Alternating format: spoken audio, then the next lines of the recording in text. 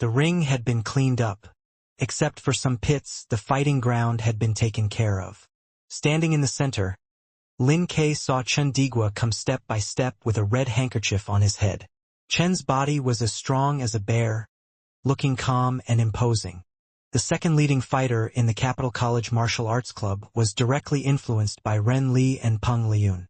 He was somewhat gifted, considering that entering the Dan stage before graduation was worth his time and effort. Of course, he was going to graduate with a college degree, so he would be doing just fine if he were to choose another profession. However, when he met Ren Li in his sophomore year, he realized how narrow-minded he was and how trivial his pursuits were. Therefore, he was inspired to make a difference by not wasting his youth and energy. Assisted and guided by Ren Li, Lin Ke kept working on martial arts. Finally, he was admitted to Kongtong School and inherited the Wind sect. It was in May, his sophomore year, that his strength integrated as one and his chi arose from within his body. He entered the Dan stage. Over nearly 2 years, he had advanced gradually. Now he was a true 7th pin fighter who had entered the Dan stage, ranking as the second-class mighty one among fighters of the college level.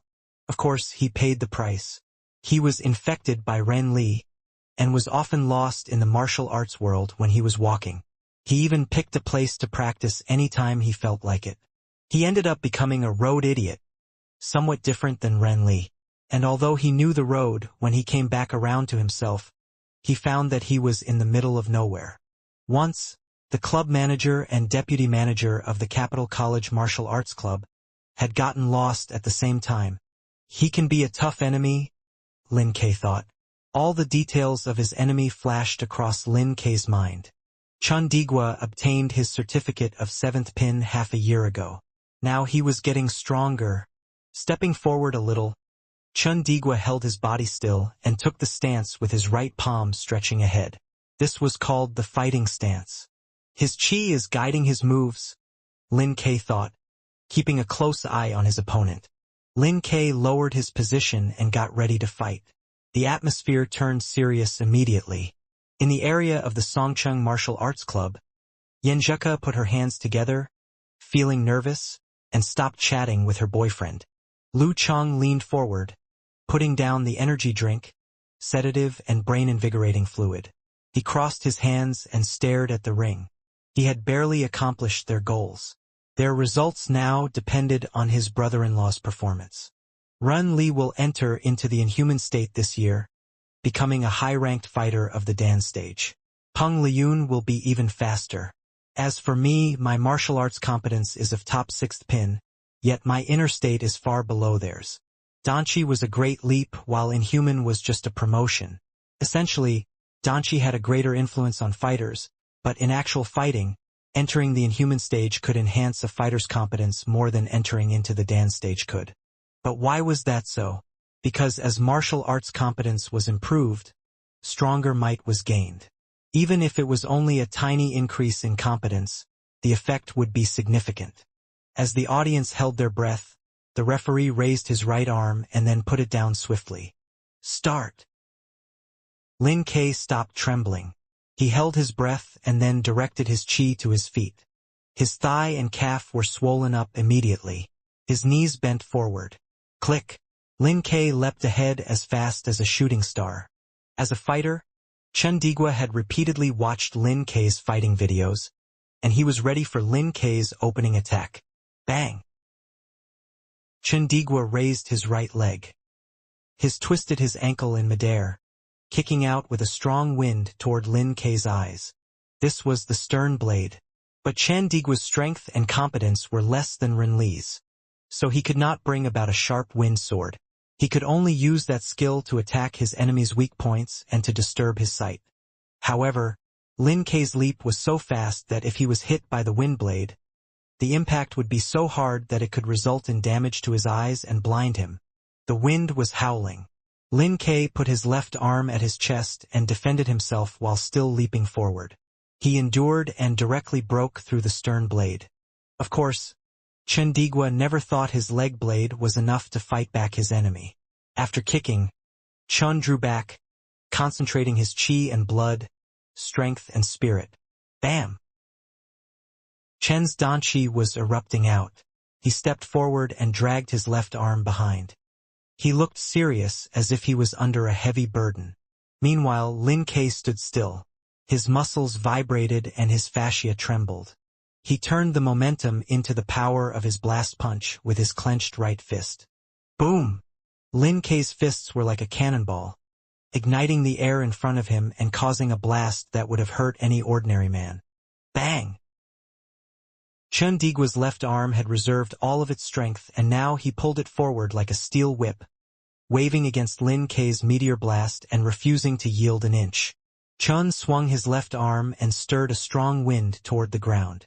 The noise that resounded in the hall was proof of Chen's might. If the ground had not been cleaned up before, the ring would have been covered in dust by now. This match between top fighters was legendary. Bang! Chen broke through the air blast by force, and then he stepped back. He then raised his leg and slanted forward. He was fully aware that Lin Ke's earth-cracking was the next move after Meteor Blast.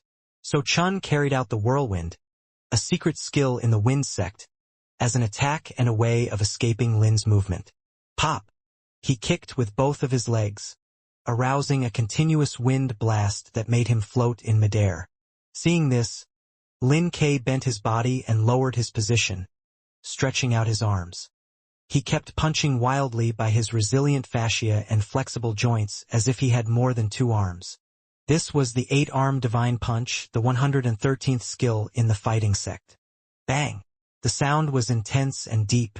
Chen Digua's whirlwind was completely blocked.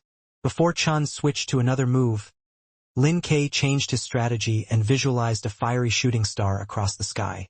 His shoulders and arms swung swiftly, and he launched the meteor force onto his enemy's feet. Bam!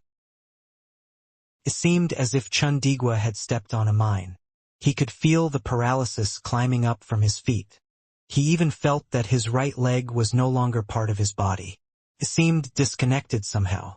He drew back, with his qi and blood fluctuating. His toe pointed to the ground, allowing him to endure by using force concentration to ease the impact. He decided to visualize a storm to control his muscles, fascia, and organs.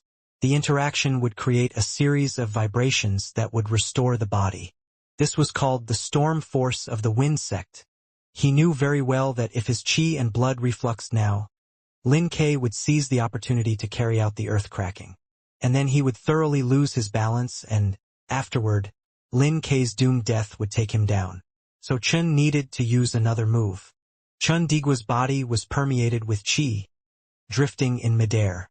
At that moment, Lin Ke finished the gathering and realizing of his qi and force in a short instant, and then stepped heavily onto the ground. Clang! The ring was moving as if there were a volcano within it. The ground where Chen Digua stood was cracked, with erupting steam and rocks. But Chen Digua was like a flying kite, floating away swiftly. Lin Ke seemed calm. He raised his arm and made a seal, shouting out, "Move!" He bounced ahead like lightning, arriving in front of Chen Digua. Chen Digua drifted along with the Dan realm, and his qi and blood were refluxing, which stabilized his body. By doing so, he eased the impact of meteor force and, at the same time, he swung a forward punch to fight back. It seemed that Lin Ke was moving toward his fists. However, Lin Ke was too fast. Chen had not even completed the stance. At that point, Lin Ke stopped on a dime. His yin and yang were recycling. His muscles trembled, and the momentum of leaping forward turned into the drive that stabilized his balance and fascia. Bang! Lin Ke dodged Chen Digua's fierce forward punch by moving aside. And then he stretched his arms and limbs, lifting his left arm toward Chen's head. Nice! Lu Cheng smiled and nodded. Since the match began, Lin Ke seemed anxious, but he had it all figured out. Now he finally had the upper hand. Chen Digua got a sense of a crisis when his punch missed Lin Quebec. Without hesitation, he counterattacked by bending back to raise his right arm like a seesaw, blocking Lin Ke's left fist when it was about to approach him. Bang! While Chen Digua's arm bounced off Lin Ke's fist, the latter swung back his left arm with the help of 24 blizzard strikes and yin-yang twist, Then he took a step with his right foot to change his direction and then threw his right fist toward Chendigwa's chest. Chendigwa, a top professional ninth pin fighter, had already made his name before being accepted by Kongtong School and was now learning the Chun clan's ancestral Taiji pound. At this urgent moment, he again straightened his backbone and waist with the reaction that came from his right arm. Then he shook out his left fist under the inertia to block Lin Kei's attack. Bang! In the dull thud, Chendigwa had to quickly take a step back to keep balance after defending himself. However, what Chendigwa had suffered up to now was only part of the mega avalanche. Withdrawing his fists and straightening his leg, Lin Kei bounced to make a fierce and flexible kick at his opponent at a low height, giving Chendigwa no chance to use forced concentration. It seemed as if Lin Kei wanted to defeat his opponent directly with an endless series of attacks. In the continuous sounds of explosions, Chendigwa struggled to block Lin Kei's brutal blizzard-like attacks and gradually lost his breath. He needed to stop it, or Lin Kei would gradually accumulate advantages and finally defeat him without much effort. Bang! Raising his left arm in a hurry, Chendigwa blocked Lin Kei's blast punch with great strength, as if he was fighting against a great flood. While his body was still shaking, he swung his right wrist at a high speed to make a gust of boomerang-like fierce wind with the help of storm force, which flew directly toward Lin Kei's eyes. Wrist sword, the Chun clan's special kung fu. As a normal disciple in Kongtong School, Chendigwa had no access to the top kung fu of the Wind sect, which belonged to those direct core descendants. So his storm force was not as competitive as Lin Kei's movement, and it could not be promoted to a core force directly, like Lu Cheng's frost force, either. As a result, Chendigwa's stern blade driven by his storm force was not as powerful as the same movement made by Ren Li. Though Chendigwa accepted that fact, he was not willing to accept the result, which drove him to study and practice stern blade every day. Under the guidance of Ren Li and all kinds of reference files, he succeeded in adapting the skills of stern blade to his own condition and thus created a special kung fu, wrist sword. Though its effectiveness did not get any visible promotion, it could now be used quickly and secretly, which made it one of Chendigwa's trump cards. Now Chendigwa wanted to break Lin Kei's series of attacks and fighting rhythm with it. The reason why he had plenty of time to create new kung fu was that he was unable to increase his strength as fast as Lu Cheng and Lin Kei, who were always learning, practicing, and advancing, having no spare time to think about anything else. Hoot! Lin Kei felt his eyes aching to warn him of the danger as the wrist sword approached him. Though it could not really hurt him, it was enough for him to feel a constriction in his eyes, which could affect him a little bit, as if being slapped in his eyes by a child. He was about to launch another attack and was thus unable to block it in time. So he immediately lowered his center of gravity and bent his head. Chendigwa's actual purpose was to decelerate Lin Kei's attack. Swinging his wrist sword, Chendigwa drove his chi and blood back without hesitation as Lin Kei's mega avalanche paused. Then Chendigwa made an explosion in his dantian, which gave him the force to throw his left fist at Lin Kei as a counterattack. Lin Kei was also an experienced fighter, so he knew he would immediately be at the mercy of Chendigwa's serial attacks if he chose to dodge the wrist sword. So he withdrew all of his chi, blood, and force into his dantian at the same time when he lowered his center of gravity and then punched at Chendigwa's pouncing figure without hesitation, as if a meteor finally collided into the ground, or a volcano finally made a horrible eruption. Bang! The muscles in their fists bulged slightly, and the blue tendons and vessels could be seen clearly. It seemed as if their fists were stuck to each other and frozen in midair. In an instant, a strong wind arose, picking up the rubble that was on the ground. Trying to keep their balance in that wave of chi, the two in the ring both bent back while swinging their arms backward. At that moment, Chendigwa again gathered all of his strength in his dantian to make a double explosion, which helped him to move his center of gravity and kick his right leg out. He clearly knew that now that he had gotten an opportunity with the wrist sword, he must make as many explosions as possible in a short period and force Lin Kei to take the same actions. Thus, he would drain Lin Kei's energy before he lost the match, and thus offer Chan, the last fighter in his team, a good opportunity to defeat Lin Kei. It could be seen from the previous matches that Lin Kei had been advancing rapidly and that he might be able to make 7 or 8 explosions at his peak. Besides, Lin Ke had learned the special kung fu of the fighting sect, which enabled him to be as powerful as a strong seventh pin warrior. But Chen Digua himself was also a tough fighter, even though he did not know much about the movements of the Wing sect and was unable to get access to the top kung fu of his school. After all, Chen Digua was an experienced seventh pin fighter who could also make 7 or 8 explosions in a short time. Lin Ke must take Chen Digua's serial explosions seriously since they were made by a fighter who was at the same level of him. So he had to withdraw his chi, blood, and the force gathered from the collision just now and make another explosion. Withdrawing his leg immediately, Lin Ke blocked Chen Digua's kick and again a fierce wind arose. Bang! Bang! Chen Digua seized the opportunity to make a triple explosion and then a quadruple explosion with kneeing followed by elbowing at the same time, giving Lin Ke no chance to counterattack. Bang! Bang! Lin Ke mixed the 24 blizzard strikes and yin-yang twist into his serial explosions of the Dan stage to make a stiff resistance. With the help of the strength he borrowed from blocking Chen Digua's attack, Lin Ke was even able to make his counterattack more fierce over time. Though Chen Digua had already known that Lin Ke was good at fighting with borrowed strength, he had never expected Lin Ke to attain perfection of it. When his quadruple explosion came to its end, Chen Digua was frightened to notice that there was not enough strength left for him to restrain Lin Ke. Bang! Gathering all of his strength in his abdomen, Lin Ke took advantage of the explosion to stretch his body and then punched toward Chen Digua with great effort. Gritting his teeth, Chen Digua restrained and then set his chi and blood free, making a quintuple explosion while blocking Lin Ke's attack directly with his left arm. He had no choice but to do this, or Lin Ke would have immediately beat the shit out of him. The well-designed scene that he had designed to trap Lin Ke now turned out to be a cage for himself. Bang! His fist hit his arm and made an explosion sound. Chen Digua felt his opponent's surging force that he could no longer resist, so he began retreating at a high speed.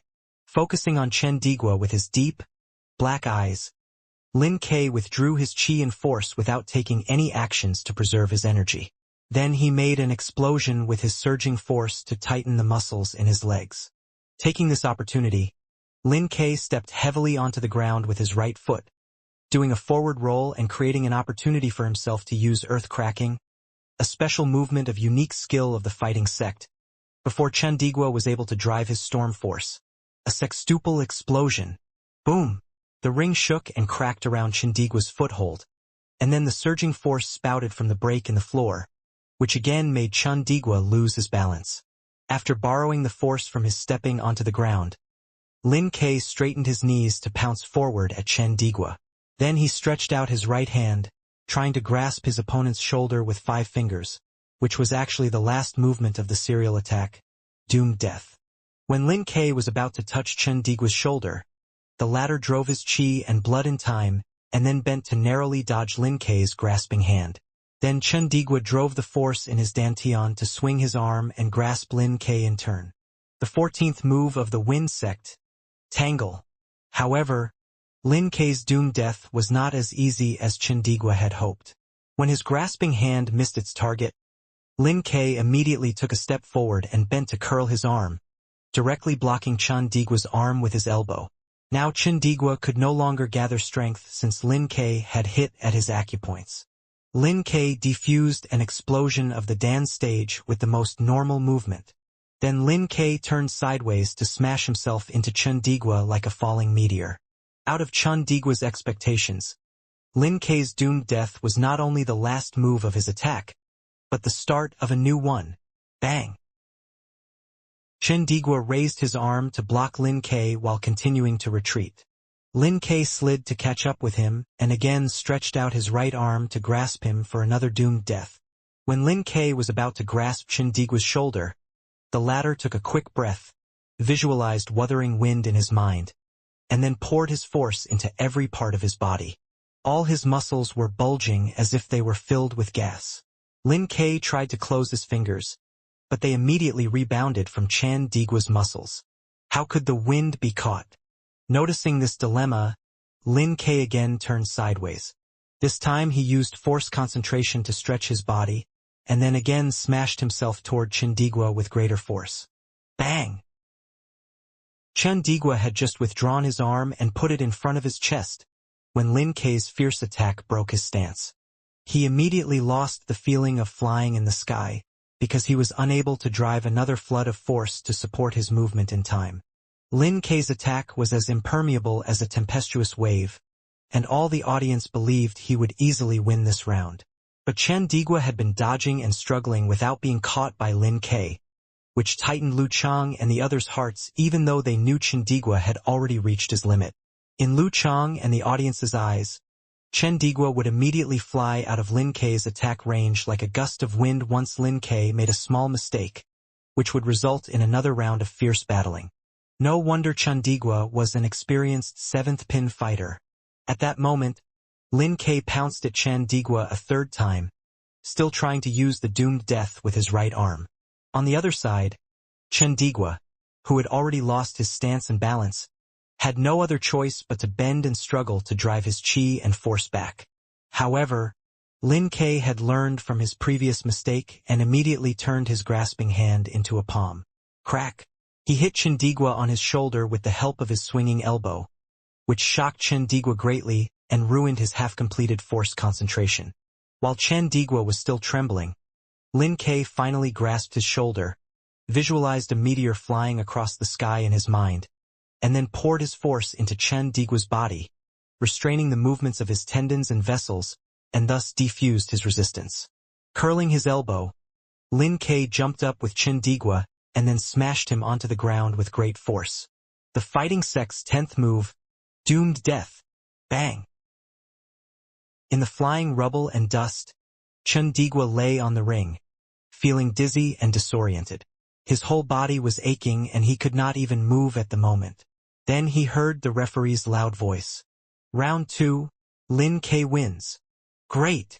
Chen Sanqing slapped his thigh while cheering for Lin Kei's performance in the studio, showing his favor of the young fighter. Upon hearing the sound of the impact made by Chen Sanqing, the host, Lu Chang, trembled with fear and moved his thigh away from the commentator's attacking range. Then he asked with a smile, Pretty good. Sanqing, could you please make the best use of our time and explain to our audience about why you said great? Timing, rhythm, and connection. All of them were great. Lin Kei has made his doomed death famous. Chen Sanqing continued to praise Lin Quebec, for example. Lin Kei showed great timing during his final movement that caught Chen Digua. If he had turned the grasping hand into a palm a little earlier, Chen Digua would have taken the opportunity to lower his shoulder and thus defuse Lin Kei's attack, which would have enabled him to totally block Lin Kei's attack with the following force concentration. On the other hand, if Lin Kei had made his action later, Chen Digua would have completed his force concentration and began withdrawing his chi and blood, which would have weakened Lin Kei's punch as if he had knocked into a bunch of cotton. So, if he had done it sooner or later, it would not have worked? Lu Chang asked, echoing him. Chen Sanqing nodded. Yes, and that is exactly the core of doomed death. When Lin Kei had trapped his opponent with doomed death, he would begin tangling them and interrupting their movements with a series of attacks. So his opponents could do nothing but struggle to block his attacks and finally drop into a hopeless situation. As a result, it was doomed death, not simplified physical invulnerability moves, that was named the 10th movement of the fighting sect. Great, great! Lu Chang praised and then asked, Sanqing, how much strength do you think Lin Kei still has now? Will he be able to beat Jiang Kongchan from Capital College in the last round? It's hard to say. Chen Sanqing shook his head and smiled. I know what you were thinking about, but actually, I'm brave enough to make a judgment or even a prediction of the last round since I have been a commentator for so many years and am long accustomed to criticism for my wrong predictions. But this time, I indeed don't know who will be the winner, because neither Lin Kei nor Jiang Kongchan has shown their peak states to us in the past 2 months. Yeah. Lin Kei defeated his opponents without much effort in the previous several matches, and Jiang Kongchan hasn't even appeared in the ring yet. Lu Chang nodded to agree with him. But it seems that the fight against Chen Digua has consumed much of Lin Kei's energy.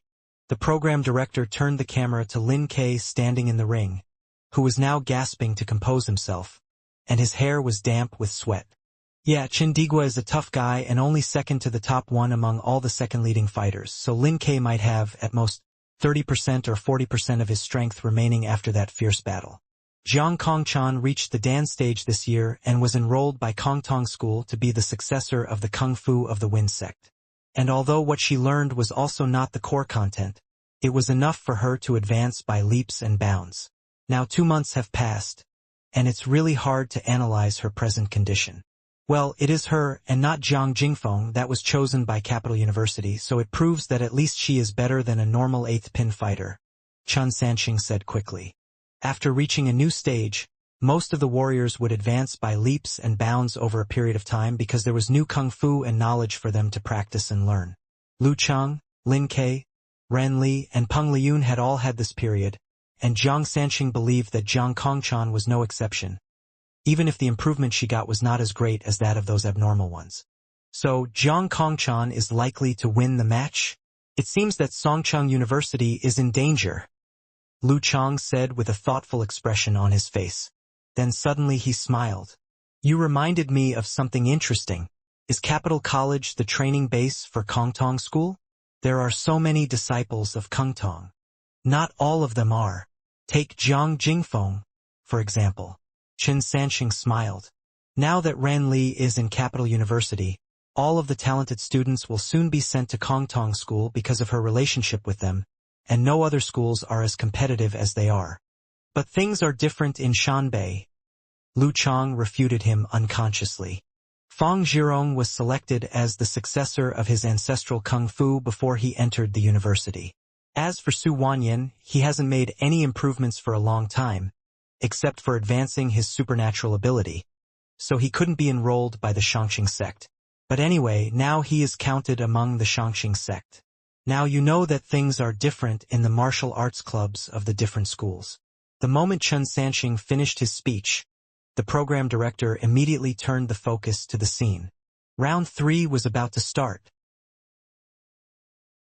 Sigh. Lu Chang breathed a sigh of relief when he saw Lin Ke finally catch Chen Digua. Then he was soon struck by self-accusation, for there was a moment that he dared to doubt Lin Ke's strength. But doomed death was really interesting. Sigh. Yen Zhika tapped her chest and sighed with relief without hiding her feelings. A joyful expression appeared on her face, but it was soon replaced with a worried look. She then asked in lowered voice, Chang, how much strength do you think my brother still has? Looking at Lin Ke in the ring, Lu Chang said in his girlfriend's ear, I fought with your brother for learning purposes just before the national competition, and I know that his limit is making 7 explosions in a short time. The remaining force of the hidden scent was still stirring up trouble within Lu Cheng's body. Lu Cheng found it a little hard to breathe, but soon pulled himself through the effect with the help of his strong physical body and active metabolism, and thus there was no need for him to go to the doctor. My brother has made the sextuple explosion and several other separated ones. He even used his special force and serial moves. Yen Zhika turned her gaze upward while counting seriously. Is he still able to use force concentration 2 or 3 times? The degree of difficulty of a dance stage explosion was superimposed according to its level. Though Lin Ke could make 1 septuple explosion or 2 quintuple explosions, he was merely able to make a triple explosion instead of a quadruple explosion after a sextuple explosion. So the result of the next round was not as optimistic as they hoped. Not to mention that Lin Ke still had consumed a lot in the last round. Lu Cheng thought for a while and then comforted the girl. We just fought to learn from each other, so what I saw might not be your brother's real strength. Besides, more than half a month has passed and your brother has been learning and practicing in the ring, so I'm sure he has made some improvements, and now he may be able to make an extra double explosion and 1 or 2 force concentrations after expending so much energy. He is now in the same condition as those who have just reached the Dan stage. But the premise is that he won't use his special force in the next round. While my brother is almost tired out, Jiang Kongchan is a new fighter at her peak, Yen Zhika said with great concern in her eyes. Lu Cheng laughed and then took the girl's hand in his. You should trust your brother. There are many winning factors in an actual fight, and he will certainly take advantage of them. Even if he loses the match, he will force Jiang Kongchan to use up all her energy before he leaves the ring. Though speaking like this, Lu Chang was actually feeling a little nervous since none of them knew Jiang Kongchan's real ability except for that she had just reached the Dan stage this year. In her previous matches with other fighters, she had been fighting in a straight and narrow way without exposing her real style. Yan Zheka was about to say something else, but she suddenly stopped as Jiang Kongchan appeared in the ring. Round 3 was about to start. "I'm so nervous, so nervous." Brahman posted a trembling emoji in Lu Cheng's forum. "Nothing serious. The worst result is that we lose the competition, but we will at least be one of the top 4. Right?" Unparalleled Dragon King said jokingly with a "you should be strong" emoji. Eternal Nightfall Yen Shaoling appeared. "Get out. I don't remember having an elder like you. I don't want to see Lu Cheng's efforts be in vain." All good names are taken by dogs, and the other fans appeared one by one to sigh with emotion and then disappeared, turning their gazes to the broadcasting screen. Round 3 was about to start. In the seats of Capital College, when Chen Digua was snatched and then thrown onto the ground, Jiang Kongchan, the girl with a cute, round face, did not stand up immediately. Instead, she still stared at the ring with her hands joined together at her heart, as if senior brother Chan was still able to turn the tide. When the referee announced the end of the match, she finally sighed and left her seat. Ren Li, who had just recovered from her inner injury caused by the shock, waved her clenched fist at Jiang Kongchan and yelled like a member of the cheering squad. "Chan, good luck. Kongchan, just try your best and do not worry about anything else. I'm sure you will win." Shen Yu encouraged her in his usual calm manner. Jiang Kongchan smiled. "Senior brother Shen, I'm not nervous at all. Every day I was at the mercy of my senior sister, and now I'm trained to be calm under any circumstances." "You upset me by saying that," Renli murmured. Instead of showing her great concern of the result of the match, she was still joking and laughing to cheer her junior sister up. Jiang Kongchan took a deep breath and walked toward the ring. She encountered Chen Digua halfway, who was still suffering from aching muscles and dizziness. Chen Digua gave her a fist bump and then warned her in his low voice. "Do not be frightened by Lin Quebec. He might not be your match if you fight against each other directly." Lin Kei's last attack exposed his present condition to Chen Digua. "Yeah." Jiang Kongchan nodded hard and withdrew all her distracting thoughts before stepping into the ring. She had made up her mind when she stopped in front of Lin Kei. She should neither be frightened by Lin Kei nor look down upon him. Though she needed not worry about being defeated within a short time, she also knew it was impossible for her to win the match through fighting directly with Lin Kei, since he might not be at his limit as she expected. She should make the most of her strong points and fight in her usual style as she liked.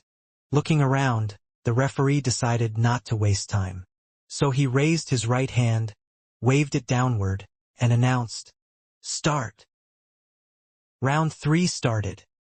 As the cheering sounds came from the stands, Lin Kei took action before Jiang Kongchan.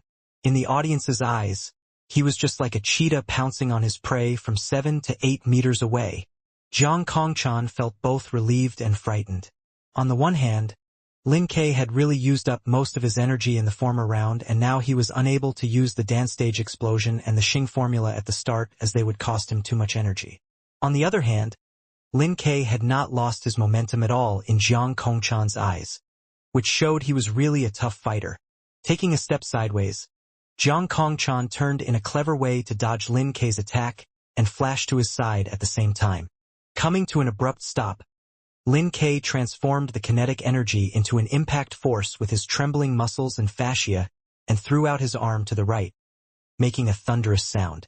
When Lin Kei was about to complete his movement, Jiang Kongchan flew backward with absolute reaction, stopped herself by stepping onto the ground with her toes, and then bounced back to punch at Lin Kei like a bolt of lightning. Flying along with the fierce wind, Jiang Kongchan blocked Lin Kei's fist with hers, making a loud grinding sound. Bang! As the two in the ring both swayed for a moment, a joyful look appeared on Jiang Kongchan's face. Now Lin Kei's strength had declined to the same level as hers. Though their present strength was still at the same level, Lin Ke had been fighting for a long time and was now suffering from an accelerated physical decline. On the other side, Jiang Kongchan had just joined in the competition and her condition was still at its peak, which would be able to support her to fight for a long time. So it was clear who had the whip hand now. Thoughts flashing through Jiang Kongchan's mind, the girl felt much more confident now, and the burning bravery within her immediately fueled her momentum, which even surpassed Lin Ke's at the moment. As soon as her right fist swung back, the girl immediately made a forceful explosion in her left shoulder and leaned forward to shake out her upper arm, lower arm, and wrist one by one. After straightening her whole arm with great force, the girl punched directly at Lin Ke's temple. The moment that Lin Ke's punch was blocked by Jiang Kongchan, he immediately borrowed the strength to step backward and turn his body to face Jiang Kongchan directly. Then he raised his left arm, which was put in front of his chest, to block Jiang Kongchan's punch while launching another attack. At that moment, Jiang Kongchan took a step to the left and again flashed to Lu Cheng's side. Her punch with her left fist was forced to change its route, but continued to fly at Lin Ke along another route. The original force that she gathered in her punch had already been used up, so she drove her joints and stretched her fascia to gather another quantity of force. Then she stretched her fingers to hit Lin Ke's temple with an abrupt, explosive force. It was the dance stage version of Wuthering 8 movements, which mixed the 8 movements together and thus made lots of derived moves, among which the most special move was called wind step. Instead of referring to its high speed, it actually meant that the core of this movement was under the fighter's feet. The user should guide his or her body with footwork and then change the punching direction with body movement, which would fog their opponent's eyes and make it hard for the poor guy to use absolute reaction. Even dance stage warriors found it hard to deal with an opponent that suddenly changed directions within a short distance, even if they were able to notice it in time. Though Jiang Kongchan made sure that Lin Ke was tired out, which added to her confidence, she did not let the success go to her head, since Lin Ke's real level was still much higher than hers. She knew that Lin Ke was still able to make 1, 2, or even 3 counterattacks. Thus she chose the dance stage version of Wuthering 8 movements to fight in the beginning and set traps in her skirmish fight, leaving Lin Ke no chance to attack her back. She was sure that Lin Ke would be worn down soon by this war of attrition. She was fighting like a wolf in sheep's clothing. Bang! When Jiang Kongchan stretched out her 5 fingers, Lin Ke felt a sharp pain in his temple and turned his head sideways to dodge unconsciously. Meanwhile, he swung his elbow and turned his right palm into a blade to hit the key acupoint in Jiang Kongchan's wrist. Jiang Kongchan immediately withdrew her left arm, slightly arched her back, and stepped her right foot forward to kick toward Lin Ke's ankle. At the same time, she hit her right fist beside her waist, and then punched toward Lin Ke's waist secretly. The series of attacks were connected smoothly like a continuous gust of wind. In fact, her attacks were mostly formed by secret killer moves. Lin Ke took a breath and then shifted his center of gravity to the left side, which helped him to flash sideways and dodge the round-faced girl's serial attacks. The moment that Lin Ke stepped on the ground with his toes, he turned his body into a dropping meteor and dashed against the girl fiercely. However, Jiang Kongchan had already stepped her right foot onto the ring and flashed to another side the moment that she missed the target. It was still the trick set she had been using, the dance stage version of Wuthering 8 movements. Great! Chun Sanxing praised her in the studio. She really has touched the core of the wind sect by herself.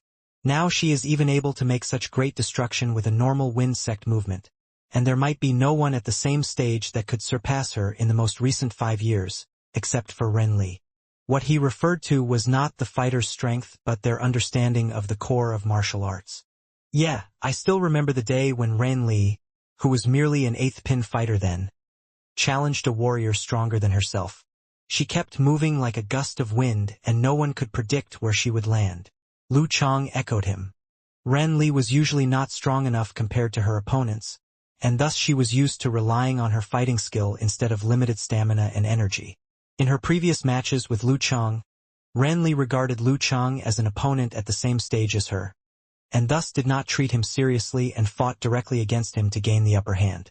When the host and the special guest were still discussing it, Jiang Kongchan and Lin Ke had exchanged lots of movements while continuing to move in the ring, making continuous cracking sounds. But Lin Ke can't persist for a long time. Chun Sanxing tut tutade. No matter whether he intended to show the white feather in front of Jiang Kongchan and confuse her, he should now change his fighting style, or he will eventually be worn out by Jiang Kongchan. That round-faced girl had been fighting in a patient and careful way without any sign of relenting.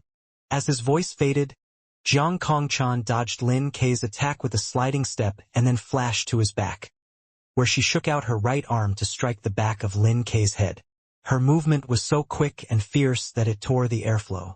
However, Lin Ke did not react to her attack in the usual manner. Instead, he lowered his head and stepped forward with his left foot. An opportunity. As an experienced warrior, Jiang Kongchan immediately noticed Lin Ke's flaw and decided to take advantage of it. Instinctually, she made a forceful explosion in her shoulder and swung her elbow out to punch toward the back of Lin Ke's neck within that short distance. Lin Ke had made such a perfect pose for her, so she could not help but give him a punch. At that moment, Lin Ke suddenly withdrew his chi, blood, force, spirit, and all the other senses as he stepped heavily onto the ground. In an instant, all of the protective facets within and outside of his body disappeared. Then, without hesitation, he made an explosion in his dantian and drove all of that force into his neck, making it swell immediately as if a snake had turned into a horrible Chinese dragon. Bang! Jiang Kongchan felt as if her punch landed on a ball filled with water that could not be broken or bored into at all. At that moment, Lin Ke suddenly raised his head, straightened his neck, and bounced Jiang Kongchan's fist back, destroying all her intentions to pour more force into it and launch a further attack. Meanwhile, he shook his whole body to drive all of his borrowed and initial force into his right foot and then stepped heavily onto the ground. The 16th move of the fighting sect, earth-cracking. Clang. Jiang Kongchan, who was unable to escape in time, felt the ring under her feet shaking. A huge fissure appeared on the ground, which was still expanding and spewing out a horrible force flood. Jiang Kongchan could no longer keep her balance and was about to fall back. Too bad, Jiang Kongchan said to herself, daring not to hide her real strength. She immediately drove all her chi and blood to flow back in order to keep her balance. Then she tightened the muscles in her arm and gave Lin Ke a blast punch, making a thunderous sound. At this urgent moment, she chose to attack him back instead of defending herself. On the other side, Lin Ke immediately bounced back and turned around to throw his right arm toward Jiang Kongchan with great force. Bang! In the echoing, dull thud, Lin Ke was unable to resist the dance stage explosion of Jiang Kongchan, though he had borrowed some force to block it. It seemed that he was about to take steps backward. However, he suddenly shook his muscles and fascia, withdrew his chi, blood, and spirit, and then made a force concentration connected with the skill of yin-yang twist. Boom! Taking half a step forward, Lin Ke swung his arm at a high speed and then threw it at his opponent in the exploding sound of airflow. I should hold on for a while and wait for another one of Lin Ke's dance stage explosions. While thinking of it, Jiang Kongchan had no choice but to make the same force concentration and drive her left fist with double explosion to throw it at Lin Ke. Bang! As the cracking sound became louder, Jiang Kongchan took steps backward, which showed that she was still a little weaker than Lin Ke, who had borrowed some strength. Then the girl took the opportunity to bend her back and flashed several meters backward like a gust of wind. Of course, Lin Ke would not let go of this opportunity. He immediately raised both hands, visualized ancient characters in his mind, and announced in his deep voice, "Attainment!" While Lin Ke's voice was still echoing in the ring, he had already flashed to Jiang Kongchan and stopped in front of her.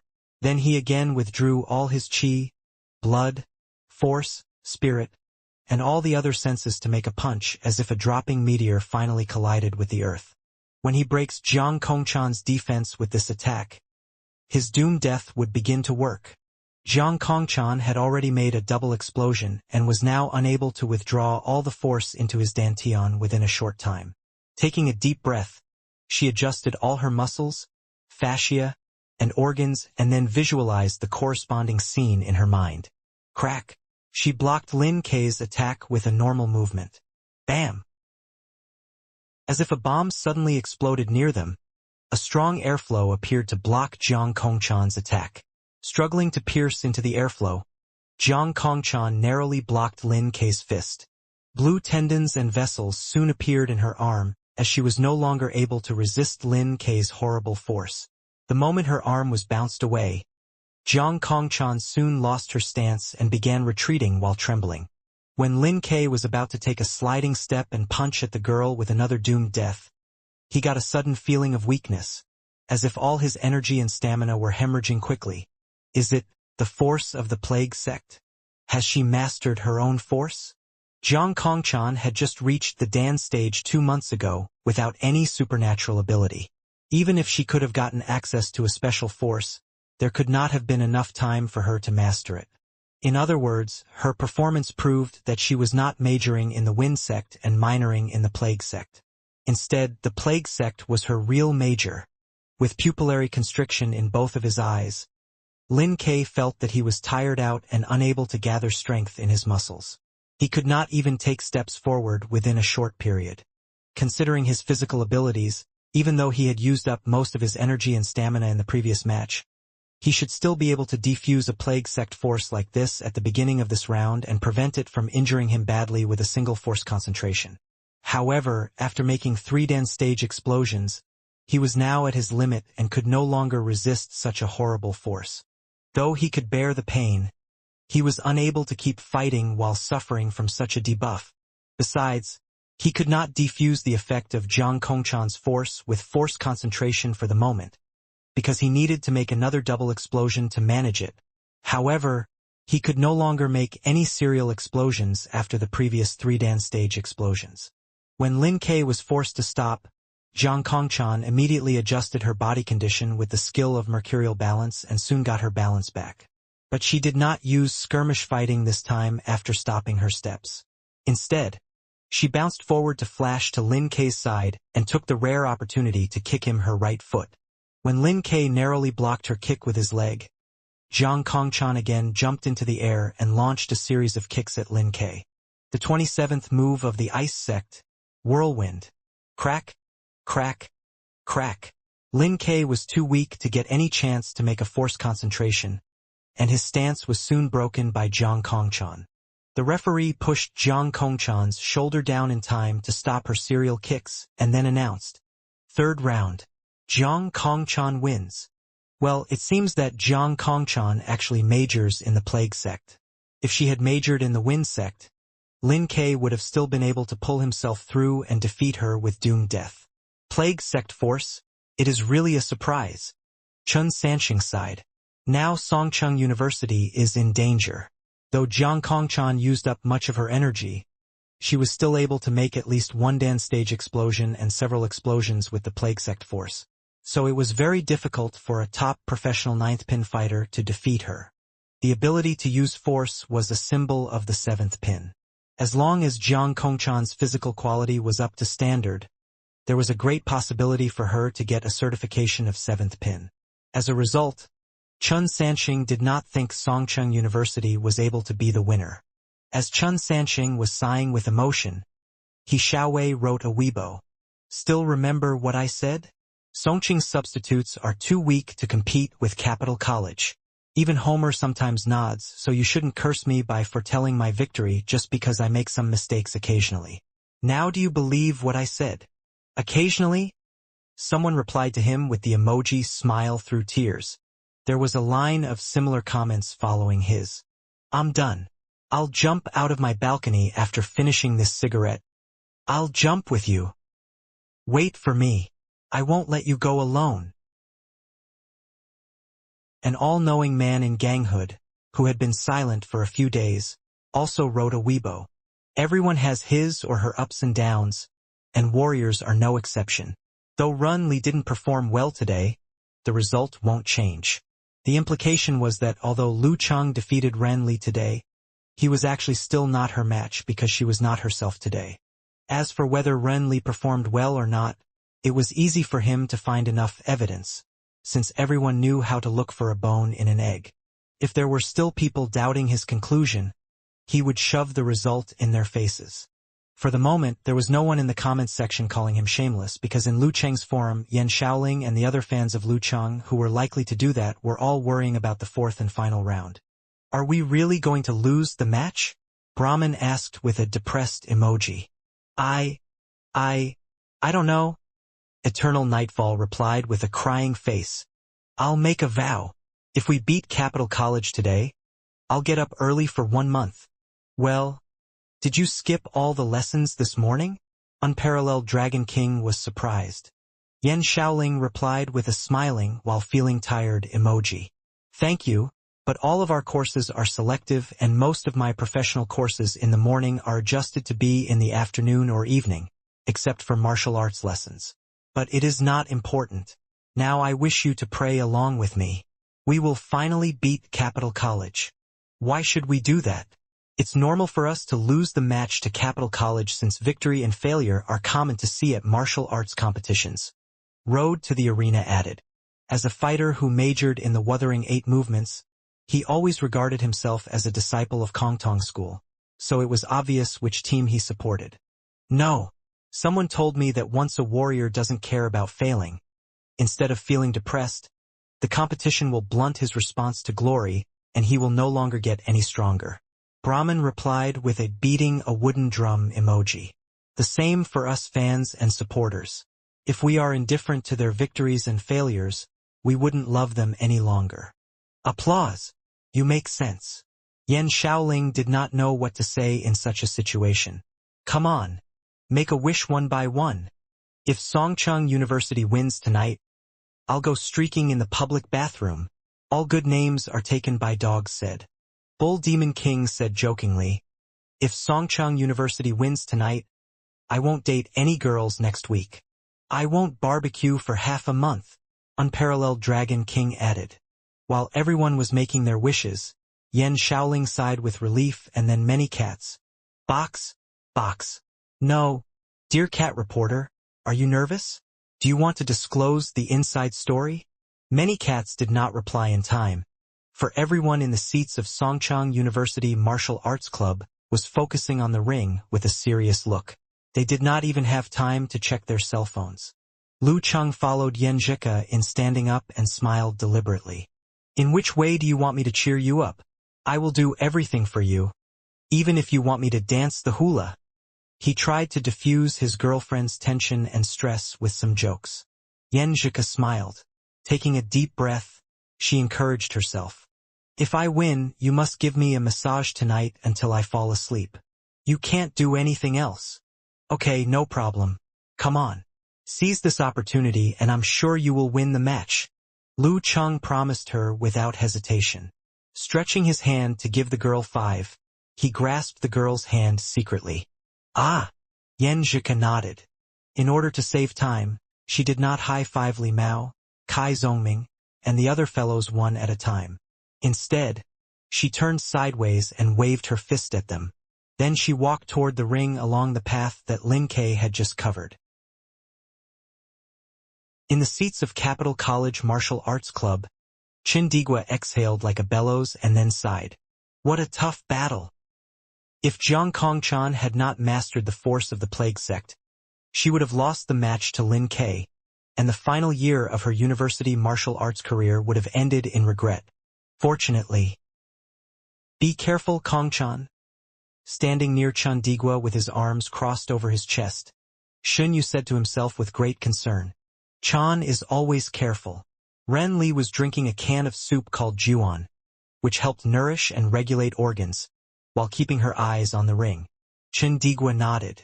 Yeah, though Chan is childlike and even logy sometimes, she treats everything with great caution and patience. So there is a very fair possibility of her defeating a professional ninth pin fighter. Well, you said that Chan was logy. Ren Li got the point without turning her gaze to Chandigua. When Yan Zheka walked into the ring, all the leading fighters and substitutes of Capital College Martial Arts Club suddenly calmed down as if they all had turned mute for a moment. It was the round that would determine success or failure. The audience in the stands also reacted differently to the round since they supported different teams, and the cheering sounds gradually faded down. Ding Yisun was a fan of both teams, so she could not even dare not to look at the ring. Finally, she sat huddled beside Qiu Hailin, burying her face in Qiu Hailin's shoulder. "How come you are so nervous?" Qiu Hailin was amused. Her heart was also racing uncontrollably, and she did not know whom she was actually worrying about, her mother's school or her present schoolmates. "Of course I'm nervous. The loser will say goodbye to this place and go back home in regret. No matter how much effort they have put in, even if they have spent most of their youth on martial arts, they will have to accept the cruel reality. How could I feel happy now?" Ding Yisun said sincerely. She majored in Chinese in Capital College. "You have the heart of an artistic young person," Dewey said jokingly, but the great concern in her face gave her away. She also did not want to witness this doomed tragedy. In the broadcasting booth, Lu Chong looked through the stands and seats of each martial arts club along with the camera and then sighed with emotion. The knockout round is always cruel. Only the winner will remain in the ring, and the other teams must go home to improve themselves until next year's competition. But some of them may miss the competition forever. And maybe regret it forever, Chan Sansheng added. In order to keep suspense, Lu Chong asked, "Sansheng, is there any possibility that Songcheng University will win the match?" "Yeah, but there is not a high chance of that, and it still depends on the performance of both teams." Chan Sansheng thought for a while and said, "To be honest, the previous round cost Jiang Kongchan much stamina and energy because of the use of the Plague Sect force. On top of that, she blocked Lin Kei's meteor blast with great effort and the shock may be still within her body. If her next opponent were Lu Chong or Lin Kei at the pre-dance stage, Songcheng would be likely to win the competition, considering their previous competition with the tired-out Wei Xingtian and Zhou Zhengquan. However, her next opponent is Yan Zhuke, who is much weaker than they are." He suddenly stopped since the program director again changed the scene to the seats of both martial arts clubs. He saw Lu Chong, Ren Li, Lin Kei, and Chen Digua all stand up, hold their substitutes' hands, and turn their gazes to the ring. They were actually praying while cheering for their teammates, telling them they were always standing hand in hand. The atmosphere in the gymnasium suddenly turned serious and tense. "Sai, let's enjoy the last performance of Songcheng University or Capital College in the national competition," Lu Chong said. In the ring, Yan Zhuke had already lowered her center of gravity and made a stance in front of Jiang Kongchan. On the other side, Jiang Kongchan was still adjusting her breath. Her pale face and black lips showed that she had suffered a lot from the match with Lin Kei. Taking a glance at the girls, the referee raised his right hand and announced, "Start." Round 4 started. The last match of Songcheng University or Capital College began. Swinging her center of gravity forward, Jiang Kongchan flashed towards Yan Zhuke with wind-like footwork. She intended to attack at the first opportunity and chase Yan Zhuke with her wind step. When she found the flaw of Yan Zhuke's defense, she would suppress her opponent with whirlwind and the other moves, forcing Yan Zhuke to block her weakened force directly. She was also saving some strength at the same time in preparation for another force concentration to avoid anything unexpected. Instead of standing still, Yan Zhuke jumped backwards lightly like an antelope, trying to fight a running battle with Jiang Kongchan. In the audience's eyes, the chasing and running figures were actually dancing around the ring. As time went by, Jiang Kongchan, who had the upper hand in every aspect, began changing her direction constantly with mercurial balance and gradually narrowed the gap between herself and Yan Zhuke. Finally, she targeted and approached Yan Zhuke after turning abruptly like a ghost, and then kicked her tightened legs out. At that moment, she saw the beautiful girl raise her hands to make a gesture that she was familiar with. "It's impossible." While Jiang Kongchan was still doubting what she had seen, she heard a low but dulcet voice say, "Army." 9 words formula, Army formula. Now that Li Kei was able to learn the Xing formula, why did Yan Zhuke not know the 9 words formula? She had not only learned the attainment formula, but also the swordsman and army formulas. In order to help his girlfriend, Lu Chong even begged his master to borrow the original rubbings of the army and Jia formulas instead of using his own copy. In order to make the most of the 9 words formula, Yan Zhika, who had not appeared in the ring in the previous matches, had kept that word in her mouth until Jiang Kongchan approached her. If she had used the formula from a long distance, Jiang Kongchan might have recovered quickly with her tough willingness, and thus Yan Zhika would not have gotten the chance to launch an attack. Army. Yan Zhika's spirit began invading Jiang Kongchan's mind like hundreds and thousands of blades, and she immediately suffered from a nervous breakdown and was about to cry and beg her to stop. Now was the time. Yan Zhika visualized a dropping meteor in her mind to gather the qi within her body. Then she swung her right arm quickly to punch at Jiang Kongchan. The move of the fighting sect Meteor Force. Though Yan Zhika could not advance to the Dan stage, she could make herself be at the top of professional 9th pin. Now that her brother could master the Meteor Force before he reached the Dan stage, she could do that as well. She had not wasted a second over the past few months. Bang! Her punch triggered a fierce gust of wind. Jiang Kongchan raised her arm to protect herself as soon as she had sobered up. Then she began preparing for another force concentration to remove all of the hidden danger. Bam! As if being hit directly by the blast wave, Jiang Kongchan felt like the remaining shock in her body was activated and her qi, blood, and all her organs began burning. Her groaning mind stopped her from gathering all her force to make another attack. Yan Zhika shook her left arm and threw it toward her opponent, which stopped near Jiang Kongchan's throat. The referee was stunned for a while and then raised his right hand to announce. Round 4, Yan Zhika wins. The final result, Songchang University Martial Arts Club wins. Yan Zhika sighed with relief upon hearing the referee's words. If she had failed to defeat Jiang Kongchan with that attack just now, Songchang would now be the losers. Then a sudden joy overpowered her, making her turn around and wave her fist at all her teammates, who were still stunned. Victory! The whole gymnasium was silent. Round 4, Yan Zhika wins. The final result, Songchang University Martial Arts Club wins. As the judge's voice unfurled, with the exception of Lu Chang and Lin Ke, who were prepared, Kai Zongming, Li Mao, and others who were sitting in the seats of the Songchang University Martial Arts Club, were full of bewilderment in response to Yan Zhika's victory. They were dumbfounded and felt it hard to believe that she'd won. In their minds, even if Yan Zhika was able to defeat Jiang Kongchan, it was bound to be a bitter struggle. It should have been a long and drawn-out affair. How could it be that it had been that easy and that simple? This sudden but pleasant surprise took them aback and caused them to not properly have time to bask in the joy of the victory.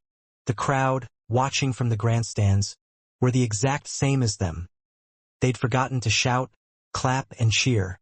Everything was silent. This isn't how it should be. Didn't Jiang Kongchan clearly have superior strength? How is it that she could lose just like that? She clearly and definitively lost, without any kind of resistance. Hold on. Songchang University's Yan Zhika unexpectedly could also use the 9-word sound. She was their secret weapon. During the live broadcast, Chun Sanxing was speechless for a dozen or so seconds, then blurted out, "Army formula? Yan Zhika has also been trained in the 9-word sound. Right? How it is that seemingly every member of Songchang University Martial Arts Club possesses this secret discipline." The presenter, Lu Chang, still was in a state of shock. Similar grades and levels of the 9-word sound secret discipline are all highly valued, regardless of their faction, group, or clique. Wouldn't disciples who lacked the basic foundation and other essentials not be able to receive that kind of instruction? Is Songchang University Martial Arts Club marching on into a kind of communism? Chun Sanxing finally breathed in and, still not understanding, said, "As we mentioned before, capital takes place in the rear gardens of Kongtong. In that case, what can this mean for Songchang University?" "I don't know either," said Lu Chang as he stretched his hands. He was at a loss at how to process the dramatic finish of this competition. Other than astonishment, it was like he couldn't feel anything at all. In the Capital College Martial Arts Club seating section, Chun Digua also had a similar feeling. He sat there in a daze and gazed at the arena, seeing the empty spot where Jiang Kongchan had once been, and Yan Zhika was jumping for joy, excitedly pumping her fist. All of the color faded from his vision, and the two figures seemed as if they'd become characters from a black and white silent movie, like a distant fantasy. She won? Just like that, she won. In Lu Cheng's fan forum, Eternal Nightfall Yen Xiaoling posted, stupefied. It's not that I don't understand. It's that this world changes too quickly. That's not true. Brahman said, also perplexed. Being too surprised all at once could actually lead to no emotion at all. Just now, many cats had popped up, and she replied to Yen Xiaoling with a despising emoji. You think I'm nervous? Back then I almost couldn't help from laughing. Spoken to like this, Yen Xiaoling momentarily searched for the correct feeling, then replied honestly, speedily typing at the keyboard. Ha ha ha! I should have thought of it sooner. Ha ha ha! Lin Ke had already been trained in the attainment formula, and due to Sister Yan's relationship with Lu Cheng, how could she not have been trained in it? Ha ha ha! I'm so stupid and was blinded by my nervousness. Ha ha, this is great. Starting tomorrow, I'll be getting up early. Not bad. It looks like making a vow still has some effect.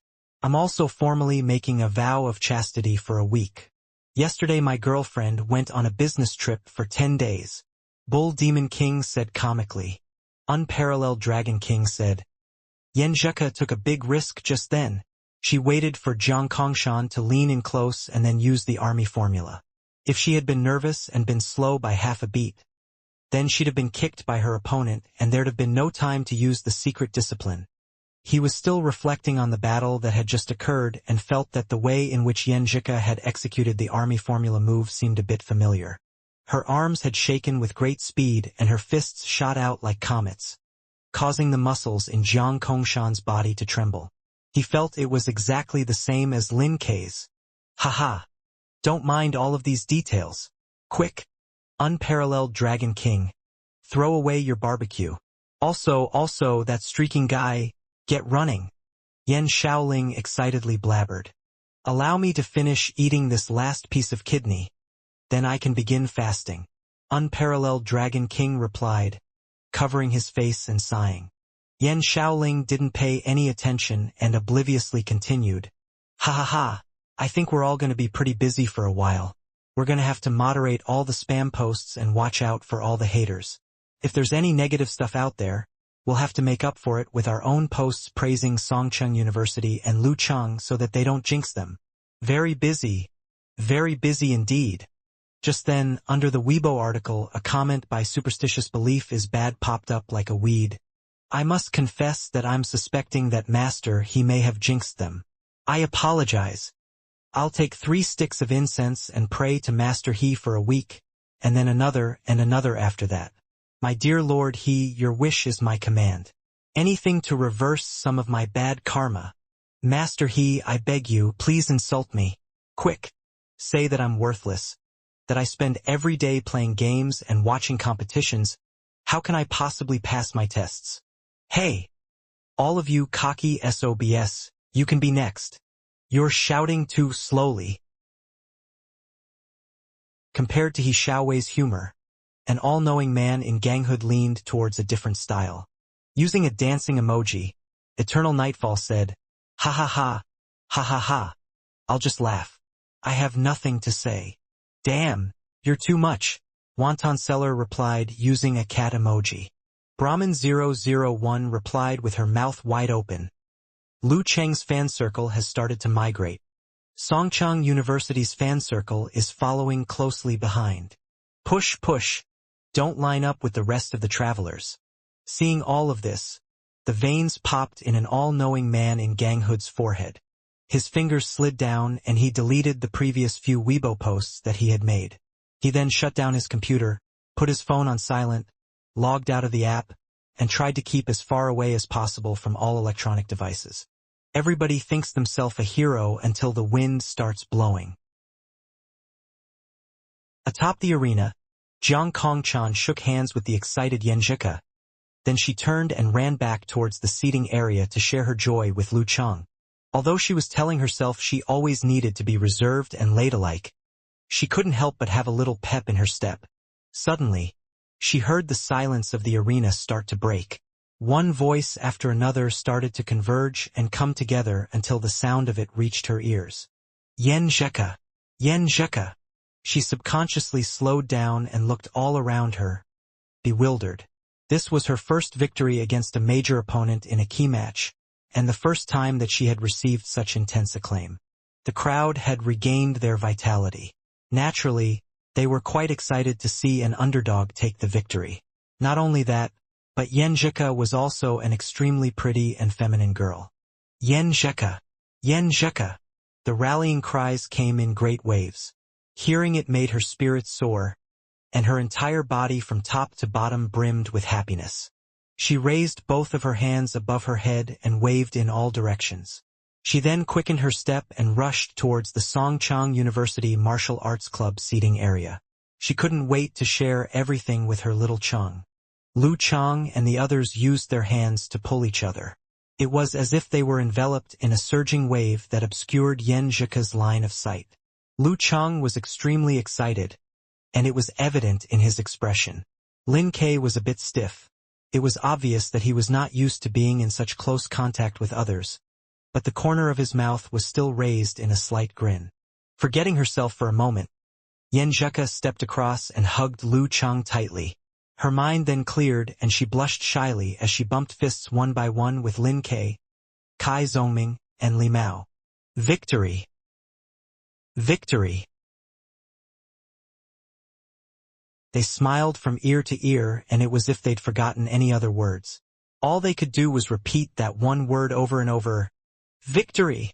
Yes, we've won, and we can go on to win the capital. Yes, we've won, we're going to the finals. Seeing the excited figure of Yen Zheka as well as the revelry of all the members in the Songchang University crowd, Jiang Kongchan was frustrated and disappointed at her loss. Her mind was empty and barren, as if her soul had been lost. There was nothing inside, and all she could feel was a dull pain that seemed to flow within her. Yen Zheka hadn't merely grasped the army formula. She'd also trained in the meteor force of the fighting sect. Both of these were two sides of the same coin. Her own force concentration should have been sufficient to guard against any accidents. Who knows, it seemed things always tend towards the worst. Jiang Kongchan breathed in and puffed out her cheeks in order to control her desire to break out in tears. By then she had gotten rid of most of her heartache and returned to the Capital College Martial Arts Club seating area. Run Li had already come to welcome her, reaching out with both hands to hug her. Smelling the dull scent of orchids and feeling her sister's embrace, Jiang Kongchan was unable to control herself. She buried her face in Ren Li's shoulder and tears flowed from her swollen eyes. I'm sorry, sister. I'm sorry, she sobbed, choking with tears. It's fine, it's fine. Ren Li stared ahead, patting her back. Brother Chen's last year. Jiang Kongchan was unable to continue through her cries. Beside her, Qin Digua heard this and, not wanting to dwell on any unpleasant things, wished to console her with a few words to show that he was able to accept it. However, no words came out and he sadly was unable to say anything. He turned his head to look at Ran Li and saw that her large, cartoon-like eyes were glistening with a layer of moisture. The pain and loss was obvious. Even acting as the favored fighter of the age, it was hard to make up for this loss. These words rang true in Chen Digua's heart. He signed inwardly to himself and walked towards the Capital College Martial Arts Club supporters and looked at them. He raised both of his hands high and moved them horizontally before lightly clasping them together, bidding his final farewell. Not knowing who should start, these supporters were the same as they'd always been, and they shouted out his name, Chen Digua, Chen Digua. With this familiar scene and familiar cheer, Chen Digua forgot the old adage that men should shed blood, not tears. The edges of his eyes glistened and his nose became stuffy, but he persisted in accomplishing his farewell. I'm sorry. I couldn't make everyone a champion. I'm sorry. I'm again unable to win this championship. Seeing the regret in his faraway figure, and seeing how his heart was aching, the crowd chanted loudly all around him. Chen Digua, Chen Digua. Beside him, Chiu Hailin and Dewey also were struck by sadness and began to cry. Happiness and revelry. Perhaps it all can be mixed together amidst the noise and clamor. But heartache is forever etched in one's memory. Goodbye, capital. Goodbye, Chendigua. In the dusky light of the locker room, the tightly closed doors were suddenly opened, and a youthful-looking student, before entering, shouted in a loud voice, "Songcheng University has won. Songcheng University is going to the finals." Following his words, dazzling bursts of light from outside filled the entire room with light. One clean and collected youth was awakened from his almost meditative state. "Songcheng University?" he said in a low voice. "Fireworks will burn out, and sadness will disperse. Excitement and happiness are much the same," and a few minutes later Luchang, Yenjika, and the others headed back to the locker room. Ren Li and Chindigua dejectedly went back. Only a few whoops remained of the crowd's previous cheering and screaming. The workers seized the moment to clean up the stadium, lifting up the green bricks and once again making the arena's surface clean and smooth. After a bit of bustling around, the final curtain had been pulled on the second round of the semifinals. Shanbei versus Guangnan. Under this enormous pressure, Zhen Huanqing exhibited his greatest level of strength and discovered that he had surpassed his previous decline in energy. Unfortunately, he encountered an opponent called Peng Liyun who had been fighting for a long time, so he was as helpless as before and was defeated. Peng Liyun persisted and, by risking it all for victory, defeated another opponent before voluntarily leaving the arena, setting aside Li Xiaoyuan for Fang Zhirong. The disparity between the two of their reputations had been quite close. One fayable seventh pin and one expectant seventh pin. In the intense fight, Fang Zhirong leaned on his present strength to oppose the opposition's traditional ways. By hedging his bets and storing his strength, he guaranteed the end of the match and found his way to victory. This was the third time in 3 years that Shanbei had charged into the National University Martial Arts Competition's finals match. Further, they had twice before managed to snag the championship. Sometimes it wasn't that you weren't strong or not trying hard enough. It simply was that your opponent was stronger than you and was also trying hard. In this competition, there were some special individuals amongst the crowd that didn't seem as excited as the others and didn't throw themselves into it like everyone else. Examining the fight closely were observers of the Haiyuan Club. They were considering whether Li Xiaoyuan and Fang Zhirong were worth bringing into the fold and the prices they were willing to pay. Peng Liyun, Ren Li, Lu Chang, Lin Ke, and Chaoyang, and Zhen Huanqing had already been claimed, and at the moment, there were very few members that had the power of Li Xiaoyuan and Fang Zhirong who could attract attention. After the splendid battle, the observers felt they had seen everything they needed to see and left the martial arts arena of the capital city thoughtfully. In the live broadcast, the host, Lu Chang, was doing a wrap-up speech. The 2 rounds of the semifinals really exceeded the normal level of excitement. Just splendid. Even after looking forward to this for so long, it didn't in the least disappoint anyone, particularly the match between Songcheng University and Capital. Worries, complications, unexpected occurrences, small probabilities, and all sorts of other elements. They were all there. This is definitely one for the university martial arts history books. We'd like to congratulate Peng Liyun, Lu Chang, Lin Ke, and the others. Congratulations to them for entering the finals. They've all come from the same division, and they'll once again meet in the finale. Also, I'd like to express my blessings and thanks to Chindigua and Chaoyang, Zhen Huanqing, and their other classmates who are on the verge of leaving our university martial arts circle. Thank you to them for their 4 years of devotion towards this brilliant arena, and best wishes to them. May their new journeys in life only get better and better. I've spoken this long. I'm starting to repeat myself. Let's look forward to 2 days from now, where the winner amongst the 2 strongest teams in the University Martial Arts Club will be decided. Let's see who will be able to grasp the highest honor. The evening of April 25th, same time, old friends. See you there. After he finished speaking, the broadcast switched to the currently dilapidated arena with the crisp sounds of clapping in the background, and 2 lines of text popped up. April 25th at 7:40 p.m. the National University Martial Arts Competition final match. Shanbei University Martial Arts Club versus Songchang University Martial Arts Club. 1 year of effort comes to a close.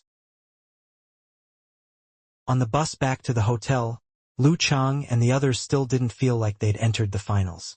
They were still soaking in the happiness of their narrow victory at the capital. Yes, narrow victory.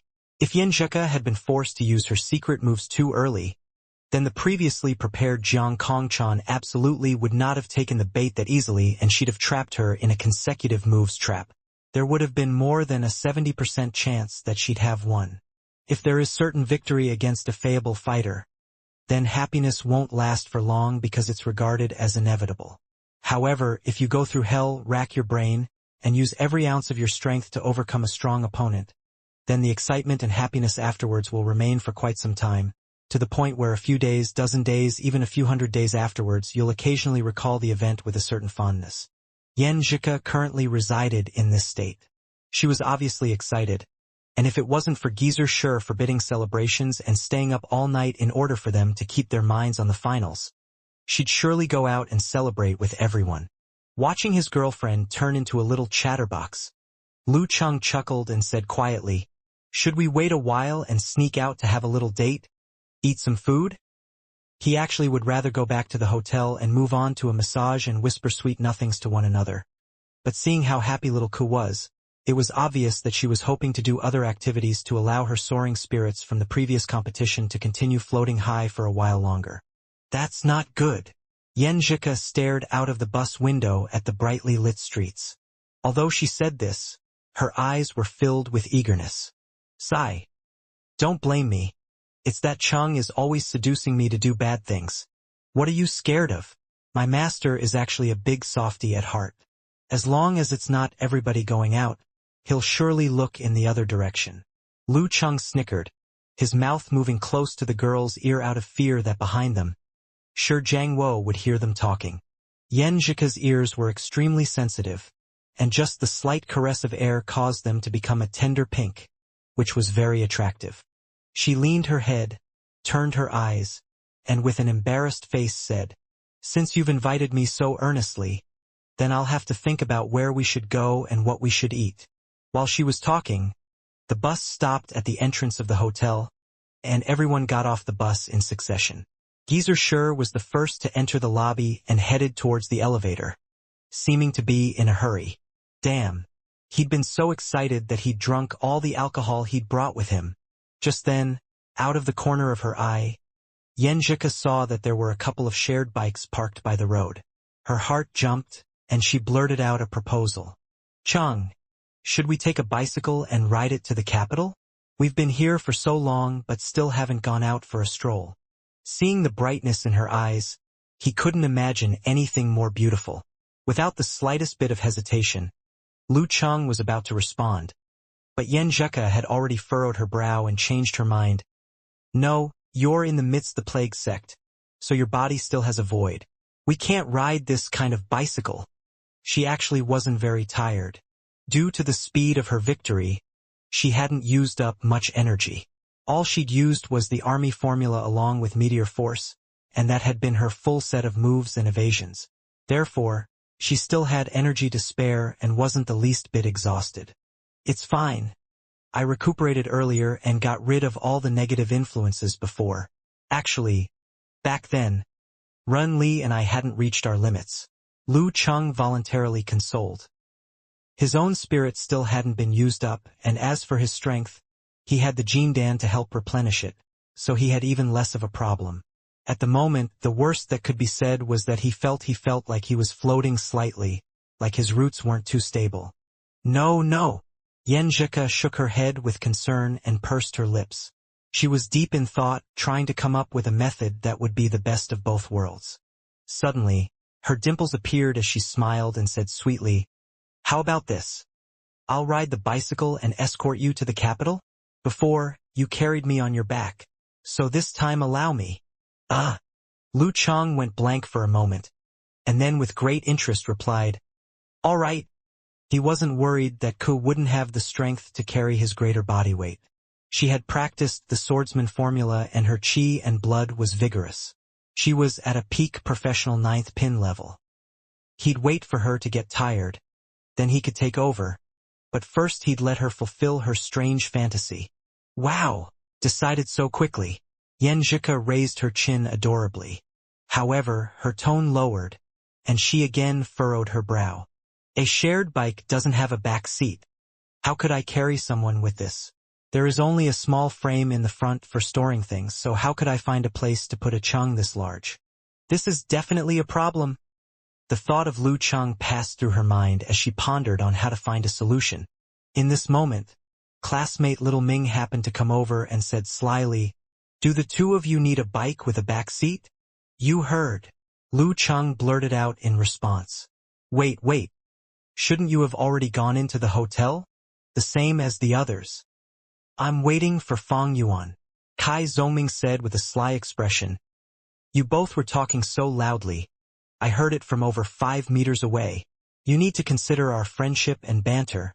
Of course I had to come over and offer assistance." Lu Chung got his meaning. Pleasantly surprised, he asked, "You've got a solution?" "Of course. My good friend Fang Yuan's school is quite far from here, so every time she comes here, she rides a bike, and it has a back seat." Kai Zongming smiled. "Tell me, how should you thank me?" "I won't be mean to you for 3 days?" Lu Chung tentatively replied. "You ass. How is this thanking me? How about this? Later on, you teach me the 9 words, formula, movements, and pronunciation. It's not that you'll be giving private lessons. Rather, it's just that you'll be correcting my form that I've studied on my own," classmate Little Ming said shamelessly. "If it's merely the movements and the pronunciation, then there's no definite visualization, and there's no point." Lu Chung responded with bewilderment. "I've got the wits of our ancient ancestors," Kai Zongming replied, immensely proud of himself. Lu Chung suddenly realized something and laughed. "Have you heard of the story about the wolf coming? There's no need for you to worry." Kai Zongming laughed. After it had been settled, he headed outside to meet Fang Yuan. Yenjika pursed her lips and, while keeping back a smile, said, "Chang, I'm suddenly starting to look forward to your banter. When you're this skilled, you'll accidentally stumble upon all sorts of gems. If you try too hard, you won't be able to come up with anything nearly as good." Lu Chang pretended to answer with utter seriousness, once again teasing her. Not even a few minutes later, Fang Yuan came in wearing dark clothing to let them borrow the bicycle. After a short chat, the two of them pushed the bike to the curb. Yenjika flipped her wrist to look at her watch. "We don't have too much time. We'll just ride to a place that's close." "Okay, whatever Coach Yen says, we do. Wherever we ride, that's where we go." Lu Chung snickered. Yenjika rolled her eyes at him and arranged the frame. She patted the back seat, full of smiles. "Come on. Sister's going to take you out to play. Feels like you're kidnapping me." Lu Chung laughed slightly as he sat down on the seat and grasped towards the support frame. "Let's go," Yenjika said excitedly, her tone rising. Her feet pressed down on the pedals as she carried Lu Chung, shakily riding towards the other side of the road. After waiting for her riding to become steadier, Lu Chung lifted up both of his hands and put them around the front of her soft and slim waist. At the same time, he brought his upper body closer, breathing in the scent of her perfume. It was the first time that Yenjika had escorted someone and the first time that she'd been held this way. Her body stiffened for a moment and the bike's trajectory wobbled slightly. "Careful, careful." Lu Chung quickly adjusted his muscles and center of balance to help them become steady. "Don't wander off with your hands," Yenjika protested playfully. "My hands aren't moving. Keep them there. They're not allowed to wander off." Their voices gradually got farther away, and their two figures remained on the roadside as the bike once again became steady. In this moment, the sky was profoundly dark and the lights all around them were like rainbows. In the nighttime of the capital, there was a street that was even livelier than the hustle and bustle of the daytime. Every kind of vehicle was parked there, shops were sporadically open, there were plenty of tranquil alleyways, and in the darkness there were also old city walls and official residences. Lu Cheng sat on the back seat, his eyes floating towards Yen Zheka's rolling hair lingering on the end of her nose and her beautiful fragrance. In his hands he could feel her soft, flexible, and slim waist. The cold wind swept by his ears along with her crisp and clear voice. He would gladly be carried by her through the clamor and frenzy of the city, through the light and through the dark, through ancient history and the present day. Heaven and earth and everything in between seemed like it had faded into the background. All that remained was this bicycle and the two people on it, leaning against one another. No matter where they rode to, they had no fear. Basking in this beautiful feeling, the two of them would stop to take photos from time to time and lazily chat about their lucky victory before at the semifinals, how painful it must feel to be eliminated at the capital, and how difficult it would be to fight against Shanbei and their expectations of that fight. Talking and talking, topics came and went like rumors in the night. 2 lines of trees at the side of the road swayed in the wind as they spoke about their dreams, their shared future, and how they would keep in contact while they were abroad in a year's time. They were confident that together they could overcome the trial of distance and time, that their hands would never part, and they would remain together until they were old and gray. With the optimism of youth, they quickly took the topic of their early separation and put it in the back of their minds, instead planning on where they would go traveling during the May holidays. It was almost a pity that they'd entered the finals, as they would have to miss the ranking event. In Lu Cheng's opinion, he didn't care if they did or didn't join. He believed he could still improve himself. In about a year's time, perhaps he could enter the inhuman state and go straight to a 5th pin. At the moment, he didn't need a 6th pin qualification to prove his abilities or level, so he could use this as a stepping stone to enter professional competitions or be a security guard for rich and powerful individuals. This was opposed to Yen Zheka, who was congenitally deficient and had no path to the Dan stage.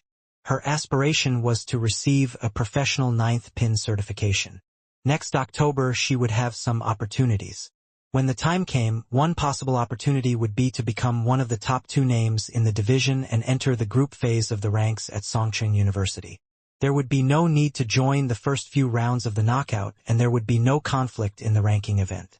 The second would be that the substitutes would have grown up and they would have to find time to join the ranking event, so there wouldn't be any influence there. Yen Zheka rode the bike under the bright lights and through the gentle wind, escorting Lu Chang and returning to the entrance of the hotel. Her face was full of cheer and she appeared quite happy. Ebbing and flowing, leaving and returning. And along the entire way there was her lover who would be with her for the rest of her life. All of this beauty had caused her to feel a kind of intoxication. What room is Talker in? We need to give the keys back to him. Yen Zheka locked up the bike. At this moment, Lu Cheng saw that her shoelaces were undone. So he bent down and helped her tie them as he laughed. Do you want to go and knock on his door? Not me, you. Yen Zheka lowered her head, her lips twisting into a smile, seeming like a little girl as she watched her boyfriend tie the loop. I can't either. God knows what those two are doing right now. If I go knock, won't I be ruining their good time? Lu Cheng responded with a snicker. You've got such a dirty mind. You think everyone's the same as you and loves to get fresh. Yen Zheka shot back. This is dirty? When a boyfriend and girlfriend are together that long, this is a normal thing. Also, what if he and Fang Yuan also went out on a date? Lu Cheng fastened the shoelaces, then stood up and added, I'll give Talker a call first to see if he's actually in his room and if he's doing anything. Afterwards, I can take the keys and give them back as insurance. Don't. Yen Zheka suddenly stopped, and the corners of her mouth shrank. Why? Lu Cheng responded as he took out his phone, bewildered. Yen Zheka looked at him as if he were stupid and said, You just said you didn't want to ruin their good time. Have you already forgotten? It's just a phone call, Suddenly, it was all clear to Lu Cheng, and he tittered. So you understand? Yen Zheka turned her head and looked to the side, saying, I've read enough romantic novels and seen enough soap operas. The leading actor is always about to seal the deal, and on the verge of the critical moment when inevitably his phone will go off and he'll be really depressed. As she spoke, her voice lowered 2 octaves, as if this was an attractive image in her mind. Since she didn't have enough time, She would very rarely read romance novels or watch soap operas. Usually she'd have to depend on Li Liantong to tell her all about the latest developments and crazes. Right, totally depressed. Lu Chang repeated. Then I'll send Talker a text. Actually, according to what I know about classmate Little Ming, he's someone with rich experience and history when it comes to the sexual realm. If it's close to the critical moment, he'll definitely shut off his phone and pull out the room's phone cord. If that's the case, I'll have to go up and knock like I proposed before. Otherwise, how could he be called Casanova? Yenjika nodded her head up and down. Lu Chang quickly pressed down on the keyboard and sent Kai Zoming a message with an evil laugh. Anybody there? If there's no one there, then I'll come knock on your door. Period of time passed, and no one responded. Lu Chang put away his phone, smiling, and looked at Yenjika with his hands outstretched. Was I right or what? Oomph! Yenjika stared straight at him but said, Then I'll give you the keys. Whenever he responds to your message, you can give them back to him. If he's fallen asleep, then you can give them back tomorrow morning. While talking, she handed over the keys to Lu Chang, and afterwards looked down at her body, pinching her calves and stomach and smiling. I've carried you this long. It's time for you to give me a massage so I can relax. Before, when they were cycling on their nighttime date in the capital, there were several times when she had refused when Lu Chang asked to switch places. They'd attracted the attention of many curious onlookers on the side of the road as she escorted her boyfriend for the entire trip. Okay. Lu Chang was also very much looking forward to this. Hearing his response, Yenjika didn't know what to think. Her face suddenly went pink and she reluctantly said, You should pass by me. Tonight you can't get handsy or take advantage. If I can't get handsy, then how can I give you a massage? Lu Chang laughed lightly. You know what I mean. Yenjika started at him, half angry and half amused. Under the reflection of the lights, the look on her face shook him to the core. All right, I won't get fresh, Lu Chang said as he pulled little Ku into the elevator. If I can't move my hands, I can move other things. I'll say it again. How is it that you can call this taking advantage when it's between boyfriend and girlfriend? Chang, why is it that there's something weird about your smile? Yenjika eyed her boyfriend suspiciously. What's weird about it? Just look at how normal my face is. Lu Chang pointed to his forehead. Talking and laughing vivaciously, they arrived at their floor and stopped at Yenjika's door. Not knowing what to do, the two of them went quiet at the same time. The atmosphere subtly changed, and in the dusky lighting, there was an inward change in the both of them. I'll open the door. Yenjika didn't understand why she had blurted out such nonsense. Lu Chang was about to say something when his phone violently vibrated in his pants pocket, shattering the previous atmosphere. Yenjika didn't know what to think, then covered her mouth and laughed, shaking like a leaf. Helplessly taking out his phone to have a look and discovering that it was Mom and Chi Fong's number. Lu Chang even more hopelessly decided to answer. Yenjika didn't swipe her card and with her back towards the room door, groaned with laughter as she looked at her boyfriend. Hello. Chang, are you okay? I heard that you got hit by some kung fu from the plague sect. A really terrible kind. Chi Fong immediately asked. She and Lu Jisheng were always following the international competitions. After the previous match had finished, she'd called out of concern for her son. But it was when Lu Chang was outside for his midnight snack celebration. The surroundings were too noisy, so they'd rescheduled to around 10 o'clock. I'm fine, it only affected me for a short time. My body is doing great. Just listen to my voice. Mom, doesn't it sound fine? Lu Chang consoled her. That's good. Chi Fong laughed. Then I have to commend you. I'm a bit embarrassed. You know your father. He's gone and opened another bottle of alcohol. Talking up until now, she suddenly felt something wasn't right. Is it that your dad is looking for an excuse to drink? Very smart, Mom. Lu Chang sold out his father, Lu Jisheng, without the least bit of shame. Chi Fong rambled on for a bit, then carelessly mentioned, That girl in your martial arts club? Yenjika. Right, Yenjika. Isn't she also from Shoshan No. 1 middle school? I seem to remember running into her at your school once or twice before. Mom unexpectedly was the first to mention Kiki? Lu Cheng winked at Yan Zhika and replied to Qi Fang with a laugh. Yeah, she was in the classroom next to ours. Both of us were admitted to Songcheng University. It was truly meant to be. Mom, your daughter-in-law has arrived. I knew it. Your father didn't believe me. When you were in the youth tournament before, I also saw her. Qi Fang spoke as if she'd discovered a truth. After talking for a little while longer about Yan Zhika, she finally hung up and Lu Cheng looked towards his girlfriend with a smile. It seems that my mom is keeping an eye on you. What do you think? Is she suspicious of our relationship? During the competition, when Kiki had used the army formula that even Lin Ke didn't fully grasp, while they were celebrating, the arena was a bit chaotic and they'd only given each other an ordinary hug. But the feelings between him and Kiki were still rather special. Humph. Are you scared that your mom will find out? Yan Zhika wrinkled her nose. It's not that I'm scared. I'd take you to see my parents any time, Lu Cheng said as he laughed.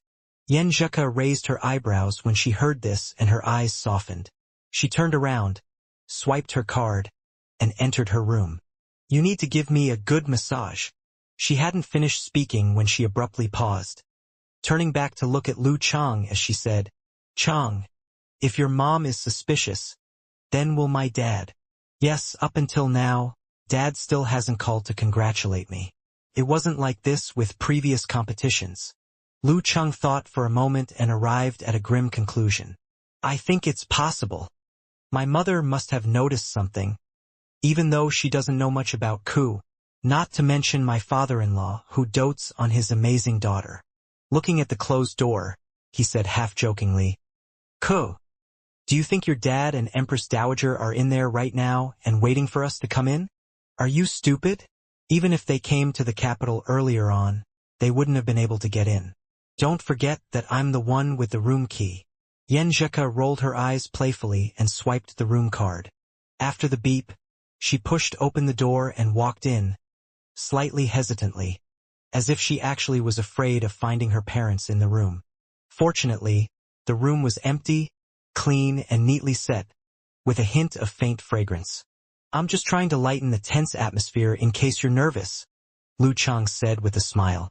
He walked in and closed the door behind him before hesitating for a moment and asking, Ku, if your father really does eventually find out, what should we do?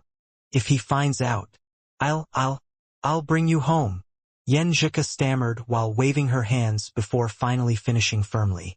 With a sigh of relief at having come to a decision, she felt less anxious. She then took out her phone and dialed Ji Mingyu's number. She still didn't dare to face her father and was preparing to avoid him. Yes, if he can't reach me, then I don't need to confront him. Lu Cheng was now full of courage and confidence, but he was still restless when it came to his girlfriend's parents. There were still some misgivings. After all, there were some people who were unable to succeed in anything and enjoyed trying to spoil things for others. Family gossip was perhaps one of the last things that might damage his relationship with Ku. This was also the reason why he was still secretly dating Ku, even after he got the championship in the youth tournament at the provincial level. Before they could talk about marriage, their relationship had to be stable. If their parents meddled carelessly and messed up everything, many conflicts could arise, which would weaken the relationship a lot. Thus, as Yan Zhika waited for the call to connect, Luo Cheng subconsciously slowed his breathing. Of course, he'd prepared his men to cover their tracks. How are you, Mom? Yan Zhika asked in a sweet voice. The women on the line said with a smile, You're finally calling back. Mom, how can you say that? I talk to you every day, right? I won an important match today. Can't I share the good news with you? Yan Zhika rebutted with a pouting smile as she blushed. Soon, she continued, Oh yeah, where's Dad? Tonight, Empress Dowager sent a few messages praising me, but Dad didn't respond. Your dad, Ji Mingyu suddenly said with a grin. He's buying a plane ticket to the capital. Ah! Yan Zhika became dumbfounded, while Lu Cheng was taken aback by this news. Hearing her reaction, Ji Mingyu replied with a smile. Isn't expected for a father-in-law to see the son-in-law who abducted his only daughter? Does he know everything? Yen Zhika stuttered. Will Dad overreact? Chang will not be able to resist at all. Poor him. She leaned over towards her boyfriend in spite of herself. Do I have to proffer a birch and ask for a flogging? Lu Cheng thought of an amusing idea. You and Lu Cheng flirted with each other and even used the word army to celebrate. Your dad is not a fool, you know. How could he not notice that? Ji Mingyu said gleefully. Empress Dowager's tone made Yen Zhika less tense and she asked with concern. How did Dad react? Did he say something? He was amazed, surprised, stunned, angry, and disappointed. Ji Mingyu teased her daughter as if recalling his father's face when he caught them dating. My father didn't beat him to death at the scene. He was good-tempered enough to spare him at that time, mused Yen Zhika thoughtfully. Then what happened? Yen Zhika asked while Lu Cheng listened more carefully. Your father gave me a look and asked me whether I already knew. I said it was very obvious. After all, I couldn't just ignore what happened. He looked so lost as if saying, my dear daughter, you disappoint me. Ji Mingyu chuckled and continued. So I reminded him of what we did when we were dating. He was speechless. When I told him what you're thinking now and Lu's promise, he kept muttering that you two were so inconsiderate and had hidden everything from him. He also said that he was not a domineering dad and could not understand why his own daughter was so disenchanted with him. Your dad is so dramatic. Yen Zhika laughed and said with relief. Has he accepted it? He didn't admit it, but he decided to look up Lu's information. If your dad was skilled in witchcraft, I think he would have cursed his son-in-law to death. Then he sat there alone for half an hour and smoked 2 cigarettes for the first time.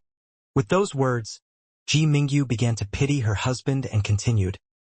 You say you're in love, but do you have to display it so ostentatiously?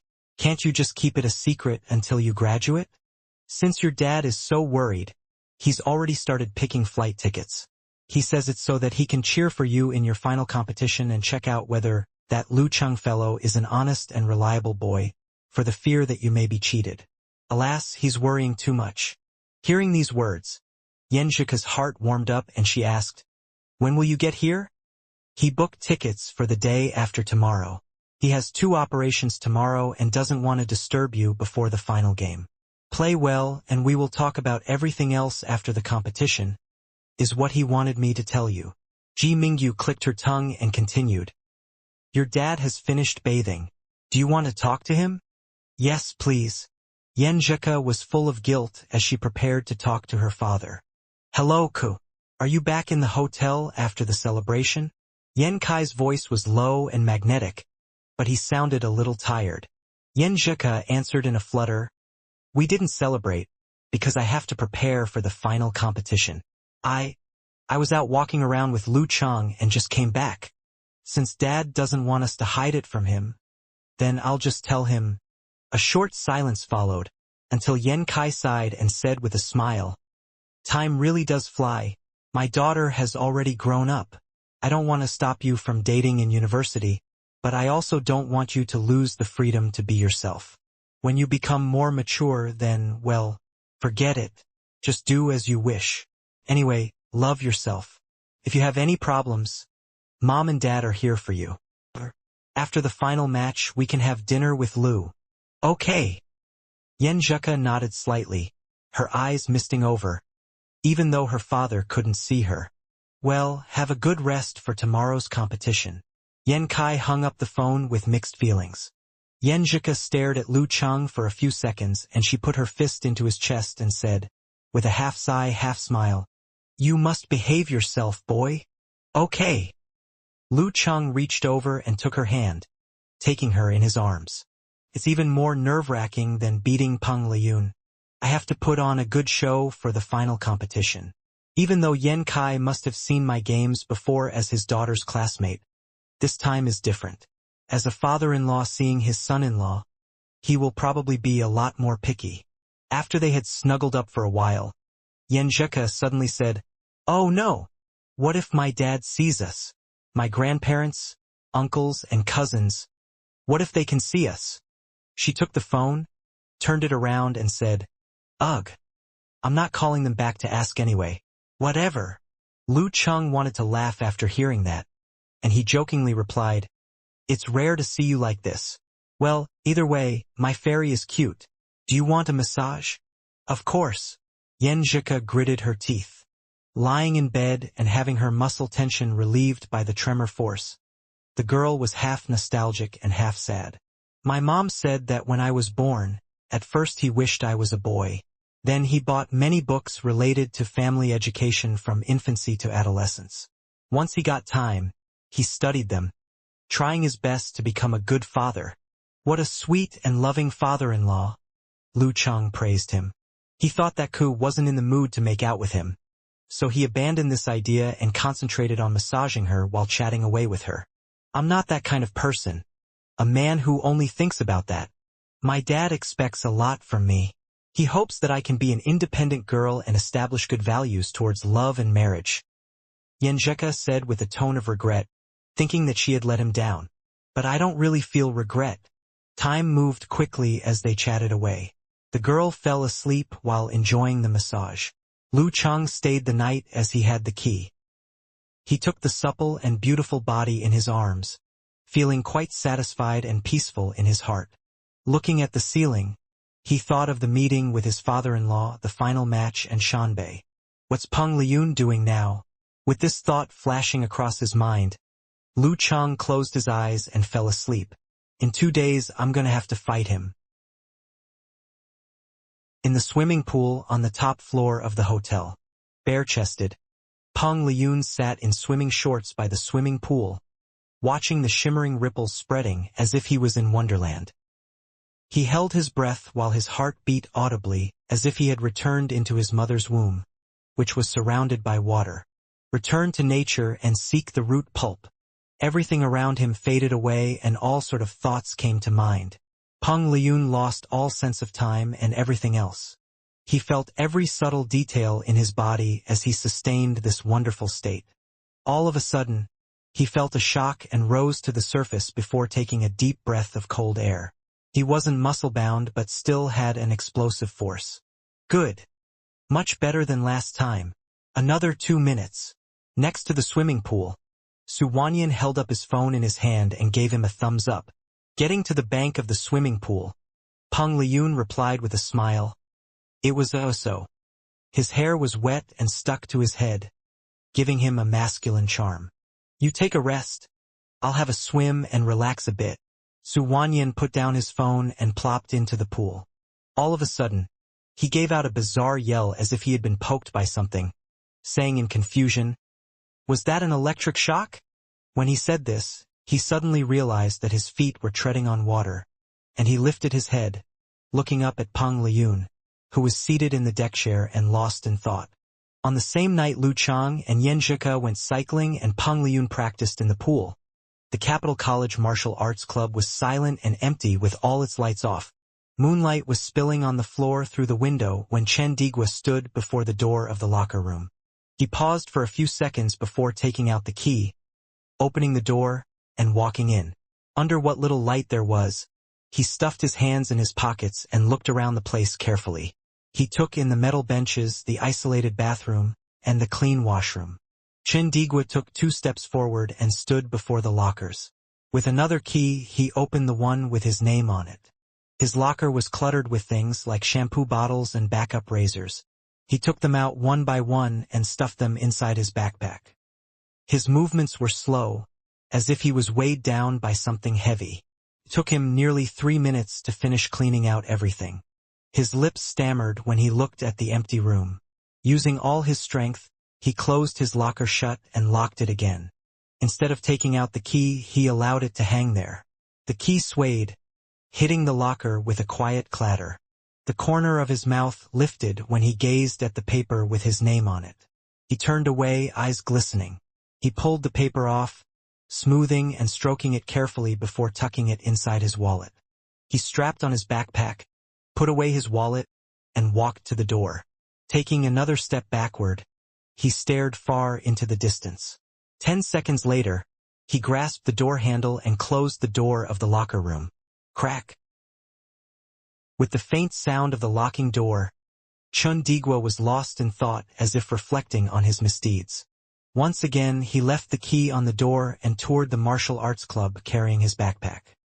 He went to the strength training gymnasium with its many equipment, the arena with its well-worn stone stairs, the 5-row stands, and the field marked with all sorts of practice. With each step as heavy as lead, Chen Digwa entered the honor room and came to the display case with the championship trophies belonging to the Capital College Martial Arts Club. He held out a hand, feeling the cold glass against his fingers. He withdrew his hand after a moment, turned around, and walked out. His backpack was not heavy, as if he had taken nothing away. Chen Digwa looked around carefully before arriving at the door of the martial arts club at a snail's pace. He craned his neck to give the place another look and heaved a deep sigh. He forced a smile on his face. Clang! The front door slowly closed and everything familiar gradually disappeared from his sight, leaving nothing behind. The moon above was shining as usual. Chun Digwa turned around, his shadow stretching and swaying behind him. Standing in the shadow outside the martial arts club office, the long-haired Ren Li and melancholic Shun Yu were looking on quietly. Neither said anything nor left the shadow. 2 sighs followed after a long silence. On the same night, the long-haired Li Xiaoyuan was dressed in an elegant vintage style. She was seated on the corner of a cafe, opposite an elder who was reclining on the couch. These are the conditions the Haiyuan Club had set out. Once you agree, you can immediately choose a martial art of the Dan stage from the martial arts suit, the magnetism sect, and the plague sect. They're all incomplete, though. The elder dressed in a dark-colored, old-fashioned martial arts suit said with a smile. It's true we're not in the top professional games now, but, the witch grows fast. This old man here still has a good 5 years in him. We'll also be inviting other mighty ones with physical invulnerability and nurturing the potential backups in schools. Either way, we'll join the top 20 before your graduation. Li Xiaoyuan took a sip of the black tea and nodded with a smile. Sounds pretty good. Intrigued, the elderly raised an eyebrow. We can first draft a contract. When you have your formal contract and we make sure nothing's out of place, then we have a deal, Li Xiaoyuan said indifferently, as if he was simply going to the supermarket instead of making a decision critical to his martial arts career. No, even if one was going to the supermarket, one would still struggle with the choices. But Li Xiaoyuan was not struggling at all. The elder looked surprised. Are you not giving it a second thought or want to discuss it further? It's a done deal. Li Xiaoyuan agreed so easily that he found it unbelievable. I have my reasons. Li Xiaoyuan smiled. Do you have any special reasons? The elder asked curiously. Li Xiaoyuan took another sip of the black tea and said, My father grew up watching your matches. Ah. The elder was stunned. He thought to himself that Li Xiaoyuan was already over 20. That meant his father was likely in his 40s. To hear that Li Xiaoyuan's father grew up watching his matches did not sound like a compliment. Just as the elder was lamenting this, Li Xiaoyuan chuckled. I'm just kidding. The elder was stunned speechless. Li Xiaoyuan leaned back in his chair and said with a smile, The real reason is that you're the first one who officially sent me an invitation. You're not joking? The elder asked doubtfully. Do I look like the sort of person who is constantly joking? Li Xiaoyuan solemnly replied with a question of his own. The elder pondered for a moment. Then let's make a draft contract. 2 days passed in a rush. It was too short a time for most fighters to see significant improvement. On April 25th, the capital city saw clear skies and white clouds. The temperature was just nice, not too high or low. It was before sunset when Lu Chang and his team left the hotel and boarded the bus. Everything was so bright and hopeful. With the bus stopping and moving along with the traffic, it did not take them long before they arrived at the martial arts club of the capital. People were already gathered outside in groups of 2s and 3s, looking relaxed. Yenjika's phone vibrated just as they were about to get off the bus, and her ringtone blared. It was Empress Dowager calling. Hey Mom, are you calling in advance to cheer me on? Yenjika tried her best to sound lighthearted, so her parents would not notice her nervousness about the upcoming match. No matter how mentally strong one was, it was normal to feel nervous once they finally reached the finals after fighting in the tournament for an entire year. Ji Mingyu chuckled. We're cheering you on by being present here. Your dad and I are waiting in a cafe and spotted your bus. You're here this early? Yanjika blinked, glancing at Lu Cheng. Lu Cheng coughed once and straightened his back. When he got off the bus, he looked particularly confident and at ease. Keeping his posture straight, he turned and helped his girlfriend off the bus lest she stumbled while speaking on the phone. The stress of the finals was finally surfacing. The sky was gradually darkening and the number of spectators gathering outside was increasing. There were banners, cartoons, vuvuzelas, inflatable hammers, and songs going on verse after verse. It was not a home match for Shanbei nor Songcheng. There were very few diehard fans, and most spectators only had slight inclinations toward one team or the other. Thus, they got along well with one another. In the locker room of the Shanbei team, the members were preparing methodically for their match. No one was too excited or tense, as it was their third time in the finals. The club manager, Su Wanyan, knocked at the metal bench when everything was ready. He grinned at them. I haven't gone clubbing for a long time just for this final match. The blond young man from a Nordic country laughed and replied in a strange accent, Club manager, don't talk. Keep your mouth closed from now on. Don't curse us. He was rather large and carried an air of confidence. Don't you think you will be struck by lightning for saying that? Su Wanyan said in faux anger. That's enough. Wanyan, you're a fourth-year student with only a few months left in your university life. Put up a good show this time and leave no regrets. The coach, Huang Qing, said. Su Wanyan nodded and glanced at the silent Peng Liyun and Fang Zhirong. He shrugged his shoulders and got up, wrapping his fist in his hand. Then bid me farewell with a beautiful ending.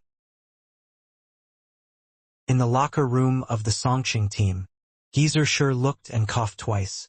There's no doubt we're not good as Shanbei, but we didn't come here to lose or serve the championship on a platter to them. Think about it.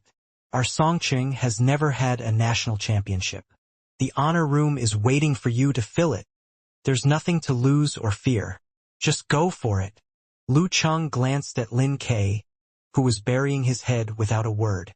Ku had once told him that the best achievement their club had ever made was by Lin Kei's father, also his uncle. However, he was defeated in the finals and ended up as the runner-up. Lin Kei had given up the professional matches and applied to Songcheng University to compensate for this regret. Now every one of them, would make up for that regret together. In the studio, the giant screen was showing the footage of the recent matches Shanbei and Songqing had participated in. Shanbei overcame Songqing, coasting comfortably to a victory in the division matches. It wasn't only Lu Cheng and Lin Kei who grew through hardships. The substitutes also improved by leaps and bounds. The defending champion defeated their opponents in the group matches and advanced to the next round. Though in the death team, Songqing handled all their opponents with ease and even effortlessly defeated Huahai. Lu Cheng turned the tables at the last minute by beating and Chaoyang, showing the capabilities of the top 6 pin fighters. Lin Kei won 1 against 2, not giving the opponent a chance. They advanced to the quarterfinals without any turbulence. In the semifinals, Shanbei once again won against a strong opponent. The championship almost within grasp, Peng Liyun was deserving of the title Great Devil of the National Games. Songqing endured a ferocious fight and finally won against Capital after pushing their leading and substitutes players to the maximum. Now they confront each other at the biggest of stages, ready to end all their past enmity once and for all. After the footage ended, the host, Lu Cheng, appeared emotional. There's actually no need to make a feature show or play up to its atmosphere. One word is good enough to describe this match. What words? Lu Cheng paused before speaking in a louder voice. Finals. Yes, the word finals comprised all the significance, passion, and anticipation in the competition. The finals of the National University Martial Arts Games. Shanbei versus Songqing. Peng Liyun vs. Lu Cheng. April 25th, 4:40 p.m. The match was about to begin. It's the finals. When Yan Xiaoling heard Lu Cheng's voice through her headphones, she became inexplicably nervous. Her body trembled and she felt her breathing become labored. Was this the atmosphere and feeling of the finals? She logged into the fan forum and found many fans leaving their wishes in her prayer post. Unparalleled Dragon King, Road to the Arena, and Okamoto's fan were talking in high-sounding phrases, arguing what Songcheng should do to grasp the scarce opportunity and win. Based on her character, this was the part where she would chime in with her brand of nonsense and jokes and brighten the entire forum. But today she was too nervous to spam anything. Fan, Little Wonton, Eaten by Dog, and Chi-Chi. Those who were discussing in the forum earlier had all disappeared. Were they beginning to feel nervous like her? Drinking a gulp of water, and yet another gulp. Yan Xiaoling only felt her chest feeling tight. She could not help getting up and pacing back and forth in her room. She then noticed that Mu Jinyan was breathing deeply and asked with concern, "What's wrong, Jean?" "I'm fine. Just feeling out of breath now that the match is about to start," Mu Jinyan replied. She was dressed in her favorite hanfu. On her desktop, a cartoon version of Lin Kei was set as her background. Yan Xiaoling was relieved to know she was not the only one getting nervous like a quail. Jean was so tough that not even 5 of Yan Xiaoling would be capable of defeating her. But she was also out of breath now. He Xiaowei, who had been making mistakes, once again posted a prediction on Weibo without shame. This time, he even bet on his reputation and future. "I don't believe Shanbei will lose today. No matter which aspect you look at, they're sure to win. If they still lose, I'll change my nickname to Poison Milk Hierarch. You can call me whatever you like from then on." He had been quite riding on the hype during this period of time. Thus many comments flooded his post as soon as it went up. "Damn. The secret force from the east is beginning to demonstrate its power. I'll kneel to you. I have just bet on Shanbei. What should I do? Should I sell my pants and bet the money on Songcheng? Can someone give me an answer? It's quite urgent. Just wait. If Shanbei loses tonight, I'll deliver you a car full of blades." Can cursing the team by foretelling its victory really change its fate? Amid all this jesting, an all-knowing man in ganghood resurfaced with a Weibo post after disappearing for several days. "I won't make predictions, but I want to tell you that Peng Liyun has crossed the threshold and began morphing into a warrior of the inhuman stage. You all know what this means. A breakthrough was a process, not a milestone." An all-knowing man in ganghood sighed with relief after making the post. Feeling the moodiness that had haunted him recently had largely dissipated. Picking up the cup to have a drink, he refreshed his page to check for new comments. That means it'll be another 10 to 15 days before Peng Liyun reaches the inhuman stage? An all-knowing man in ganghood spurted out water from his mouth. The water dirted his computer screen. Though the commenter was not wrong, that was not his main point. Once Peng Liyun began morphing, he would soon gain some inhuman ability. That meant his strength would once again see an improvement. Shanbei, with their great advantage in the first place, would be sweeping the Songcheng team clean. He took out a tissue and cleaned the screen before reading the rest of the comments. "Well, Poison Milk Hierarch has just demonstrated his power. Is Peng Liyun going to challenge the heavens and destroy Poison Milk's supernatural ability directly? Though your analysis and predictions are often inaccurate because of your obvious subjectivity, your insider news is always on point. No wonder you're dubbed the an all-knowing man in ganghood. What can I say? As a Songcheng University student, I can only pray that Lu Cheng and his team doesn't lose too badly this time. 3:2 is good enough. 3:2. Peng Liyun really found a good timing to morph. He's the true big devil." Reading these discussions, Yan Xiaoling and the rest on the fan forum became more nervous. The handsome Yan Kai was seated on the stands of the martial arts gymnasium of the capital. He took Ji Mingyu's hand in his as usual as he looked at the arena with a serious expression. "Stop wearing that expression. You make it look like you have some deep grudge against Lu, Ji Mingyu said, teasing her husband. Do I? Yan Kai touched his face, not finding anything wrong with his expression. Ji Mingyu shook her head and smiled. Well, Ku will eventually grow up, fall in love, and have her own family. It's just that she did all this a few years earlier. Yan Kai sighed. I'm just worried student romance won't last and hurt Ku. They're still too young and naive at this age. Do you think you're the only one worrying? That's my daughter too. I'll watch over them, Ji Mingyu complained. She turned her gaze to the arena. Stop worrying about this and watch the match properly. It's the finals. She had never participated in the finals in her entire life. Yan Kai nodded. When he looked around, he could feel a sensation called the finals gradually brewing. The host who livened up the atmosphere, Lu Chong, turned to look at the guest presenter Chen Sanxing on the live broadcast. Sanxing. Looks like you haven't made your prediction for the finals yet. Chen Sanxing smiled. It's relatively easy to predict the result of the finals, so I didn't make an extra Weibo post. Peng Liyun has proved himself better than Ren Li and Lu Chang in the previous matches, but he still hasn't reached his limit. He may begin morphing at any moment, enabling himself to defeat two opponents on his own. Even if he can't, he would create a good opportunity for Fang Zhirong to defeat the remaining opponent. Yan Zheke may have proved herself a top 9th pin fighter with various moves and fighting styles, but even Su Wanyan, the Corvine mouth, is able to defeat her with ease. Never mind Fang Zhirong.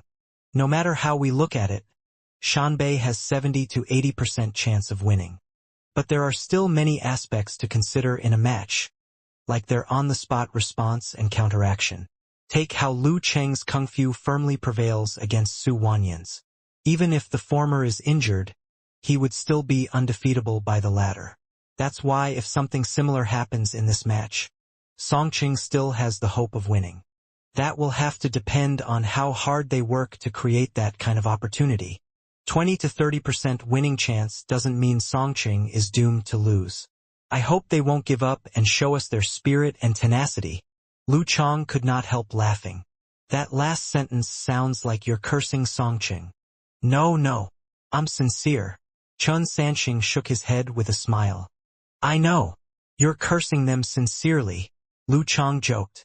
They tried hard to follow the guidance of the broadcasting director to exaggerate the tense atmosphere. In the locker room of the Shanbei team, the gray-haired young coach Huang Qing stood up after checking the time. This is the finals. Any mistakes are irremediable. I need to remind everyone to be as careful as possible. We'll show Songqing our strongest welcome. Liyun, you'll go first. Don't worry about the follow-up matches, and just try your best to defeat as many opponents as possible. Peng Liyun snapped out of his daze, his eyes gradually turning luminous as he nodded. All right.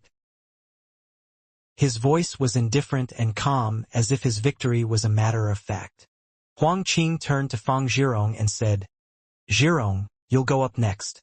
Try to fight to the end so Wanyan won't need to enter the match. Fang Zhirong knew this was a crucial match and how fearsome Lu Chang could be. He was also aware how Lin Ke had won over him the last time. He did not show his attitude or vie to be the first player. Okay. Huang Qing then smiled at Su Wanyan. If it's really your turn to enter the match, your performance will determine whether the outcome is a brilliant or a tragic one. Understand? Su Wanyan waved his fist at his coach and promised in a loud voice. Yes, I'll go all out. Being infected by his emotion, Bernhard and the other substitutes all yelled at him. Go all out. In the changing room of the Songqing team, Geezer Shi was about to make player arrangements when he saw Lin Ke step up. He said, Coach Shi, I want to go first. Lu Chang and Yan Zheke exchanged surprised looks. They waited in silence for Geezer Shi's reply. Instead of feeling surprised, Geezer Shi was grinning. Think it over. You're likely to encounter Peng Liyun at his peak if you go first. I'm not trying to make a hit on your confidence, but you will most likely suffer a defeat. Lin Ke kept his eyes on Geezer Shi. I know, but this is the only way we can win the competition. Lu Chang didn't have the chance to showcase his superhuman stamina in previous matches. Only if we take advantage of this point can we have hope to defeat Shanbei. Though Lu Chang could restore his stamina with the Jindan within his body, he did not use it frequently after reaching 6th pin. The exception was the match against Chaoyang and Piao Yuan, where he was forced to use up his stamina to his limit. But the reason why he reached his limit was his use of the power of Blaze with all his strength in a hurry. Thus, the other fighters were not aware of his true limit even if they knew his stamina was not inexhaustible. Of course, Lu Chang could fight for a much longer time compared to other 6th pin fighters. Since Geezer Shi just nodded without replying, Lin Ke continued, Lu Chang is only slightly weaker than Peng Liyun. If I give it my all and consume as much of Peng Liyun's strength as possible, Lu Chang may have a chance of victory. And as long as he's left in a better condition than when facing Piao Yuan, he'll be able to defeat Fang Zhirong as well. As for Su Wanyan, he's too arrogant. Without Corvine Mouth, he's not even Kai Zhongming's match. Hang on. Was he as weak as Lin Ke had described him to be? Little Ming thought to himself with self-deprecating humor. Lu Chang was even more perplexed. Not because Lin Ke's analysis was wrong, but because he felt like the brother-in-law in front of him was a fake. He had actually spoken so many words. Could it be that the more concerned he was, the more words he had to say? He turned to look at Yan Zhika and noticed the same look on her face. Geezer Shi looked at Lin Ke with a rare serious look. You're not wrong, but your burden will be immense. If you're eliminated by Peng Liyun at his peak, we can just pack up and go home. Lin Ke's psychological problems had always persisted. Geezer Shi was worried he might be traumatized by the results of this competition.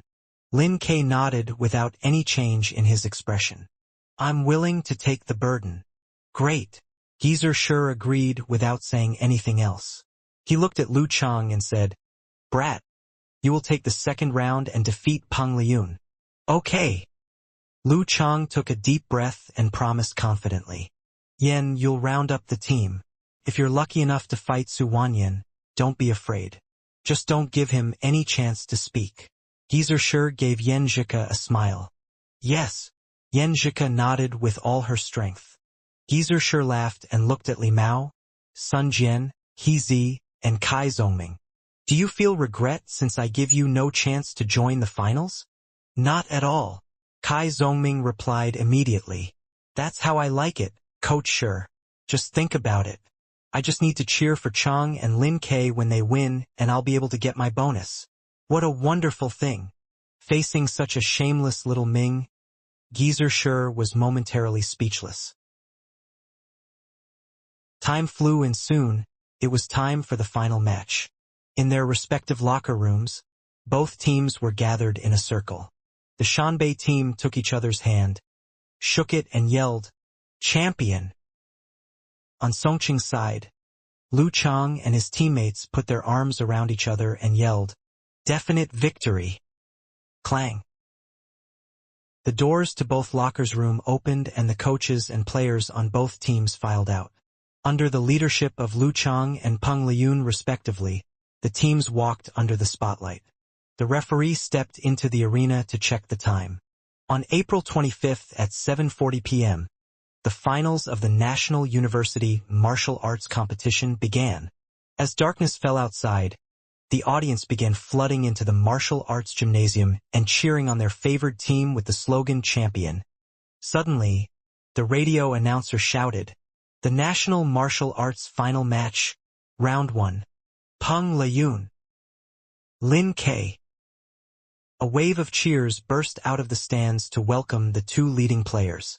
The majority of spectators began yelling, forgetting their usual demeanor and demonstrating their excitement. The referee standing in the center of the arena closed his eyes, tilting his head and soaked in the atmosphere. He sighed, not knowing if he was feeling nostalgic over his youth or regretting that he had come to the end of his martial arts career. Finals. Youth. These were such wonderful words. The referee immediately checked his mood and waved at both teams, signaling them to enter the arena. Seated with the Shanbei team, Peng Liyun was not wearing his usual coat. He stood up slowly, eyes shining with excitement as he transformed from an inconspicuous spectator into an imposing monster. After giving his teammates high fives, he walked toward the arena with a calm mind. Over on the Songqing side, Lin Ke, who had asked to go first, was already on his feet. Upon seeing the referee's gesture, he gave his right hand to Lu Chang. Bang! Instead of simply exchanging high fives with Lin Ke, Lu Chang grasped his hand as if to pour all his strength and courage into him. Fight! Lu Chang shook Lin Ke's hands with great force. Lin Ke nodded firmly but did not respond. Following Lu Chang's example, Yan Zheke and the rest shook Lin Ke's hands while giving him high fives as if they wanted to turn all their wishes and expectations into extra strength for Lin Ke. Fight! Fight! Fight! Lin Ke thanked each of them for their wishes, something he rarely did. He then turned to walk toward the arena, eyes focused on it. Under the spotlight, the arena glittered so brilliantly, as if it was a scene out of a dream. There was nothing different from any of his previous matches, but Lin Ke felt like he was in a trance. He felt his memories from many years ago overlapping with the scene he was looking at. It was still the same glittering arena in his dream, also the same final match of the competition, also the same Songqing fighters surrounding him. The only difference was he could only watch from the sidelines then, helpless to change the match outcome and to alleviate the sadness of his father and siblings. This time, he would be stepping on this arena of glory in their place and would give it his all so he would not leave any regrets. He had struggled on this path for so many years and had finally made it here. On the live broadcast, the guest presenter, Chen Sanxing, sighed with emotion. As expected, Songqing is using the riskiest yet most promising strategy. Exactly, Lu Chang echoed his words. If Lin Ke can force Peng Liyun to consume most of his stamina and energy, Lu Chang can defeat him with his superhuman stamina. Songqing will then improve their winning chances. But if Lin Ke loses within a short time, there will be no hope for Songqing to turn the tide. I think the latter is the more likely scenario. After all, we've seen a precedent for that. You can't be so sure. Lin Ke suffered an easy defeat in Peng Liyun's hands last December, but that was because he went through a tough battle against Fang Zhirong and had only about 30% of his strength left. In the 6 months after, Lin Ke has been advancing by leaps and bounds and has the strength of 7th pin. We can't consider him the ignorant guy that he was. On the other hand, Peng Liyun has been improving as well, but at a much slower rate. Their gap has been narrowed, Chen Sanxing explained. The inhuman state was a struggle for every warrior. Even Peng Liyun would inevitably find himself in a bottleneck with his progress stagnating. Lu Chang laughed heartily. Sanxing, you should also consider another fact. In the match last year, Peng Liyun wasn't using all his strength against Lin Quebec. That's true. Besides, once Peng Liyun begins morphing, there'll be some definite improvements. Chen Sanxing paused. We'll be able to see for sure once they start fighting. He did not make any judgments or predictions this time because there was not enough information to draw a conclusion, but it was evident from his attitude and words which team he was rooting for. The number of stone steps reducing under his feet, Lin Ke gradually got a clearer look at the arena as well as Peng Liyun, who was approaching from the other side. In that moment, Lin Ke suddenly felt the oppressive aura of his opponent as if he was an inexhaustible and unfathomable chasm of natural power. He felt awe and reverence rising involuntarily in him, as if he was watching a thunderstorm or a starry sky. Such a feeling made him tremble. This was the kind of pressure that only belonged to a 6th pin fighter. Lin Ke suddenly realized that Peng Liyun had not used his entire strength at all when in their fight last December. Peng Liyun was just testing his ability and strength back then. No wonder Peng Liyun was called the Big Devil. Lin Ke lacked similar methods and thus was unable to counterattack. He could only stabilize his mood and not allow himself to be shaken. His eyes were like 2 deep pools of water and his mind like an endless sky dotted with meteors. When the two of them reached their positions, Lu Chang and his team adjusted their postures. The audience also held their breaths. They could smell gunpowder. The battle was beginning soon. After checking the time, the referee raised his right hand. Talk time begins. Lin K immediately closed his eyes. No one knew what he was thinking or scheming about. Peng Liyun lowered the center of his gravity and entered his stance. A smile appeared on his face. With much grace, he left Lin K undisturbed in his own thoughts. With each passing second and minute, it was as if everything on the arena had come to a standstill. There was only the subtle rise and fall of Peng Liyun's chest. I want to make a record of all of Lin K's words throughout all the tournaments he has participated in and see if he has spoken more than 10 words, Chen Shansang said, poking fun at the quiet Lin K. Lu Chong could not help laughing. Isn't this pretty nice? Either way, we won't be able to hear what they say during the talk time. I'm just trying to relieve the tension before the finals, Chen Sanching explained. I see that though many netizens are watching, they're being very quiet. I myself am quite nervous. It's the finals after all. Lu Chong sighed. Their voices never stopped during their soothing conversation. Before long, 3 minutes had passed. Lin K opened his eyes. His eyes were deep and dark, like the night sky glittering with countless stars. The rise and fall of Peng Liyun's chest gradually slowed as he created a suffocating pressure that enveloped the entire gymnasium. The referee again raised his hand and waved it down with strength. He announced in a loud voice, "Start!" The first round had begun. The first round of the National Martial Arts final match had started. Lin K abruptly raised his hands and pressed them together before his chest. Visualizing the ancient characters in his mind, he spoke in his deep voice. Attainment! Once again, he decided to start with a powerful attack without changing his style. He was not prepared to give Peng Liyun an inch at all. Attainment! The mysterious sound reverberating in the arena. Lin K dashed forward like a bolt of lightning to stop Peng Liyun's flash attack. In the audience's eyes, it was as if a ghostly shadow was following him because of his high speed. In an instant, Lin K was close enough that Peng Liyun was within his range of attack.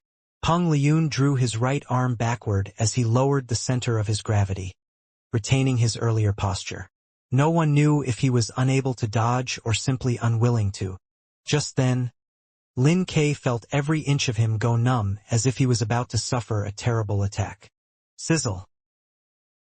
Before his eyes, Peng Liyun's figure began to distort subtly. Sizzle! Weak waves appeared on screen, with specks of snowflakes flying about. It fogged the arena, making the broadcast appear fuzzy. This, Chen Sanching seemed stunned. He blurted out, Peng Liyun is really beginning to transform.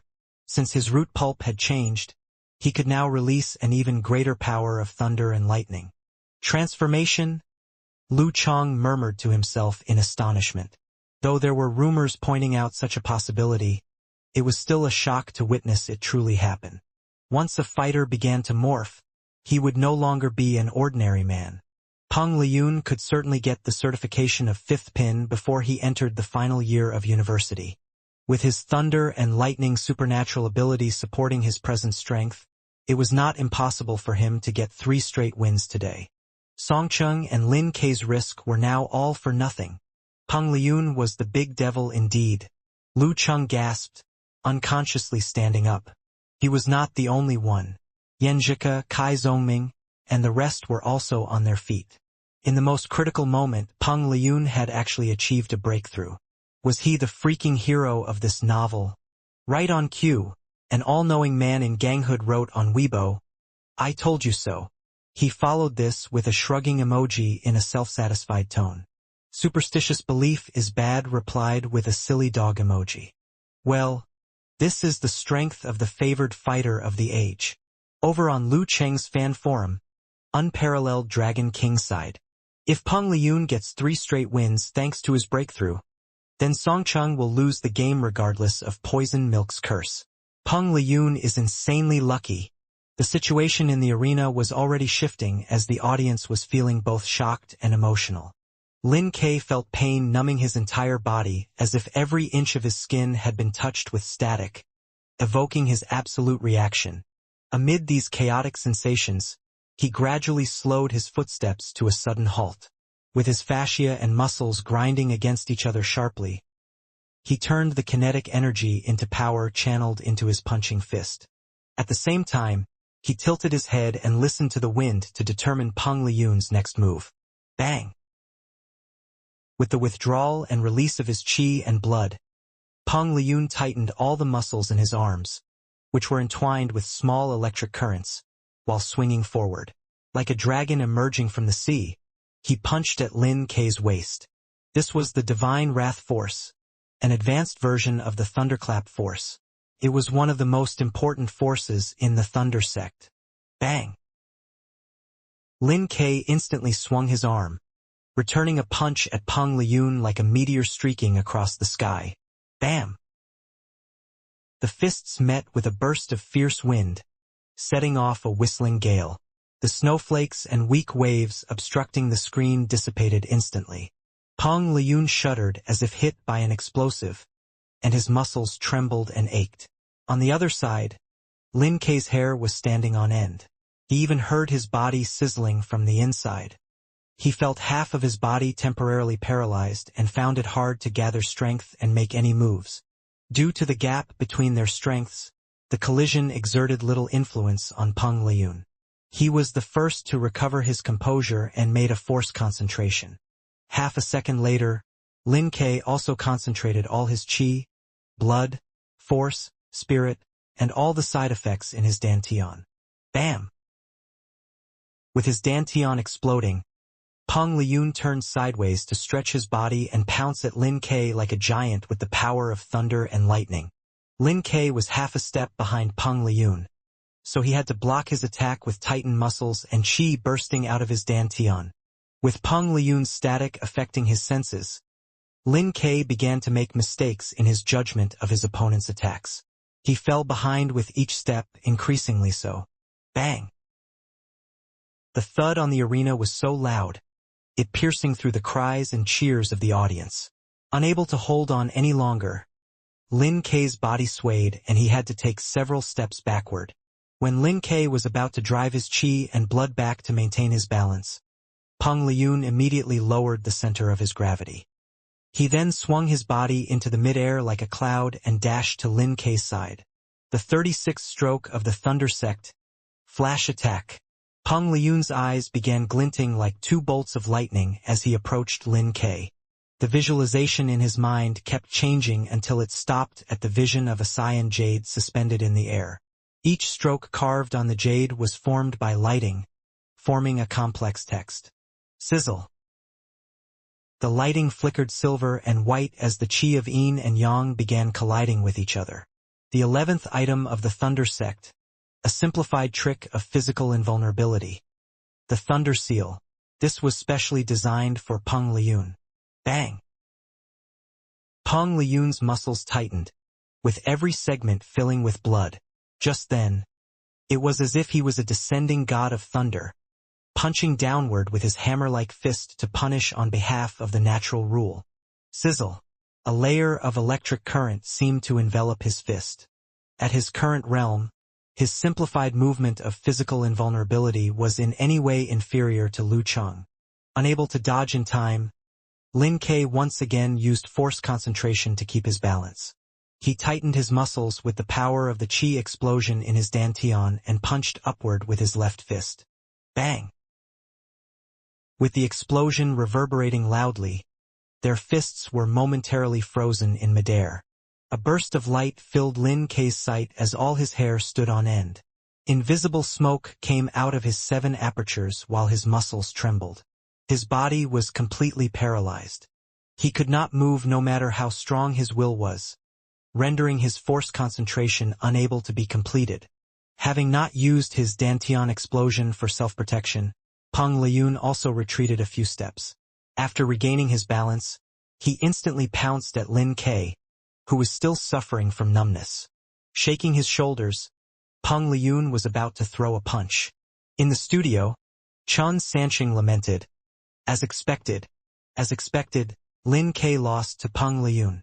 It was not that he did not work hard or strong enough, it was just that his opponent was too fearsome. Yan Xiaoling covered her eyes with both hands in front of the computer screen, not daring to see what would happen and the upcoming ending.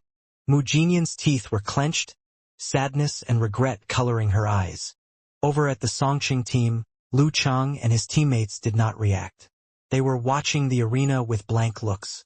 They stared as if Peng Liyun was stretching out his arm and punching Lin Ke in his temple in slow motion.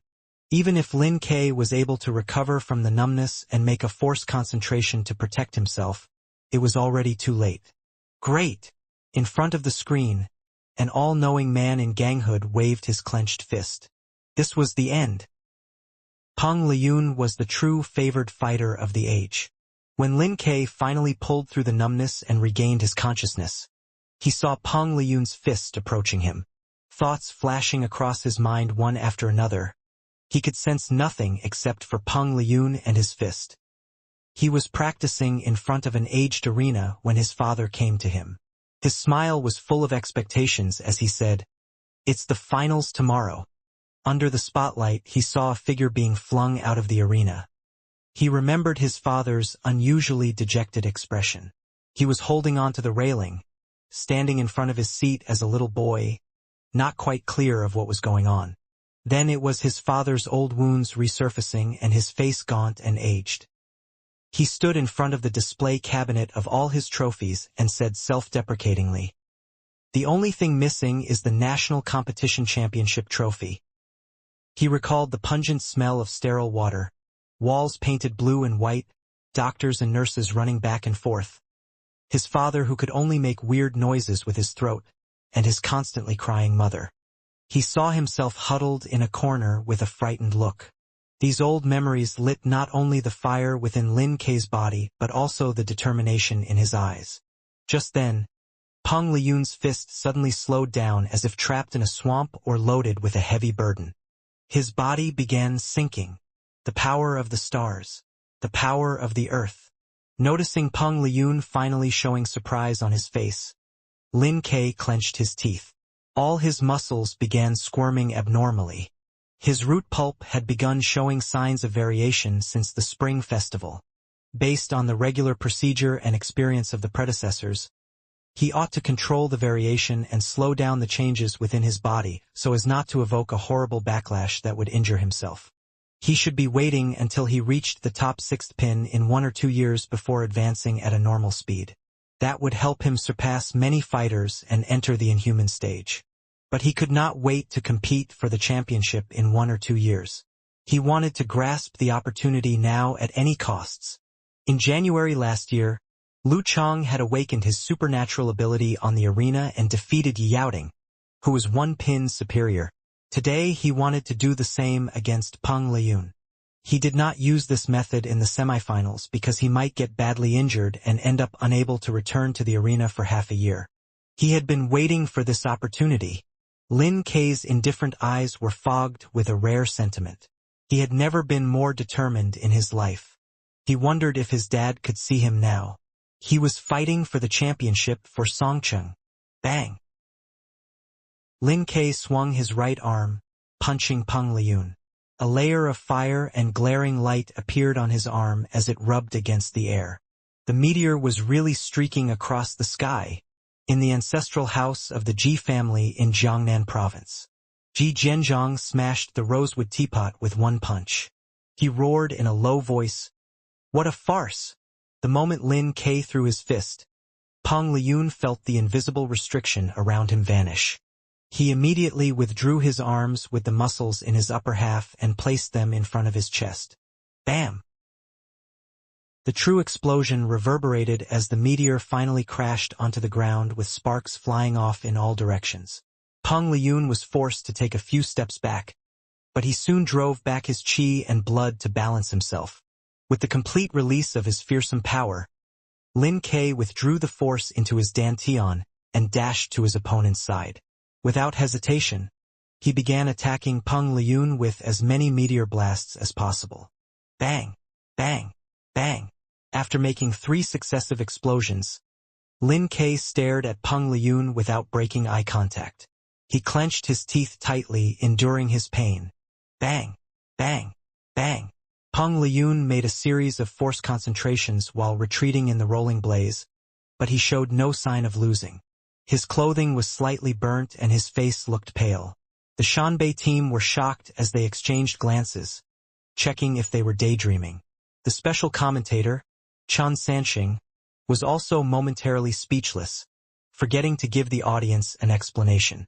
Lin Ke was about to take a step forward to continue his attacks, but his body began trembling and he could no longer keep his balance.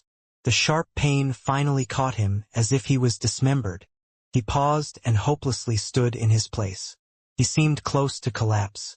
The referee instantly seized the moment to announce, "The first round, Peng Liyun wins." Before the referee's voice even faded, Geezer Shur appeared on the arena. He pointed at Lin Ke's points to freeze him as quickly as possible. He then shook his head. What a farce! He kept scolding Lin Ke as he helped him down the arena. It took him only 2 steps to get back to their seats. The surroundings were completely quiet. Lin Ke said nothing, only tightening his head to look at Lu Chang and the rest who were running up to him. For the first time, he gave them a clear smile, a pure and childlike smile. "I've tried my best." Lin Ke looked at Lu Chang. "I leave the rest to you." "No problem." Lu Chang nodded firmly, blood burning in him. He looked up at the arena, staring at Peng Liyun. His emotions were in a turmoil and he could not contain himself. He could not help yelling out of excitement. "Ah!" His voice seemingly coming from far away and nearby, Lu Chang dashed toward the arena. His momentum was like the whistling northern wind. It became fiercer and fiercer by the second. Just leave Peng Liyun to him. What just happened? Lu Chang remained stunned until Lin Ke left the arena with Geezer Shur. He turned to Chen Sanxing with a blank look. The series of changes in the last stage of the first round had been so abnormal that he still couldn't understand it. At first, Peng Liyun, who was about to win the game, suddenly slowed down, acting like a puppet, giving Lin Ke a miraculous opportunity to turn the tide. Then Lin Ke, who was originally much weaker than Peng Liyun, had begun to launch fierce attacks at his opponent, as if he had advanced to an immortal overnight. However, the exploding sound and blaze didn't last long. Lin Ke had given up and the referee hurried to stop the match, announcing that Peng Liyun was the winner. The whole process was just like an amazing dream. The world is just marvelous. It's not because I'm too stupid to understand what has happened. Lu Chang's words startled Sanxing, who checked his mood and then replied, Lin Ke awakened his supernatural ability. Supernatural ability? Lu Chang gave him a blank look. He had never seen a disciple of a great sect awaken his or her supernatural ability in such a horrible way without controlling it. Yes, you see, Chen Sanxing pointed to the slow-motion replay the broadcasting director was playing. Lin Ke was not standing still. He was actually moving slowly as if being trapped in a swamp. Chang, does it remind you of anything? The power of Earth, one of the features of the fighting sect. Lu Chang suddenly realized what had happened. Lin Ke awakened his supernatural ability and thus restricted Peng Liyun for a short time while saving himself. After that, he tried to defeat Peng Liyun with force gathered from the explosion made by his awakened supernatural ability. But Peng Liyun was still tough enough to block his attack and finally defeated him since he'd begun to suffer from the backfire of his supernatural ability. All Lu Chang's problems were solved. But he is a disciple of the Shushan sect. Haven't his masters and parents taught him how to awaken his supernatural ability in a slow, safe way? Lu Chang raised a new question. Only those without the support of a great sect would encounter such a situation when awakening their supernatural abilities. Chen Sanxing was a warrior many years ago and had collected much relevant information. He knew that Lin Ke's father was once a coach at Songcheng University. He sighed with emotion. Lin Ke knows the risks involved in doing this, and he knows he might suffer a lot but gain little. But he must do it at any costs without hesitation as a responsible warrior. Lu Chang was about to continue when Lu Chang appeared on the broadcasting screen. Lu Chang saw Peng Liyun's burnt clothing and pale face. He was still trembling. He couldn't help saying in surprise, Peng Liyun is injured. Things are becoming more and more interesting. Chan Sanqing raised his eyebrows and sighed. His emotions were complicated. Lin Kei's blaze had really lit the fire of hope for everyone of Songcheng University. They would wait to see if Lu Chang could seize the opportunity and defeat the big devil. Yan Shaoling opened her eyes after hearing the host and special guest's conversation. She wanted to cry in joy. Turning unconsciously to look at Mu Jinyan, she found her roommate sobbing and wiping her face with a tissue. Posts filled with acclamation and emotion began to pour into Lu Cheng's forum. Lin Kei was really a tough fighter. He even dared to risk his life, wrote Unparalleled Dragon King. I can't believe it. He Xiaowei touched his small, thick beard and murmured to himself. Have I really acquired a supernatural ability like poisonous milk? Checking his Weibo, he found several new comments. I kneel down to you sincerely. I shouldn't have doubted your ability. Immortal One, can I be your disciple? How could he turn the tide in such circumstances? I can't believe it. In the beginning, I believed only in destiny. But it was you, poisonous milk, that I could never see clearly. In another room somewhere in the city, an all-knowing man in ganghood took a deep breath and told himself that even an injured Peng Liyun was still able to defeat Lu Chang or force Lu Chang to use up his energy. Thus, he could easily be defeated by Fang Zhirong in the third round. In the stands, Ji Mingyu sat clenching and unclenching her fist. That brat, that brat. She didn't know how to scold Lin Kei. He must have inherited the ancestral traits of the Ji clan, headstrong and stubborn. It was indeed his style, Yan Kai sighed. He had experienced a lot and thus knew how much it had cost Lin Kei to do something like that. Taking a glance at his wife, he put his hand on her shoulder to comfort her. Don't worry, Coach Shi and our parents are all taking care of him. They won't let him suffer much. We have all done things in our youth without considering the outcome, right? His wife, Ji Mingyu, sighed and then replied, now he only has a 50% chance of reaching the physical invulnerability stage. If Lin Kei had been learning and practicing in a normal way, it would have been easy for him to reach the upper inhuman stage and prepare for the physical invulnerability stage. He would have enough time and potential. Now, however, it would take him at least a year to recover from the injury. Though he might have a better physical condition because of his awakened supernatural ability and reach 6th pin in a short time, it would be difficult for him to reach the inhuman state, and there would be more challenges and obstacles on his martial arts road. Yan Kai opened his mouth as if he wanted to say something, but he immediately gave up. The guy who had stolen away his princess was now standing in front of Peng Liyun. The atmosphere in the gymnasium again became tense, choking all the audience. In the substitute seats of Songcheng University, Geezer Shi stopped the backfire within Lu Cheng's body and then asked Li Mao and Kai Zoming to carry him to the emergency room for further treatment. Yan Zhika almost burst out sobbing when she saw her pale-skinned brother covered with a layer of frost. Clenching her fists tightly to hold back the tears, she was determined to shoulder the burden with her brother. Turning her gaze to the arena, she could see nothing but Lu Cheng's figure. There is not enough time for me to cheer you up this time, but I'm always with you. In the seats of Shanbei University, Fang Zhirong, Su Wanyan, and the others had serious looks as they were stressed. For the first time, they were not sure if they could win the championship. The next round would determine the final result. Lu Cheng's voice was still echoing in the arena, as if it had turned into a pillar piercing into the sky and giving out an acoustic wave that shocked the audience's minds. Fueled by the desire to fight, Lu Chang turned into a gust of wind, bolted into the arena and stopped in front of Peng Liyun. With the increasing adrenaline, his blood was pulsing through his body. Lu Chang felt like his qi and blood were even more exuberant now, enabling him to be quicker and more powerful than usual, as if he had taken stimulants. Normally speaking, with the help of such momentum, it was time for him to launch a direct attack and thus suppress his opponent and defeat him within seconds. However, Lu Chang knew clearly that Peng Liyun was a real tough warrior. He deserved the title favored fighter of the age and the nickname Big Devil. Even though Peng Liyun was injured, he was still not a normal fighter whom Lu Chang could defeat without hesitation. If Lu Chang underestimated his opponent, Peng Liyun might win this round quickly.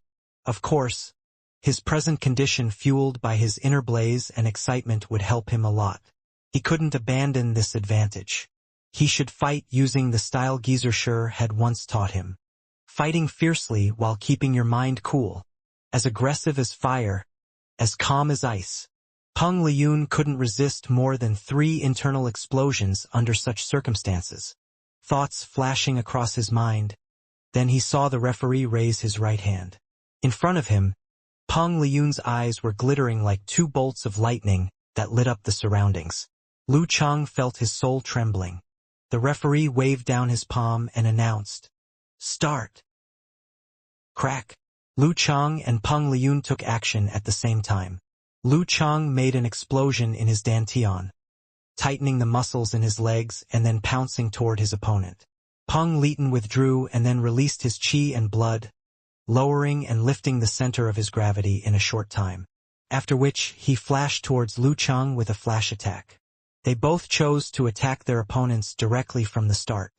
This round was already at a climax, and it had just begun. They were flying towards each other at high speeds and had no time to adjust themselves in midair.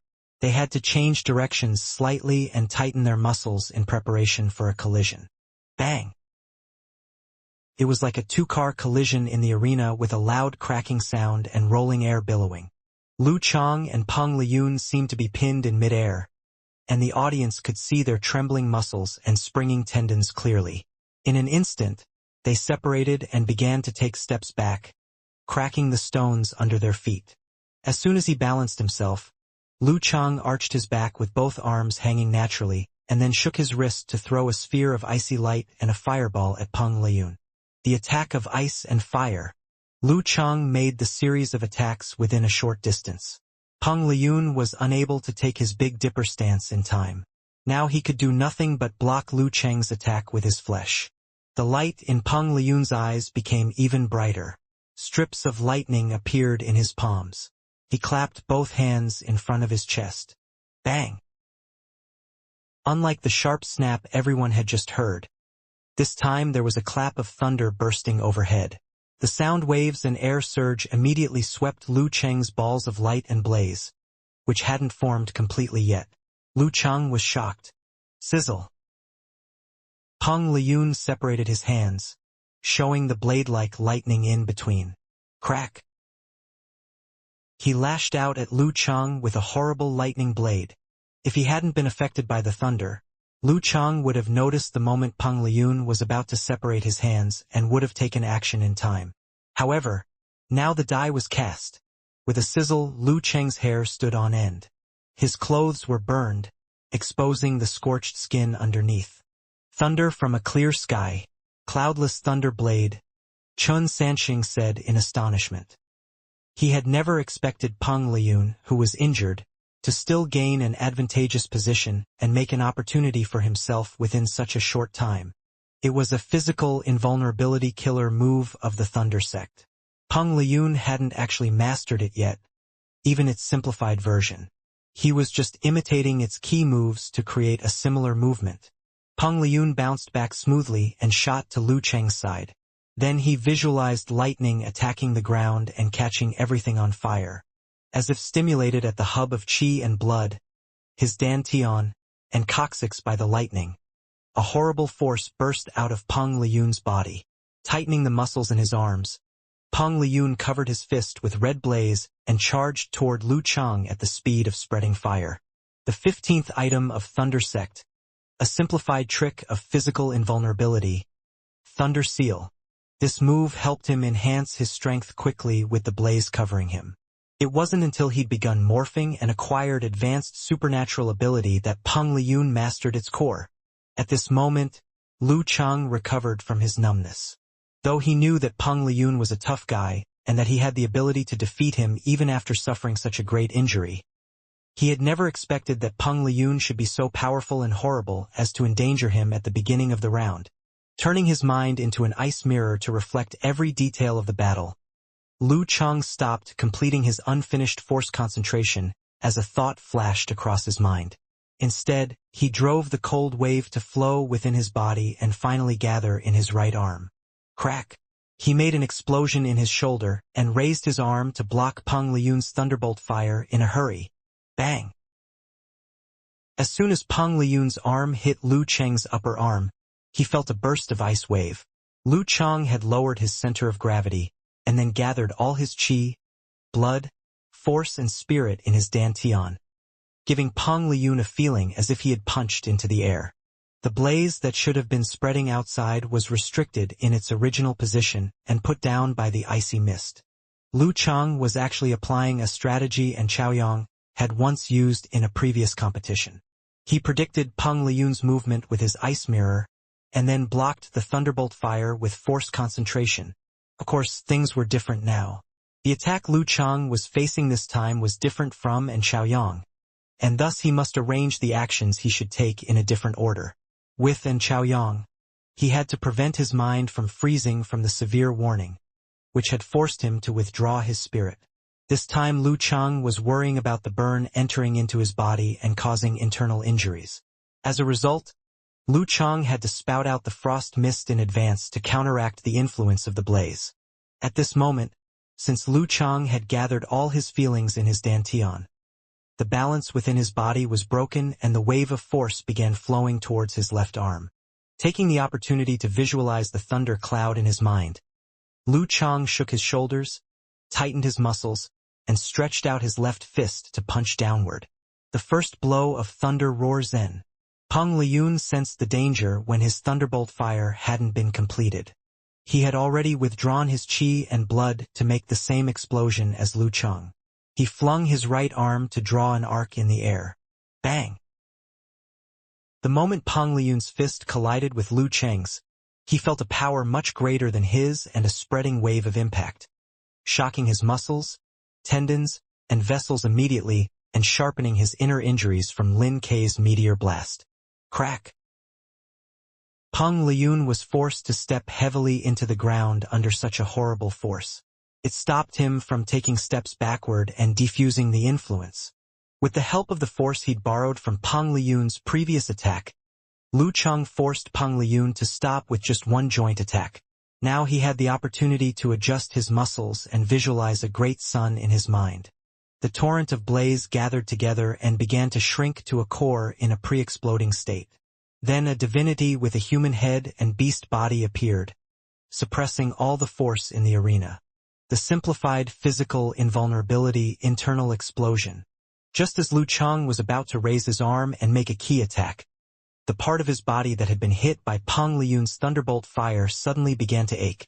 It was dangerous to defuse a simplified version of a physical invulnerability movement with force concentration, not to mention that thunderbolt fire was well known for its explosive power.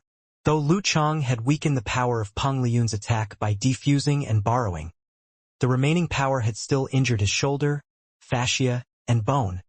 Adding difficulty to his gathering force, Lu Cheng began analyzing the present situation quickly. Maybe the bone in his right arm was broken. Damn it! Just seize this opportunity at any costs. Lots of scenes began flashing through Lu Cheng's mind, like Lin Kei's childlike smile, cause expectations and sadness. Lu Cheng clenched his teeth, swung his right arm, and punched at Peng Liyun's abdomen.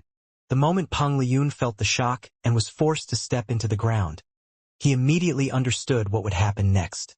He rushed to withdraw his qi and force to alleviate his inner injury while maintaining his double explosion. Bang! He stretched the fingers of his left hand and pressed down at high speed to make room for Lu Cheng's punch while pushing it out at the same time. Bam! As if a time bomb had finally exploded within his body, Peng Liyun felt his 5 viscera and 6 bowels shaking. His qi and blood began to roll. His internal injury had gotten worse. Peng Liyun hurried to take a breath and made the third force concentration. On the other side, Lu Cheng had lost his balance from the explosive force and was now tottering backward.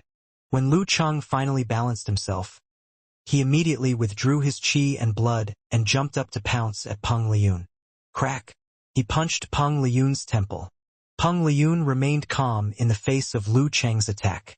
Taking advantage of the force bursting out from his dantian, he shrugged to block Lu Cheng's fist with one arm. Bang! With a dull thud, Lu Cheng's joints and fascia snapped and stretched to drive his fingers at Peng Liyun's head like 5 awls. There was a beam of cool light glimmering atop each finger like arrows and needles.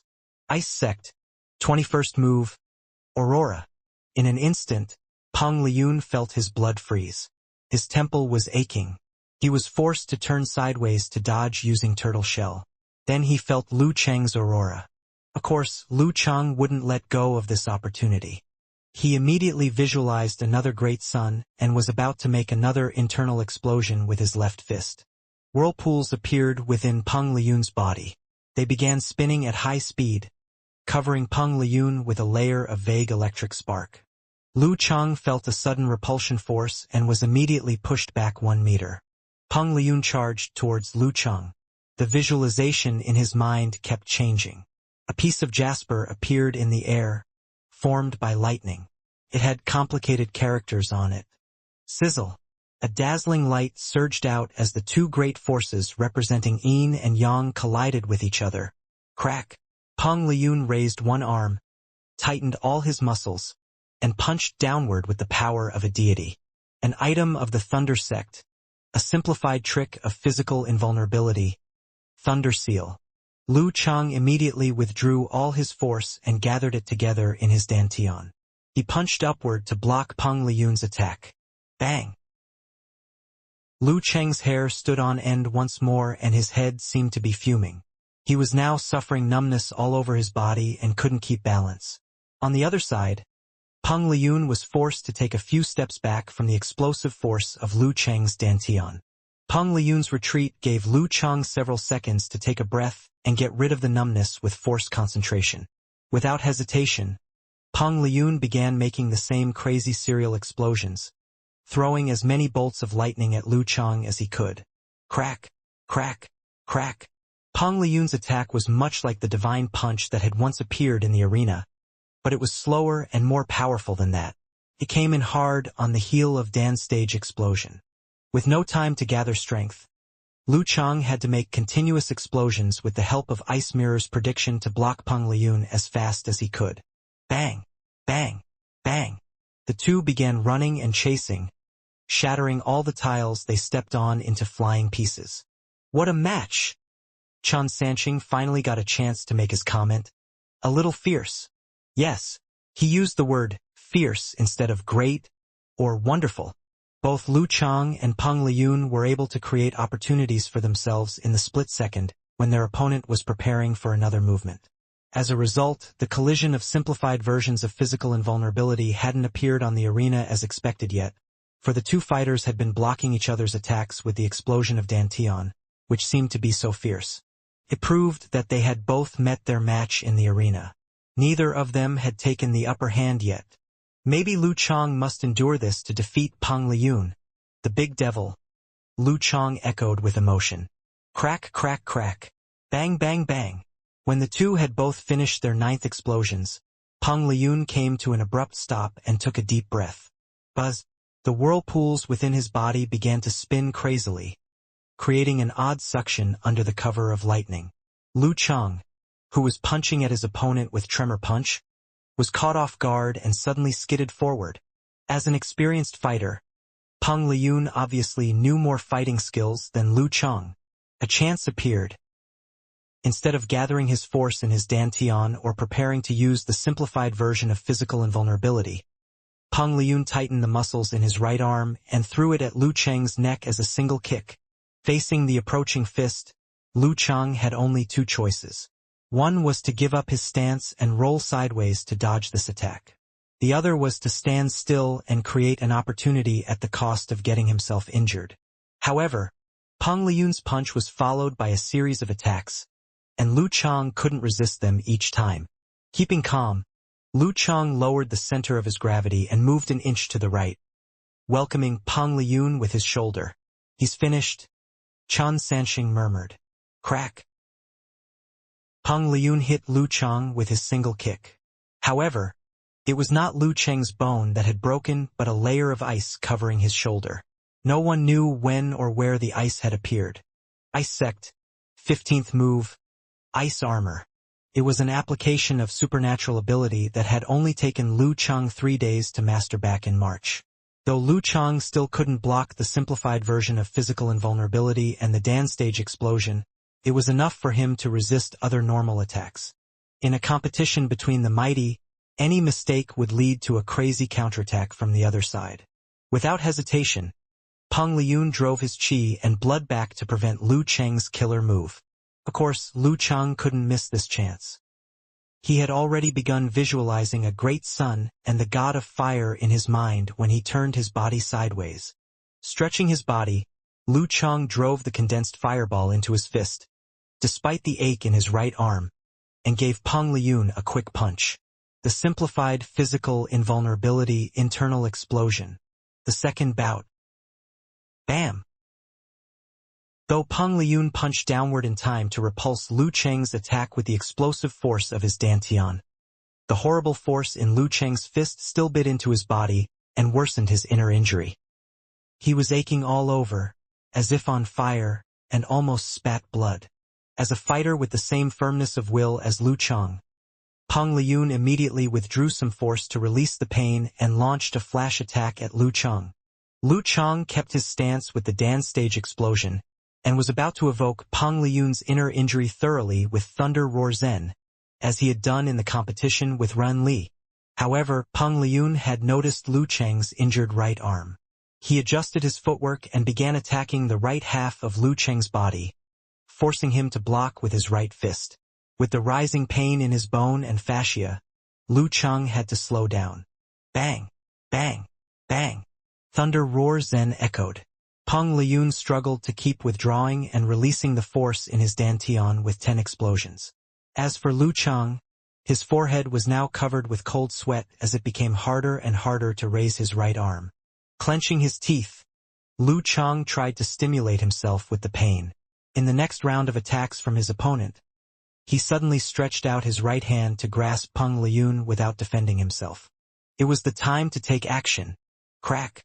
Liu Chang felt his broken bone get even worse as he grasped Peng Liyun's fist. Blue veins stood out on his hands and fingers like Chinese dragons. He poured the frost and cold current within his body into Peng Liyun's directly instead of continuing to punch him. Peng Liyun became stiff for a moment but soon recovered. He immediately withdrew qi and blood instead of attacking back with his thunder and lightning supernatural ability. With the explosion of force in his dantian, Peng Liyun jumped backward to dodge Liu Chang's attacks. He was unable to resist another internal explosion. However, Liu Chang didn't use a simplified version of physical invulnerability as expected. Instead, he used a force concentration to release the pain in his arm. Tightening the muscles in his legs, Liu Chang stepped heavily onto the ground, shattering tiles, and then jumped up to dash towards Peng Liyun. He raised both hands to make a gesture while visualizing ancient characters in his mind. He spoke with a low voice. Bing! Peng Liyun, who was about to attack back, became stiff again. He was now at the limit of his strength, and every move Liu Chang made was like a blade aimed at his neck. However calm he was under normal circumstances, he was now unable to visualize the god of thunder in his mind to make a counter-attack as he usually did. His inner injury had begun to stir up trouble and affect his spirit.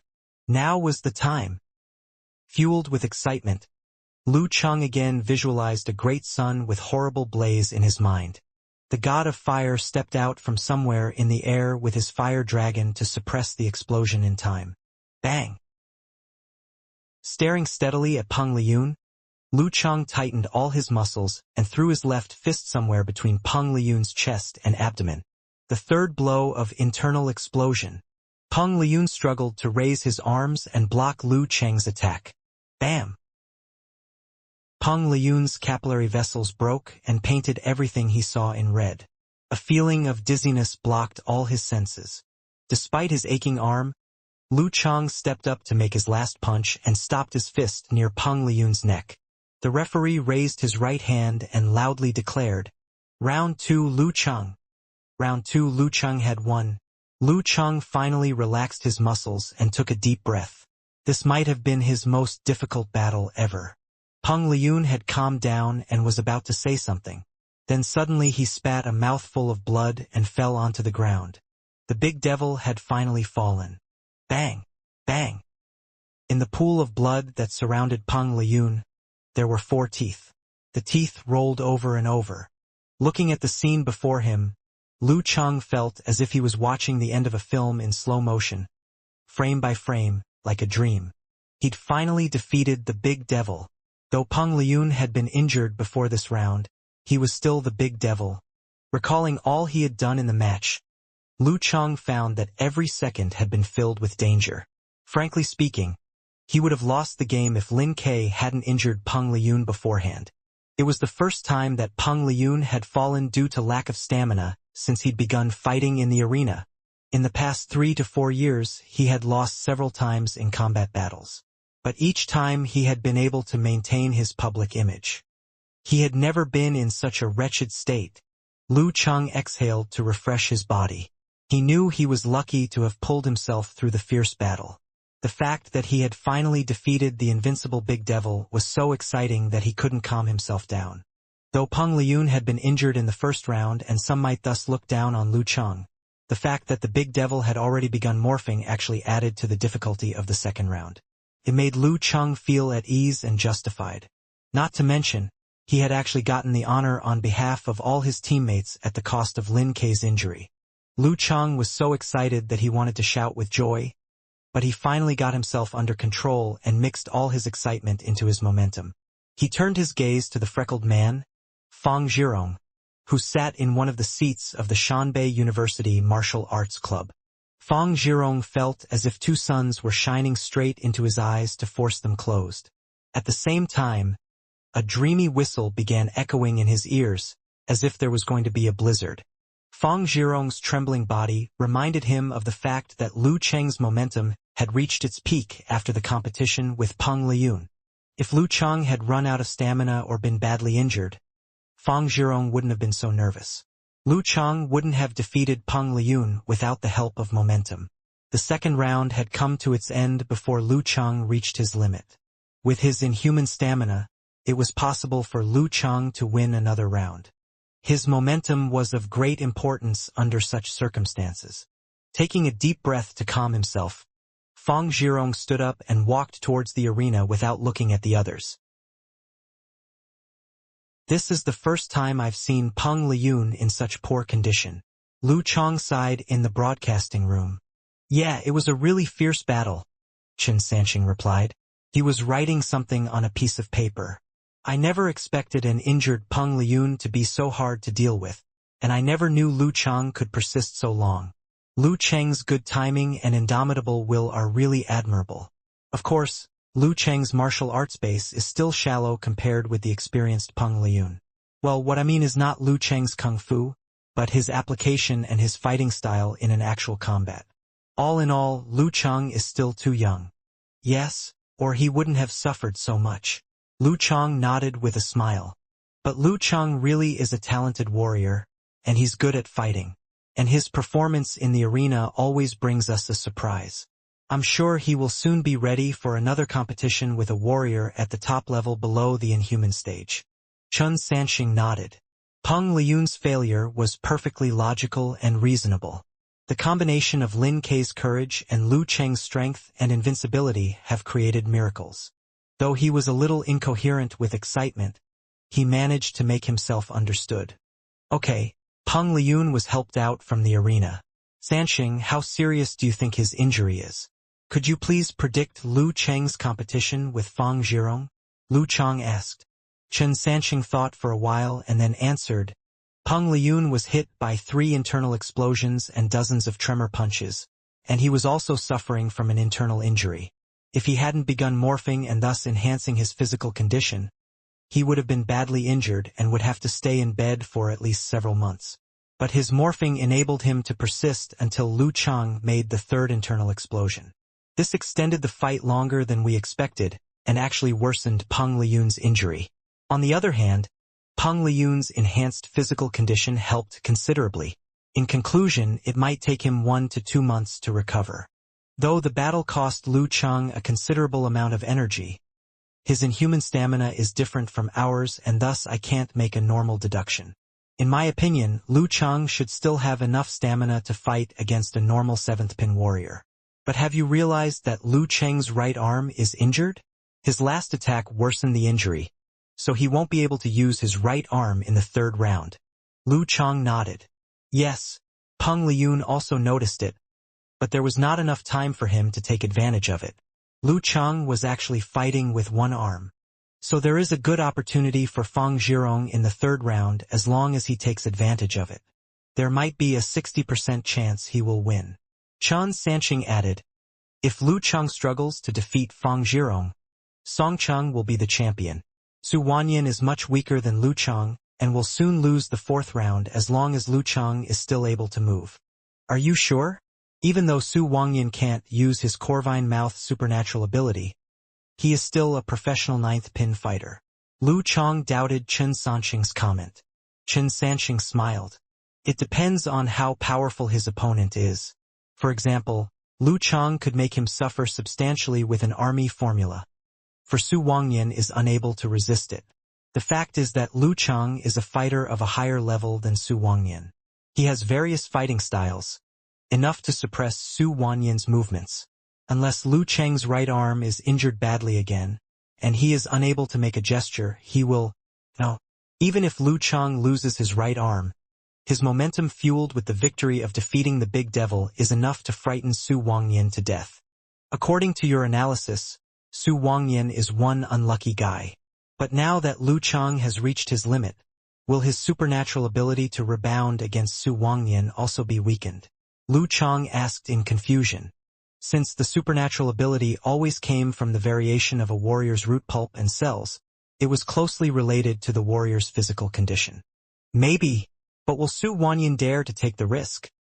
Chan Sanqing murmured and then straightened himself under the broadcasting director's instruction.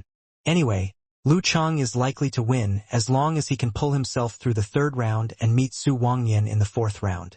The coming round will likely determine the champion. The 3rd round is about to start. Will Lu Chang be able to get 2 straight wins with great momentum? Will Fang Zhirong take advantage of Lu Chang's injured arm and help Shanbei get its 3rd championship? Let's wait and see. What a tough battle. Wonton Seller appeared in Lu Chang's forum and sighed with emotion. She was worried about Lu Chang. Her heart was beating.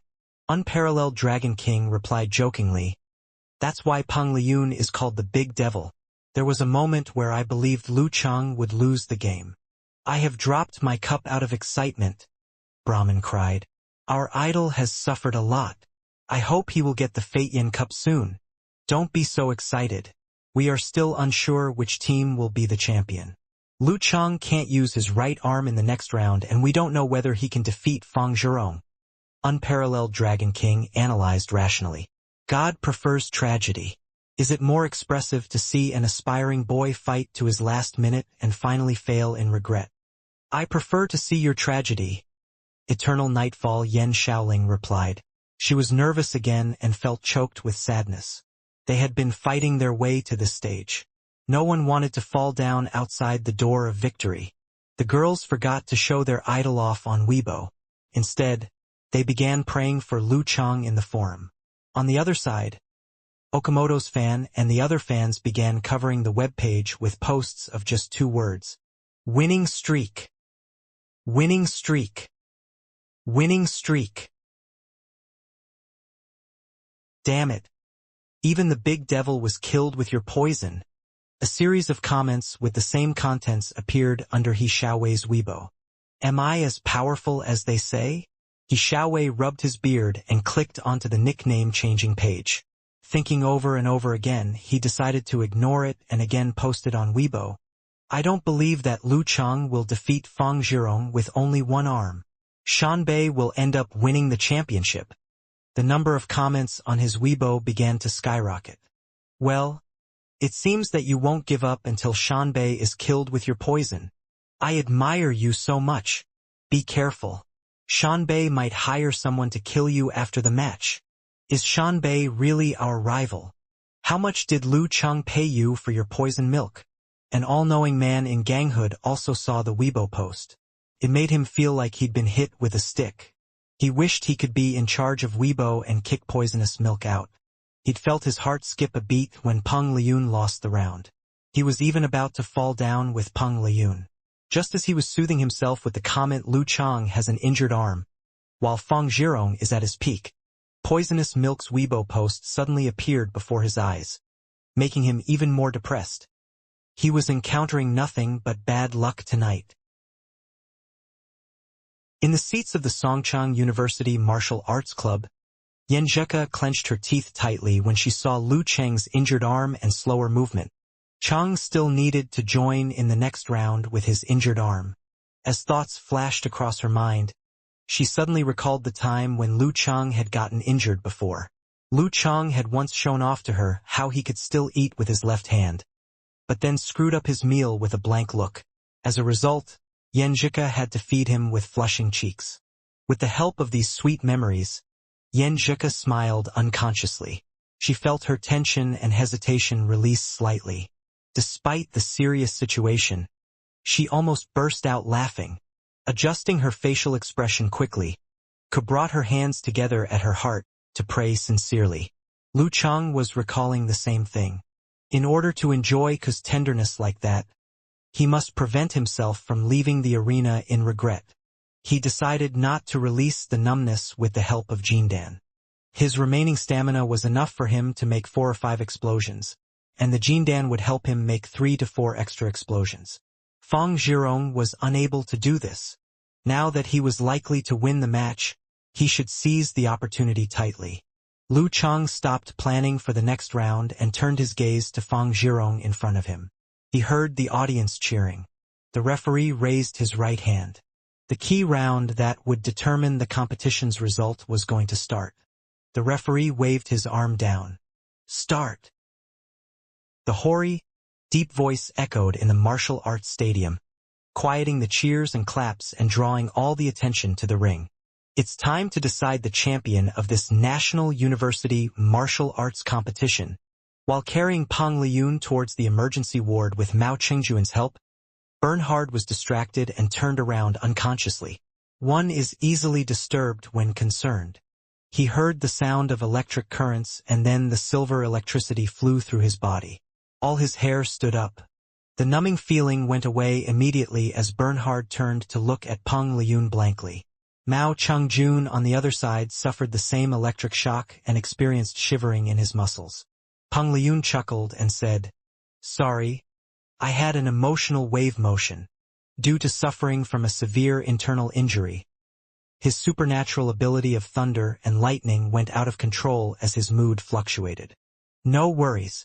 We are also concerned about the match." Mao Chengjun understood exactly how Peng Liyun felt upon hearing the word, start. Listening to them talking, Bernhard could only think of one thing. I was actually struck by the lightning. Start. Before the referee's voice vanished in the air, Lu Chang already lifted his hands and formed a seal in front of his lower stomach, despite the pain he was suffering. Almost at the same time, an ancient character was sketched in his head. His stomach began to wiggle, and his throat opened up to chant in a low voice, "Attainment!" A figure in a black-edged white robe broke the air screen and dashed into Fang Zhirong in a flash. Fang Zhirong had expected the overwhelming Lu Chang to take the initiative to unleash his advantages and suppress the rival's morale. He bent his back into an arch and moved in the manner between a wolf and a snake to avoid the frontal confrontation just in time and turn the match into a guerrilla fight. He moved swiftly in a rather strange way, blocking the light and creating a black shadow on the floor. The shadow wiggled as he turned and twisted, sending a chill down the audience's spines. Every style of the dark sect was intimidating in some way. Lu Chang transformed into the north wind, chasing with a whistle and shortening the distance between them, fast and agilely. His progress had been so rapid that he constantly had many new techniques to learn and master with not much effort to spare on improving his footwork. He still wasn't close to the treading Dubhe and Alcate stage, not to mention catching up with Ren Li. He didn't have enough time to mature and brew. A few minutes later, Fang Zhirong, assuming Lu Chang had thrown away his advantages, suddenly turned and launched a counterstrike, aiming at Lu Cheng's injured right arm. Bang! He tightened his thighs and lifted his knee. His right foot rose slightly above the floor and stamped down at Lu Cheng's foot. In the meanwhile, he exerted strength from his shoulders and threw his left arm out to punch the rival's right arm along with the tramp. A trample plus a punch like a stab in the back. Fang Zhirong was taking advantage of the injury in Lu Cheng's right arm and painful movements. Knowing Lu Chang was capable of forming a suit of ice armor for defense, he had made a plan for his following moves. Once his punch broke the crystal ice, he would stretch his 5 fingers out toward the rival's heart. The mouth of a bamboo snake or the sting of a wasp. Before his stamp landed, Lu Chang, as if having telepathy, pulled his own foot back and turned right to perfectly duck the punch and the trample.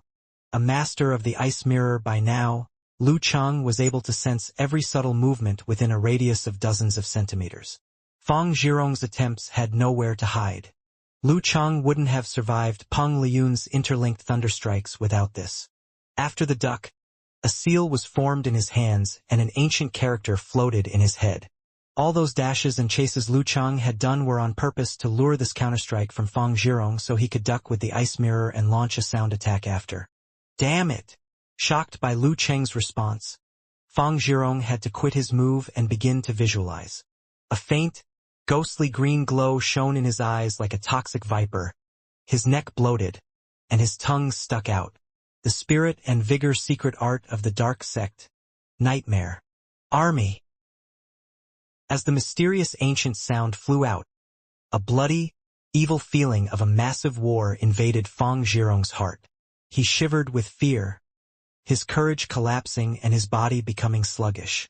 With a very peremptory, powerful determination and his familiarity with the spirit and vigor secret art of the dark sect, Lu Chang quickly recovered after a brief shiver and visualized the forwarding formula. Instead of calling the spell out loud to attempt a full recovery, he suppressed the impact through the visualization and grabbed the rare opportunity to slide forward and launch a left pound at the rival's chest. An acute pain suddenly woke Fang Zhirong up. He immediately struggled to make a forced concentration and put all his thoughts aside. Pulling back his blood and chi, force and spirit, he curled up to form a ball on the floor and dodged Lu Cheng's mountain-shattering pound. The squat was followed closely by a bounce. Fang Zhirong ignited his Dan force and threw his body out fiercely, as if firing a cannon towards Lu Cheng's vital part. However, Lu Chang had quickly withdrawn his fist, pulled back his blood and chi, and gathered them at his lower stomach like a well-experienced fighter. Bam! His muscles bloated and right leg tightened into a whip, cracking towards Fang Zhirong's lifted arm. Dong! A dull sound came out when Fang Zhirong, who was floating in the air, was kicked out like a football. Lu Chang drew in a deep breath and performed another explosion. His feet pushed the ground, sending his body out like a bomber after Fang Zhirong. Following 2 loud bangs, Fang Zhirong, who was struggling to stabilize his body on the floor, saw the rival approaching rapidly, pulling back, and then releasing his chi and blood. The muscles on his opponent's left arm were bloated and a fist shot out. Great snowslide triple explosions. Suppressed in every possible way, Fang Zhirong felt like his every movement had been predicted by the rival. He dared not take it lightly and hurried to visualize a turbine spinning inside his body like crazy, boosting the pressure. Bam! Every muscle of his was suffering an excessive accumulation of blood, making his body taller and bigger. His right fist punched out with supreme force. The turn of 2 ends of the magnetism sect, the magnetic field spinning. Bang! Airwaves rolled and rocked as the dark blue vessels stood out on their fists. Their muscles roused even more. In a flash, Lu Cheng's body began to shiver, blending techniques of the 24 blizzard strikes into the force concentration and once again pulling back his blood and chi and spirit. It left Fang Zhirong no other option but to make another Dan stage explosion. Otherwise, he would be swallowed by the brutal blizzard. Bam! The muscles on Lu Cheng's right leg bloated, kicking his foot out. The 4th consecutive explosion. Bam! Fang Zhirong confronted him with a whip kick passively. Pong! The dull sound made by his leg was instantly followed by another explosion as Lu Chang tramped the floor with the tip of his foot and dashed forth sideways, relying on his advantageous physical strength. His terrifying strikes were so overwhelming, as if he intended to crush Fang Zhirong once for all. Fang Zhirong had to respond with his second explosion. His body bloated, his feet touched each other, and his body leaned forward. Bang! The bump was deep and loud. Fang Zhirong swayed and fell back. He felt numb on his scalp and immediately pulled back his blood and qi, stabilizing his body and getting into a defensive stance. Lu Chang, like an endless snowstorm, withdrew his blood and qi, and then made the quintuple explosion mightily, while his right foot stepped forward, aiming at the enemy's knee. Bang! As their insteps hit, their martial arts shoes scattered into the air like hundreds of butterflies. Fang Zhirong knew that he couldn't let this continue. He was someone who focused on the use of poison because his physical strength was weaker than that of his peers of the same rank. He claimed to be an inferior 7th pin fighter, but he was merely able to complete the quintuple explosion in a row, while the overwhelming rival seemed capable of performing 8 continuously. If they continued like this, he would be very close to his doom. Unconsciously, his heart was suppressed by Lu Cheng's presence and his spirit was affected. Fight! Fang Zhirong clenched his teeth and touched the floor with the tip of his feet, taking the initiative to make the fourth force concentration. It was immediately followed by his left hand with 5 fingers spread wide and green veins bulging outward, reaching out to grab Lu Cheng's right arm. His fingers bore a ghostly, faint, green glow which would cause dizziness and nausea. The Dark Sect's dark poison force.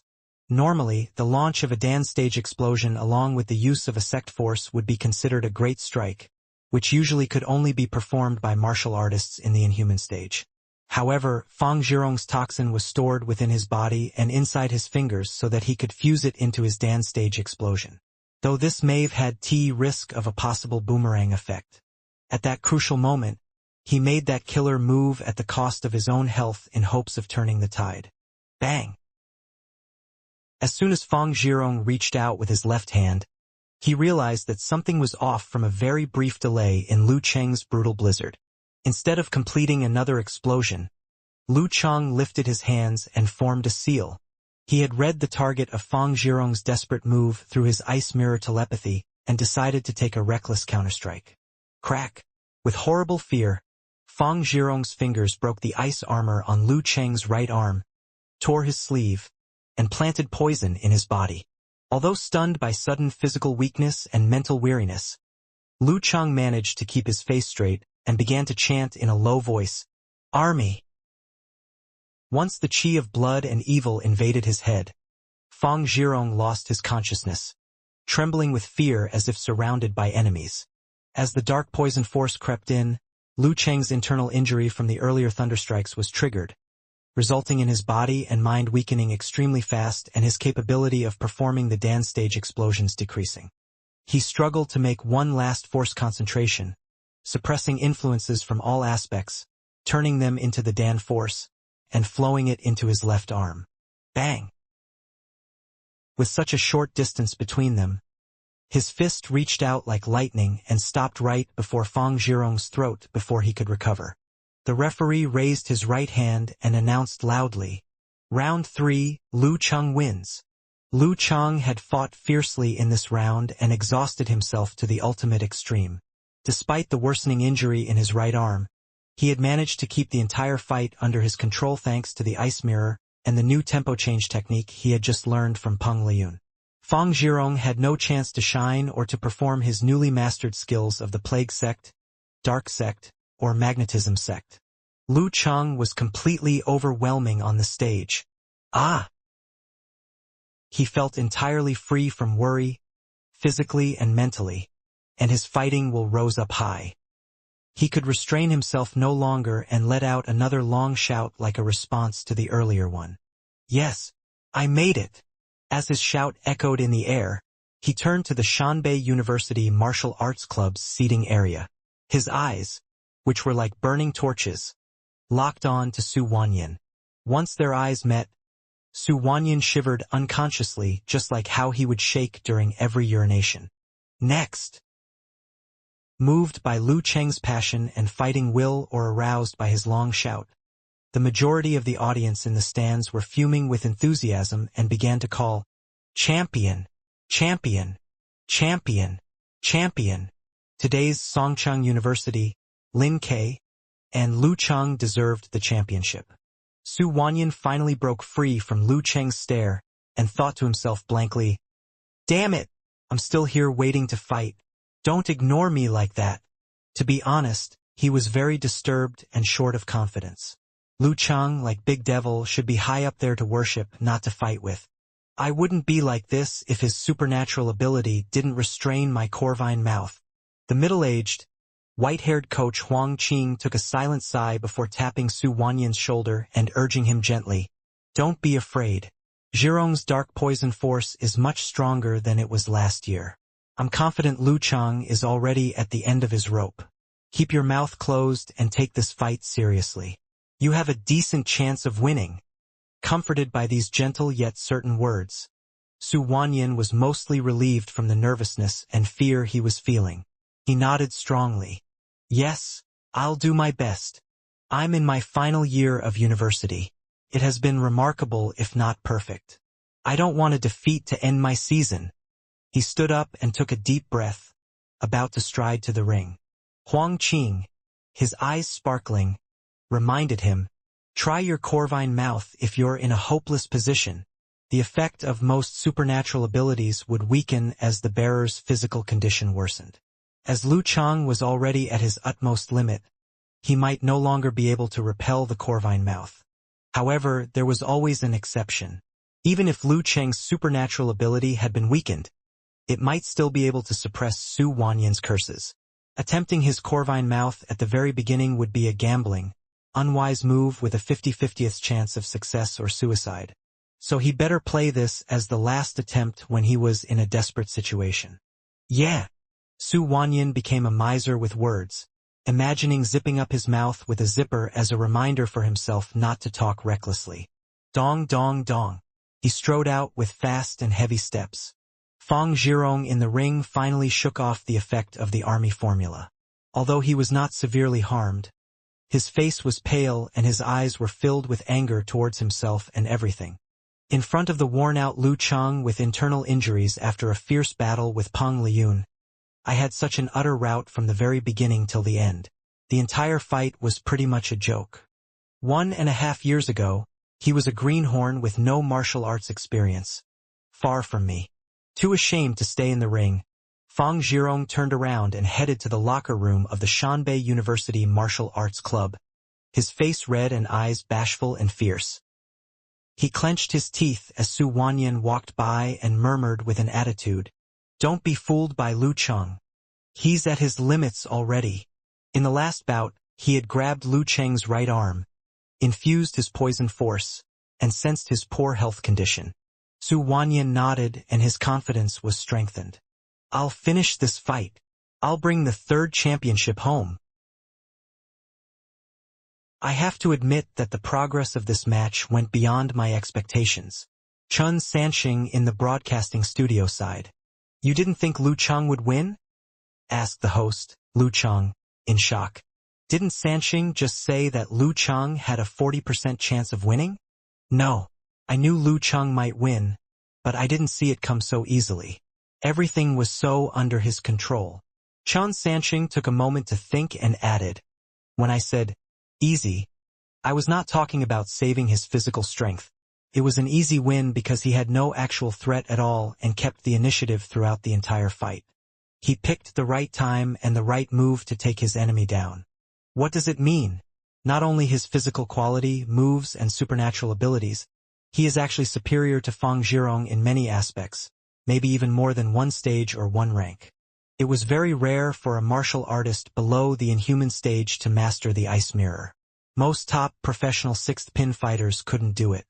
Of course, some favored fighters of the age, like Peng Liyun and Ren Li, were able to perform something similar more or less, yet most of them didn't have the right martial arts style, which indirectly proved the Queen of Thought's remarkable vision since Chaoyang had preliminarily grasped the lake and mirror-like wisdom. That's right. I also noticed some tempo change from Lu Chang in this fight. He is highly gifted indeed. He had a lesson just now and mastered it at once. Praised Lu Chang. The fourth round is about to start. Yeah. Sansheng, according to your earlier comments, Songcheng University has pretty much secured the championship, right? Not yet, said Chun Sansheng modestly. I just have a lyric line for Su Wanyan. Which one? Asked Lu Chang curiously. I can see it already. A tragedy is on, sang Chun Sansheng. Lu Chang laughed. You are spilling your poisonous milk on Songcheng University and Lu Chang. No worries. Lu Chang has the supernatural ability to bounce away curses and poisonous milk, answered Chun Sansheng in a humorous way. In Lu Chang's fan forum, the very excited Yen Xiaoling, Eternal Nightfall, posted a whip-cracking emoji. What tragedy are you talking about? I'm waiting for a comedy show. Alarm. No water drinking in the next couple of minutes, replied Brahman just as excited. As their conversation went on, Yen Zhika's eyes softened and shone more brightly in the Songcheng University Martial Arts Club's seating area. She muttered quietly, Idiot Chang, didn't you say you hated that nickname? Why did you yell again and again then? The nickname is perfect for you. She burst into a laugh with a very beautiful curve on her lips. After the fight with the old fellow Mu, she became more confident in her boyfriend and less worried. Joy and excitement began to brew. I have contributed to this championship. I have worked hard for it. I'm not just a cheering spectator. Li Mao and Kai Zongming had stood up, waiting to get on the stage and throw Lu Chang up into the air after the final comedy show. Dong! Dong! Dong! Taking his position in front of Lu Chang, Su Wanyan suddenly felt anxious under Lu Chang's overwhelming gaze. His calves tightened and an idea came to his head. His presence is really frightening. Despite his tough looks and imposing presence, Lu Chang was actually in a very poor health condition. Fang Zhirong had improved significantly through hardcore training. His dark poison force could cause chest tightness and shortness of breath and weaken and wear out the rival's body and mind. Lu Chang felt sleepy and numb. He could no longer maintain the ice mirror even with the supplementary strength from his Jindan, not to mention performing force concentration or simplified physical invulnerability. The swordsman formula could temper one's body and improve his body quality and mental concentration internally and help recover others' physical strength externally. Couldn't heal the bearer or assist him to rise up high to the peak. Fang Zhirong's dark poison force actually bore a toxin that couldn't be efficiently reduced by the force concentration. Lu Chang would have finished the fight in a much worse condition had he not completed one dance stage explosion before the poison broke out. However, others can't see my current state. I still have a chance of defeating Su Wanyan with the stratagem of the empty city. Lu Chang lowered his waist slightly and resumed his stance, attempting to crush the rival with his presence. The injury on his right arm was not much worse than earlier because Fang Zhirong's final grab focused on infusing poison. Before he could pull and tear, he was stunned by the army formula. As long as Lu Chang could bear the pain, his right hand could move about. The referee raised his right hand and took a deep breath before calling, "Start." The possibly last match had started. Dong! Dong! Dong! Lu Chang lowered his back and transformed into the northerly wind again, rolling and whistling towards Su Wanyan. His imposing presence advanced ahead of his move. Su Wanyan, short of confidence, was afraid of any frontal confrontation with Lu Chang with fear for his army formula and the simplified physical invulnerability. He twisted his feet and employed the U-footwork to duck away before taking his stance and wielding his right arm like a giant hammer. The 24 pounds of the Thunder Sect, plank shuddering pound. He believed he had to give Lu Chang enough pressure to prevent him from recovery. Su Wanyan kept his mouth shut, scared of anything slipping out of his mouth out of his usual practice. The good might fail and the bad might work. Lu Chang's spine straightened and then his waist bent, his weight rolling smoothly. He adopted the guerrilla war style to dodge the strike and then slid to the side of the enemy. Pam! His knee joint popped and his right foot quickly kicked out towards Su Wanyan's ankle. Beautiful! He's of the professional sixth pin indeed, way more flexible than me. Never good at footwork or agility, Su Wanyan knew he wouldn't have enough time to throw his leg out unless he wanted to offer his joint to the enemy. He pulled back his waist as well as his left foot to avoid the trample. Lu Cheng's right foot gently touched the floor, and his left foot quickly caught up to throw another low kick, aiming at the rival's ankle joint again. Pop! Pop! Pop!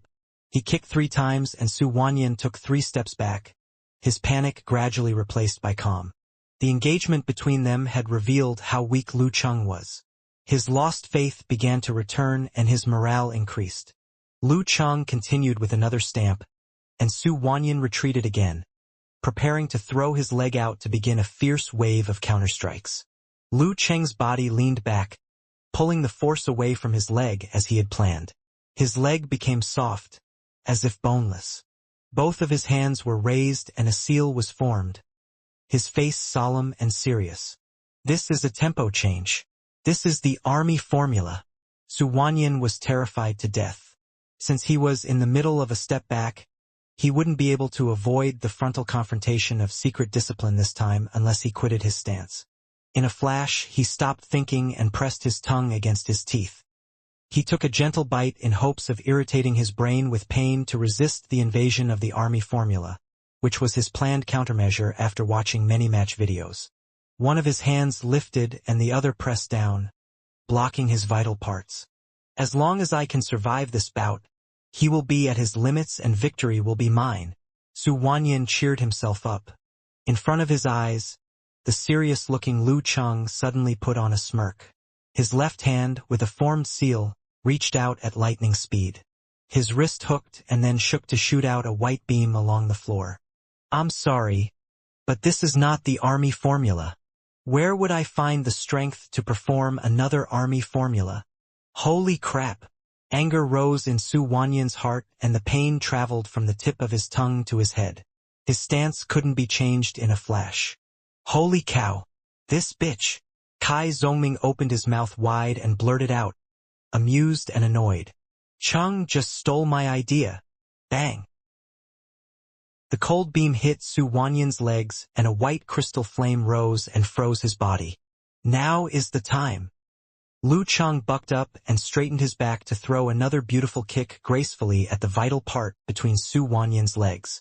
Su Wanyan was shivering in the cold, but his head suddenly cleared up, remembering the last words from his coach. He squeezed his ass and shouted, "Strained!" His Corvine mouth ability was very limited at that moment. No meteor would fall if he called for that. With such a distance between them, it probably wouldn't work if he called for a miss. Lu Cheng was completely unaffected, his flying kick continuing fiercely. Bam! The referee threw out his leg to block this kick and then raised his right hand. Round 4, Lu Cheng. The final result of the match. Songcheng University Martial Arts Club wins. After a second of silence, the audience began to shout, "Champion! Champion! Songcheng University! Champion! Lu Cheng! Champion!" Among the cheers and claps, Su Wanyan turned to the referee with a pained look on his face. "Could anybody give me a hand? My ass has a cramp. Maybe my gluteus muscles are strained." Round 4. Lu Cheng wins. The final result of the match. Songcheng University Martial Arts Club wins. As soon as the referee began to give the announcement, Li Mao and Sun Jian rushed out excitedly and carefreely towards the ring, screaming and shouting. If it were a win over Peng Liyun or Fang Zhirong in the last round, it might have taken them much longer to respond, to believe, and to accept. However, after 2 extremely tough fights, Lu Cheng's final round was with Su Wanyan, whose supernatural ability was completely suppressed. Their expectations had expanded and they had been waiting for this moment to vent off their feelings. Champions! Champions! Among the cheers and claps, the strongest bench fighter, Yan Zheka, rushed to the ring the first, like an agile deer, and hugged Lu Cheng. At that very moment, she could suppress her surging feelings no more. In front of the audience and all the spectators in front of the TV, she showed her love to the world. "Whatever. My dad already knows anyway."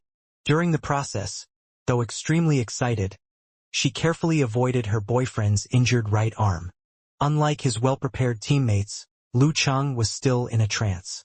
He had quite some confidence in defeating Su Wanyan despite being at his limit, but he wasn't completely assured. He had even planned for the worst, that he would lay a good foundation for his little fairy's victory. The win came so sudden, like a dream. That hot, tender and fragrant body in his arms brought him back to reality. With joy rolling in his heart, he asked in an uncertain tone, "We are the champions?" "Yeah." Yenjika nodded, her eyes sparkling. "We are the champions." Looking at her joyful but tired boyfriend, she found him extremely handsome. Even his strong sweat odor seemed refreshing and pleasant. Highly passionate and enthusiastic, she opened her lips slightly, about to get on her tiptoes to give Lu Cheng a deep kiss in front of the entire world. Coming back to reality, Lu Cheng felt his emotions explode. He couldn't restrain himself anymore and lowered his head to give his little fairy a French kiss in which he could share his feelings with her. As their eyes locked, the kiss came really close, but Kai Zongming and the other teammates arrived, surrounded them, and grabbed him by his waist, legs, or shoulders. "Champions!" They cheered as they threw Lu Cheng up in the air and then caught him firmly. "Champions!" The celebration continued, and Yenjika took a step back with a much amused smile, her right hand upon her pink lips unconsciously. She was shocked by how she had lost control and felt sorry that the kiss had gotten disturbed by their teammates. Up in the air, Lu Cheng turned around to look at the pretty coup. His eyes filled with joy and innocence, showing his pity. As their eyes met, Yenjika burst into a laugh more beautiful than all the flowers. When one thing suddenly came to her head, she opened her mouth with a worried look. "His arm has injuries. Be careful. Careful. Champions. Champions." Listening to the ear-deafening screams and watching the excitement of his daughter and all the other members of the Songchang University Martial Arts Club, Yen Kai took a deep breath before giving a neutral comment while recalling Lu Cheng's performance earlier. Very determined, of good quality, and fairly powerful. Quick-eared and sharp-eyed. Ji Mingyu chuckled and said quietly, "My girl has a good eye. When they first started going out, I didn't think Lu could improve to this level." Almost deafened by the shouts around them, Yen Kai, of average martial arts skills and no supernatural ability, turned around and asked blankly, "Ah? What did you say? I didn't hear." Ji Mingyu burst into a laugh and threw a glare at her husband, who was dumb like a wooden cock. She grabbed his hands and raised them up as she shouted out, "Champions! Champions!" Being elegant and refined in manners isn't a fit for this scene. Letting yourself have your own way once in a while is great for your mind and your health. Influenced by his wife, Yen Kai began to assimilate into the celebrating crowd, putting his gentleness and elegance aside for the moment. However, something was still bothering him. Lu Cheng had earned his fame at such a young age. With such a bright future, would he give in to temptations, fall for comfort and luxury, and indulge and become promiscuous? These things had happened to countless young individuals. A father would worry if his little girl was dating a poor man. He would worry still if she was seeing a very successful guy. A father of a girl just couldn't quit worrying. Round 4. Lu Cheng wins. The final result of the match. Songchang University Martial Arts Club wins. In the emergency ward, Lin Kei heaved a sigh upon hearing the result from the doctor. His tightened body relaxed and his clenched fists stretched open. He closed his eyes and a very tough, manly middle-aged gentleman appeared in front of him. "Father, I made it. I got the Fate-Yin Cup." Lin Kei muttered silently. That middle-aged man smiled gently, with much comfort on his face. In the room on the other side of the wall, Bernhard and Mao Cheng-jun clenched their fists firmly, while pained looks appeared on their faces. The championship they thought they had secured was gone. Peng Liyun, who was lying in bed, was not in a trance or thinking. He was lost and dejected. Ever since he picked up martial arts, he had never suffered such a setback. "I thought I could quit next year's university tournament." The corners of his mouth twitched into a smirk at himself. Fang Zhirong had long gotten in the locker room, burying his face in a white towel. Su Wanyan, supported by some staff by the arm, stepped down from the ring very slowly, bearing the cramp and pain in his ass. He didn't think he would end it so sumptuously. Round 4. Lu Cheng wins. The final result of the match. Songcheng University Martial Arts Club wins. In the broadcasting studio, the very responsive host, Lu Cheng, quickly began to comment with a smile. Congratulations, Songcheng University. Congratulations? Lu Cheng and Lin Quebec. Congratulations. Everyone from the Songcheng University Martial Arts Club. Congratulations for the championship of this year's National University Martial Arts Tournament. Congratulations for the very first national championship in Songcheng University's history. He finished everything in one breath, feeling very passionate. Chun Sanxing continued with a tinge of emotion. I'm sure it is obvious to everyone that Shanbei University is stronger than Songcheng University. However, Lin Kei's courage, determination, and self-sacrifice overcame the difference. Then Lu Cheng's resolution stood up to the pressure, and his outstanding performance as a favored fighter of the age brought them the final victory. What I really want to say is that the strongest team lost the title to the best team. Congratulations, Songcheng University Martial Arts Club. You are the best. After letting out these words with his suppressed emotions, he took a moment to catch Shi's breath and then added with a smile, "Right now I'm really looking forward to seeing how my old friend will honor his promise." Staring at his Weibo page in front of all kinds of replies, He Xiaowei was lost for a minute. He struggled dearly to move his arm and finally clicked on his nickname. He took his time to prepare himself, closed his eyes, and typed in a new name in the dark. Poison Milk Hierarch. Phew. As soon as it was done, he leaned back and shut his eyes again sorrowfully, feeling his old soul of superstitious belief is bad dying. Crack.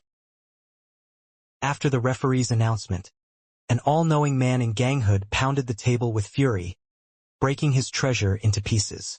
A sharp pain came from his wrist. Once he calmed down, he realized Lu Cheng might reach the inhuman stage this year, and he might have to delete his account as he had promised. Round 4. Lu Cheng wins. The final result of the match, Songcheng University Martial Arts Club wins. In the dorm room of the Faculty of Art in Songcheng University, Yan Shaoling, instead of posting, telling jokes, or celebrating upon seeing the victory, began to cry, her eyes very red and her vision blurry. It was not easy. Not easy. It was not easy for Lu Cheng or Lin Kei. How many setbacks have they gone through? How much effort have they devoted? Finally, they won the title. Through tears, she browsed the forums, which were flooded by the word champion, and cried even harder. It was not easy for any of us. Yan Shaoling turned around unconsciously to check on Mu Jinyan, who was also dropping tears, eyes red and makeup smudged. You are also crying, Yan Shaoling sobbed. Would it be very odd if I called it a coincidence? Yeah, I'm happy but worried. Mu Jinyan whimpered. Ling, your wish has come true. Of course. With tears on her face, Yan Shaoling looked rather proud. Mu Jinyan dried her tears and changed to a serious tone. To not cause them any boomerang effect, I'll make sure you get up early from tomorrow on. Ah! Yan Shaoling opened her mouth wide. On her face was a dumbfounded expression. After the celebration, the staff began to clean the stage. They carpeted the floor, during which singers and dancers were performing. 20 minutes later, everything was set. Fang Jinjue, the chairman of the National University Martial Arts Federation, led several guests up onto the stage. They first awarded the second-place silver medals to the low-spirited, dismayed Shanbei University members. Next, welcome the champions of this National University Martial Arts Tournament, Songcheng University Martial Arts Club, called the host loudly. Woo! Among waves of vuvuzela blows, all the members followed Geezer Sure up onto the stage. Gold medals were held by Miss Etiquettes, and the Martial Apsara Cup was placed on the desk in front of them. In a split second, all their emotions were surging up again. Lu Chang, tears coming to his eyes, turned around to Yen Zheka, noticing her eyes blurry and a crystal tear dripping down her fine face. Extremely beautiful and charming. You said you never cried. Lu Chang calmed himself down and poked a joke at Ku. Yen Zheka quivered her lovely nose and threw a glare at him before answering with sobs. I said I never cried when I was sad and gloomy. Right now I'm very glad and thrilled. Li Mao and Kai Zongming supported Lin Ke by the arms, stepping out of the emergency ward. Once his injuries were stabilized, he strongly demanded to attend the ceremony. Lu Chang moved closer to Yen Zheka to make some room for his brother-in-law to his right. Before they could share any words, the old gentleman, Fang Jinjue, approached and awarded them each a gold medal. How much alcohol can I get out of this? Geezer sure mumbled, giving Fang Jinyu a great deal of shock, who had been pretending to be a total stranger. After some coughs, Fang Jinyu placed a gold medal around Lin Ke's neck and praised with a smile. You have persistence, courage, and ability to take action. What a true martial artist is made of. Lin Ke nodded gently as his answer, trying to remain cool and calm, but his eyes faltered. A young talent. You deserve to be one of the heavenly sons. Fang Jinjue moved forward and gave a very positive comment to Lu Chang while putting on the gold medal for him. I have just begun, answered Lu Chang in a humorous manner. After awarding all the gold medals, Fang Jinjue picked up the Apsara Cup, the highest honor, and handed towards Coach Shi Jiangwo. Geezer Shi waved and pointed at Lu Chang. He will take it. Give it to Lin Quebec. Lu Chang inserted in a hurry. Without asking why, Fang Jinjue handed the Feitian Cup to Lin Ke in a very serious way. Lin Ke accepted it with both hands. His eyes suddenly blurred with tears as the heaviness landed on him. He didn't take a moment to recall any old memories. Instead, he raised the cup high in the air, the championship cup of the National University Martial Arts Tournament. Champions! The audience cheered. Lu Chang and everyone from the team cheers. Bam! Bam! Bam! Guns were fired and countless white and black paper pieces flew, becoming a glorious background behind Lin Ke, Lu Chang and Yen Zheka. Champions! Champions! In a nicely decorated private room in a barbecue restaurant, Lu Chang and the others toasted one another time and time again, celebrating their hard-won victory as champions of the national competition. After the award ceremony, they were interviewed and then took a group photo. Then each of them had lifted up the trophy cup and walked around the arena, sending their greetings. They had then returned to the locker room amidst the raucous applause of the spectators. After showering, they had gotten on the bus and returned to the hotel to drop off their things. They then met back up and came to this place to continue their team celebration, except Lin Ke, who was seriously injured. Seeing how happy everyone was, Geezer Shi had relaxed his restrictions and allowed them to drink in celebration. They could drink anything they wanted, but he only had one demand: that they couldn't get drunk. Lu Chang and Yen Zheka had their own principles and wouldn't make an exception even for this occasion. So they chose to drink soda and plum juice while toasting among their senior and junior brothers and sisters. After another round of toasting, the slightly red-in-the-face Sun Jian took a bottle of beer and grunted as he refilled his cup, afterward pulling Lin Hua to his side. He glanced at everyone and said humorously, "All right, I myself, as a useless onlooker, hereby suggest a toast to everyone." Lu Chang, Kai Zongming, and the others roared with laughter, one after the other saying, "If you want a toast, just do a toast. Why make Sister Lin join you?" Sun Jian laughed, took a deep breath and said, "I've been waiting until now to say this. When we head back to Songcheng, me and Hua Hua won't be continuing in the martial arts club. I want to take this opportunity to give everyone a farewell toast." He and Lin Hua were going to go to Huahai to work, and there were a few things he had to take care of. In order to complete his final thesis, he would have to pack his schedule to the brim, and he'd simply be too busy in the meantime. Lu Chang had already foreseen this and prepared himself internally for it. However, actually seeing and hearing Sun Jian say it, he felt emotional. Everyone had been together for nearly 2 years now, attending special training and sweating blood and tears together. How could they not feel as if they were close friends?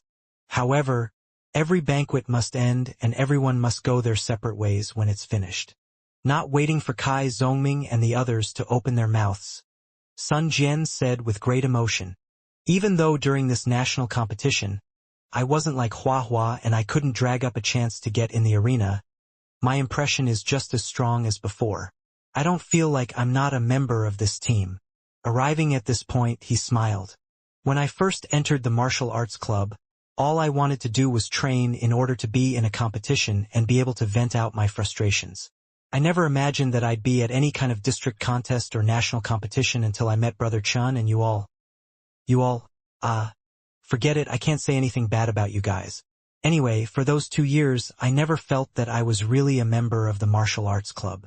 It was just that when I had time, I'd use the arena or the strength training gymnasium. If I didn't have time, then nobody would really pay me any mind. These 2 years, though, doing special training, exercises, and working and struggling together with everyone to get to the national competition, I really started to feel that I was a member of the martial arts club. If we lost, I was sad. And if we won, I was excited. As my dad would say, I had a collective sense of honor." As he went on, Lu Chang and Yen Zhika watched and listened quietly.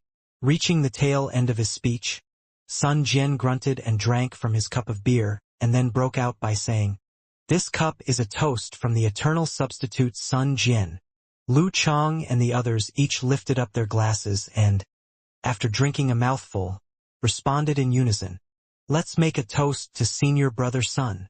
Sun Jian once again poured himself a small cup of liquor, and pulling Lin Hua's hand said, "I read a book once, and it said a vast majority of one's life is plain and ordinary. There's not much worth writing home about, and it's just a cycle of one day after the next. Every once in a while something will stand out and there will be a spark that gives your life a different color. Perhaps in the future, my life will be this ordinary. But I can proudly say that in my prime, Hua Hua and I, along with you all came together to realize our dream. Together we tasted the bitterness of defeat and the sweetness of victory. Together we created a miracle. After the flames of youth die out, some sparks remain. It's great, great." He and Lin Hua toasted together, and with voices full of both sadness and joy said, "Afterwards, whoever comes to Huahai, don't forget to get in touch with us. Goodbye. We truly will meet again." As he spoke, he suddenly began to cry and emptied his glass. Lin Hua also finished her glass while holding back her tears. Li Xiaowen and the others also had tears in their eyes as one after the other they toasted, symbolizing that they would certainly meet once again. Lu Chang and Yen Zhika also were wet in the eyes. With heavy hearts, they clinked glasses and drank all of the contents. Smiling yet crying, joyous yet melancholy, excited yet downtrodden, the celebration by the Songcheng University Martial Arts Club was reaching its end. Sun Jian, contrary to Geezer Shir's restrictions, had drunk himself into a stupor, endlessly repeating the phrase, "Goodbye, we'll meet again." But no one blamed him and no one scolded him. Standing in the restaurant, they talked throughout the night. Each and every one of them was bright and happy, their minds free and clear. "Hick, I won't go back to the hotel with you all. I need to hit the streets with my friend Fong Yuan," he said as he pointed to the girl sitting on a bicycle across the road. Kai Zhongming's alcohol tolerance was quite high. "Go, only 2 days have passed and you've become this much of a scoundrel," Lu Cheng replied humorously. He would soon be separated from his girlfriend again. Watching the figure of classmate Little Ming as he crossed the road to make sure he was safe, Geezer Shir coughed. "While we've been occupied with the national competition, ever since we've gotten to the capital, I haven't met my old friends. You all go back. This old man has some things to do." "Yes, master." Lu Chang, Yen Zhika, and the others waved goodbye. Waiting for Shi Jiangwo to leave, Li Xiaowen and He Zi became more excited and said to the two couples Lu Chang, Yen Zhika, Sun Jian, and Lin Hua with a smile, "We're going to go walk for a bit and have some drinks. We don't want to interrupt you lovebirds."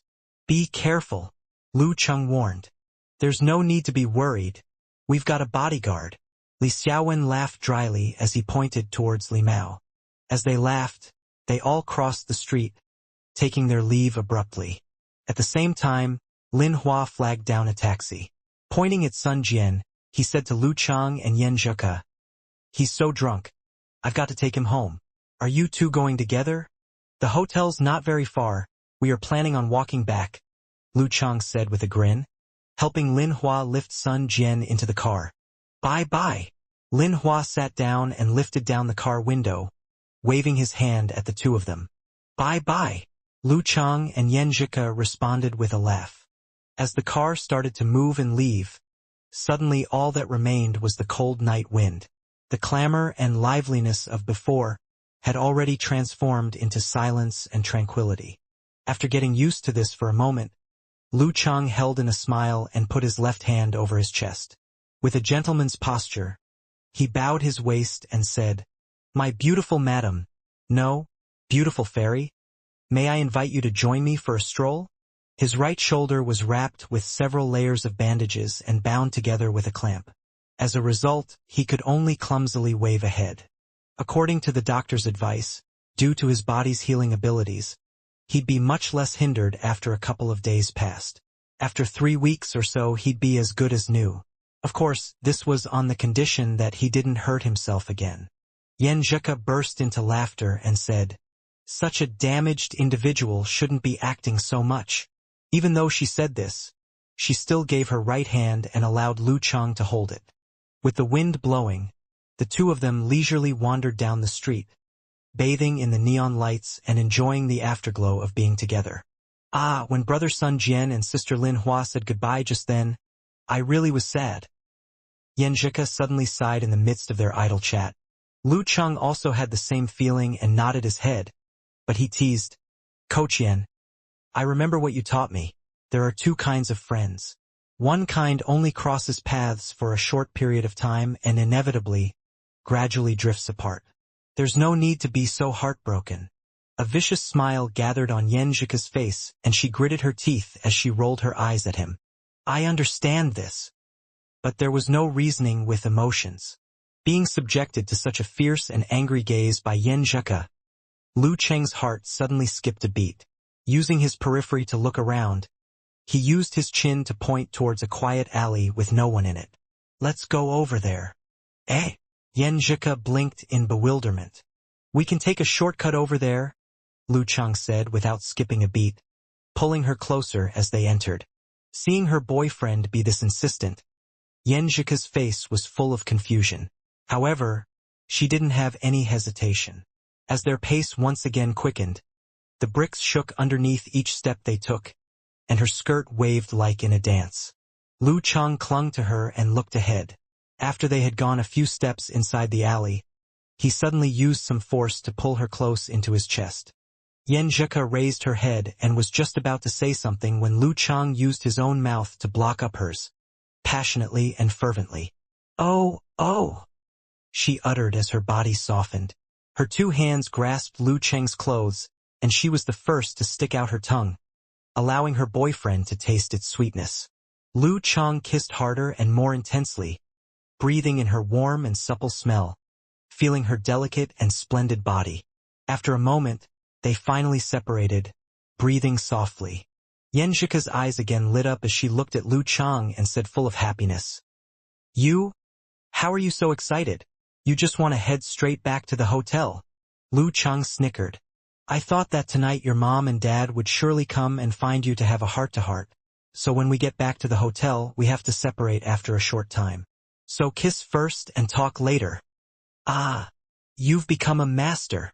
Yan Zheke's eyes seemed to swirl as she thought about his reasoning. "It's all because Coach Yan taught me well." Lu Chang lowered his head and placed his forehead on the little fairy's. In contrast to his previous haste, he spoke slowly from his heart as if he was in a dream. "It's great. We're champions, together with you. We've become champions." In the face of this posture and this voice, Yan Zheke's entire heart melted. She lifted up her head.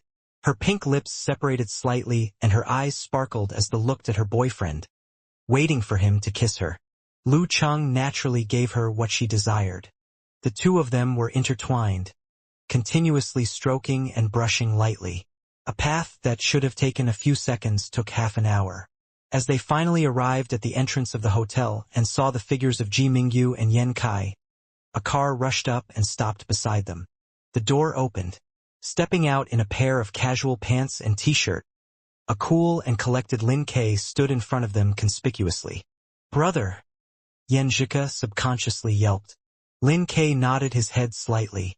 Looking them both in the eyes, he said gloomily, "I might not go back to Songcheng University." Lu Chang stared blankly for a moment. Yen Zhika seemed as if she had predicted this earlier. Lu Chang knew that Lin Kai had come to study at Songcheng University to make up for his father's regret and to become the champion of the national competition. He wasn't like Peng Liyun, who loved to study regularly, and he also wasn't like Ren Li, who simply didn't want to be illiterate. Getting through all the ordinary classes and obtaining a degree didn't mean too much in his eyes. Once his dream was realized, he naturally wouldn't be enthusiastic about returning. However, Lu Chang still hadn't thought that Lin Kai's farewell would come this quickly, or that it would come at a point when he wasn't prepared. Lin Kai was still calm and collected in appearance, but he spoke more than he normally would. "I heard a song before and remember a line in it. It goes, 'In the frivolous days of youth, all sensible things must come to an end.'" Pausing for a moment, he again revealed an extremely minute smile, and using a tone that wasn't quite the same as his usual apathetic one, said, "In the frivolous days of youth, all sensible things must come to an end." Finished speaking, he turned and pulled open the door, getting back in and sitting down. Lu Chang and Yen Zhika could only see his lonely silhouette. As the car pulled away, Lin Kai didn't turn his head. He only slowly raised his hand, giving them a seemingly careless wave. The car, and him along with it, faded into the distance until there was no silhouette. Their previous fervor had gone, and in its place was a cold cheerlessness. Lu Chang closed his eyes, and in the emptiness, it was as if he could still hear Lin Kai's words ringing in his ears. "In the frivolous days of youth, all sensible things must come to an end." Amidst the muddled yellow of the evening light along the side of the road, Lu Chang and Yen Zhika remained there in silence for a moment, then turned their shoulders and headed towards the main entrance of the hotel.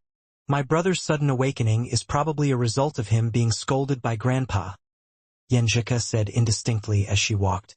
Lu Chang sighed. "He's invested so much. Anyway, he's gotten the championship and achieved his dream, so there's no need for him to butt heads with your grandfather. While he was in high school, he was relatively inexperienced when it came to parting ways and the sadness that followed. Back then, his wisdom and viewpoints weren't fully formed. He was filled with hope for the future and felt that meeting again would be a regular occurrence. All other feelings were indistinct, vague, and their profoundness was lost in his muddle-headedness. Now he knew more. He struggled together with everyone, sweat blood together, and together they had faced the day, treasuring each other's company more and more as they went along. He knew now that everyone had their own paths, and when it all was finished, there wouldn't necessarily be another time. Consequently, he was unable to control his sadness. It was okay. Lin Kai was his brother-in-law. In the future, he would also enter professional competitions, so their opportunities for meeting again would be plentiful. It was just that he was sad for the previous 2 years, as they had worked together to achieve the same goal, worked together brilliantly, and tasted both victory's sweetness and defeat's bitterness together. "Yes, but I'm still depressed." Yen Zhika flattened her mouth, her face looking like she'd been wronged. Lu Chang was about to repeat the 2 sentences when he suddenly saw his own mother and father-in-law emerge from the revolving doors. He hurriedly straightened his back and cleared his throat. However, he did not loosen his grip on Yen Zhika's hand, as if he were to say something. "Mom, Dad." As Yen Zhika said these 2 words, her cheeks quickly flushed red, but she never withdrew her right hand. "Uncle Yen, Aunt Ji," Lu Chang said immediately afterward. It was as if there was no feeling in his arms or legs.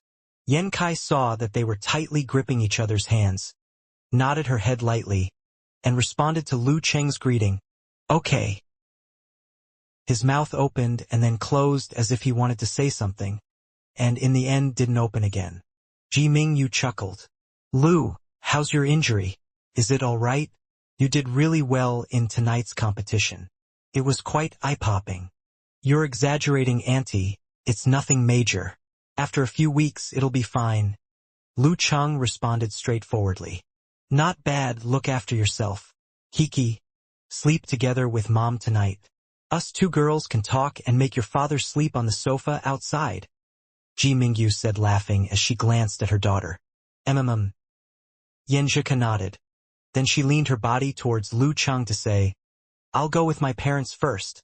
She paused her lips and leaned her head slightly to the side as she said, See you tomorrow. See you tomorrow. Lu Cheng replied with a smile, waving at Yen Kai and Ji Mingyu as he said, Aunt, Uncle, good night. See you tomorrow. Ji Mingyu lightly smiled as she repeated her daughter's words. Yen Kai courteously nodded his head. Seeing the three of them head off, Lu Cheng sighed. The atmosphere upon meeting his mother and father-in-law has been somewhat awkward and subdued, but it was as he expected. He'd been overcautious in his expectations of a grand scene. He didn't know if Talker was this kind of mighty one if he had been his usual unrestrained and carefree self when he met his mother and father-in-law. Letting his imagination run wild, Lu Cheng returned to his own room and turned on the lights. On the right was a bed that he had not slept in for quite a few days. On the left was an array of chaotically arranged items. Lu Cheng suddenly had the feeling like he'd come back from a several-months-long business trip to a lonely home. As the room filled with light, it also filled with loneliness, and was striking in its unfamiliarity. Was this what a night after seizing the crown should be like? Only me by myself?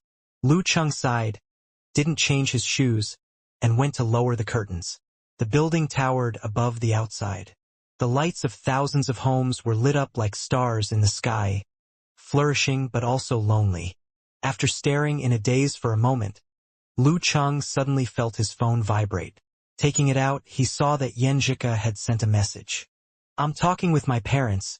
They've got a good impression of you, Littleca said with a shy smile. The corner of Lu Cheng's mouth rose. It was as if his injury had disappeared and there wasn't a trace of it left. He replied with a wicked grin. So, can we get married? Wow, what a great thought.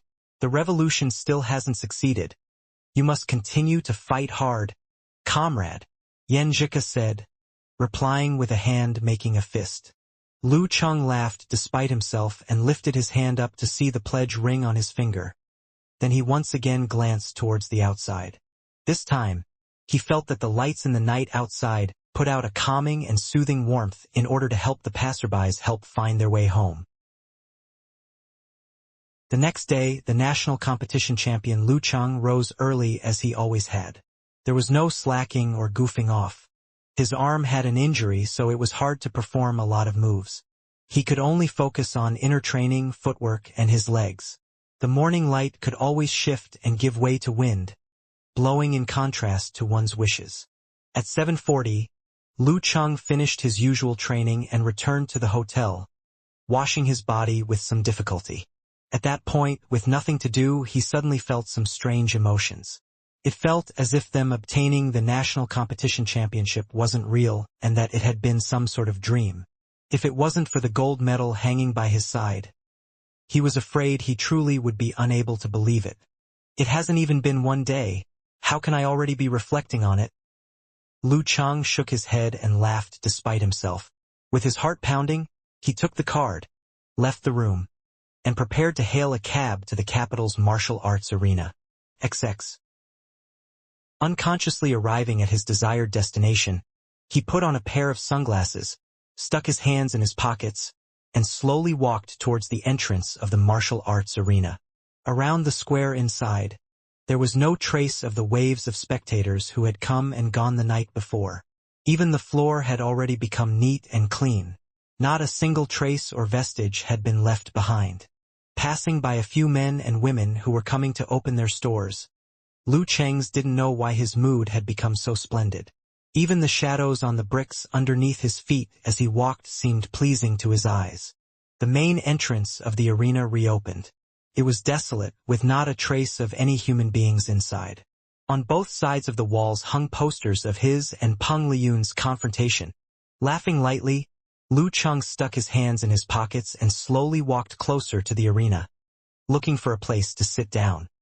He looked softly at the spot where last night's great bout had taken place, at the spot where two children had fought tooth and nail. Their fighting style was on the straight and narrow path, but their bodies had still not yet developed. Their power wasn't sufficient. Their footwork was aimless and didn't have any real substance or might to it. While watching film and television, they would bellow with every strike in a burst of excitement, using their full vitality. "Hey, be careful. Don't hurt yourself." A few elders sitting by the side incessantly reminded him until they were led by the coach over to the viewing platform. Noticing Lu Cheng laughing as he observed the arena, one outgoing elder laughed and said, "You young folks don't need to study style. We old folks have no choice. So all we can do is find the time to come and have a look." As Lu Cheng thought, he said with a smile, "Practicing style is a good thing." While speaking, he got up quickly and added, "The appropriate training can promote development. If it's not the appropriate training, then it can hinder development." Ah! The elders looked at one another with some confusion. Lu Cheng didn't say anything further as he stuck his hands in his pockets and headed towards the entrance. As he was about to leave, he turned back his head and glanced towards that familiar yet unfamiliar arena. From this angle, it was as if he was a spectator seeing Lin Ke lift up the trophy, himself lifting his head up to the sky and crying out, and Yan Zhika rushing towards the arena. The corner of his mouth twitched, and he turned around, leaving this place. Outside of the arena, Lu Cheng took out his phone, snapped a picture of the entrance, and sent it to Yan Zhika. "Ah! The martial arts arena!" Yan Zhika was first astonished, and then, with a furious anger, said, "And you didn't take me along. Next time we'll go together." Lu Cheng said with a goofy laugh, "I just got carried away on a whim is all." Yan Zhika sent an emoji covering its mouth in laughter. "My foolish Cheng still can be this goofy." After saying this, she added, "Empress Dowager invites you to come and eat lunch. The address is..." Lu Cheng's previously carefree and pensive mood vanished, and he hurriedly replied, "Should I buy anything? Cigarettes, alcohol, fruit? It seems I should bring something if it's my first visit." "No need," Yan Zhika said perplexedly. "It's not an official visit, just eating a meal together, and we're still just students. But it's still my first time meeting your parents. When meeting my mother and father-in-law, I need to show how important it is to me." Lu Cheng sent an emoji of a hand rubbing the chin. "Everybody likes someone with manners. I'm so inexperienced. I'll ask Empress Dowager." Yan Zhika hesitated for a moment and then decided to ask someone with experience. Lu Cheng snickered. "Empress Dowager also probably won't understand. For your father, it's the first time having such a meeting so many years after your birth. Don't worry. Anyway, the important thing for my mom and dad is that they're not so fussy." Yan Zhika stopped for a moment and then said, "Empress Dowager said there's no need to bring anything. She says to relax and not be so reserved." "Fine. Then should I just come over directly without any shame?" Lu Cheng asked. Yan Zhika sent an emoji with its eyes spinning. "There's no hurry, you can go back and change your clothes. Wear that dark shirt and the. Seeing her instructing him aimlessly, Lu Cheng couldn't keep from laughing as he said, "Ko, are you a little nervous? I still don't know what a silly child like you is going to do." Yan Zhika rolled her eyes. Hee. Lu Cheng didn't press. He sent a pair of hands giving a salute. "I'll listen to every word of Coach Yan's commands." Because she cared about her own and their future together, Ko was nervous and fidgety. I'm the same." Getting back to the hotel, he rummaged through his clothes and dressed according to Yan Zhika's previous tips. After dressing, he called a car and prepared to leave. On his way down to the lobby, he ran into Li Mao, Li Xiaowen, and the others who were giggling as they were about to go out. He could feel their happiness. Waving his hand, Lu Cheng stood at the entrance waiting for a car. At this moment, the sun shone brightly, and all was well with the world. The place they'd arranged to eat at was in a courtyard without any signs. As Lu Cheng walked towards the entrance, Yan Zheka was already waiting outside wearing a knee-length white dress. Her beautiful, jet-black long hair swayed in the wind that passed through the alleyway. She was so beautiful, it was as if she'd come out of a painting. Her eyes brightened when she saw her boyfriend. She took 2 steps forward and reached out with her hand to help Lu Cheng arrange his shirt collar and get rid of any creases. Her lips formed a smile as she said, "Don't be nervous. It's just a normal meal. I wasn't nervous before, but when you say this, it makes me a bit nervous." Lu Cheng joked deliberately.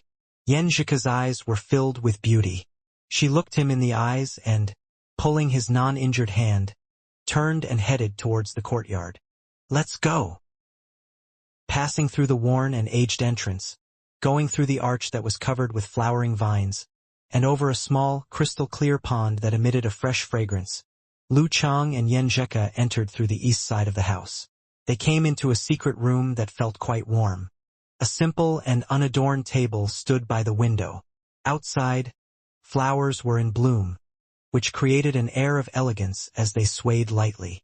Lu Cheng was unable to make heads or tails of the calligraphy paintings that hung on the wall. Lots of trinkets and adornments stood on top of the cabinet. Then he turned his gaze towards the 4-sided table, and towards his mother and father-in-law. "Hello, Aunt, Uncle. Sit," Ji Mingyu said with a smile, pointing to the place opposite of Yan Zheka. "Okay." Lu Cheng went back a half-step and sat down along with Yan Zheka. While the subtly awkward atmosphere was brewing, Ji Mingyu laughed. "When it comes to local dishes in the capital, this restaurant ranks among the top 5 in my mind, and the atmosphere is quite suitable.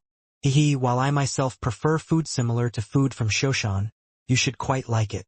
Actually, I'm not a picky eater. Strange ingredients and flavors aren't a problem." Lu Cheng smiled in response. Ji Mingyu nodded. Using the best ingredients to produce delicious food isn't a big deal. You can use ordinary ingredients to create food that people will praise to the heavens. If you really have skill and you combine the best of both worlds, the best ingredients and true skill, then you can create truly marvelous food. "Like this place, for example?" Yan Zheka asked rhetorically, livening the atmosphere.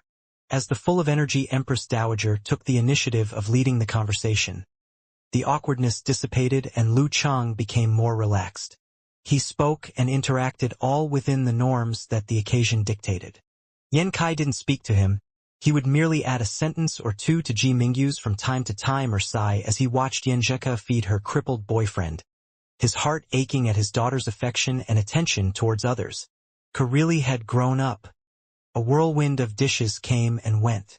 While Lu Cheng had an inhuman appetite, he didn't have the nerve to reveal this skill of his, and he instead attached the most importance to speaking and placed eating second. Yes, the food definitely wasn't bad. It was just that the portions weren't quite enough. Fortunately, Empress Dowager had ordered enough for 10 people. It really was something worthy of a martial arts aristocratic family. None of these details went unnoticed as he silently thought to himself. As the lunch winded down, Yan Kai looked him in the eyes, took a sip of tea, and for the first time was the one to initiate conversation as he asked, "Lu, what plans do you have for the future?" "Plans?" Lu Chun went blank for a moment and was in the process of organizing his words when Yan Kai added, "Your master and the military are very close, so these aspects are unavoidably entangled. Are you thinking of pursuing this path or entering professional competitions?" "Uncle Yan, I'm actually scared to death about this," Lu Cheng thought, and then, mocking himself, said, "If it wasn't for the fact that I had to, I wouldn't want to take any risks in life. Still, at least for today, entering professional competitions seems more suitable for me." Yan Kai faintly nodded. "Then what goal do you have?" "To achieve physical invulnerability." "Yes," Lu Cheng answered calmly. "One thing is that my impression of fighters is all about physical invulnerability. I hope to be able to challenge their abilities and be capable of fighting with them for a long length of time. Two is..." Coming to this point, he paused. "Two, because grandfather and grandmother both achieved physical invulnerability. Speaking briefly yet powerfully, Yen Zheka listened with a furrowed brow, a smile just below the surface. She bit her lower lip and wanted to playfully retort, but she was hindered by the presence of her mother and father, and thus restrained herself. Yen Kai looked as if he was thinking about some previous events and seemed touched. After a long period of silence, he said, "Not bad. You shall work hard. Even though I've asked myself whether or not all that I've accomplished up until now could be considered enough, every time I think about my mother and father-in-law, who are mighty ones with physical vulnerability, I feel it's a bit more complicated. Also, Mingyu's business largely relied on the Ji family and depended on those two with physical invulnerability." Yen Kai didn't again speak at length, and Ji Mingyu changed the topic, once again making the atmosphere more natural. At the last moment, she chuckled and glanced at Lu Cheng as she said, "Lu, are you going back to Songcheng tomorrow morning?" "Yes, my flight is a little after 10, Lu Cheng answered honestly. Ji Mingyu turned again and looked towards Yen Zheka. "Ko, you spend today with us. As we're at the capital, we should pay a visit to some of our older family members." "Okay," Yen Zheka answered timidly. After saying their goodbyes, she escorted Lu Cheng to the entrance of the courtyard. "Is this it?" Lu Cheng asked dumbfoundedly as he turned his head and glanced at her. This wasn't at all what he had imagined his meeting with his mother and father-in-law would be. "Yes, if this isn't it, then what do you still want to do?"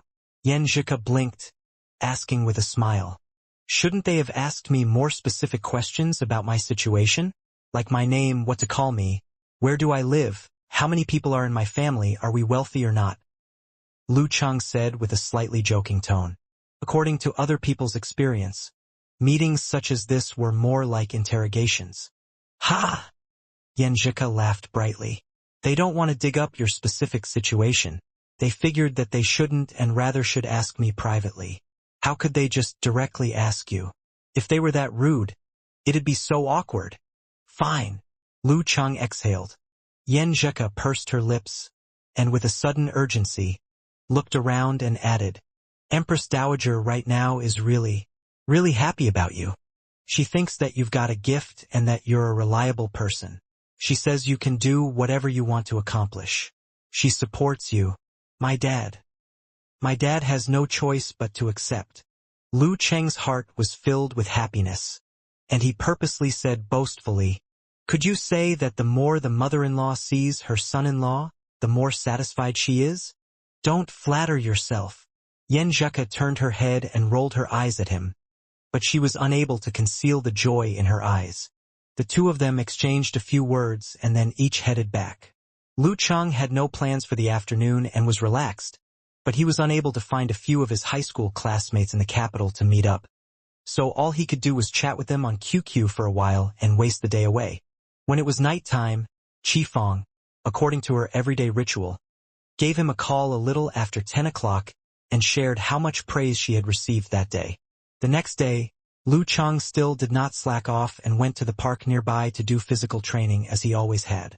When he was almost finished, he suddenly noticed that his master at some point had come to get some alcohol from the stand beside him. Lin Kei has been seduced by the studies of Shushan, so he probably won't be coming back. What are your plans? Geezer sure pointed at him with his chin. Not waiting for Lu Cheng to respond, he heedlessly added, "Since I've helped your school president get the championship, I'm going to rest for a while as well. I suppose you're going to barely graduate as well and leave when it's time. Hey, brat, do you want to enter professional competitions or what?" "So master will also be going." Lu Cheng was dumbstruck for a moment. The thoughts in his mind were even more clear and definite as he muttered, "Master, I've gotten to this level in just a year and a half. I've progressed quickly and rapidly. This national competition has revealed a lot of problems. I want to bear down and settle down for a year, really refine myself, and wait until I've entered the inhuman stage to enter professional competitions. Yes, this would be best. Also, Lin Kei has left and you're also leaving, so I also must go. Isn't the martial arts club just returning to its original state? Yes, it's stronger than it was before, but no one has time to truly dedicate themselves to growing. Next semester, more than half of us will be unable to advance to the division level. This will bring a lot of setbacks, and it will be difficult for our Songcheng University classmates to support us once again. Their enthusiasm and zeal will return to its original point. They'll certainly be disappointed and saddened. I think I'll stay for one more year, bring in others, and wait for them to mature. This way, there will be some new blood afterward. When I leave again, when that time comes, I'll be a senior and won't have too many classes, so I can leave early and get my diploma. Geezer sure laughed at what he'd heard, drank a sip of alcohol and said, I knew it. You kids are so high and mighty. I'm all too familiar with the BS you're spewing. Lin K would suddenly break out his supernatural abilities, and you'd surely choose to stay for another year, however. When that time comes, this old man also has some things for you to do. What things? Lu Cheng asked, astonished. It concerns the 9 words formula and the Emperor Yen force. I'm going to choose a few simple things to let you do yourself. Since I've already let you have some rewards, I'll also give you some sharpening methods. When the times comes, we'll talk again. Geezer sure seldom spoke with such seriousness. Because he didn't have the advanced Emperor Yen force of the Zhu Rong force in order to achieve the balance between fire and ice, Lu Cheng's frost force had never progressed towards the ice spirit force. Okay. Lu Cheng pressed down his curiosity and didn't pursue the topic further. At that moment, Geezer sure sked with his hands behind his back. Settle down well, and before long you'll be able to enter the inhuman stage. Finished with training, the martial arts club members met up and headed towards the airport to fly back to Songcheng. Along the way, all of them laughed heartily, except for Lin K, who knew he would go back to Shushan to study. There really was the excitement and feeling that they were returning to their hometown as heroes. Lu Cheng revealed to Yen Zhika that their master would also be leaving, and the two of them were downcast. After getting off the plane, a school bus came to pick them up. Lu Cheng and the others headed back to the Songcheng University's new school campus area that they had been away from for so many days. This time, the school bus stopped directly outside of the martial arts arena to allow them to first put the National Competition Championship trophy in the awards hall. On Monday, they would go to meet the president to accept his commendation. As they got off the bus and headed towards the martial arts arena entrance, Lu Cheng leaned his head to the side and grinned as he remarked to Yen Zhika, "Suddenly, it's all a little unfamiliar." While speaking, the two quickly arrived at the entrance and faltered, as the inside was filled with seated classmates. It was spontaneously filled with seated classmates, boys and girls, a few thousand of them. They hoisted up a banner, and as a group they shouted in unison, "We've arrived! We're champions!" The warm welcome assaulted their senses. Lu Cheng's heart opened, and he unknowingly smiled. "We're champions!" Ding!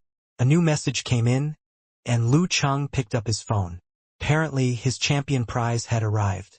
Your account XXXX has received 250,000 yuan at 9:15 a.m. on April 30th. The current available balance is 904,724.84. Since the National Martial Arts Competition drew so much attention, the cost of copywriting and admission tickets soared. Each team would have to at least spend 500,000 yuan to cover the car fare, board, and the lodging for 2 weeks, along with the bus fare and rental for the practice field, etc. Anything remaining was used as a subsidy for the coach and team members. The prize for reaching top 8 was 800,000, followed by 1,100,000 for semifinalists, 1,400,000 for second place, and 1,800,000 for the champion. This time Songcheng University had been quite generous. They required only 300,000 yuan for administration fee after a deduction of 380,000 yuan to cover expenses. As a cadre, Geezer Shi, Lu Cheng, and Lin K received 250,000 each. Yen Zhika received 100,000 since she had fought many matches and won the key battle at the capital. Li Mao, who had fought strenuously and been injured, received 80,000. Kai Zongming, who had fought alone, received 60,000. Lin Hua, who joined the fight with the He brothers, received 40,000. The three substitutes, Sun Jian, He Zi and Wang Dali, received 15,000 each, and Li Xiaowen, who took care of the everyday errands, received 10,000. As for the rest of the team members, those who had taken part in the training but did not fight at the capital, were subsidized with 3,000 yuan each. The rest of the bonus went into the public account of the martial arts club to cover the daily expenses, such as PC maintenance, parties, and meals. I didn't realize that I was already a millionaire. Lu Chang was cheerful as he took a screenshot to show Yan Zhike the money he had earned. He was convinced that he was not rich. However, as a college student, he had no mortgage, no marriage or honeymoon plan, and he didn't have to pay for a nursery or elderly care. Besides, he received a set of red pellets from Ice God Sect every month. He lived on campus and he only went out for 1 or 2 dates every week. So food wouldn't be a huge expense. Although he had spent some money on red pellets for the practice of the swordsman formula, his total expenses from mid-February to the present added up to less than 100,000. That was not a small amount to Lu Chang, but when he agreed to the contract with Wu Ting's father, he got a 700,000 fee for the endorsement and a 250,000 bonus for winning the national competition. He couldn't help feeling excited about the money he had earned. Am I too simple? He couldn't help but think. Yan Zhike replied, I also received my bonus. We are millionaires. We are a family of millionaires. Lu Chang sent an emoji of pushing up sunglasses with pride and said, I have packed up my things. Should I come over? They had made travel plans for Labor Day. Considering they had already skipped class for 2 weeks, one more day wasn't going to be a big deal for them. So they decided to plan in advance and come back 1 day later than scheduled, thus avoiding peak traffic and increasing the length of the holiday. What a wonderful plan. Wait a minute. I need to clean up my face, Yan Zhike said, bewildered. Are you putting on makeup? This is serious and I'm flattered. Lu Chang joked. You complained that I am not taking you seriously when we go out on dates. Well, I'm making it up to you, Yan Zhike replied with a cute emoji. I'm looking forward to it. Lu Chang became lost in his fantasy. Lu Chang put down his phone and looked around. He noticed Zhang Jingye, the model worker, carrying his package as he passed by. Are you going on a trip with your girlfriend? Lu Chang asked with a teasing smile. Sure. You too. Zhang Jingye saw a huge bag on the table. Yep. Skipping class this afternoon. Lu Chang laughed. Zhang Jingye found him amazing as he said, I bet you are not attending class either. I am afraid you are right, Lu Chang answered playfully. Aha! Zhang Jingye replied with a smile as he exited the dorm. At that moment, Zhao Chang was putting some books into his bag, and he commented, I am so envious of all of you. I have to go to class. Hey, Chang, you once mentioned an old classmate, didn't you? Lu Chang asked him. During winter break, Zhao Chang had reconnected with one of his high school classmates who also happened to be a student in Songcheng. They caught up so quickly that Zhao Chang once announced in the dorm that he was about to take the opportunity and get rid of his single label. Zhao Chang coughed and looked shy as he said, I'm just thinking. Hey, takes more than thinking to pursue a girl. You have to give whatever it takes and not be a coward. Lu Chang sounded serious and then he smiled. After you've failed enough times, you will get used to it. There is a walking Casanova in our neighborhood. You should ask for some advice. Zhao Chang sighed, saying, If I were half as good as you, I would have won the girl's heart already. What can I do if you insist on your opinion? Lu Chang shrugged his shoulders. Nevertheless, when I am with Yan Zhike, I am practically nobody, and I mean it. He then tossed his hair jokingly.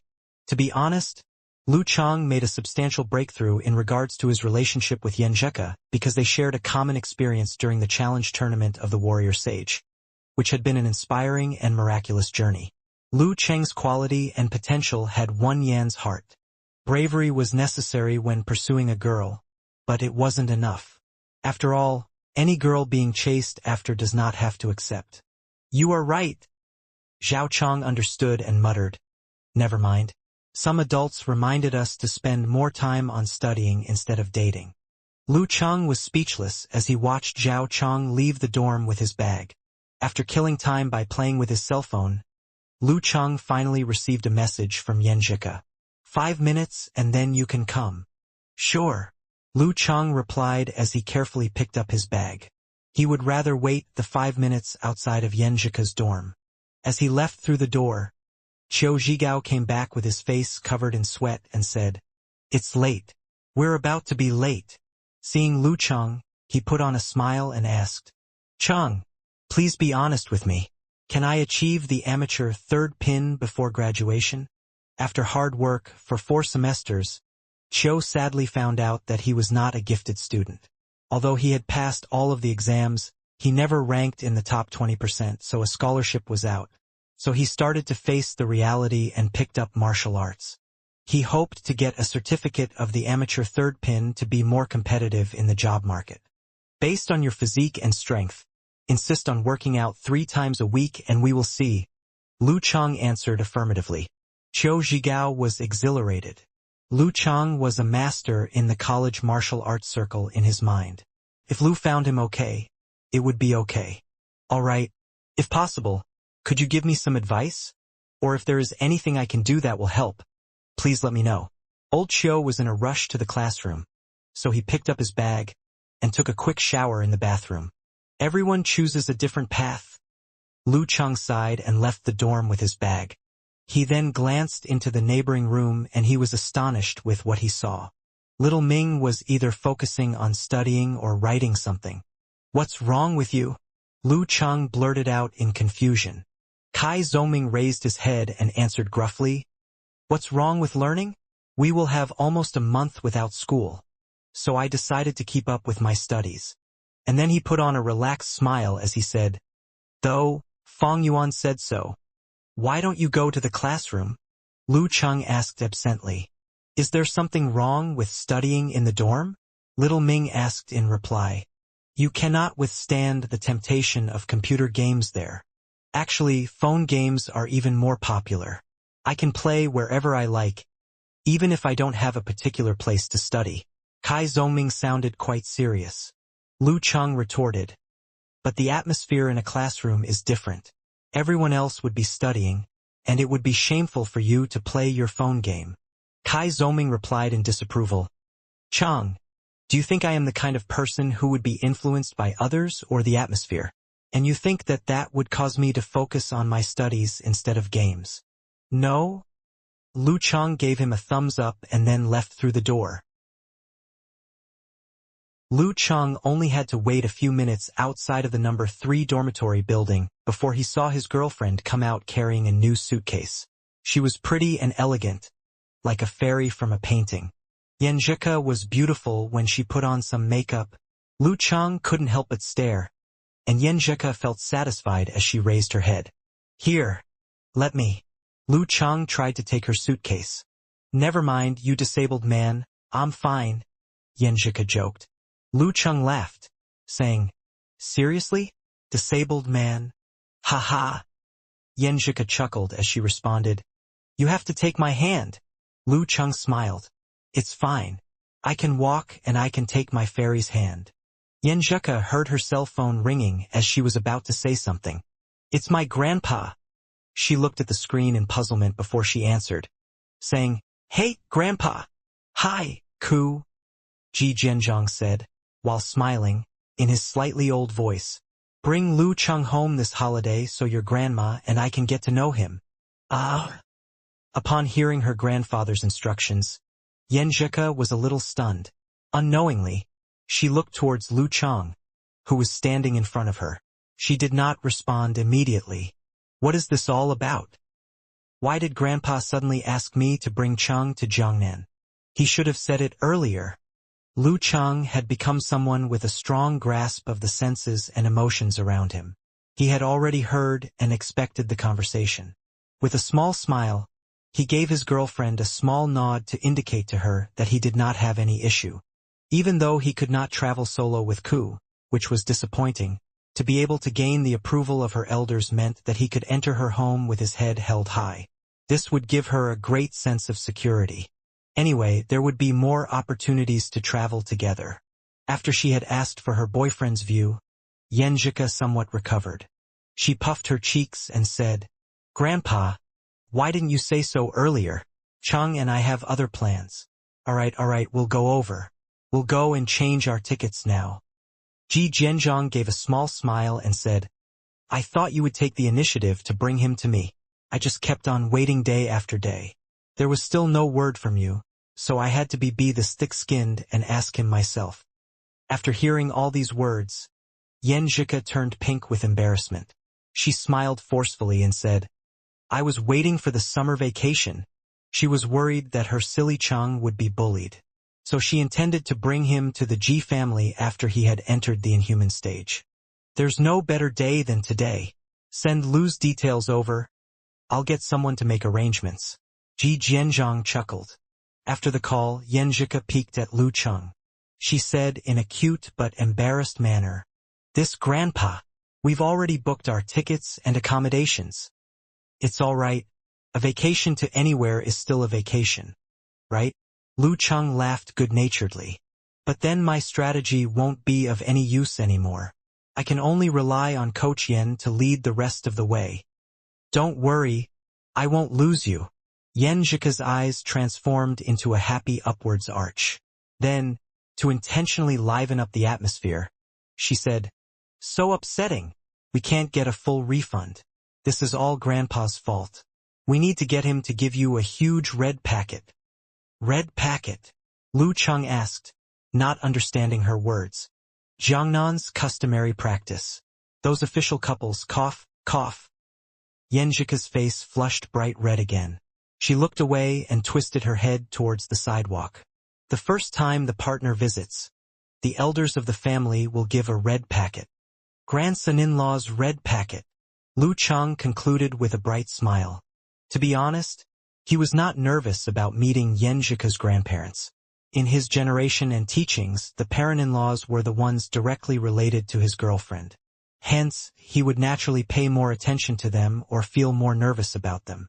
Grandparents were one generation away, so their influence would not be too great. As for the point about mighty ones with physical vulnerability, he had met them before, and it was not that he did not have them to support him. In the midst of their happy conversation, Yan Zhika sent Lu Cheng's details to her grandfather and waited to hear from him again. The details were already stored in her phone. Around them, the eyes of the Songcheng University students followed their moves, as though greeting them as they walked past. Some even gathered the courage to ask for an autograph. Since he won the nationals, Lu Cheng had become someone known throughout the university. He was now an idol and someone that many juniors and even seniors admired. No matter where he went, he would attract attention. And people had been very kind to him.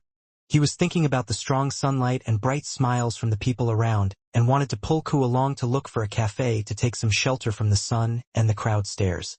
Yan Zhika received a call about a couple of options regarding first-class seats. The person even said that if she was not satisfied with any of the options, they could use the Shushan Studies private jet or airline. The noon flight is good. Yan Zhika did not trouble the person too much and made a quick decision. After this, they would go by their original plan, to take the school bus out of Songcheng University and travel towards the airport. The only difference was that their flight had changed, and the destination on the air ticket had switched from the neighboring province to Jiangnan province. There was no delay, no postponement. The flight departed on time.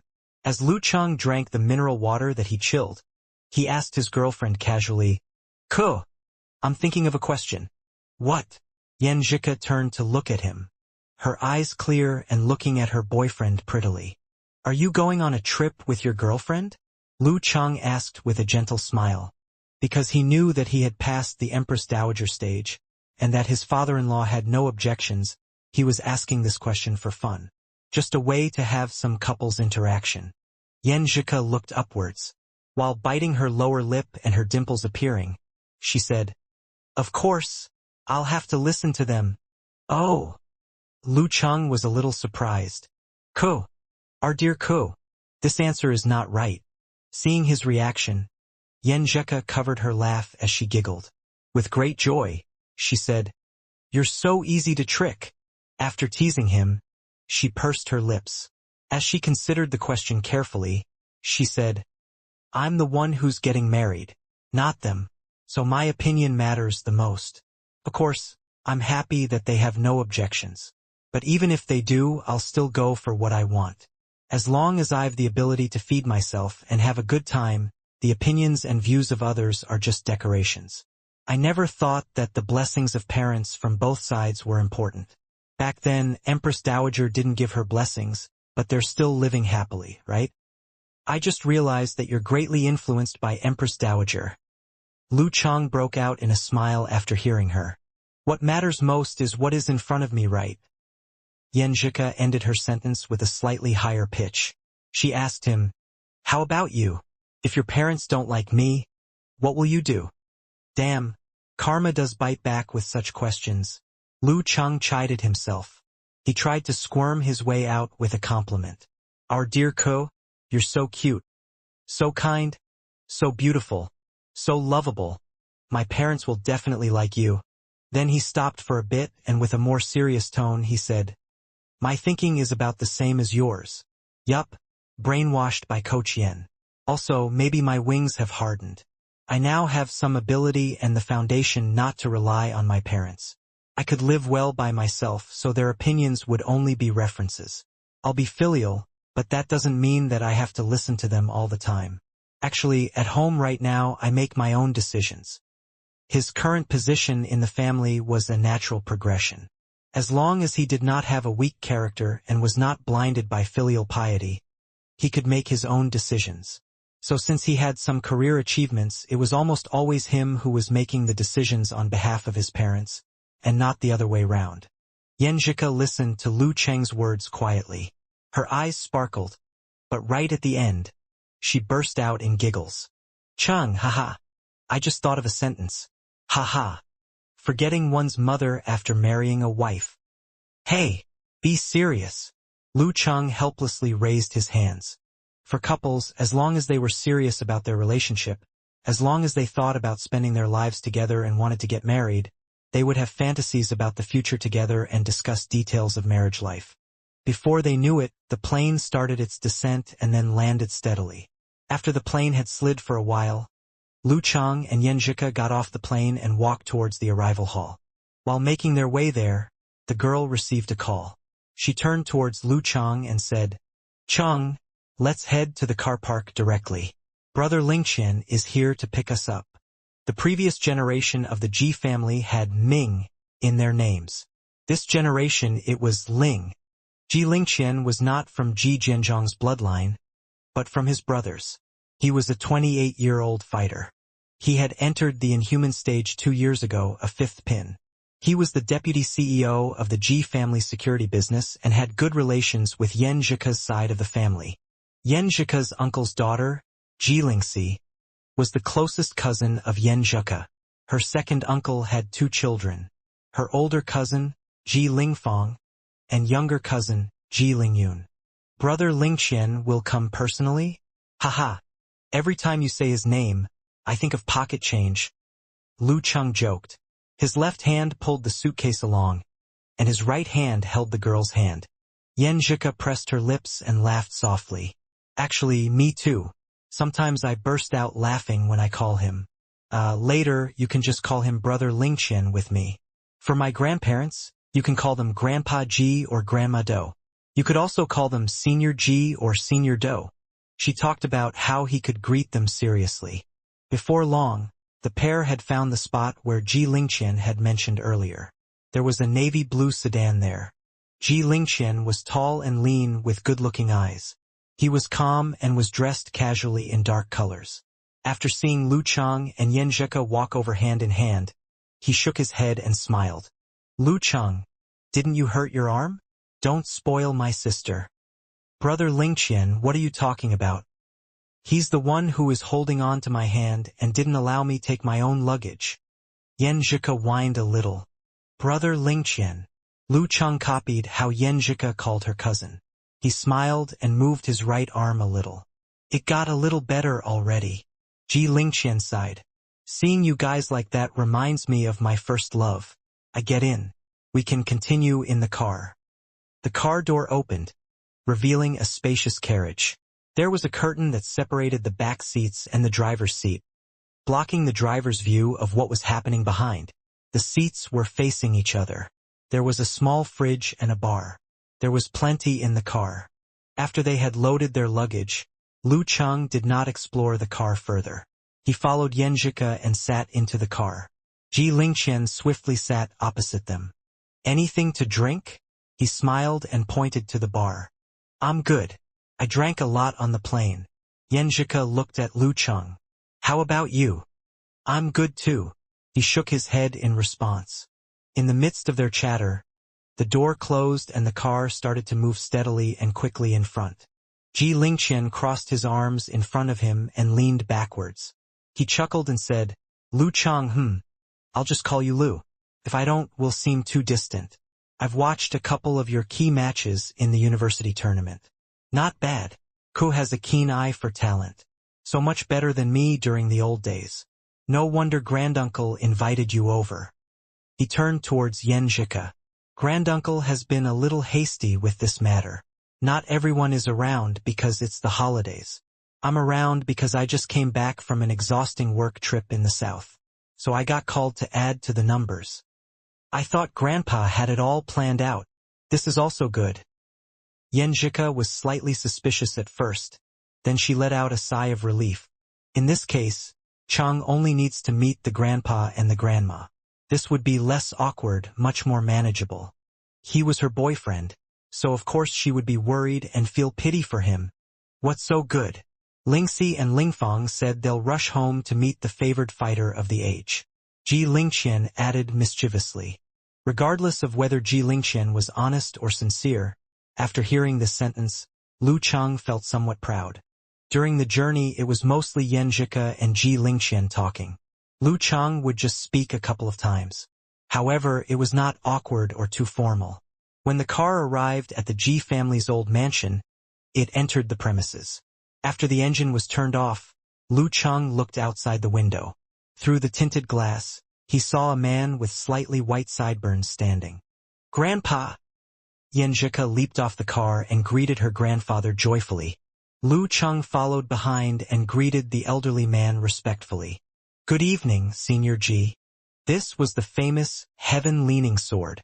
As expected, his aura was strong and deep like the seas. Ji Jianzhong smiled and gave a small nod. He looked at Yanjika and said, "Ko, you go in first to see your grandmother." Then he turned to Lu Cheng and said, "Lu, come, take a walk with me." "Grandpa." Yanjika was shocked and scared. Instinctively, she took a step forward, putting herself in front of Lu Cheng. "What does Grandpa want to do with Cheng after asking me to leave?" Seeing his granddaughter's reaction, Ji Jianzhong laughed and shook his head. "Young lady, you're a total copy of your mother. Girls always help their lover, always support their lover. Don't worry, I'm just going to have a couple of words with Lu." Yanjika's clear, bright eyes blinked a couple of times, almost saying, "You must promise." "Ku, it'll be fine. Go in and see Grandma." Lu Cheng took a deep breath, pretending to be calm so that he could comfort his girlfriend. "If Senior Ji wants to make things difficult for me, no one can save me from this match. Then, I'll look for you later." Yanjika lightly squeezed Lu Cheng's right hand. She said this sentence on purpose before making her way into the house. She did not leave without turning back a couple of times. Meanwhile, Ji Lingqian asked the driver to park somewhere, pretending not to notice what was going on. "Let's go. We can make a round around the mansion." Ji Jianzhong was wearing a loose, dark blue martial arts suit. His hands were placed behind his back as he walked slowly forward. Yes, Lu Cheng walked at a good pace without hurry, intentionally keeping a step behind. The lake next to them was clear. The pathway had pretty flowers and grass. Ji Jianzhong was walking straight, and while he walked, there was a sense of long-time authority. He did not speak, but the more he was silent, the more oppressive he felt. If it were not because he had faced mighty ones like the divine enchanter of Sin Flame and the Queen of Thought, or didn't have the experience with his eccentric master, Lu Cheng would have probably been a nervous wreck who could not walk properly right now. But Lu Cheng was taking every step steadily, maintaining a respectful attitude towards his elder, and at the same time, exuding confidence. He did not scramble to find topics to fill the silence. All he did was enjoy it. I respect you. It's for no other reason than you're Ku's grandfather, and also an experienced senior in martial arts. After walking for a while, with his hands still behind his back, Ji Jianzhong looked ahead and laughed. Although the two boys that Lingxi and Lingfang brought home were learned and could be considered elites, they couldn't even spend a few minutes alone with me, not to mention take a walk, without breaking out in cold sweat. He shook his head lightly as he spoke. Senior, I am just used to my master's drills. Lu Cheng answered humbly. He was filled with caution, feeling that Ku's grandfather's words could not be as simple as that. Senior Ji was world famous for his yin-yang magneto-optical sword. Now that he was using the sword skill to enter their conversation, there must be some catch here.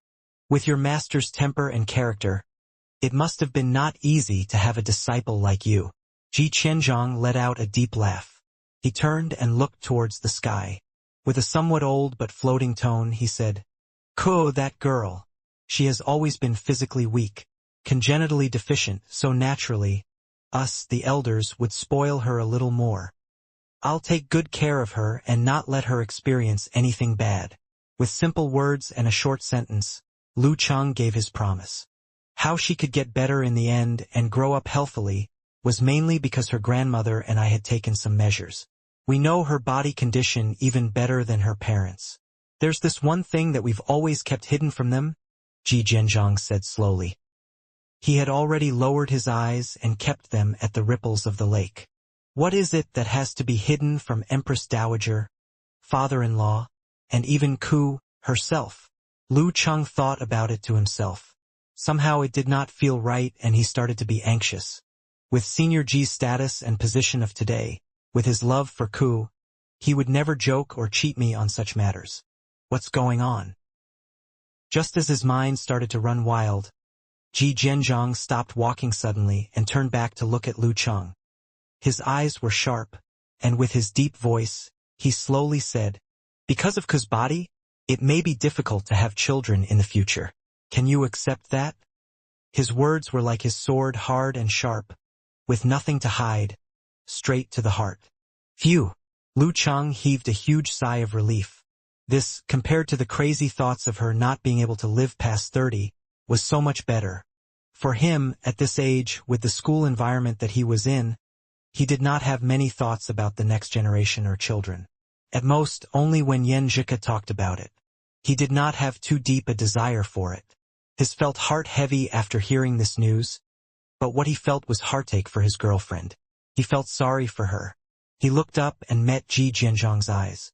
Lu Cheng was silent for a good 10 seconds before he started to say something.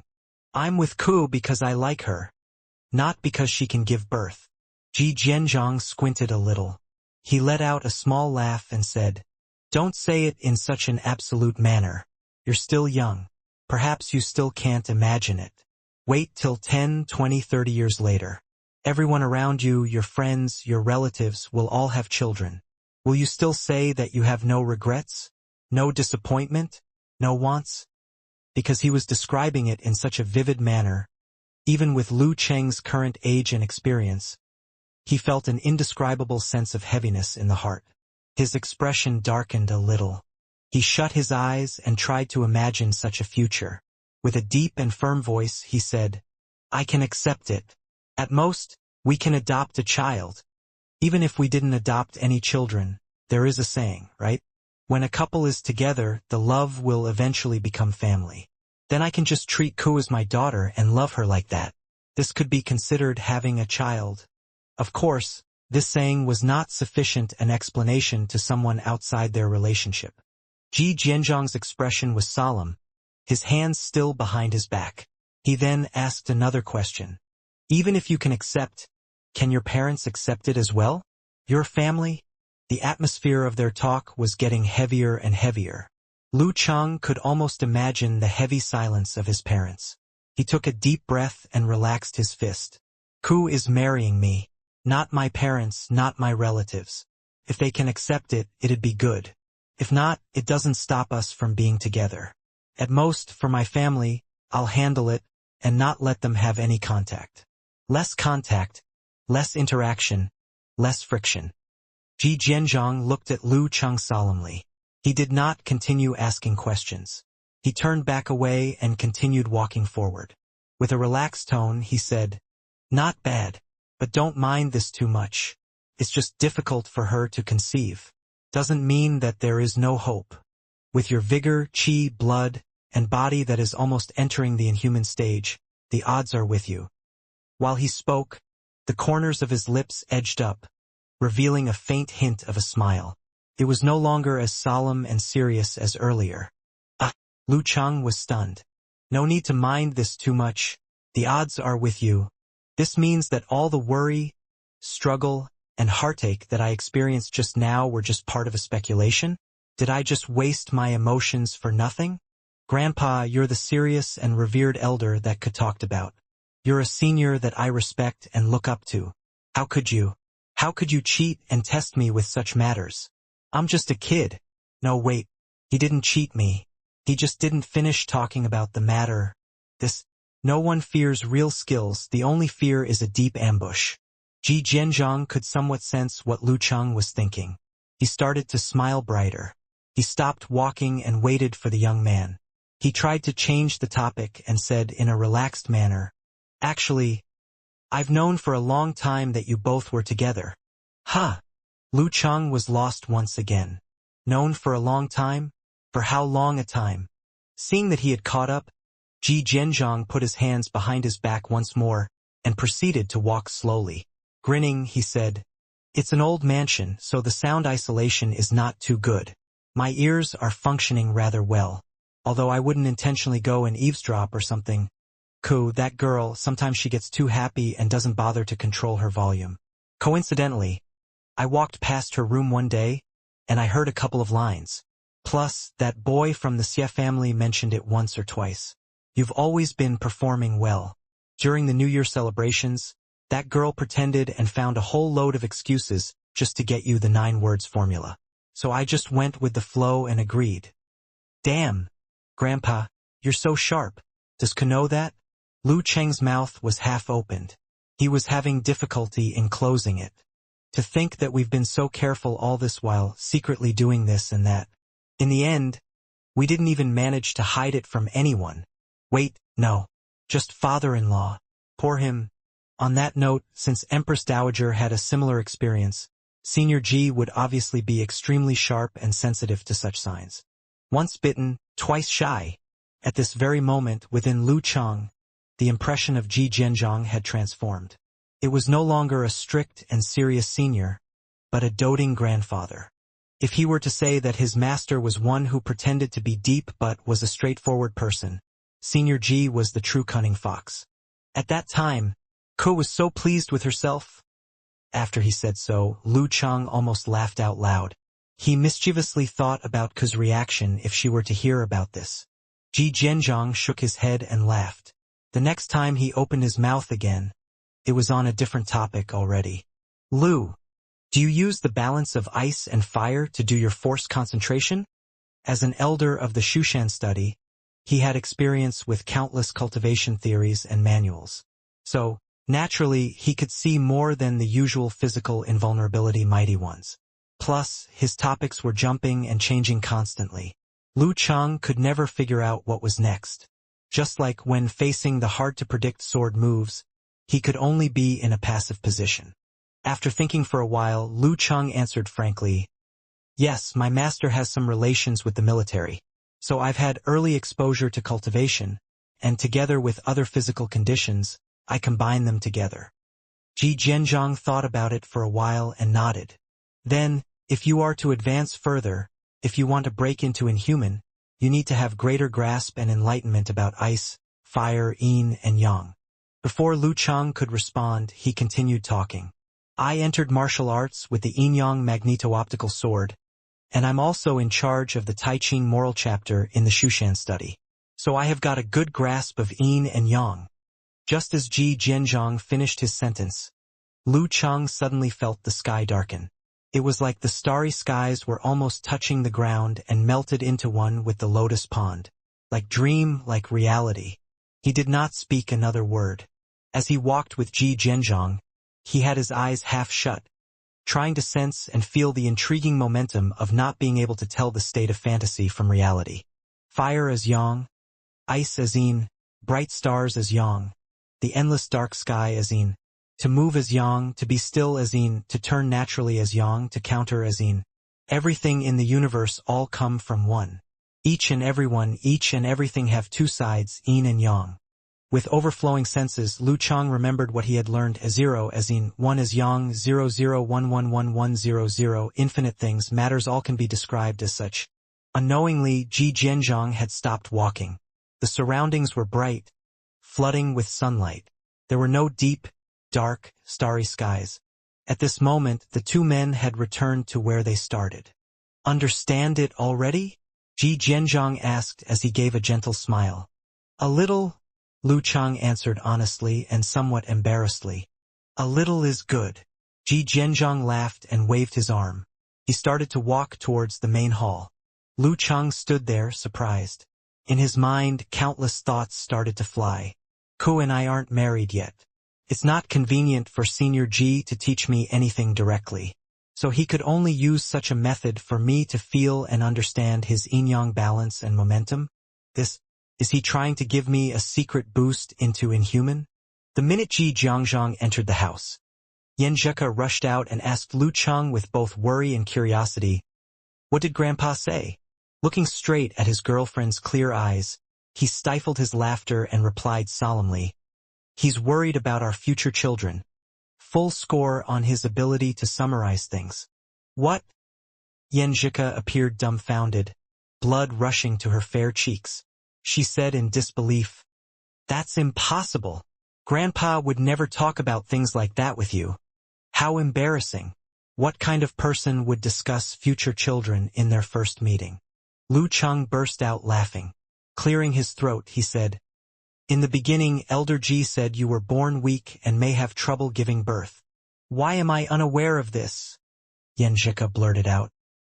"He said only he and your grandma know about this. Even your parents are being kept in the dark. How could he stand his little fairy being upset? Of course, he told the truth."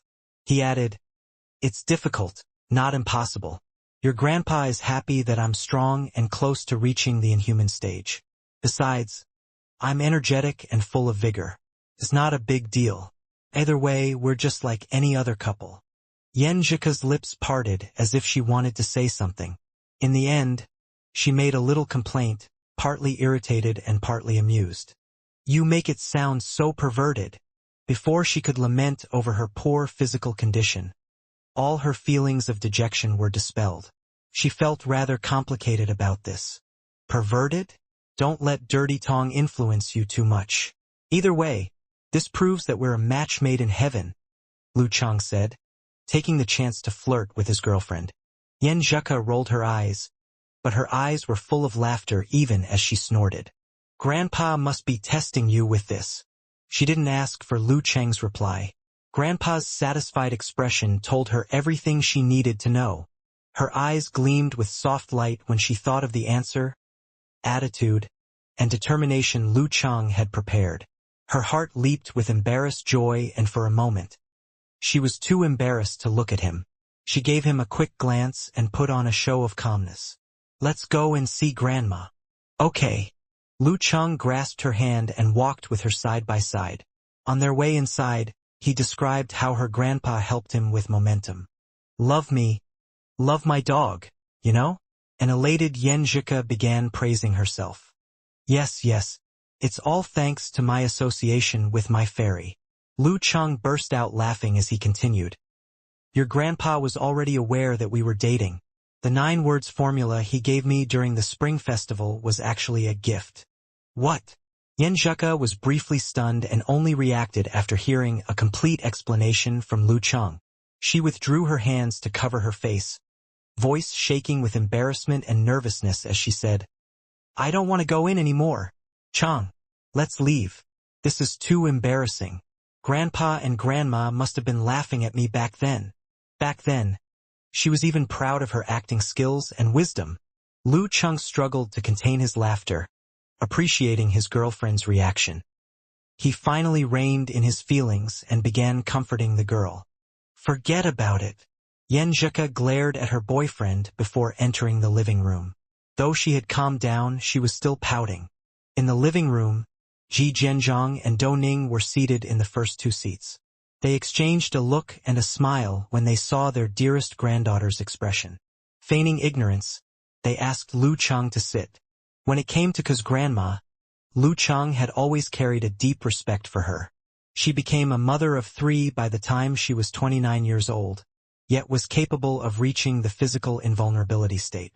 That was something worthy of respect for 99% of fighters out there. Some people's sole purpose was to pressure other people into succeeding. Ke's grandma was one of these people for easily achieving the physical invulnerability state. "Lu, you're nearly 1 year older than Ke, right?" Dou Ning appeared radiant and energetic, without any visible wrinkles on her forehead. Only her temperament forged through the passing of years indicated her age. She appeared to be in her 40s and resembled Ji Mingyu and Yan Zheke. "That's right. My birthday is in February. Hers is in December." Lu Cheng replied with a smile. Dou Ning gave a gentle nod. "Good. If you can reach the inhuman stage within the year, there's quite a big hope for you to reach the physical invulnerability state soon. Hee. It's better than what Ke's grandpa and I had in the past." "Grandma, you're also aware of the bet about Lu Cheng reaching the inhuman stage this year?" Yan Zheke asked in astonishment, forgetting her anger earlier. "Don't think I'm some old fogey who doesn't know how to use computers and smartphones. I've already learned how to use Weibo half a year ago." Pretending to accuse her granddaughter, Dou Ning said, "Ke, you're not concerned about me." Yan Zheke was momentarily rendered speechless. Obediently lowering her head, she apologized, sincerely, and said, "Grandma, it's my fault. What's your Weibo nickname? I'll follow your account immediately." "The swordsman whose longings never die." Dou Ning revealed her signature dimples on her face. That handle sounds like mine." Yan Zheke was stunned. Her nickname was "Swordsman Dislikes Drinking." "I made my nickname based on yours," Dou Ning replied cheerfully. Upon hearing the conversation between the grandparent and grandchild, Lu Cheng was dumbfounded. Ke's grandma differed from his imagination. He had expected a female fighter who managed to give birth to 3 children during the critical 10 advancement years would be the traditional kind, tender, and gentle. But this was not the case at all. As for why she became a mother of 3, there was no other reason. She simply wanted to and was willful. He finally knew whose genes Ke's mother had inherited the most. He subconsciously glanced at Ji Jianzhong and saw a helpless smile on the well-known heaven-leaning sword's face. Just then, Ji Lingqian entered the room as if it was his own house and found a seat. Using her Weibo nickname as the starting point, Dou Ning began telling them old stories about her travels across the country with her husband and swords. Back then, professional competitions were just newly established and none were standardized. There were limited matches a fighter could participate in, allowing them a lot of free time. In order to temper themselves as well as fulfill their dream to be a sword-wielding couple, newlyweds Ji Jianzhong and Dou Ning went to southern China and experienced many things there. There were stories of a sword-wielding couple parachuting off the mountain pass and killing the Great Sun, destroying the Oasis cult, hunting down the famous tame-head wizard in the tropical rainforest, assassinating the head of missionaries in Moro City, slipping into unfriendly territories to catch a warlord. The couple didn't have anything to do with the military, so they had no need to be careful with their words. They were unlike Geezer Schur, whose boasting was dampened by his non-disclosure agreement. That was why Lu Cheng's attention was completely captured by those stories, as if he was experiencing them himself. Already familiar with the stories, Yan Zheke and Ji Lingqian occasionally raised questions and livened up the mood. Still lost in their old memories, Dou Ning and Ji Jianzhong continued telling stories over dinner. When they were done with dinner, the couple went out for their walk in high spirits. Ji Lingqian said to Lu Cheng and Yan Zheke jokingly, "They're relieved to have such a good grandson-in-law." "You're being too kind." Lu Cheng smiled. "It's all thanks to Ke. Glad you know?" Yan Zheke rolled her eyes at Lu Cheng and giggled. Ji Lingqian suddenly paused, shaking his head and sighing. Sure enough, empty vessels make the most noise. Lu, I was pretty worried before picking you up today. I thought you'd be arrogant and prickly due to your fame. But once we started talking, I realized you're self-confident and introverted in nature. You really have the air of a wizened master. Let me ask you a question. Are Peng Liyun, Ren Li, and other fighters like you? They're all different in their own ways, but their pride is ingrained in their bones. They don't manifest it outwardly, so it's pretty easy to get along with them, Lu Cheng said. He had answered based on his feelings. Ji Lingqian laughed. Just as the rumors I've heard. So that's what the favored fighters of the age are like. When I was a six-pin warrior at 22, I was truly prideful and regarded everyone around me as idiots. Then karma hit and it took me more than 4 years to enter the inhuman stage. I basically have zero hope for achieving the physical invulnerability state. I only realized then and started practicing as hard as possible. Sigh. If only I had met you a few years earlier and learned my lesson sooner. Perhaps I would have made better achievements. Meet me in those years? I was still an ignorant child then. Lu Cheng deliberately joked. Brother Lingqian, just think of elder Liang Yifan. You still have a promising future ahead of you. Ji Lingqian merely smiled. Do you guys want to go out and play? I can be your driver. It's all right, Brother Lingqian. I know how to drive. Yan Zhika grinned. Okay then. I won't be disturbing you two on your date. Ji Lingqian waved at them, smiling. After sending Lingqian away, Yan Zhika lifted her chin to look at her boyfriend. Raising her voice at the end of her sentence, she said, Let's go. This elder sister will show you Che River. You can drive. Lu Cheng had never asked her about this. You want to worship me, don't you? I sat for my driving test in the summer of my senior year in high school. It was as if there was a tail wagging behind Yan Zhika. You're amazing. Lu Cheng complimented her. He followed the girl into the garage and boarded a white car. When he saw her fiddling about for a while without starting the engine, Lu Cheng became confused. What's wrong? Before his voice even faded, he heard the sound of the engine roaring to life. Yan Zhika made a cheering sound. Let's go. She turned to look at him, smiling somewhat embarrassedly. I haven't touched a car since getting my license. Lu Cheng was shocked and his mouth made an O shape. He then blurted out, Can you still drive then? Of course. Driving is so easy. I just need to familiarize myself with it. Yan Zhika turned her focus forward and started the car. Momentarily, Lu Cheng felt like he had accidentally boarded a pirate ship. Outside the windows, the landscape was rapidly receding as the car drove on at a high speed. Seeing this, Lu Cheng was somewhat frightened and couldn't help trying to persuade his girlfriend. Cool.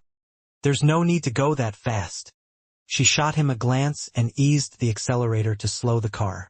She smiled in embarrassment and said, When I see other cars overtaking us and driving so quickly, I can't help wanting to catch up to them. I think it's no big deal driving a little faster. Aren't they doing the same? Lu Cheng was stunned. He began to look around carefully, measuring every detail of his surroundings.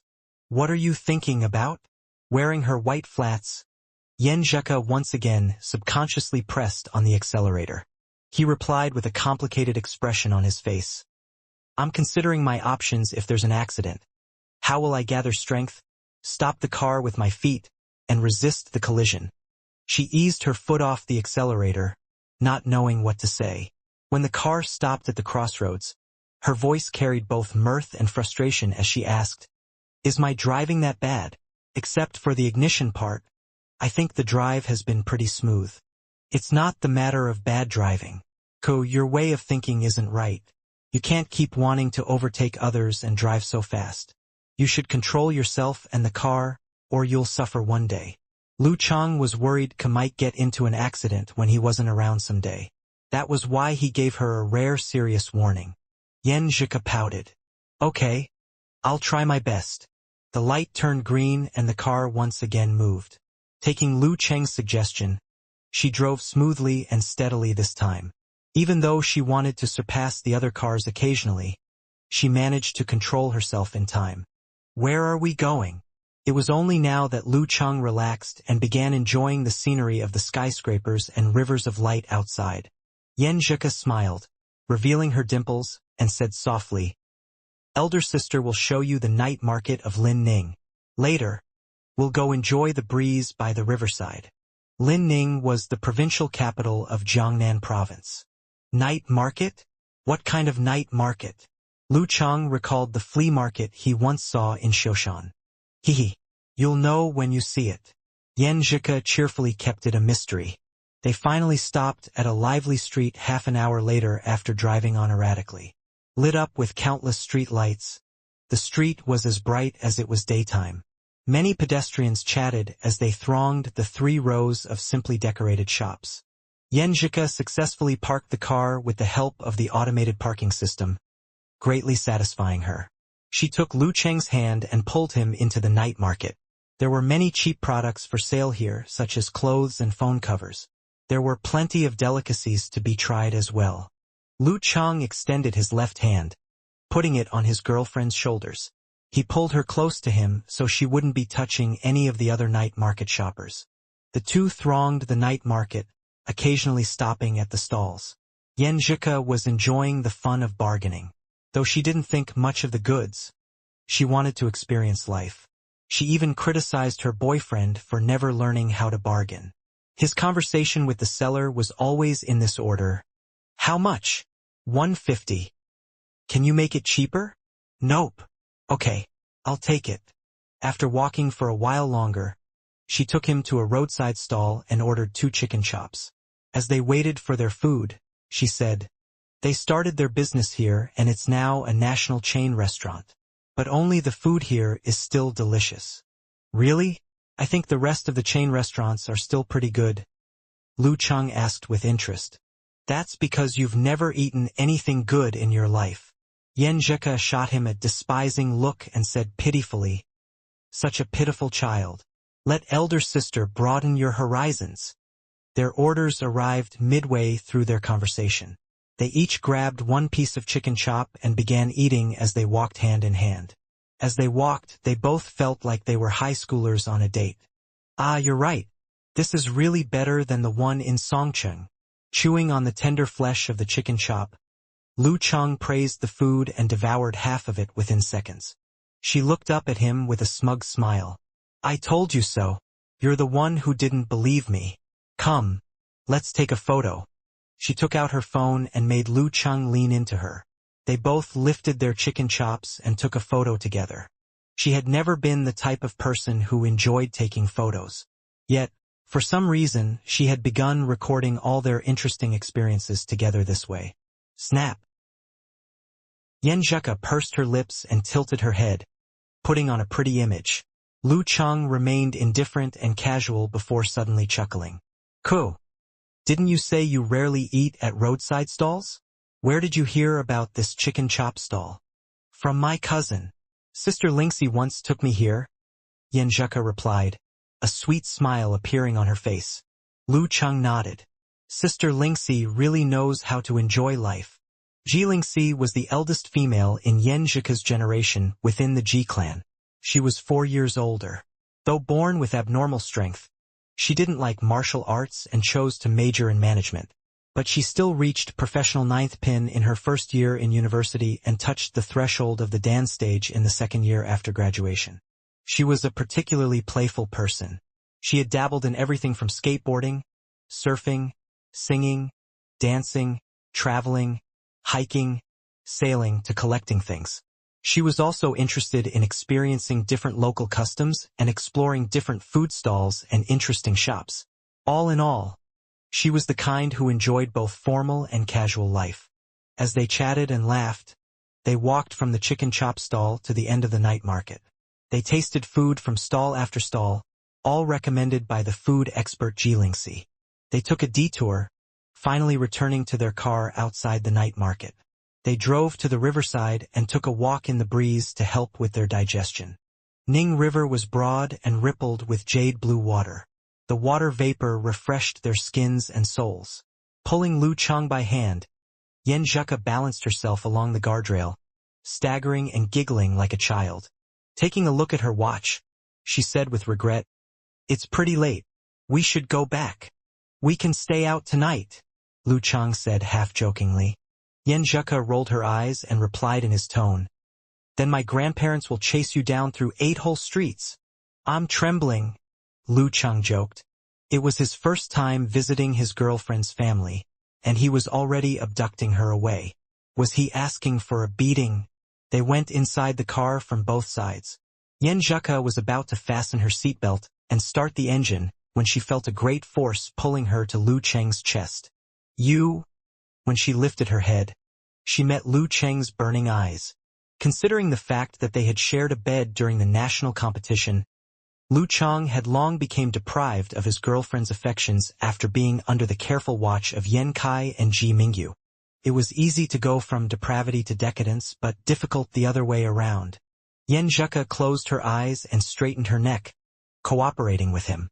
Curled up on the passenger seat, she was almost sitting on his lap with their bodies pressed tightly together. He had observed the surroundings earlier and knew no one was around. As he kissed her passionately, he began touching her. His hand gradually moved from her shoulder to her back and legs, and finally somewhere more private. Can this seat be reclined? Lu Chang asked eagerly when his kiss fell next to her ear. He couldn't do anything in this posture. I don't know. Look it up online. Yen Zheka whispered vaguely, not knowing what she was actually saying. Right now? He was unwilling to divert his attention at all, wanting nothing more than using his forced concentration to knock the seat down. Just then, her phone rang. The ringtone went on and on. Yen Zheka pushed him aside, glaring at him with her glistening eyes and a red face. She bit her lips and took out her phone to answer the call. Sister Lingxi? Oh, you're back? Yeah, we're outside. I took Chang to the night market. Okay, we're about to go home. Lu Chang smiled wryly as he helped her straighten her clothes. It's too dangerous to stay with you. Yen Zheka returned to the driver's seat and calmed herself. Her cheeks began flushing. Lu Chang adjusted his pants. Hasn't it been some time since we've been intimate? She glared at him, biting her lower lip. Just wait until these few days are over. Either way, I'll be on my period tomorrow. She burst out laughing. Got it. Well, where's your aunt? Lu Chang changed the topic. Having calmed herself down, Yen Zheka started the engine and answered. She went to Shushan study to take care of my brother. Their drive home was smooth without any accidents. 40 minutes later, they arrived at the old house of the Ji clan. Having parked their car, they entered the front gate and overheard people talking incessantly. This is 300,000 yuan per gram. It has the aroma of herb. It can cure many diseases. It's just so. It's not as good as your string of beads, Brother Li. My beads are just made of ordinary materials. But an eminent monk from Daxing Temple blessed these beads and chanted scriptures in front of them for half a year. Remember my bad luck last year? My father laid down his pride and begged for this string of beads.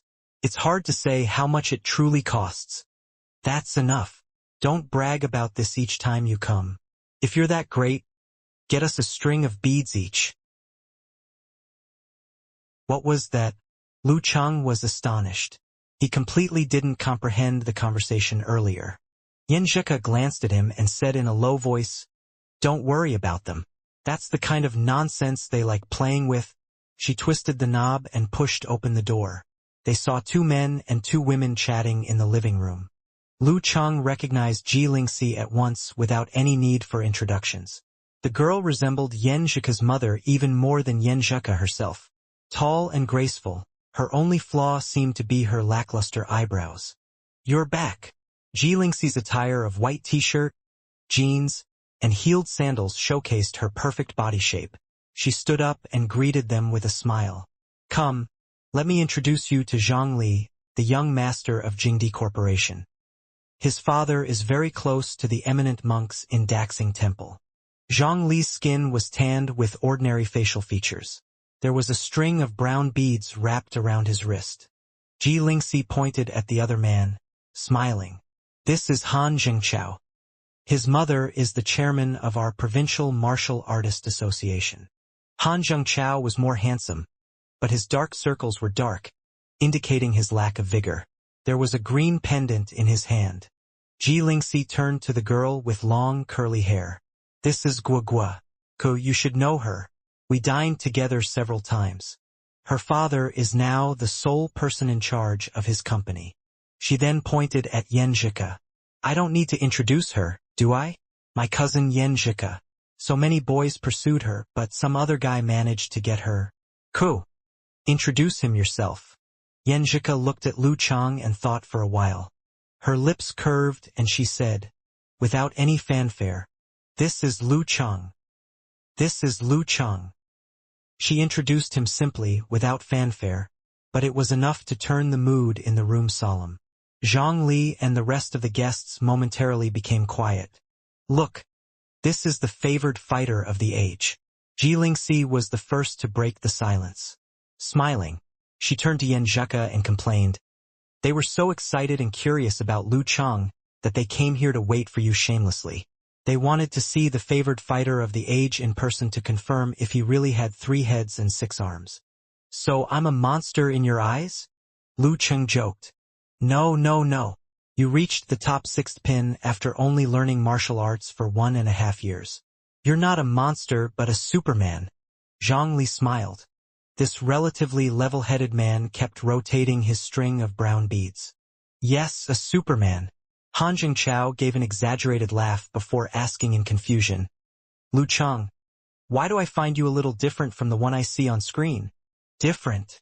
Lu Chang smiled, looking at Yan Zhika and finding the same confused expression on her face. He had just appeared on the screen 5 or 6 days ago. Guo was a petite girl, but her facial features were rather imposing. She thought for a while and replied, You're a little different. On screen, you're, more aggressive. The kind of person no one will dare to meet eyes with. Haha. I got it. In a fight, I'd release my momentum to pressure my opponents. In my post-match interviews, I usually haven't come out of that state, Lu Cheng replied. The one they saw on screen was probably his combat form. Zhang Li nodded. I see. You're calm and kind in your everyday life, but the atmosphere on the arena sets you ablaze. None of them was a fan of martial arts, and they rarely read related news unless it was about the most popular competitions. Therefore, they paid little attention to such details even though they had many mighty one elders. With such an icebreaker, the atmosphere in the room turned warm and lively. Ji Lingxi and her guests sat down and began chatting happily. Their main topic was obviously Lu Chang and what he had done. Noticing Lu Cheng's lack of interest in the beads, jade, and ambergris, they didn't bring those up again. Instead, they began gossiping about the martial arts field. Lu Cheng wasn't concerned about their conversation. Even if he couldn't afford any one of their collections, he never had an inferiority complex and instead wanted to take the opportunity to broaden his horizons. So he listened on quietly. Nothing could affect his self-confidence. As the clock ticked, Lu Cheng took a look at his phone and stood up with a smile. It's getting late. I need to rest. You guys continue with your chat. He was speaking normally but gave the rest the feeling that he resisted any form of rebuke. Ji Lingxi stood up and asked in confusion. So early? Ever since he started learning martial arts, he has been operating on an old man's schedule. Well, me too. Yan Zhika explained in her boyfriend's place and made up an excuse for her to leave as well. It's time for us to leave too. Zhang Li smiled. We're going sailing tomorrow. Would you like to join us? We can go fishing in the sea breeze. There are several covert boxing matches on the high seas too. The existing challenge tournaments were exciting but not stimulating due to the presence of referees. To fulfill their desires, some rich folks would organize covert challenge tournaments in areas of conflict or on the high seas without referees. Even though there were no deaths, the audience would at least see some blood and flesh during these ferocious matches. That would awaken the beast within them. Of course, the fighters willing to fight in these covert matches and earn quick money were not that great. If they were able to reach the Dan stage or the 6th or 7th pin, there would definitely be people willing to be their guarantor, or the opportunity to repay their debts slowly would arise even if they were heads over heels in debt. Glancing at Yan Zhika, he rejected them with a smile. No thanks. Tomorrow he would stay at home with Ku and help her massage her stomach. When he made his travel plans earlier, he had already accommodated a day for this task. Okay, we'll invite you again the next time. With your listening skill, you're sure to get plenty of fish. Zhang Li didn't insist on his offer. He left with Han Jingchao and Guogua and boarded his SUV. He took off the string of brown beads and wrapped it around the gear lever. He was deep in thought for several minutes before asking, "What do you think about Lu Cheng?" Han Jingchao rubbed his eyes and replied seriously, "He's pretty kind, reserved, and friendly. But don't you think his momentum is quite strong and terrifying? We could only obey his words earlier." Guogua frowned. "Haha, that's normal. It's the confidence of a mighty one, accumulated little by little from his victories. My mother's the same. Even though she has never used harsh words to talk to me, I can only obey all her advice without being able to offer a different opinion," Han Zhengchao said self-deprecatingly. "As the favored fighter of the age, Lu Cheng is even more terrifying than my mother." Yes. Zhang Li started the engine and moved the car. Either way, he'll be sure to morph into the inhuman stage and become a physical invulnerability warrior in the future, Han Zhengchao said. We're all weak and don't have the heart to practice. It's a good idea to befriend someone like Lu Cheng. Wow, I didn't think our Master Han, who loves alcohol, cars, and beautiful women, would say something like this, Guogua teased. Han Jingchao was usually the stereotypical playboy. This is called preparing for danger in times of peace, he retorted.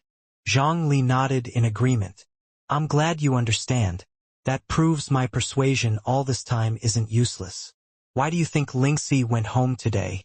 Just to see her cousin, isn't it? Guogua and Han Jingchao asked in astonishment. Zhang Li snickered. The Ji clan is your typical martial arts aristocratic family. They may be influential and rich with many properties under their name, but within the family, they're still ranked according to strength. Twirling her long, curly hair, Guogua interrupted with a frown. Uncle Ji gets on quite well with his 3 siblings. That's because their parents are holding down the fort.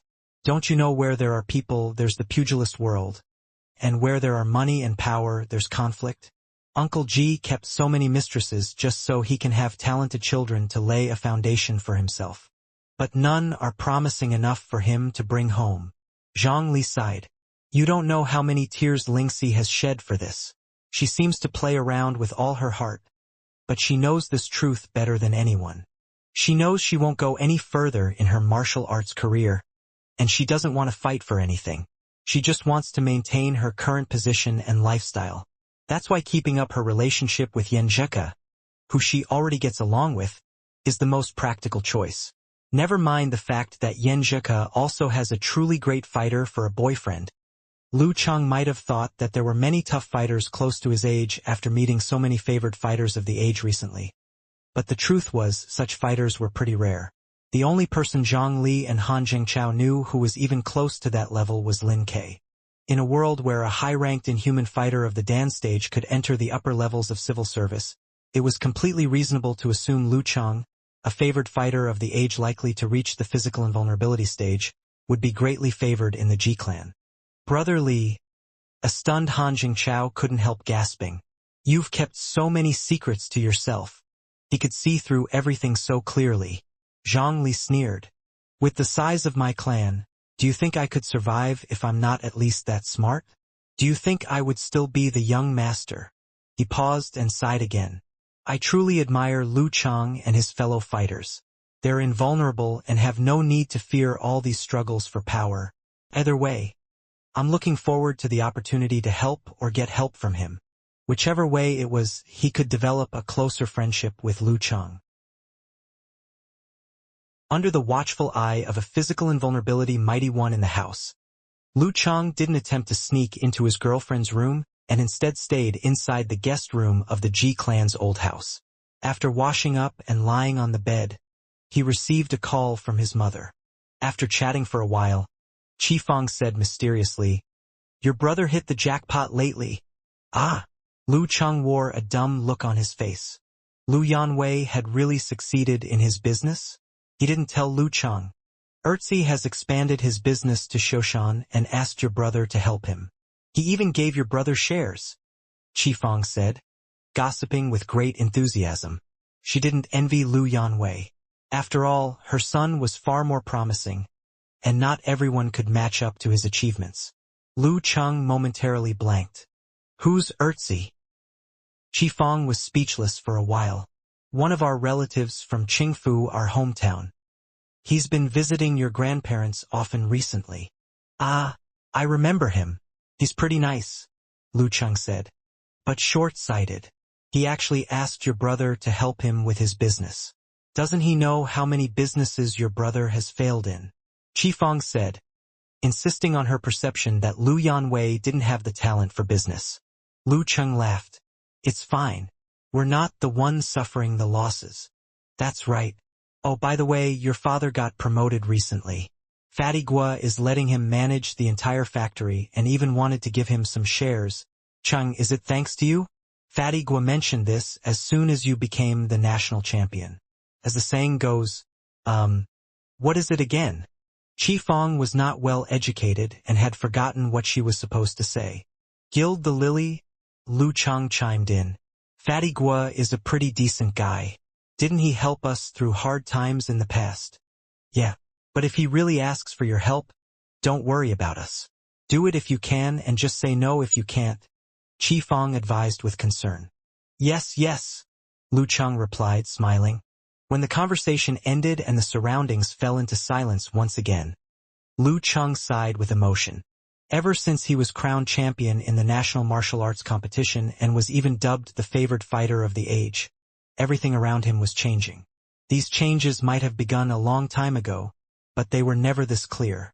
Without him even opening his mouth, the fate of his relatives was also changing.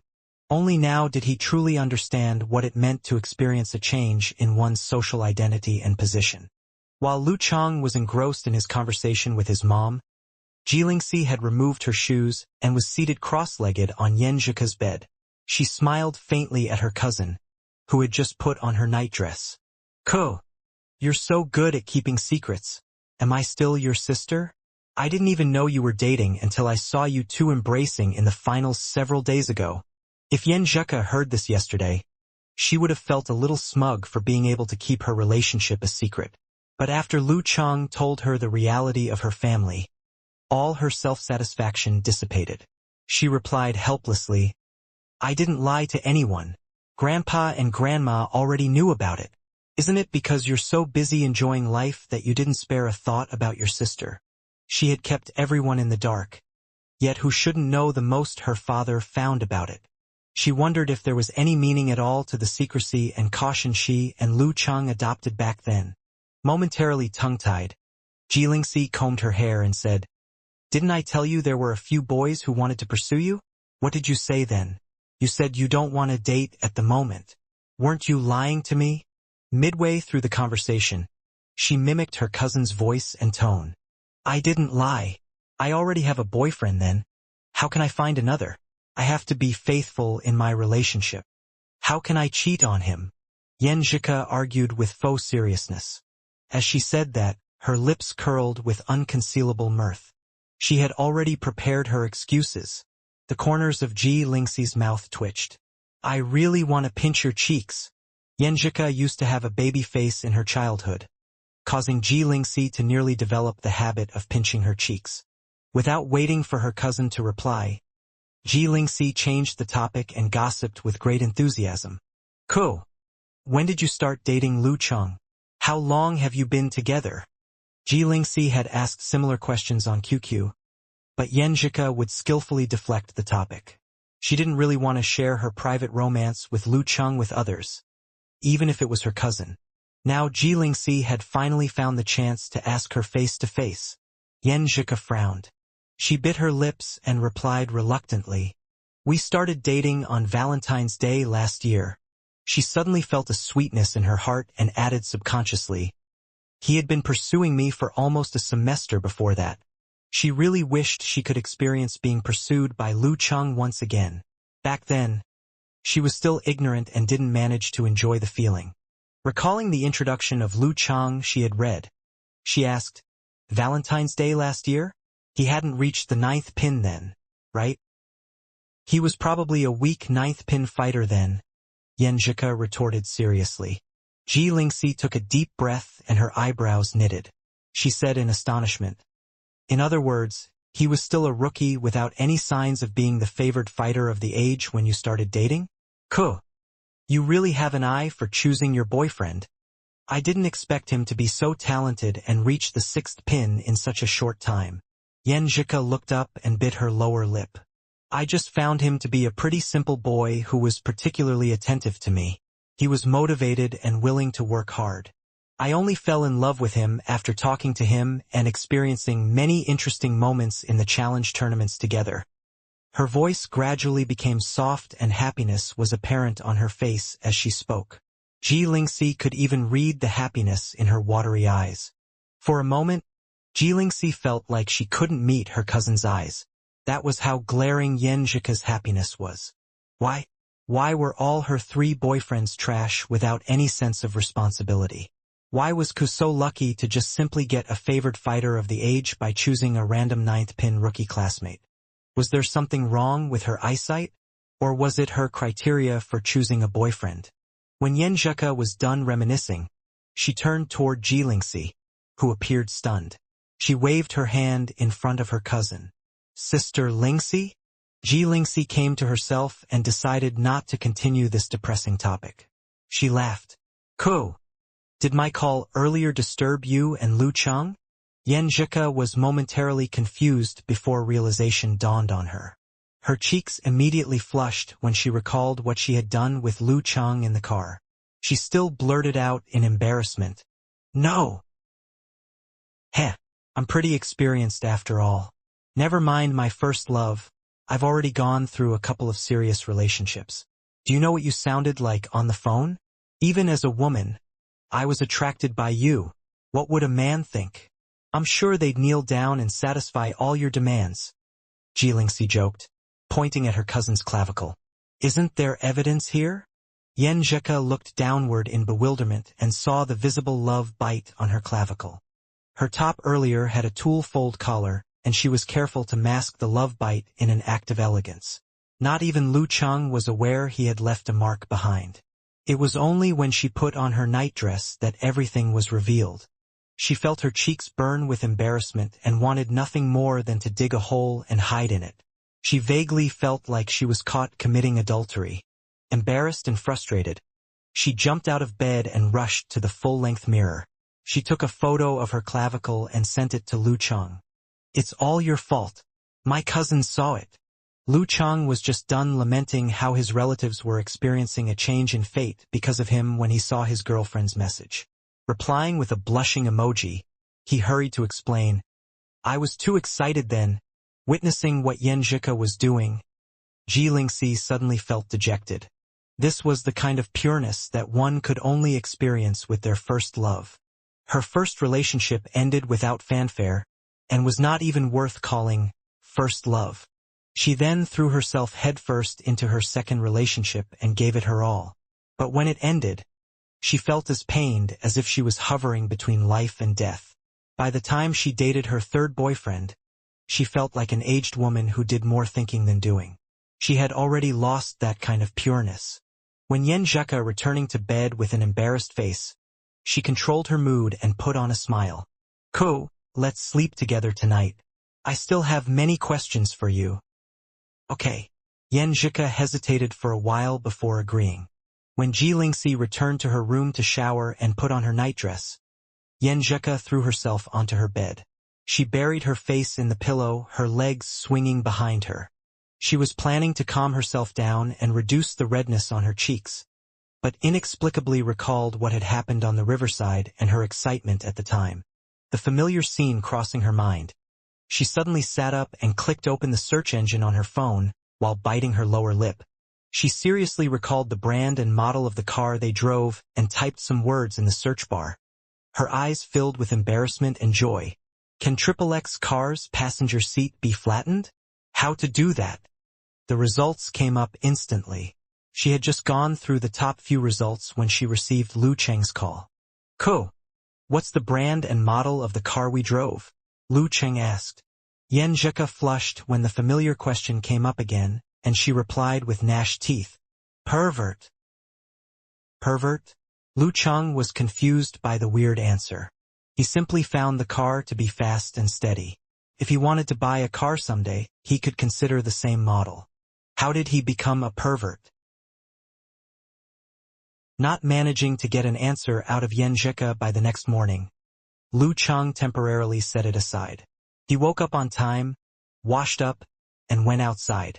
He found a corner in the Ji clan's old house and took in the fresh air.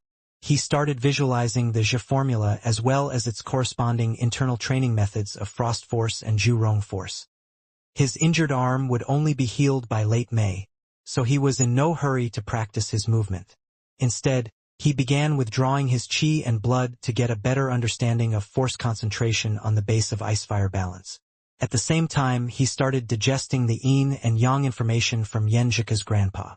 The key to the inhuman stage was enhancing his root pulp and controlling the spirit with his willpower before gradually changing himself with internal training methods.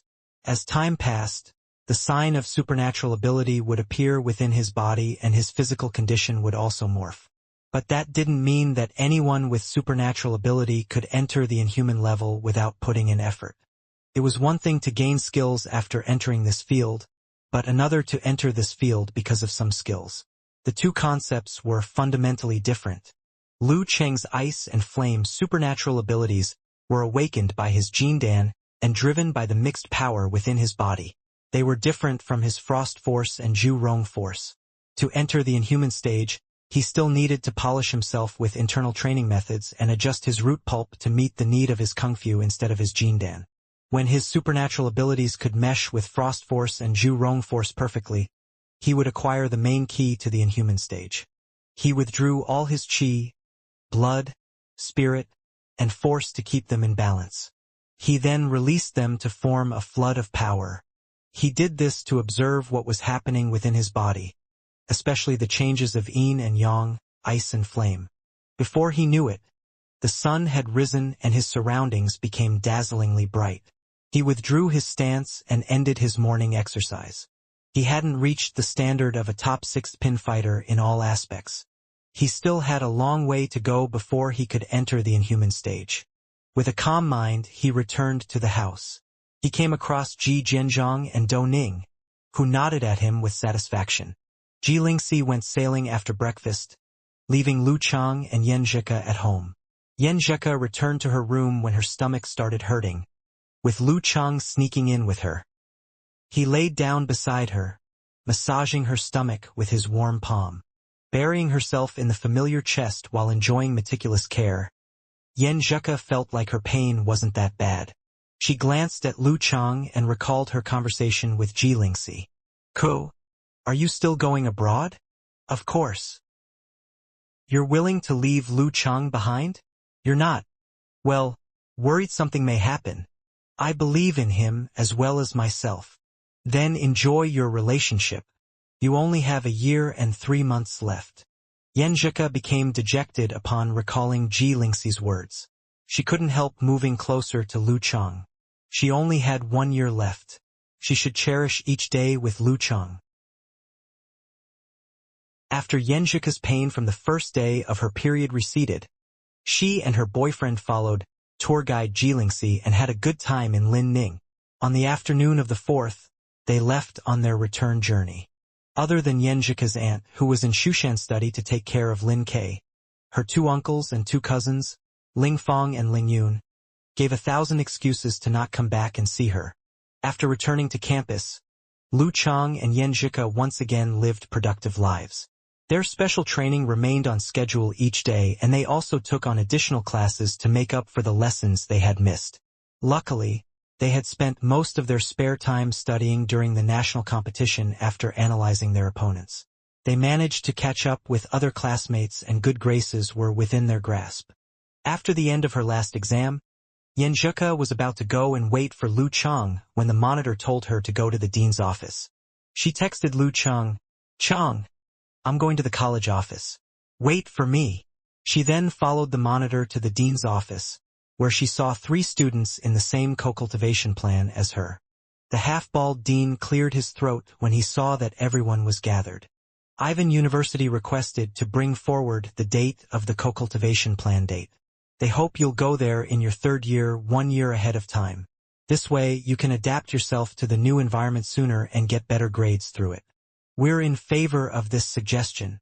Seeing the opening and closing of the dean's mouth, Yenjika could not digest anything he said at all. There was only one thought running through her mind. 1 year ahead of time, 1 year ahead of time. A year earlier, a year earlier. Instead of feeling happy by the surprise, Yenjika was confused and depressed, as if she had been diagnosed with a fatal illness. In early May, when Ji Lingxi asked her whether she still wanted to go abroad, she answered with such firmness and certainty. Now at the last minute, she was reluctant to leave Cheng. She had promised Cheng that they would go traveling during the summer break, go and see the aurora in the north the next January, and spend her 20th and Cheng's 21st birthday together. They also planned to go to Yuanyang Hill and ask for a romance padlock as a token of their affection. And she even began to fancy the sweet simple life after visiting Lu Cheng's parents, and wanted to make their affection known to friends and relatives. Now she didn't have enough time to realize her dreams and keep her promises. Bring me all the materials mentioned as soon as possible, and the dean's office will arrange everything for you. If everything goes as planned, you'll set out in August. When you arrive there, you will take a short-term language course. Don't worry. I'm sure that will be easy for you considering your grades. Okay, go back and make the necessary preparations, and if you can't remember all the materials needed, then come and get a list. The dean touched his remaining hair as if it was his treasure. In early August, we are in late June. She'll only have a month to say goodbye to Chang, and they might get only 2 or 3 chances to see each other per year. Yenjika choked on the sad news and felt her heart tighten. Refraining from all these negative emotions, she took the list and went out of the office with the other students. Yenjika, she heard a sharp voice. Yenjika looked up and saw Huang Shiwen, who had also joined in the co-cultivation project. What? She replied in bewilderment. What were you thinking about? Why don't we stay together when we get there? We all know each other. We're all classmates. We can take care of each other. Huang Shiwen grumbled, repeating her question. The girl's baby face softened her gorgeous facial features and made her approachable. The 2 boys besides her were also talking about this. Yenjika didn't like to express negative emotions with tears.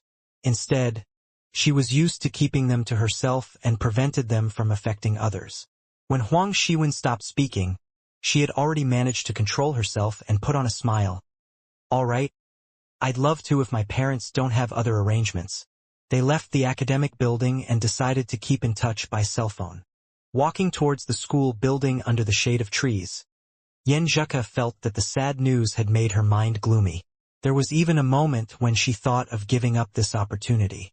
She would be abroad for 3 to 6 years without Lu Chang around, and her time there would be longer than the time she spent with Lu Chang in the past year. Such a long time would undoubtedly be a test on their relationship, and accidents might happen at any time. What if they got suspicious of each other during that period? Was their relationship strong enough? On the other hand, she could still get good grades without going abroad and help her mother with her business after graduation. She could even develop her own hobby. She would rather stay with Chang and see him gradually reach the peak of martial arts, sharing his pain and suffering, feeling his joy, anger, and sadness, watching each other grow old little by little until the end. Wasn't this also not one kind of happiness? But she would regret it for the rest of her life if she really gave up. All her years of hard work would all go down the drain. There was a possibility that she would become Cheng's dependency and lose herself without her own career and dreams, ideal or love. Yenjika felt she was like a hero facing a difficult choice between a beauty and his ambitions. Maybe she should have listened to her parents and devoted herself to her studies instead of dating Lu Chang at such a young age. Now she had to make a choice. Yenjika suddenly recalled a melody. If I hadn't met you in the past, I wouldn't feel sad now. But I'll still fall in love with you if we meet again. Yeah. She still loved her silly Chang no matter what happened. Biting her lips, Yenjika finally pulled herself together and decided to grasp this opportunity and go abroad for further education. She believed in Chang and herself, believed that their affection would endure the test of time and distance. She was sure that they would finally come back to each other's side and spend the rest of their lives together. Sigh. She wanted to pour out all the sadness in her heart when she heard the special tone of her cell phone ringing. Taking out the cell phone from her bag, she checked the message. It was from Lu Chang. "Ku, have you finished? Shall I go to the academic building and pick you up?" Yenjika was almost moved to tears by the simple words. Turning to look aside, she held back the tears and then replied with a wry smile. "I'm done. Stay where you are and wait for me." Her fingers paused and then continued tapping. "I'm coming to pick you up." "Okay. Same place." Lu Chang responded with a silly smile. Suddenly, his phone rang. The call was from his mother. "Hello, Chang. Have you finished your exams? How were they?" Qifeng, as usual, asked about his studies. "They were okay." Lu Chang didn't really know what to say. His grades might have been between 60 and 70, just above the passing mark. Considering her son's achievements in the other field, Qifeng turned to the topic she cared about the most instead of making detailed inquiries about Lu Cheng's studies. "When will you come home? Have you booked the ticket?" Her voice was low but filled with excitement. "Chang, what about bringing the girl home to see us? I mean Yenjika, the girl you always mention to us. You were mates in high school, university, and the martial arts club. What a predestined relationship." After defeating Shanbei in the final match of the national competition, Yenjika and Lu Chang could not help hugging each other on the arena and almost shared a passionate kiss, which attracted the envy of all the bachelors and also exposed their relationship to Lu Jisheng and Qifeng. Afterwards, Lu Chang had to spend that night answering his mother's questions and gossip. There was a moment Qifeng felt unhappy since Lu Chang had finally grown up to be a real man and began transferring his love from his mom to a girlfriend. But she soon calmed down and found that Yenjika was a girl from a decent background and that she met her standards perfectly. Besides, they lived in the same town, grew up with the same customs, and knew each other very well, which only added to Qifeng's satisfaction. So Qifeng had been urging Lu Chang to bring the girl home so that the old couple could meet her. To be honest, if Lu Chang hadn't won the national championship and thus hadn't been called the favored fighter of the age, Qifeng would have been nervous that the girl might have been too good for her son and their relationship would face many challenges. She usually saw the same plot in TV shows. "Mom, I mentioned it to Ku. When we come back to Shoshan, I'll bring her home as soon as it's convenient." Lu Chang didn't release the specific date, for he wanted to go traveling with Ku before going back home. Okay. Tell me in advance and I'll go and buy some food and make preparations. Of course, I have a gift for her." With all the endless chatter, Qifeng suddenly recalled something and asked, She was here. Last summer break, Han's second wife said that she saw a pretty girl in our neighborhood and was wondering whose girlfriend she was." "Chang, tell me the truth, was that girl Yenjika? Was she coming to look for you?" "Yes." Lu Chang wiped the non-existent sweat on his forehead, admiring his mom for her good memory on gossip. Of course, he also remembered that time as it was deeply engraved in his memory, because that was his first time seeing and feeling his beloved girl's soft body. "You were already dating at that time?" Qifeng's tone suddenly rose. "You brat, you're really out of control. How long did you hide it from us?" "Nearly 1 year. Sorry, Mom. It's my fault. I intended to tell you about it after we went steady." Lu Chang had already perfected the art of apologizing to his mom with beautiful words. Qifeng was not really annoyed. Thinking about it, she said, "No wonder you have been dressing decently the whole year." Luckily, it was only after Lu Chang entered university that he dared to bring a girlfriend home secretly. Qifeng knew that there were many senior or even junior high students who were caught fooling around at home. Chatting for a while, Lu Chang hung up the phone and saw Ku walking quickly towards him. The girl was wearing a t-shirt, denim shorts, and white sport shoes today, which only made her look more youthful and gave energy to her movements. What were you doing in the dean's office? Lu Cheng asked with concern. Yen Zheka bit her lip and slightly frowned, but soon she put on a smile. Something about that co-cultivation project. There are some changes and I'll tell you later. Who were you speaking with just now? My mom. She urged me to bring you home to visit them. Lu Cheng raised his eyebrows, talking in a deliberately low voice. But he was actually murmuring to himself. Some changes? What changes? He always took Coach Yan's affairs seriously. Yen Zheka, who had intended to act in a pettishly charming manner, only gave Lu Cheng a smile and said 2 words, "All right." Aren't you nervous? Lu Cheng asked in surprise. Yen Zheka was amused and rolled her eyes at Lu Cheng. Why should I feel nervous? You've been telling me that both your parents are kind and that they like me. Sounds reasonable. It's good that you're relaxed. Lu Cheng asked with great expectations. When shall we go home? How about you and me go traveling before that? Yen Zheka looked up and suggested. Well, what about spending a few more days in Songcheng? They had too many memories here. All right, I'll make a plan and list all the delicious food and famous tourist spots. Actually, Lu Cheng actually didn't care what they were going to do. It was with whom he did all these things with that mattered. Yen Zheka tilted her head, showed 2 dimples, and waved her hand excitedly. Let's go to the ocean aquarium this afternoon. We have been planning to go there but always missed the chance. She paused and smiled. How much of marine biology do you still remember? Nearly forgot all of it? Lu Cheng sighed while covering his face with his hands. Yen Zheka laughed. Thank goodness, or else I'd look so stupid. I'll go back, change my clothes and put on some makeup. It's a date with Cheng. Therefore, it's very important. Being cheered up by the girl's abnormal excitement and joy, Lu Cheng rushed to the dorm, packed all his belongings, and waved Zhao Cheng and Kai Zoming goodbye. It was a cool day, perfect for their travel plans. After a while, Lu Cheng saw Yen Zheka coming out of the building with her suitcase. She had on a white cotton one-piece dress, a pink jacket, and a pair of cute canvas shoes with skin-colored silk stockings. The light makeup made her pretty face more attractive. She had once dressed the same way when she invited Lu Cheng to the ocean aquarium in March, and Lu Cheng was stunned by her beauty at the time, which left him with a deep impression. Taking the girl's suitcase, Lu Cheng smiled awkwardly. Ko, are you going down memory lane? You still remember? Yen Zheka was surprised and pleased at the same time. Of course, you were drop-dead gorgeous.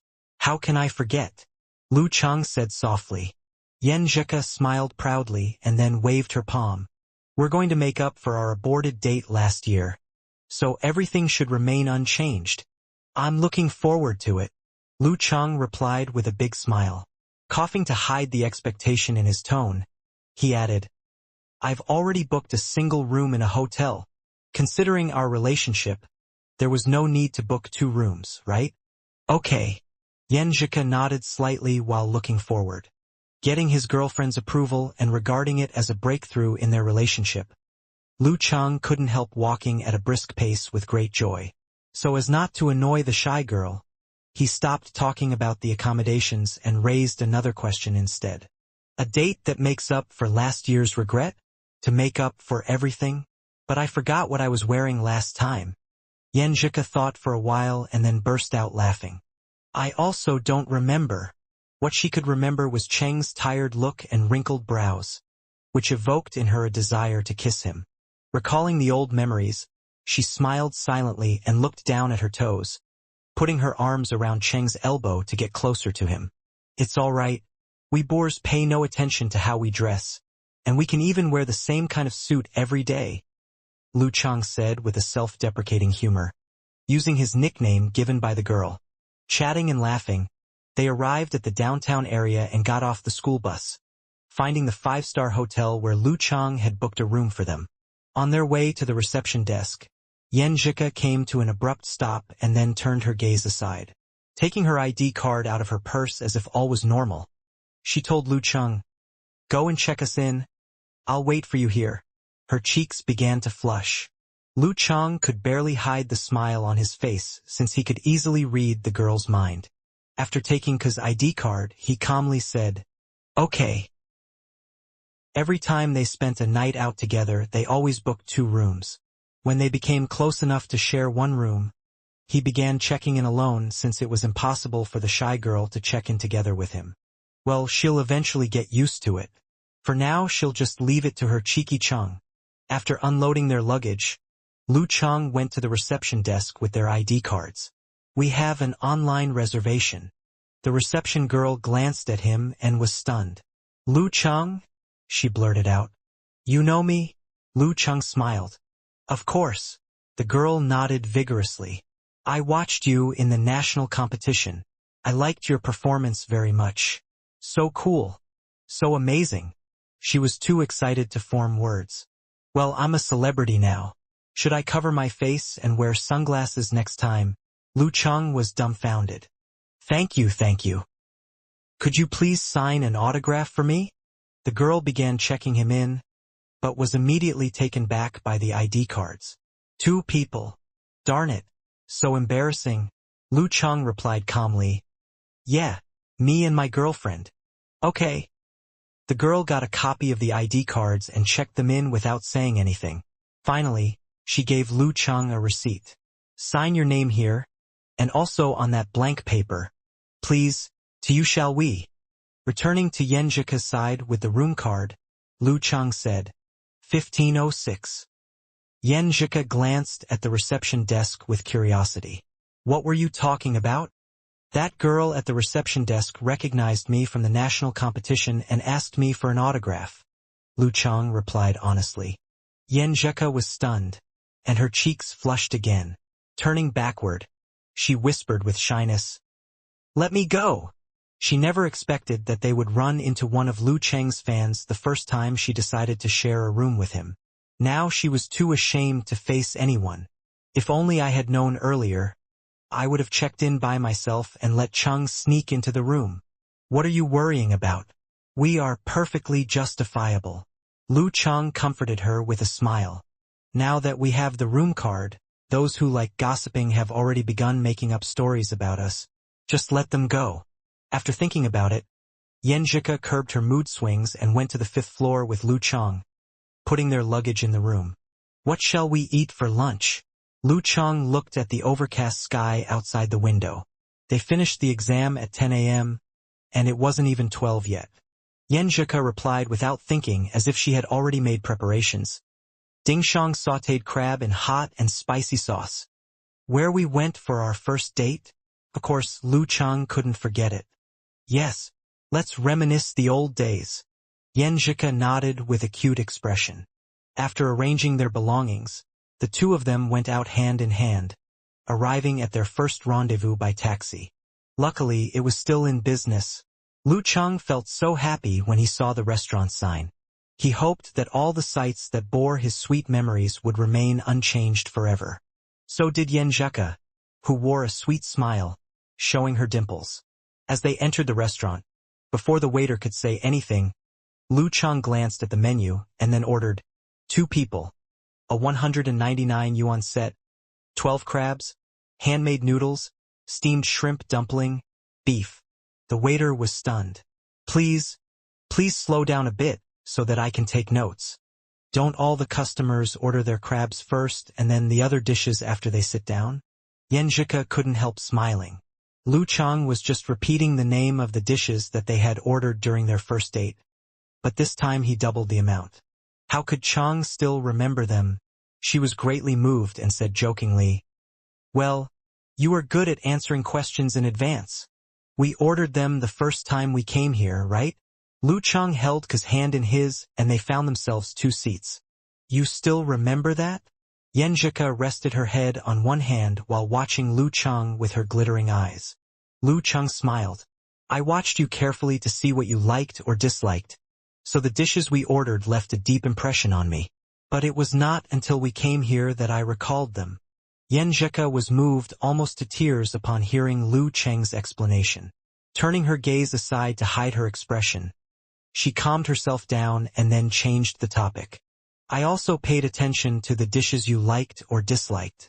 But you seem to like everything. So I am easy to feed, right? I can eat anything you give me, Lu Chang said proudly. Well, if little Ming were here, he would have answered, will you eat shit if I feed it to you? Of course, Ko wouldn't have said that. I will give you all my leftovers from now on, Yanjika said with a light tone. The Dingshang sautéed crab in hot and spicy sauce was delicious as usual. The two of them were so satisfied with the meal that they even ordered extra dishes twice. This stunned the server, and the manager insisted on giving them a restaurant VIP card. It was a moderately priced restaurant without any luxurious dishes, but their meal cost around 3,000 yuan, which surprised the manager, who insisted on treating them as VIP customers. After lunch, they began walking along the route of their first date. Chang, do you still remember where you began holding my hand? The girl asked with enthusiasm. Lu Chang thought for a while and then, laughing at himself, he replied, I paid no attention to where we were, for my mind was filled with a series of thoughts such as, could I hold your hand? How could I do it without annoying you? Will you shake me off? Once I managed to, I was so excited that I even lost my sense of direction. All I could see were you and your hand, which gave me a magical feeling, as if I was walking on the clouds. Biting her lower lip, Yanjika gazed at the young man with her watery eyes. Lu Cheng's words showed her how much he cherished their relationship in her, and this suddenly brought her so much joy. She turned aside to look at something on the street, finding herself unsure on whether the decision she had made this morning was the wise one. What about you? Do you remember where we held hands? Asked Lu Cheng. Yanjika rolled her eyes. I can't remember it either. I was particularly nervous then, and all my focus was on your hand, which kept approaching mine.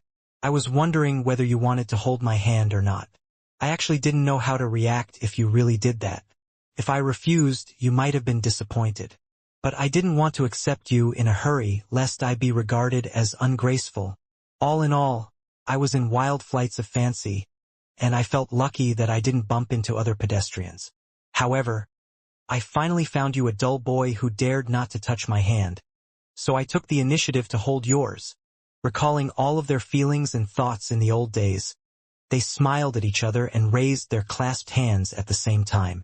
Though they were no longer so excited as to lose their sense of direction, they held each other's hand firmly, believing they would never be separated. Walking along the street shoulder to shoulder, they both got lost in the sweet memories. Remember that we bought a fresh cream cake here? Lu Cheng pointed at Mimi Bread's sign, smiling. Yanjika bit her lip and laughed slightly. I also remember how you tricked me. Ha! Lu Cheng was lost. You told me that the fresh cream cake here wasn't too sweet and I would like it. You said you found the store online. Yanjika complained. Sure enough, it tasted good. But I couldn't find the store online. Lu Cheng suddenly realized what she was talking about, and he chuckled. I had come here earlier to taste the cake. At the time, you had just told me that you were still making preparations and adjusting yourself. So I was afraid that if I told you the truth, it might dull your senses and add to the pressure. That was why I didn't show you all the effort I had put in. Yanjika was almost moved to tears before Lu Cheng could finish his words. Suddenly, the girl took a step forward and threw herself into Cheng's arms, giving him a big hug while burying her face in his shoulder. What's wrong with you? Lu Cheng was shocked. Yanjika wanted to laugh and weep all at once. Can't I be moved? Okay. Lu Cheng was overjoyed to see that his effort had paid off. Stroking the girl's long hair with his fingers, he smiled with great satisfaction. Buy a piece of fresh cream cake again and let's share it at night after a while. Yanjika let go of Lu Cheng's arms, calming herself down. Sure. Lu Cheng entered the bakery with her. Their next destination was the ocean aquarium, and this time no one disturbed them. Look, a starfish. If you tear it up, each part of its body will grow into a new starfish. Lu Cheng pointed at a figure in the aquarium. Yanjika was surprised. You said that you had already forgotten marine biology. I've been cramming for this moment, Lu Cheng replied proudly, and then pointed at another creature. It is. Damn it, I forgot its name. I want to show off. I am making a fool of myself instead. Ha ha. Yan Zhika burst out laughing to tears. There should be an information sign nearby, or you can check it online. Commentator Lu. They walked and laughed in the aquarium until it closed. Afterwards, they went to the restaurant where they had had their second date to have dinner. While waiting for their dishes, Lu Cheng went downstairs, pretending to go to the toilet, but he actually went to buy a bunch of flowers. Belle, you've dropped something. He smiled at Yan Zhika with one hand behind his back. The familiar lines and scene greatly moved Yan Zhika, who slowly opened her mouth, and tears filled her eyes. Flowers? She asked with a forced smile. Yeah. Sure enough, you dropped something. Lu Cheng bowed slightly like a gentleman and gave the girl her flowers. Holding the flowers with both hands, Yan Zhika pretended to enjoy their fragrance with closed eyes. After a while, she looked up at Lu Cheng. But I still have something missing. What's that? Lu Cheng asked, smiling. Yan Zhika's watery eyes were glittering as she turned aside to hide her expression. My boyfriend. Lu Cheng was so happy that he moved toward the girl to clasp her hand. Ku was acting a bit abnormal today. He thought, I have never seen her so clingy. After dinner, they took a walk and went back to the hotel with their cake. The room was dimly lit. The stars and rivers were outside the window, and the quietness and privacy around them made everything look like a dream. Though it was not the first time for him, Lu Cheng still felt his heart racing uncontrollably in the silence. Just then, Yan Zhika put the bouquet on the table, sat on the edge of the bed, touched his calf and said softly, I'm so sore. Cheng, come and massage my legs and feet. They were comfortable around each other. But Ku's face suddenly flushed as she said those words. Looking down at her right hand supporting her body like a budding flower, the girl smiled shyly. Lu Cheng was immediately stimulated by the scene and the girl's words. Is Ku dropping a hint here? Obsessed by this thrilling thought, Lu Cheng threw the fresh cream cake aside and stepped to the bedside. He crouched down and grabbed Yan Zhika's left ankle. As soon as his hand reached her smooth skin, he felt the shaking of her skin and muscles, her heart beating increasingly fast, and her body temperature rising. It was completely different from her previous reaction prior to the massage. Dup, dup, dup. Lu Cheng's heart experienced a physical resonance to Yan Zhika's every heartbeat. His mouth dry and body hot. Unconsciously, some expectations began to brew. Without further contact or any flirtation, he felt his blood flooding down. His hands, however stable they were in battle, were shivering involuntarily as he pulled up her left foot. He took a deep breath and slowly loosened her shoelace and took off her shoe. Yan Zhika's heart beat even faster and Lu Cheng held his breath, as if he was going to turn into a werewolf. Dup, dup, dup. Her beautiful foot was revealed in a see-through sock and Lu Cheng placed it against his knee. His hands began to massage, but soon the pinching motion changed to gentle strokes which became more and more intense.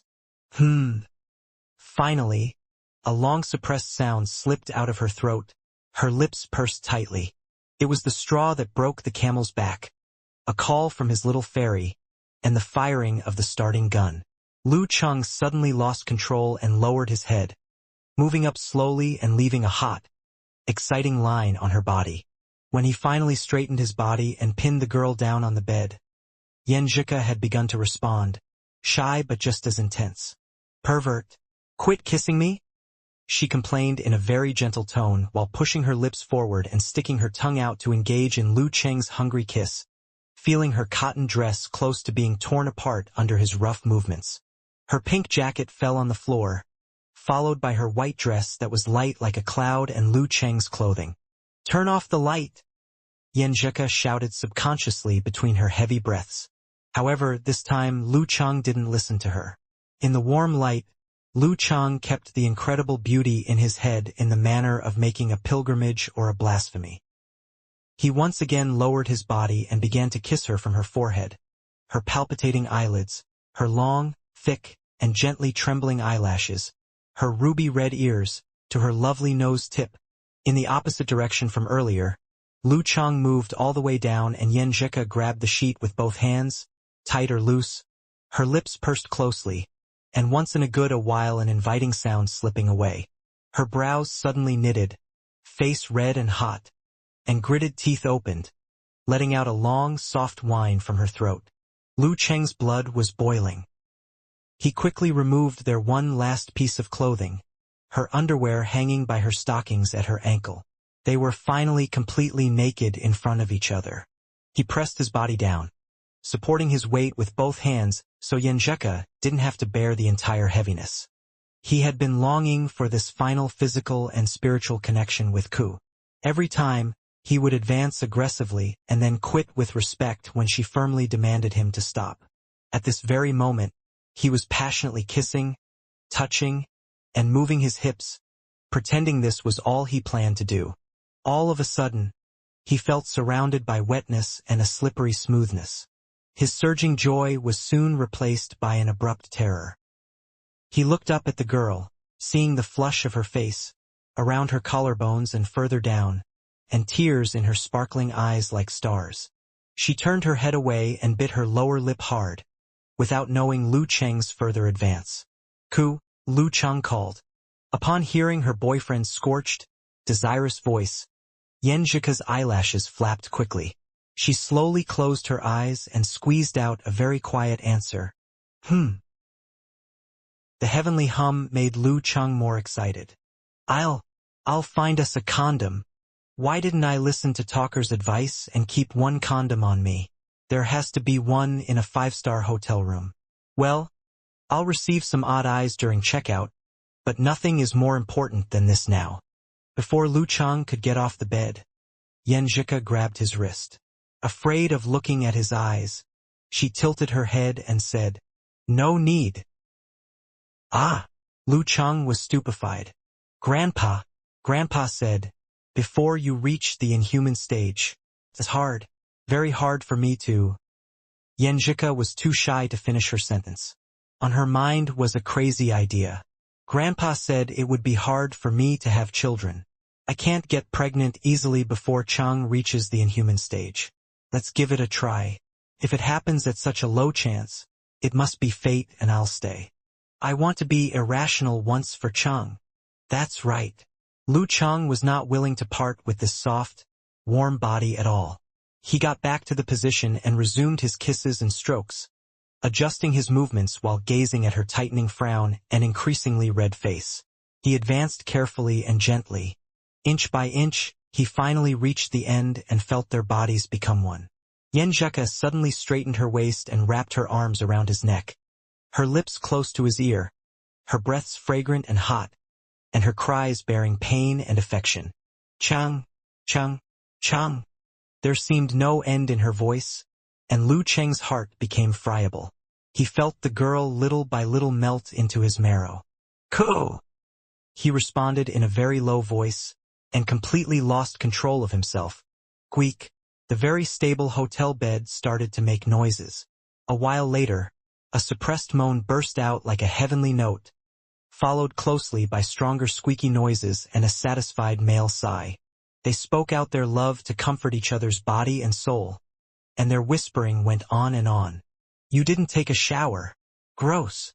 Abruptly, Yenjika let out a low scream and tapped Lu Cheng's chest. Lu Cheng returned a low chuckle, his heart extremely pleased and his body still burning. How could you? As Yenjika struggled to cross over him to get off the bed, she accidentally touched Lu Cheng's weapon, up and ready. Cough. Considering my recovery ability and vigorous blood and chi, this is very normal. Lu Cheng sounded rather proud of himself. Yenjika abandoned her plan to go to the bathroom and started to touch about aimlessly. Hey, stop. I can't resist much longer. Lu Cheng wanted to call it a night thinking about the pain his little fairy had just gone through. But the girl took the initiative to provoke. Yenjika's eyes were shining with a tempting glow, more inviting than before. She scolded in a very soft tone. You are allowed to take advantage of me. Why can't I take advantage of you? Stay still. Lu Cheng couldn't bear her tease and turned around to pin her under his body. The night was short and their love was intense. When Lu Cheng woke up at his usual hour, a faint fragrance flew under his nose and a tender body lied next to his. Everything was perfect like a dream. Recalling their last night, A silly grin climbed on his face. His body and heart both felt content. His spirit complete and everything in this world beautiful.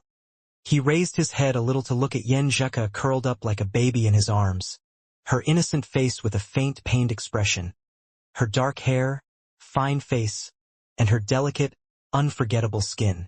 Feeling her tight hug and dependence, Lu Cheng knew his heart was melting in her fascinating cries of his name. This is the connection of flesh and spirit. This is the person I'm closest to. This is the girl I will spend my entire life to protect. He lowered his head to kiss her long eyelashes and rosy lips. His hands automatically began to move around and his morning passion turned fiercer. No more. Yen Zheka threw a punch at him in her sleep, turned around, and fell back asleep.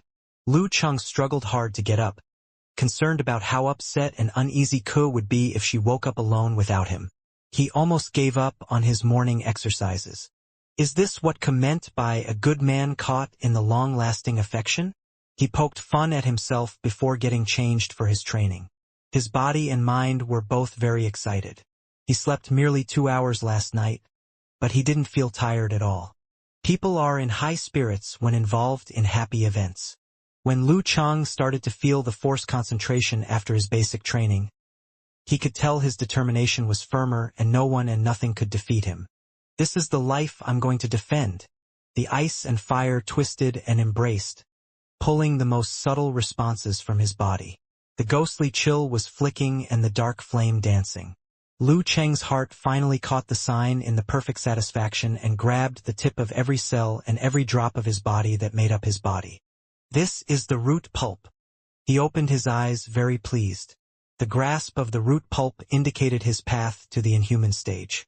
This is not sufficient, but a necessary condition. Since the beginning of May, Lu Cheng's physical quality had reached the top professional 6th pin level after 2 months of training. He expected a long wait until the next big progress, but a night in bed with her had hardened his mind, polished his temper, boosted his spirit, and brought his will back. His performance had smoothly improved. 6 more months till the new year. I have a good chance of opening that gate, thought Lu Cheng happily. He got out of the stance and returned without delay. Every second seemed too precious to waste. The curtains were tightly shut and the room was dark and filled with a strange but arousing scent. Yen Zheka was deeply asleep, sucking on her finger with a bright smile on her face. Feeling peaceful and joyful, Lu Cheng quickly undressed and took a shower before diving into the bed and hugging his soft, fragrant little fairy for some more sleep. When he woke up, Yen Zheka's eyelashes flipped. She slowly opened her eyes and sank in his passionate kisses. Morning. No, good afternoon. Lu Cheng chuckled, his elbow supporting his head. Yen Zheka curved her eyes and brows and circled her arms around his neck with a sweet smile. Good afternoon, darling. She didn't feel shy at all about this appellation. As Lu Cheng was debating whether they should eat first or do something else, Yen Zheka pursed her lips, her eyes shining. She plucked up her courage and opened her mouth. Cheng, I have something to tell you. The training program of my department has shifted 1 year earlier. Her voice was not firm at all, full of hesitation and confusion, as if looking for an answer. Lu Cheng, filled with sweetness and happiness, couldn't process what Yen Zheka had just said. A moment of confusion was followed by a sudden realization. He instantly felt lost and beaten, as if his heart was grabbed by an invisible hand, empty and short of breath. A year earlier, so 2 more months, or maybe only 1 month. Ku is going abroad. Just after their first night together, Lu Cheng just wanted to spend every single second with his little fairy right now. Thinking about her spending days with her grandparents and parting with him, he already felt lost and distracted. He couldn't bear the thought of her being away on the other side of the ocean. At that moment, tons of emotions flooded in Lu Cheng's heart, intense and violent. He was so close to bursting out. Give it up. Stay so there's no tragic parting. Gazing at her confusion and hesitation and her pitiful, struggling eyes, he restrained himself and thought more about it. He wasn't taken by surprise. Actually, he was prepared for this, though it had come 1 year earlier all of a sudden. Ka didn't come up with this after their relationship started. She was determined about her dream and had made her plans before they even met. She had talked about it with him the last March and earned his consent. Since she was born with a deficiency, however hard she tried, she could never reach the Dan stage. Her dream had shifted to this during the past 5 or 6 years. She had been brought up in the thick of things. She wouldn't need to worry about her life quality even if she didn't work. She wanted to study abroad because it was a rare opportunity to learn from top scholars of the field from the entire world and wander in her favorite things besides a degree. The G family was very influential in the country. However, it might not work that well in another place. Once she missed this opportunity, there might never be another one. When they first began to go out, Empress Dowager also demanded this. 2 people together must make some sacrifices for each other to bond. But she didn't want to see Ku give up her dream for him. Yen Zhika gazed at Lu Cheng with her clear eyes in a very nervous manner. She felt more hesitant, painful, and conflicted because of his silence. If Cheng wants me to stay, what should I say? I will. After the mad idea last night to take the very small chance and leave everything for God to decide, she felt she once again lowered her baseline. In her heart was a mixed feeling of sweetness and bitterness. Love has always been the toughest thing since forever. Lu Cheng forced a smile on his face and put on a very gentle, casual tone. 1 year earlier. That's good. So you can come back 1 year earlier. I was worried because I will have to attend professional tournaments in the final year. This would mean I could only fly over to spend a few days with you every 2 or even 3 months. Now it's perfect. All I need to do in my 3rd year is lead them and temper myself without fighting in many competitions. In terms of studies, the dean has promised me he will do his best to secure my degree and make me a signboard for the school. I can skip as many classes and exams as I want. All it takes is a visa, a 10-hour flight, and some travel. Isn't it easy? I guess Empress Dowager will stay with you for some time at the beginning, and then it will be my turn. I'll fly over every month and stay for 1 to 2 weeks. When you are off, we can go watch the Northern Lights. It is actually more convenient from there. And we can visit all those unique places together.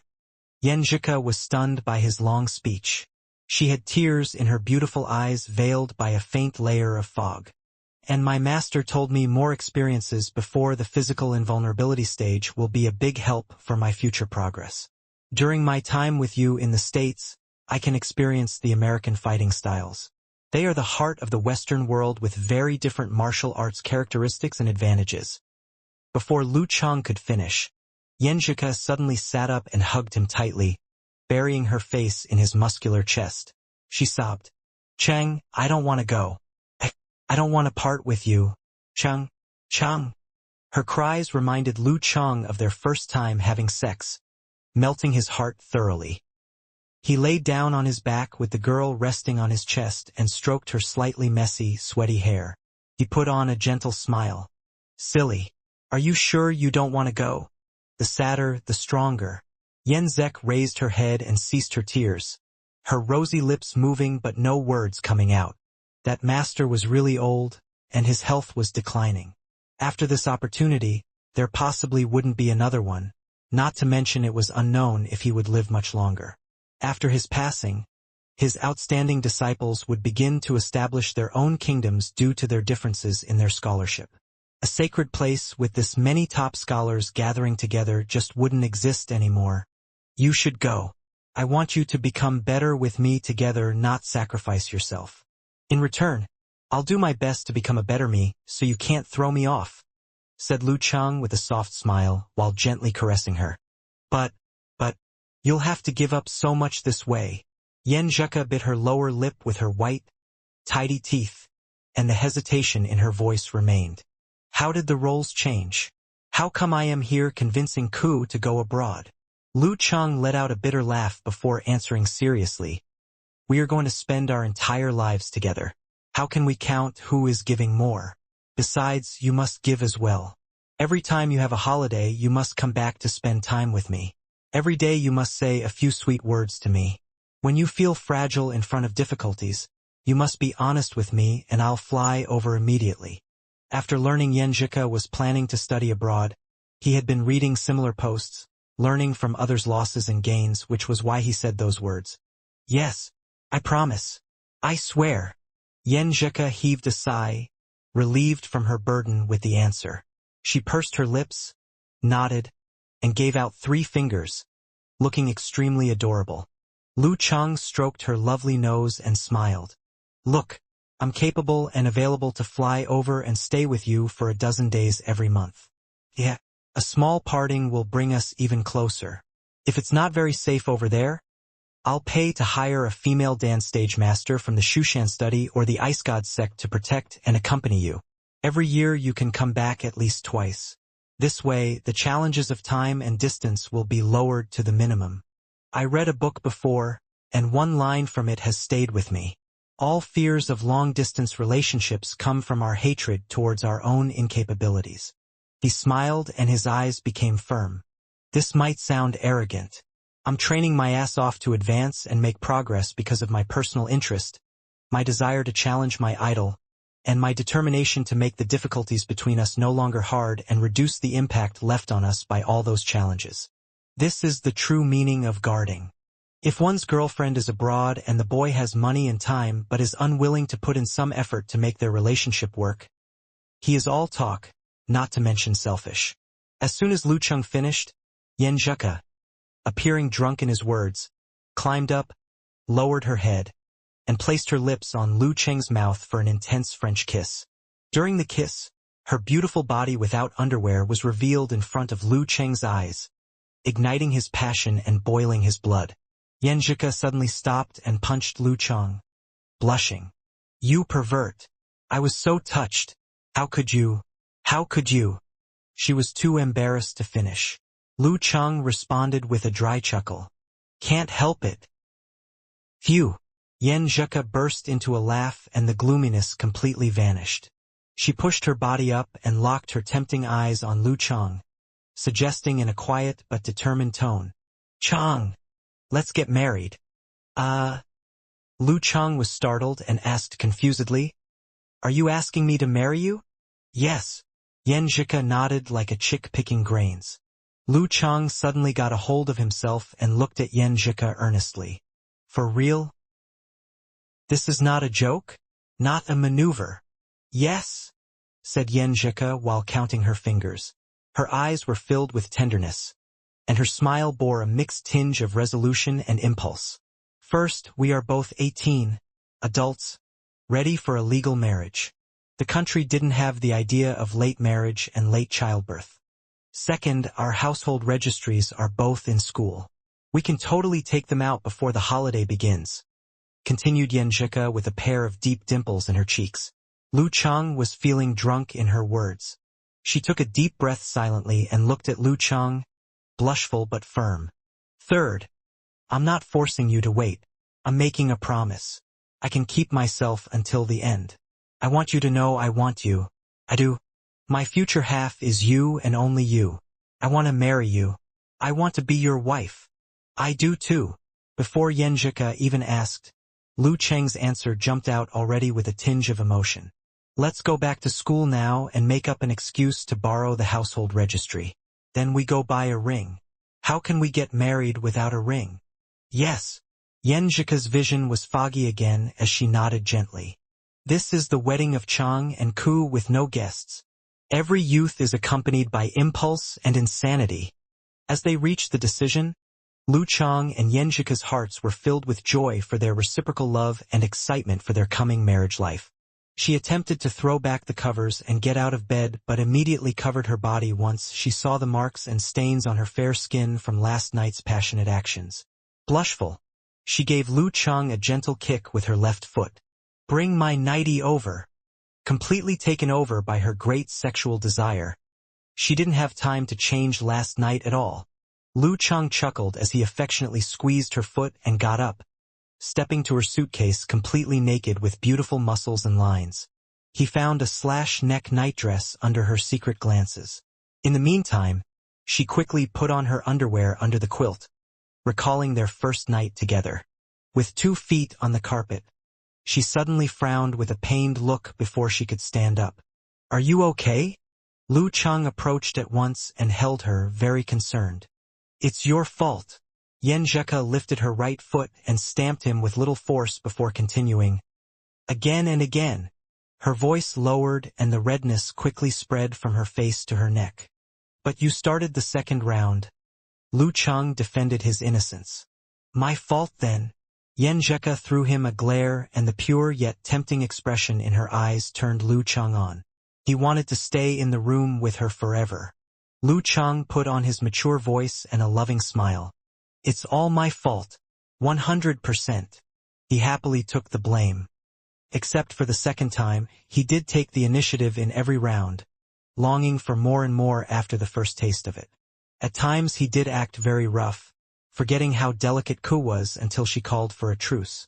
Then they hugged and talked deeply, their bodies and souls both connected. Yen Zheka stared at him as she made her way to the bathroom. Listening to the sound of her shower, Lu Chang was aroused and very tempted to jump in to join her. He didn't think he could resist the desire in the shower, and in that case Ku probably wouldn't be able to leave the room today. He cooled himself down with a bottle of water and got dressed to search for required documents and general procedure for getting married. When he figured out everything, Yen Zheka came out, her face very red either from the hot water or the reflection of all the marks and stains on her body. Under a white towel were her wet hair, side fringe, and pure, glittering eyes. Lu Chang just couldn't have enough of her beauty. He stared so much that Yen Zheka had to turn her head away, her mouth pouting and eyelashes flapping. "Quit gazing me like an idiot. Come and help me dry my hair." "Sure." Lu Chang used 2 towels to absorb most of the water, and then began to blow-dry her hair carefully with a hotel hair dryer. His eyes tender and hands gentle as if caressing a precious treasure. During the blow-dry, Lu Chang once again felt how hard it must be for a long-haired girl. "We must cherish these long-haired girls who wash their hair for you." Yen Zheka sat still on the bed, enjoying the warm wind and her boyfriend's delicate moves, her eyes lowered and mouth curved upward. "This is the pleasure of married life. Done. Your turn to shower." Yen Zheka felt her hair with her hand and urged Lu Chang to go to the bathroom. Then she went through her suitcase, looking for suitable clothes for the weather. The curtain was open and the sunshine came in, giving the room a golden shine. His little fairy in a light color chiffon top, a pair of jean shorts, and the same pair of skating shoes from yesterday. Her bare, tender legs against the window were almost too beautiful to be real. He stood there, watching Yen Zheka pile up the stained sheets and covers beside the bed. She turned to Lu Chang, gently biting her bottom lip, blushful. "What shall we do when the cleaner sees this later? Should we just burn it? It will be more than the cleaner if we burn it." Lu Chang chuckled at Ku's innocence and poked fun at her. "What about we sneak it home as a souvenir?" "Sick." Yen Zheka groaned before leaving this matter behind. She bent down to make the bed and discovered her skin-toned stockings under the cover with stains from last night. Her face flushed, thinking about how everything had started, and threw the stocking at Lu Chang. "Pervert." Lu Chang responded with a silly grin. After taking a slice of the fresh cream cake, Lu Chang booked a car to pick them up from the hotel to save Yen Zheka some walking. The ride was surprisingly smooth, and they made it to the university cafeteria for lunch before visiting the household registration department under the Students' Affairs Department at 2 p.m. "Teacher, good afternoon. We'd love to borrow our household registration pages. How can we apply?" Lu Chang stepped in first and spoke to a middle-aged woman politely. The teacher at the household registration department looked up at them and blurted out, "Lu Chang and Yen Zheka." No one in Songcheng University didn't know them. A bright smile climbed on her face upon seeing these 2 celebrities of the school. "Why do you need the household pages?" "Teacher, you know we are dating, right?" answered Lu Chang self-confidently. Yen Zheka subconsciously lowered her head and pinched him in his waist. Lu Chang smiled at the sweet pinch and continued, "We want to make a trip abroad this summer before going back home. We need it for visas." They had come up with this excuse together earlier. Telling the teacher they were getting married would be courting trouble, since a terrified teacher would lead to the dean, the president, and the parents. You young people know how to enjoy life. If it was another student couple, the teacher would say no right in their faces. But these two were known by all, and she had no reason to be difficult when the school management seemed to have no problem with their relationship. She might not have the courage to give them any problem, considering their martial arts skills. Rumor had it that many guys were very fond of Yenjika, but they didn't have the confidence to approach this famous fighter. Enjoy life? You have no idea? Lu Chang whispered silently to himself and put on an even bigger smile. Teacher, please. How can we get it? Usually, you need to get a paper from your department, fill in this form, and get it signed by your counselor and stamped by the responsible deputy president before coming to me, said the teacher with a friendly smile. However, for you two, we don't need it to be that complicated. The president spoke so highly of you and everybody knows you. We can do it through the martial arts club. Fill in the form and get a stamp from the security department. That's all. Got it. Thank you so much, teacher, said Lu Chang and Yenjika happily. The martial arts club on the upswing had been on good terms with the security department. Lu Chang was pretty confident he could get it done easily. After merely 10 minutes, he came back with 2 stamped forms to rejoin Yenjika outside. They successfully got their household registration pages that could prove their identities. The toughest step had been completed and everything else should be easy. They exchanged gazes and smiled lovingly at each other, content and expectant. In a mall, Lu Chang dragged Yenjika straight to the area for custom diamond rings. Everything is expensive here. We better pick a special one in a jewelry shop. She attempted to stop him and continued with a sweet smile. You need to save money so you can visit me more often. That's more important than a diamond ring. Give me a better one on our wedding. Lu Chang thought about it and happily nodded with warmth in his heart. Fine. I'll listen to Coach Yen. They went to a well-known jewelry shop and eventually paid over 60,000 for a pair of rings. The diamonds shone so brightly, and they could barely tell if they were in a dream. In a residential quarter, Lu Chang and Yenjika followed the map to a photo studio specialized in wedding photography. We have traditional, exotic, modern, and student-style clothing available. Pick any 3. The receptionist did a double take at Yenjika's perfect skin. Yeah. Yenjika nodded excitedly and began to browse albums. After seeking advice from Lu Chang, she decided on a traditional Chinese dress, a student uniform, and a casual suit. After a quick makeup application, Lu Chang changed into a loosely fitted black traditional Chinese robe with red patterns. A while later, Yenjika walked out of the fitting room in a matching dress, elegant and decorous. Her hair was beautifully braided to match her dress. She looked more charming than ever.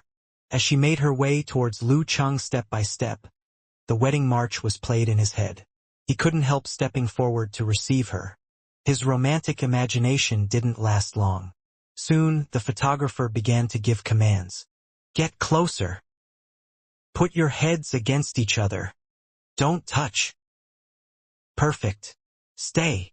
Lu Chang noticed Yenjika constantly moving to his back. He asked in a low voice, Ko, what's the matter?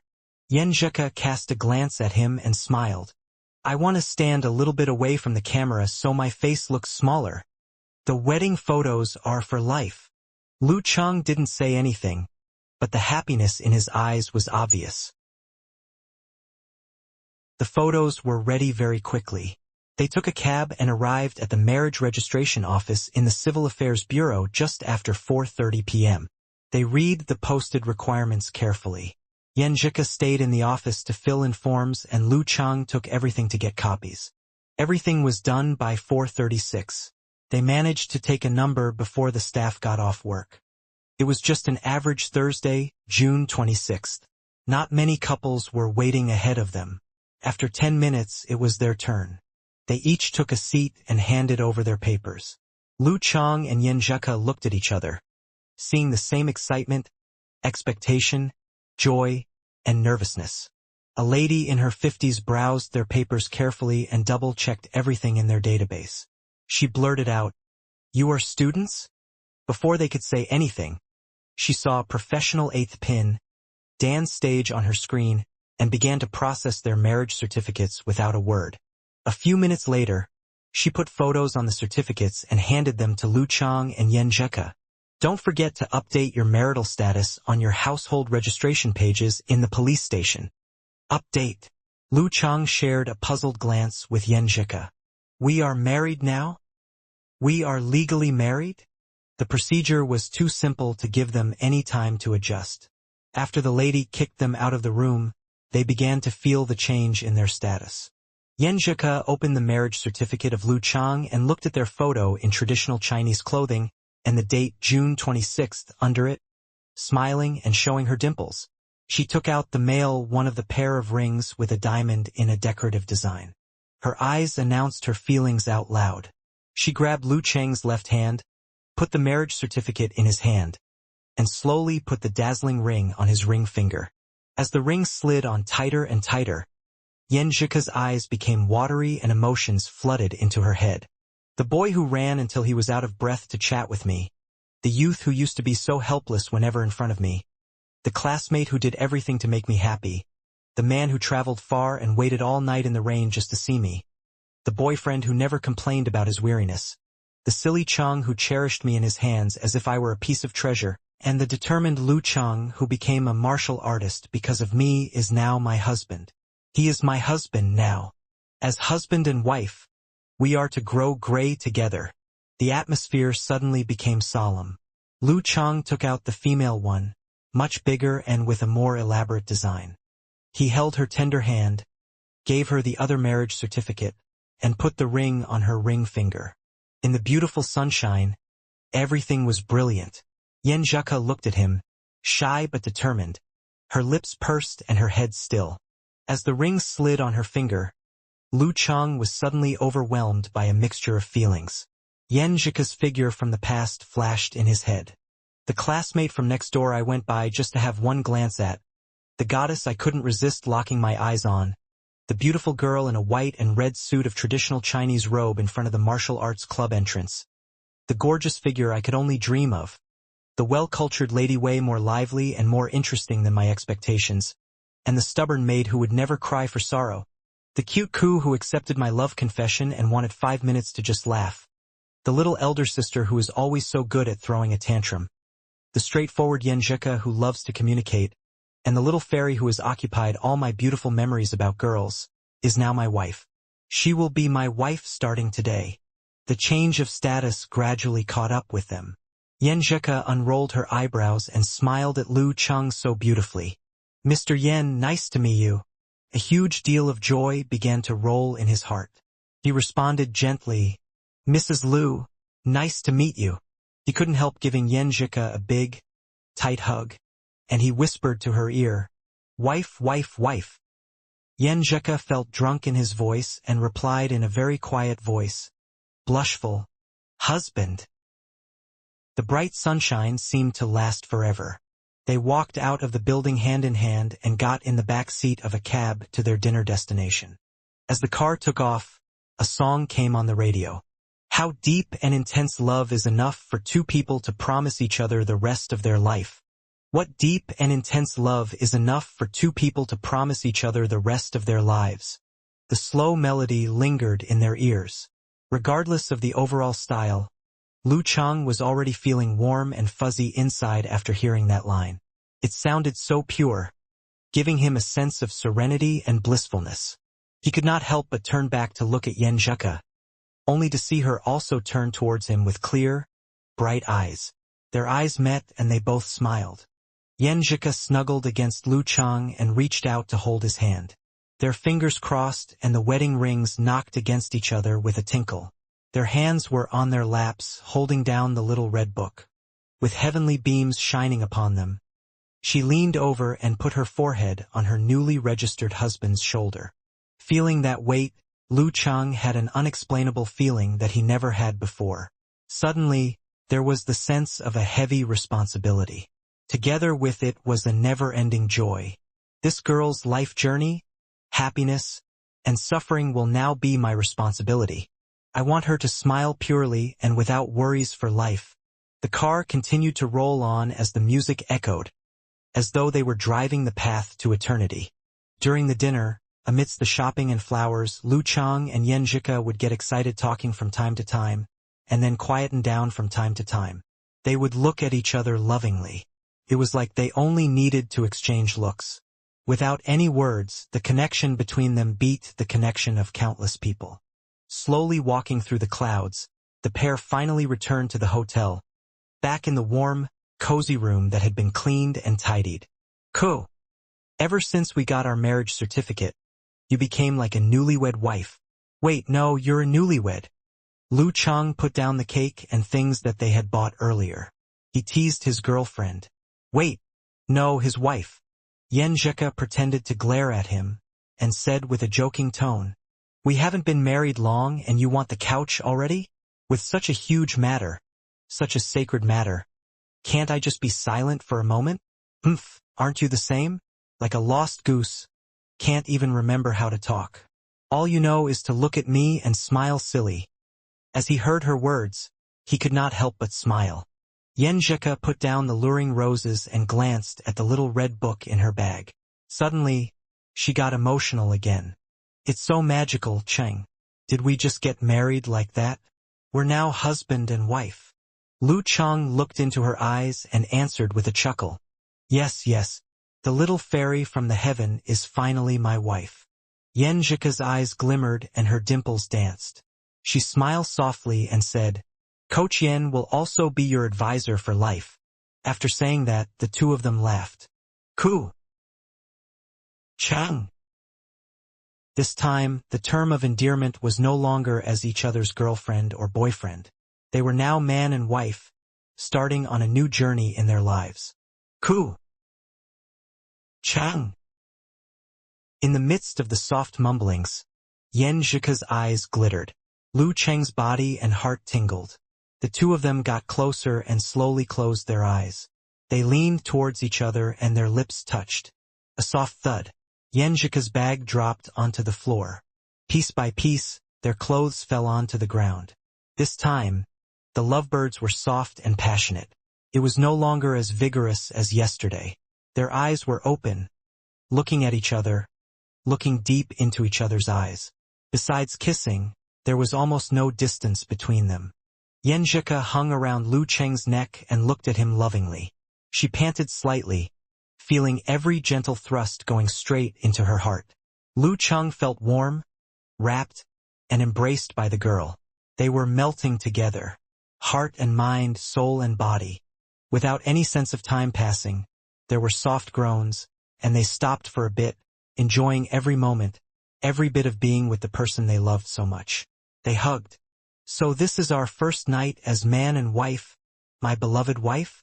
Lu Cheng kissed the girl's ear lightly and chuckled. Yen Zhika snuggled up to him and looked at him alluringly. Can you at least say something decent? She laughed and reached out to caress Lu Cheng's face. Her slender fingers traced the lines of his face. Teasingly, she mimicked the speech of the olden days. Yes, this is our wedding night. My beloved husband, I had intended to follow the traditions, to cut our hair and tie together. But sadly, you have no more than an inch of hair. It's impossible to tie them. Oh yes, this is a problem then. Lu Cheng laughed lightly.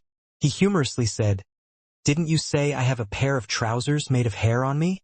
We can use that. Yen Zhika's pink lips opened and closed twice. Half annoyed and half tickled, she said, How does that count as being tied together? A flipping the table emoji appeared in her heart. This Cheng, how dare he? Then, how about this? We cut up all the hair into bits and mix them up. There's me in you and you in me.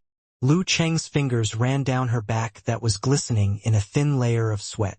He was no longer joking, he was seriously suggesting. Sounds plausible. Yen Zhika happily put on her lingerie and started to look for a pair of scissors. But once she made too big a movement, her body stopped involuntarily. She winced in pain. Don't rush. There's nowhere to keep the hair even if we cut them now. Let's go and buy 2 fragrance pouches tomorrow and we can have them by our sides all the time. Lu Chang quickly hugged Yan Zhika and pulled her towards him. Feeling a little regretful for what he had done, he put his forehead on hers and said, "I wanted to hold back today and not do anything so that you could rest and recover, but in the end, with her current physique of a top professional ninth pin, she should have recovered quickly. But yesterday night he did not control himself well. It was too vigorous, too passionate, almost a little rough. It's fine. Without this, the marriage that only belonged to the two of us would not have been complete." I didn't stop you either," Yan Zhika said dreamily. She didn't stop him. Instead, she was enjoying every moment of it. With that kind of atmosphere and surge of emotions earlier, no girl could have resisted. "Oh, all right. So do you prefer today's style or yesterday's?" The newbie Lu Chang was curious, so he asked, trying to accumulate some experience. Yan Zhika's pouty mouth opened for a bit. Her already flushed face turned even more red. She turned to look toward the side and pretended to be annoyed. "Neither. Seems like I've to try harder." Lu Chang played along and nodded as if he was in deep thought. According to his listening skill, Ku should have enjoyed both very much. Yan Zhika's mouth opened slightly like she wanted to say something. In the end, it seemed like she was too embarrassed to say it, so she did not. Instead, she hit Lu Chang with anger. In the midst of the long-lasting ambience, the pair fell silent for a while. With gentle eyes and smiles, they looked at each other. After a couple of minutes, Lu Chang recalled something. "Tomorrow, Friday, we should hurry to change our marital status in the household registry records." Before he could finish his sentence, he and Yan Zhika looked at each other and together they said, "Maybe not. Maybe later." After a short pause, Yan stretched her hand out and started to draw imaginary circles on Lu Chang's chest. She said, "If we do change our marital status, the school will find out. My mom and family will know too. It's not that I don't want them to know, but I'm afraid that they would think that you led me astray, always leading me along to do crazy things. Then they may develop a bad impression of you. I think we could just wait a little, till before our wedding ceremony, before we go change it. Or maybe wait till someone chases us." As he heard her speak, he felt his heart warm up. Gently, he said, "I also have the same thoughts. If my parents knew about how I just got married like that, they'd probably think that I never considered them. My mom would probably think that I've forgotten about her after having a wife. She might not think well of you. Such unhappiness may accumulate. Cool. Let's just follow what you say. We won't change it for now.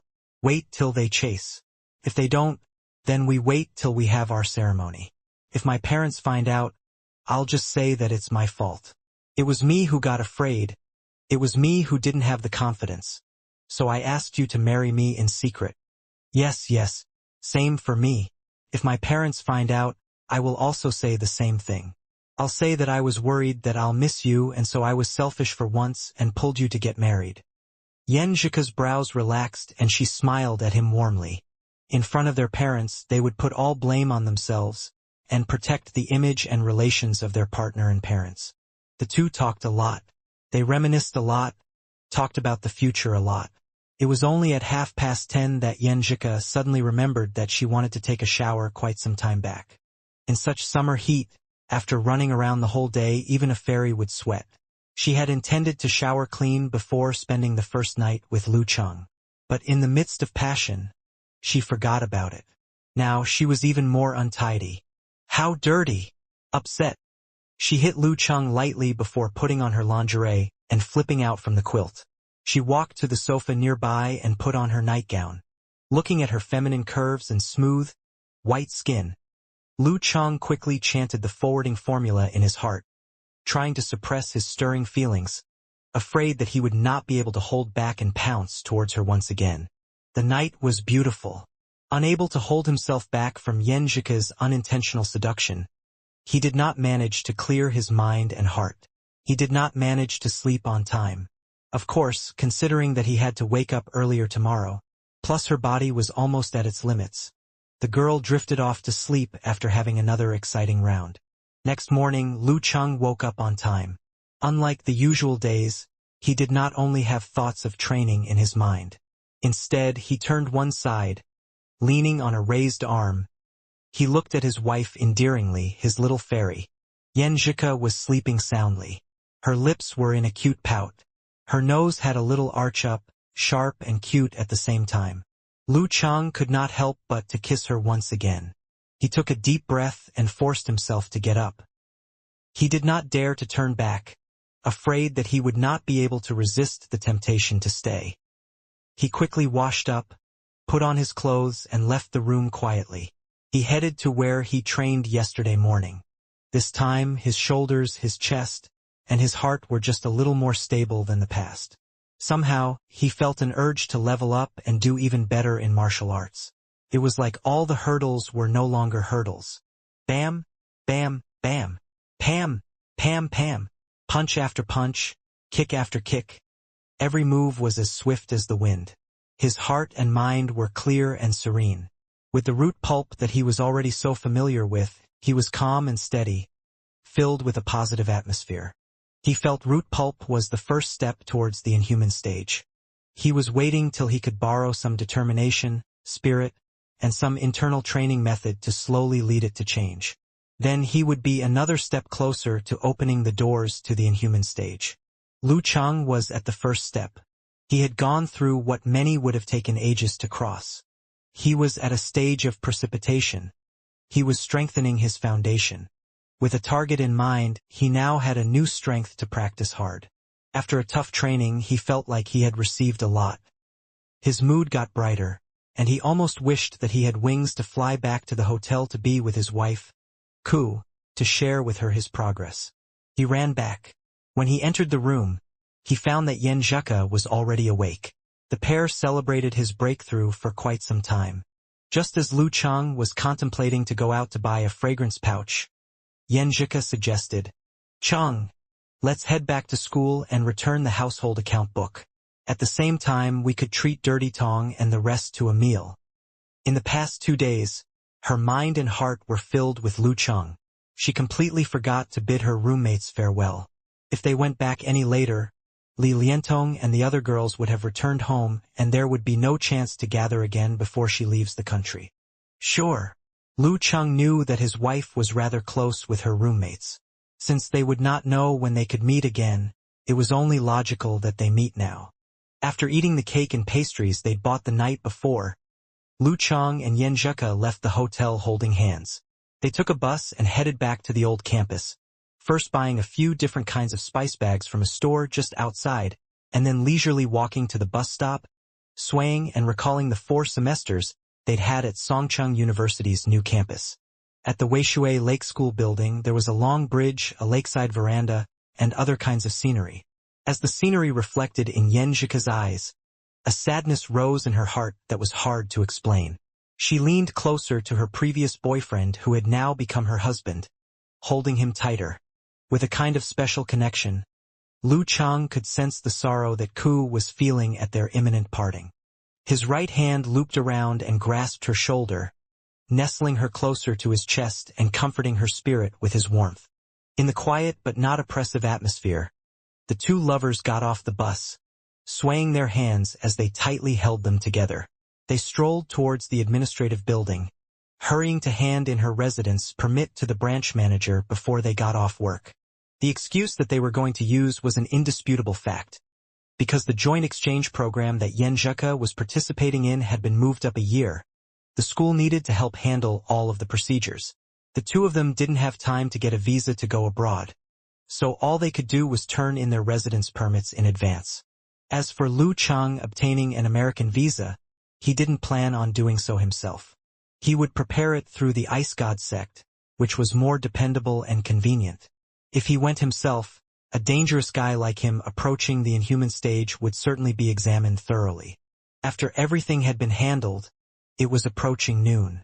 They went to the academy cafeteria, and as they pushed open the doors to the room they'd scheduled in advance, they saw Li Liantong, Shi Xiangyang, and Zhong Yenru. From the first time since inviting them out to eat, Lu Chang and his previous girlfriend's roommates had often bumped into each other. For example, during their dormitory communal meals, if they were outside campus, they would all wrangle him into being their bodyguard.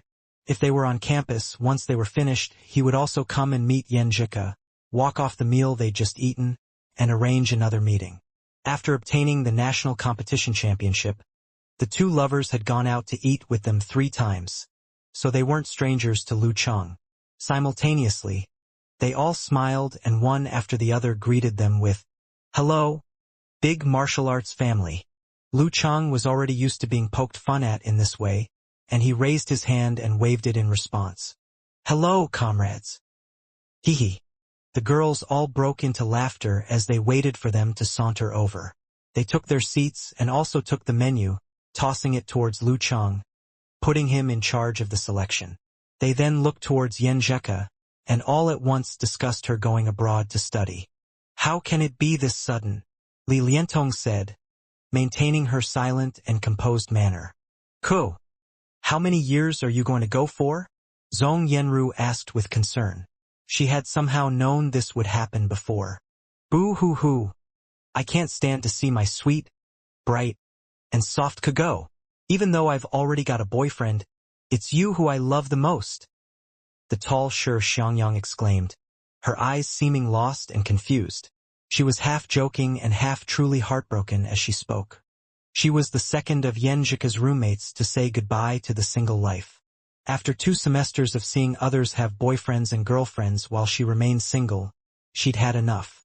Following these words from Shi Xiangyang, the mood became downcast. It made the tender and sensitive girls all recall every detail of the 2 years that they had known each other, and the edges of their eyes reddened. Yen Jeka kept her composure and said with a smile, "Going a year earlier is much better. This means I can come back a year earlier. Dirty Tong, Pak Choi, maybe you'll both still be studying and have not graduated yet." Li Liantong and Shi Xiangyang were on a 7-year medical program, so they still had a long way to go. "You may have a baby and will still not have graduated." Ever since becoming familiar with Lu Chang, Li Liantong had adopted her facade less and less, and from time to time would say a sentence like this that would startle you. After joking, she suddenly sighed and said, "What are we doing to do? Feels like we're breaking up. Ko, you can't be teased by me every day now. I can't watch you become more experienced in the area of love. Can't. As she spoke, her voice gradually faded, and she unexpectedly began choking back tears. This immediately made Zhong Yenru and Shi Xiangyang's eyes moist.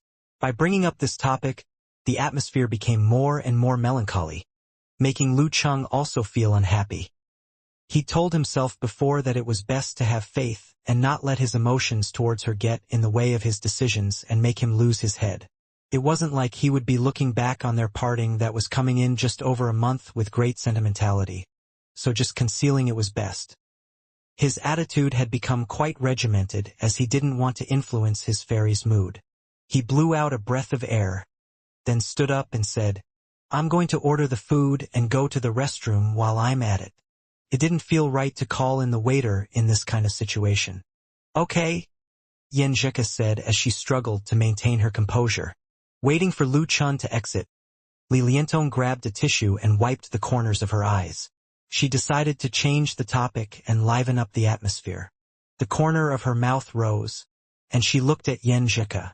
With a mischievous smile, she said, "Ko, I remember 2 days ago you just packed your luggage and left." Ruru had also just finished taking her exams, so she should have told you then. "So?" Zhong Yenru asked with slight bewilderment. Not waiting for Yen Jeka to open her mouth, Li Liantong snickered.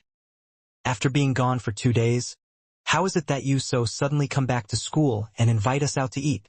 Have you been close these past 2 days? What have you been doing?" In these kinds of times, when a couple is about to separate, it can be hard to control one's emotions, and you can't help but break through the previous boundaries that existed. "How do you have such dirty thoughts?" Hearing these words, Yen Jeka's sadness dispersed and was replaced with shyness surging forth. As was her usual habit, she interrupted the other person, wanting to change the topic. "Don't explain. If you explain, you'll just gloss over it. If you don't believe me, you can just ask Pak Choi and Ruru. They also don't believe that you could control yourself during a time like this." Li Liantong pointed to Shi Xiangyang and Zhong Yenru, whose faces showed that they suddenly understood what Li Liantong was getting at. Seeing that Yan Zheka was still shy, she blinked, and in a low voice said, "I don't want to ask you about the specific details. I'm just curious. You know, schoolgirls are always writing about romantic and erotic love, more so than boys. Inevitably, there will be some odd positions, no divergences. I've seen that there are quite a few impressive fighters that have been written about. I figured that with all of their abilities, how is it that they could put them to good use? To shatter through and ascend to new realms. I just wanted to ask you, is it like this, for example?" "You can't ask that." Yan Zheka immediately interrupted Dirty Tong once she understood the question. Her face became flushed and red, which gave her an indescribable beauty. Lightning flashed in her mind, and all she could feel was hot steam was rising from her cheeks. Seeing her state, Li Liantong laughed. "See, I'm right. If Ku and he hadn't done anything, she wouldn't have said you can't ask that just now. Rather, she would have said, how do you know? Ga, us three beautiful, young women have been cast aside for some guy from the outside." "You tricked me?" Yan Zheka blurted out, both bewildered and intensely shy. She had to admit, she'd unexpectedly been tricked by Dirty Tong. "The main thing is that you've been caught red-handed." Li Liantong covered her mouth as she laughed. As she saw the state of Shi Xiangyang and Zhong Yenru, who were also unable to contain themselves, it suddenly came to her. They leaned against the table, lowered their heads, and laughed as the atmosphere became more warm and welcoming. Yan Zheka was affected by them and gradually smiled as well, feeling that she hadn't done anything that bad. When Chang was with her, he would help cover it up. Just then, Lu Chang came back from the restroom. Pushing open the door and entering, he asked in astonishment, "What are you all laughing at?" Shi Xiangyang, Zhong Yenru, and the others all glanced at each other. They remembered the example Li Liantong had given just previously and burst into even greater laughter after a moment, nearly slapping the table and pounding the wooden benches. Yan Zheka was again both shy and happy, unable to say anything. Lu Chang watched with bewilderment, feeling at a total loss. These four ladies were so heartbroken and full of sorrow a moment ago. How could they get so excited and laugh so happily after just a little while? Girls really were complicated. While eating, the mood from time to time would shift from melancholy to blissful, but everything had to come to an end. With all of the cups and dishes scattered everywhere, Lu Chang called for the waiter to pay the bill and used his phone to pay. Heading out of the restaurant, they stood at the entrance. Zhong Yenru, with tears in her eyes, said, "Ko, you need to look after yourself over there. When you come back for vacation, remember to get in touch with us." "Okay." Yan Zheka was trying with great difficulty to keep from crying, so she could only give a simple response and nod her head. Shi Xiangyang opened her mouth to say something, but found that nothing came out. She breathed in and again said, "Ko, if you have time, keep in touch. Now, it's the internet age, everybody can talk to each other all the time. You and Chang be good. We'll wait for the two of you to get married, and we'll give you a big wedding gift." "Exactly. I shall give my best wishes to you too, and you will get married one day." Taking a cue from Yan Zheka, Li Liantong spoke lightly and briskly, but the red corners of her eyes and misty pupils betrayed her true feelings. With some sadness, Lu Chang and Yan Zheka bade them farewell. They looked in each other's eyes and again pulled each other's hands close. "If Dirty Tong knew she could just send us a wedding gift now, she'd jump 10 feet high," Yan Zheka said, her mood complicated. "More than that, I think she'd jump so high her glasses would fall off and shatter," Lu Chang exclaimed with a smile. Afterwards, the newly formed couple retraced their steps to the places that contained so many memories for them. From the springtime lakeside bursting with vitality to the vast and desolate western area. From the long bridge where they would often run into each other to the school building where they would go to class every day. After 2.5 days, they went out less. Other than going out to eat or for training, they burrowed themselves inside their hotel room, even to the point where they ordered takeout twice. Their two bodies became one and their chi and blood flourished. As their emotions burst forth, they did everything they could to please the other, basking in their unconstrained youth and enjoying the excitement of it, wishing that they could become forever joined together. On Monday, July 30th, Yan Zheke took the materials that Yan Kai and Ji Mingyu had posted and handed them to the university office. Then, together with Lu Chang, they took the steps back towards Shoshan, their home. When she was needed here again, she'd come back. Only the person accompanying her at that time would be Empress Dowager and not Lu Chang. On July 30th, 5:40 p.m., the high-speed rail took off, quickly reaching the Shoshan stop. Lu Chang did not play with his phone, but tilted his head, looking at his tired-to-the-bone ferry. As he thought back on the craziness of the past few days, his heart was filled with tenderness. He thought about how could it be possible his wife was this beautiful and how he liked everything about her. At first he put his arm around Yan Zheke's shoulder, but he felt that this wasn't enough, so slid his arm down towards her waist. Afterwards, he still felt that this wasn't enough, so he slid closer and completely enveloped her against his chest, breathing in the scent of her perfume. After a moment, Yan Zheke's eyelashes fluttered, and she woke up from the dream that she had been in. She raised her head, and seeing the familiar face of Lu Chang, the disappointment from her nightmare immediately dissipated. She reached out with her arm, wrapping it around her husband's waist. Silently holding one another for a moment, the two of their phones then went off simultaneously, each coming from each other's mother. "Hello, Mom. What's up?" Lu Chang answered with surprise in a low voice. Beside him, Yan Zheke said something similar. Chi Fong answered at great length. "Are you almost here? We originally decided that you'd eat dinner at home, but your grandpa said we should come over because Ertzi has invited us to dinner when he heard that you were back home. They are too hospitable to even postpone it for one day. My mouth is drooling at the thought of the food you make." Lu Chang blurted out as he flattered her. Chi Fong smiled, proud of herself. "Is that so? I've bought all of the ingredients. Don't say it now, wait until you come home and then you can say it again. Wait for your father, and both of you can come back." Okay. Lu Chang hung up the phone and turned his head to look at his wife, no, his leader, and laughed. "My mom. How coincidental, me too." Yan Zheke bent her eyebrows as she shook her phone.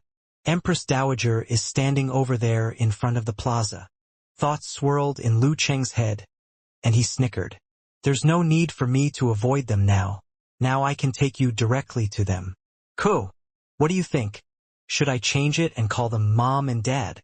Yan Zheke's mouth abruptly half opened. She pursed her lips inward and good-naturedly looked Lu Chang in the eyes as she lifted her chin up and said, "If that's your idea of being on good terms with them, I don't care." As the two of them bantered flirtatiously, the high-speed rail came to a stop. Lu Chang rose up and used one hand to take down Yan Zheke's luggage as if it were a light children's toy. Carrying a backpack, lugging a suitcase, and also leading his wife along, Lu Chang whisked out of the train in high spirits, entering the arrival's lobby. After being away, seeing the bursting sun and bright and beautiful sky upon their return along with the rising summer heat, he and Yan Zheke subconsciously looked at each other. In their hearts and their minds they both seemed to sigh. These couple of days, which had passed like some kind of crazy dream, were coming to an end. As fragments and moments of that time flashed through their minds, the two of them became silent, but they gripped each other tighter and leaned closer to one another. Exiting the lobby and turning to the road, it was suddenly bright and spacious before Lu Chang's eyes. The final splendid golden red hues of the setting sun covered the square. The scholarly and refined Yan Kai and the mature and beautiful Ji Mingyu were waiting a few steps ahead, holding hands in the same way and also holding parasols. "Your mom and dad seem so happy."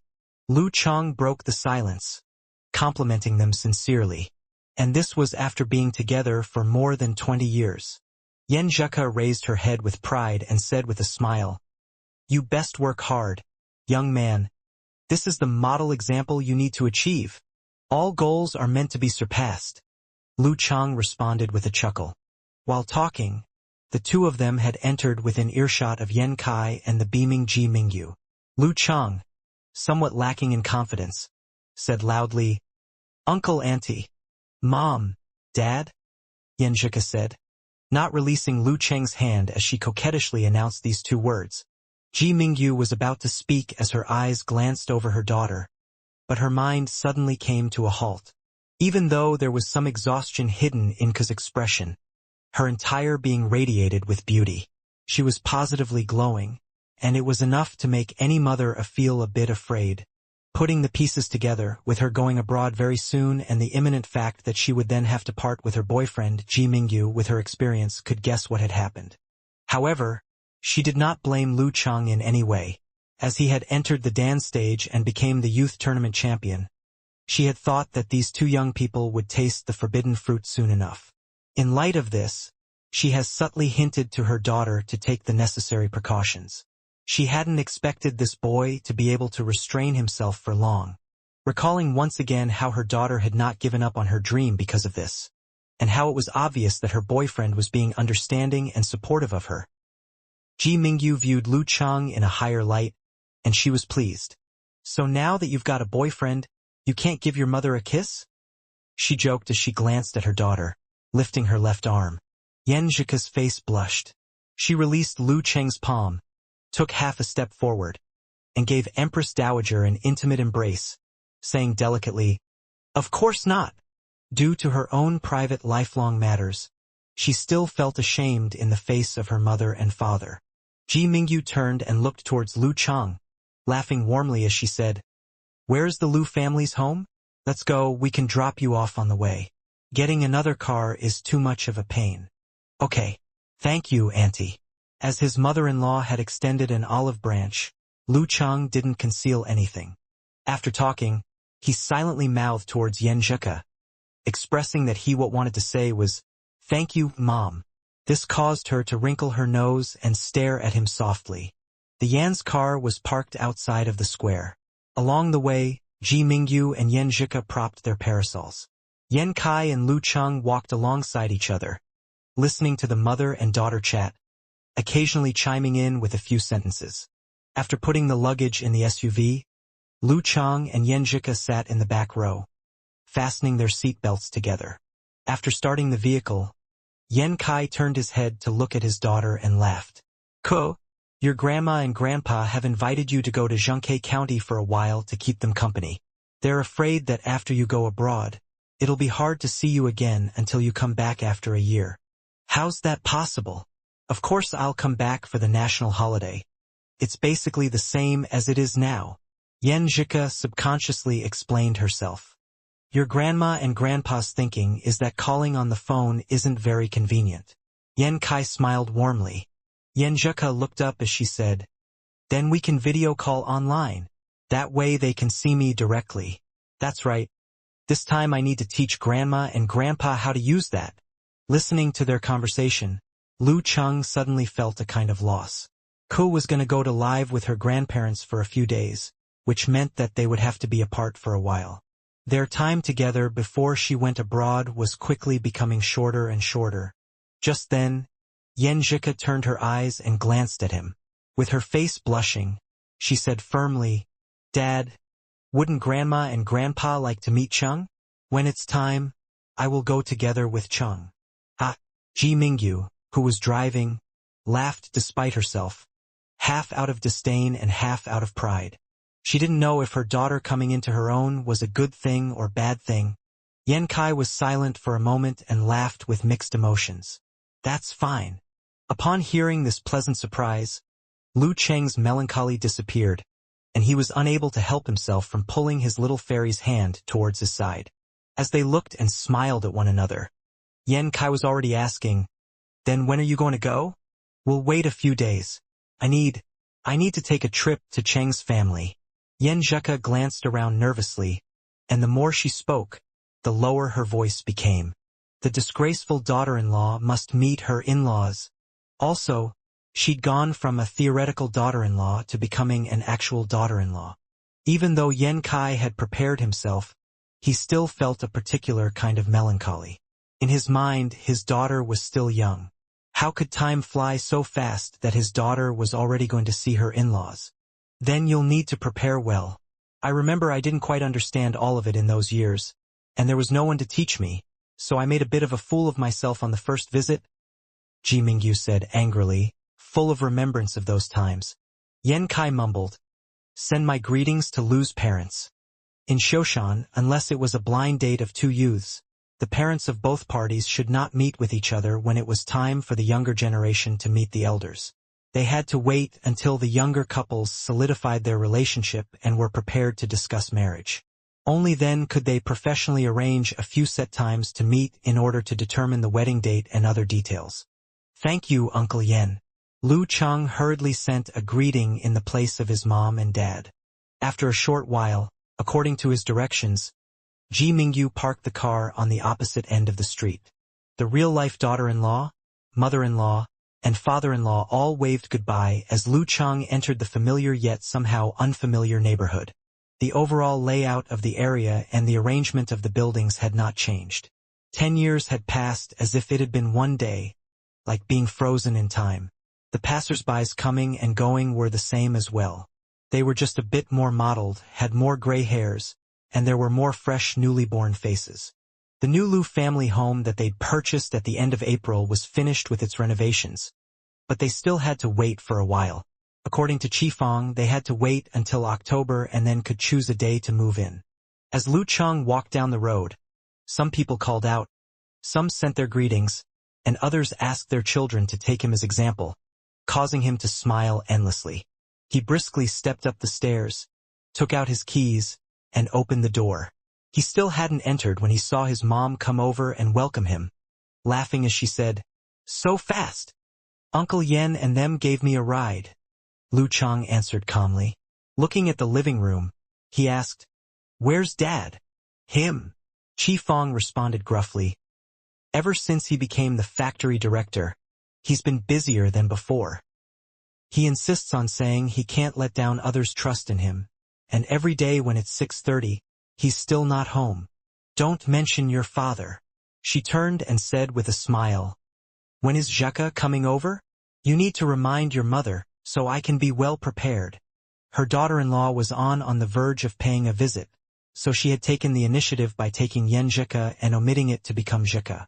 "Cook can come any time over the next few days. It depends on you both." Lu Cheng responded hastily. "How about tomorrow?" No, if I prepare some food for you, I don't know what she does and doesn't like. I still have to do a big sweeping and get everything in order around the house again. Can't see my daughter-in-law with the house in such a state," Qifeng said to herself. "Also, I need to give your aunt a call and make her bring over some of the vegetables from her garden. The Yen family's very well off, so they're probably sick of eating expensive things. They need to try something new." Listening to his mother prattle on, he could feel the importance she attached to her daughter-in-law, and Lu Cheng's heart warmed. He was unable to keep himself from laughing. "What are you laughing at?" Qifeng had just grabbed the phone but hadn't had time to dial. "I'm happy for Ku," Lu Cheng answered humorously. Qifeng beamed. "I asked around. Jekka is a good girl. Refined and beautiful. Certainly better than you were before. Didn't you yourself tell me how great she was before?" In the middle of bringing this up, she suddenly sighed. "Chang, when you were in high school, I was so worried that you still hadn't found a girlfriend. Gah! Wasn't I tight-lipped and introverted in high school?" Lu Cheng didn't know whether to laugh or cry, and he was speechless. A doubly violent attack coming from his mother. Once Qifeng had communicated with Qi Yen and settled on 2 days from now, Lu Cheng hurriedly took out his phone and sent a message to Yen Jekka, whom he'd already made a note to change into "Dear wife. My mom says 2 days from now. She really thinks highly of you. She was especially asking me what you like to eat. She's going to go back to the market to buy some things, and she's making our aunt bring some vegetables over from her garden. She has also made a plan on sweeping the entire house, going to get her hair done. For the sake of harmony between the two families, he wasn't the slightest bit stingy when it came to telling the other party what the other had said. Yen Jekka blushed and laughed. "Auntie's a good person. You need to call her Mom." Lu Cheng snickered. "Get out of here. I don't have a husband like you," Yen Jekka said, sending an emoji that was blowing a whistle and holding up a red card. She nervously and timidly said, "I'm still not used to calling people out like this. When I was just typing, my face was burning hot. How shameful. But you've already called me out once or twice over these few days." Lu Chang responded, sending an emoji smiling wickedly and raising its eyebrows. That's when I was only half conscious. After sending this message, Yenjika abruptly came to her senses. Her face became red and hot as fire, and her face was full of regret as she replied, I don't understand you. After a moment, Lu Jisheng called, asking Qifeng and Lu Chang to directly come down, saying that Erzi had driven over specifically to pick them up. Not bad, Qifeng said, tugging her son along as they went out the door and down the stairs, arriving at the entrance of the neighborhood. This time, Erzi was driving a Mercedes. He was outside smoking and chatting with Lu's father, Lu Jisheng. Seeing Lu Chang come over, he immediately put on a smile and came up to welcome him. Chang, finally I can see you. You're the pride of the Lu family. The day was getting slightly dark. Lu Chang glanced at him and found that he closely resembled their cousin Lu Yanwei. He smiled modestly and said, No, Brother Erzi, you're also quite impressive. Why call him Brother Erzi? Because up until now, I'm still not sure what his real name is. Haha, I've just worked hard to earn money. Come on, let's get in the car. Grandpa C is going to be ready over there in a minute. We can't make him wait too long. After seeing Lu Chang, Erzi put out the remaining half of the cigarette in his hand without any hesitation, startling the still-smoking Lu Jisheng beside them for a few seconds. Lu Chang shook his head. You've worked hard for your money. Then have you also shed sweat, blood, and tears to earn money? Money earned through true blood, sweat and tears. At that moment, Lu Jisheng followed suit by putting out the cigarette in his hand, throwing it in the trash can and sitting along with Qifeng in the back row. Erzi waited for Lu Chang to fasten his seatbelt and then started the car, driving towards Lu Debang's house. Laughing as he drove, he said, I watched the national competition from start to finish. Awesome. In every guy's heart, there's the hidden dream of becoming a master, and now you're already a master. Along the way, he didn't talk about anything else, so Lu Chang complied and chatted with him about all things related to martial arts. Now and then, Mother and Father Lu would fiercely compliment Lu Chang with a few sentences, making the atmosphere friendly and relaxed the entire time. In his eyes, it was just that he'd been around in the business for a few years. Lu Chang had this assessment in his heart, but kept the story from coming out of his mouth, maintaining his manners. Arriving at Grandpa's house, Lu Chang had just finished answering everyone when he was pulled in by his cousin Ma Shi. Her eyes sparkled as she pointed at a pile of magazines and notebooks. Brother, you promised me that you'd give my classmates your signature. After saying this, she then spoke with both a sense of pride and worship. You're the idol of at least half of our class. Well, if they say I'm their idol, then I'll have to kneel down and sign all of these. Lu Chang was in a fantastic mood as he good-naturedly mocked himself. He took a picture of the large pile of magazines and notebooks and sent it to his dear wife, using an emoji hanging its head as he remarked, The hardships of being famous. Yeesh, it's just your handwriting. Yenjika said, Get to it. Don't be so full of yourself. Seeing the smile on her cousin's face, Ma Shi curiously asked from beside him, My sister-in-law? Every person who had seen the finals had been impressed by that final embrace between Yenjika and Lu Chang. Yeah, she's discouraging me. Lu Chang nodded with a smile. He took a pen and began to write out his last name, his wrist steady and using moderate strength. The more he traced, the worse it became. Finished, he proclaimed at last, finishing this activity that had shattered his confidence in his calligraphy abilities. Of course, if he was writing the characters for before, attainment, and others, he could visualize and match them together, and he could see them in his consciousness. Thank you, brother. You're the best. Ma Shi excitedly gathered up the magazines and notebooks. Once their brothers and sisters came out into the room, they put the two tables together, and delicious meat and vegetable dishes came out one after the other. Their fragrances lingered, different from the previous ones. These are the wild animals that my uncle-in-law and I caught in the village. Have a try, it's good. Erzi grinned as he gave Lu Chang an introduction and complimented Lu Jiqiang. It's also because Uncle's craftsmanship is so good. An ordinary person would be able to prepare these. Slightly pleased with himself, Lu Jiqiang smiled. The flavor of these wild animals is just like what the cook would make when I was in the army back in the day. He unknowingly went on about those years, completely missing the glare on Erzi's face. The flavor of these wild animals was just like those. Lu Chang, who was to the side listening, wanted to laugh at this man who proved himself capable of offending others merely by opening his mouth. By the time he'd gotten to his seat, he'd already tried a few different flavors, and his heart immediately shot up. This really wasn't bad. He'd have to let Ka give it a try, right? He had been worrying that he didn't know what gifts to bring for Ka's grandparents. Uncle Yu in the village told me to go and find him if I want to eat wild animal meat. Hee. I am considered the person who saved his son's life. As his thoughts were swirling, he wasn't ashamed to ask for help from those who knew better than him, and he immediately asked around as to what these delicious dishes were, firmly remembering responses from Erzi and the others. During this meal, Lu Debong ate quite excitedly, and also made an exception by drinking 2 glasses of alcohol. He complimented Lu Chang and again urged Lu Yanwei to follow Erzi, as he couldn't fail to live up to the family's training.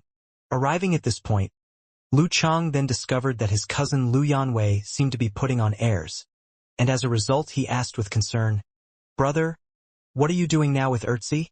He had the intent to ask his cousin this when his mother mentioned it before, but he was too obsessed with Yen Zheka's heading abroad a year earlier, so he didn't pay attention to the current situation of his cousin. Lu Yanwei didn't have time to respond when Erzi just laughed and said, "You've obtained the national tournament championship and become the favored fighter of the age. You have glory throughout all of Shoshan City. The martial arts atmosphere has flourished, and on top of that, your city organization's performance preliminaries weren't bad. It just wasn't quite good enough to make it to the second stage. There are quite a few supporters, so your city plans to construct a new martial arts arena to form a place for exercise, relaxation, and entertainment all in one. When I first came here, my appetite wasn't that big. I just wanted one piece of the pie, but my manpower wasn't sufficient, and I wasn't skilled enough, so I pulled in Yanwei to help me out." Talking to this point, he looked at Lu Debong and said, "Grandpa C, you can relax. Yanwei has been great so far in the time he's been with me."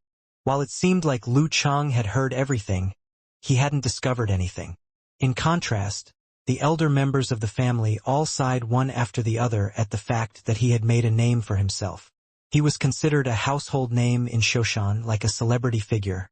Not only had he directly helped bring out a new fad, but he'd helped change the planning of the city. A celebrity? Erzi snickered and lightly nodded his head. Grandpa C and the other family members were less in touch with the martial arts circle and didn't have any kind of actual experience. They only knew that Chang was highly regarded and extraordinary, but as for what specifically was highly regarded and extraordinary and what meaning this had in actual society, they didn't have the slightest idea. They only thought that he resembled a celebrity.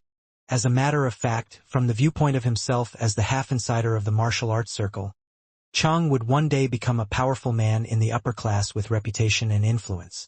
He didn't say any of this and changed the topic, speaking briefly about the head of the household in Qingfu County. As the lively evening meal came to a close, the vindicated Lu Yanwei winked at Lu Chang, conveying that he wanted to tell him something. "I'll go to the fridge and get some fruit."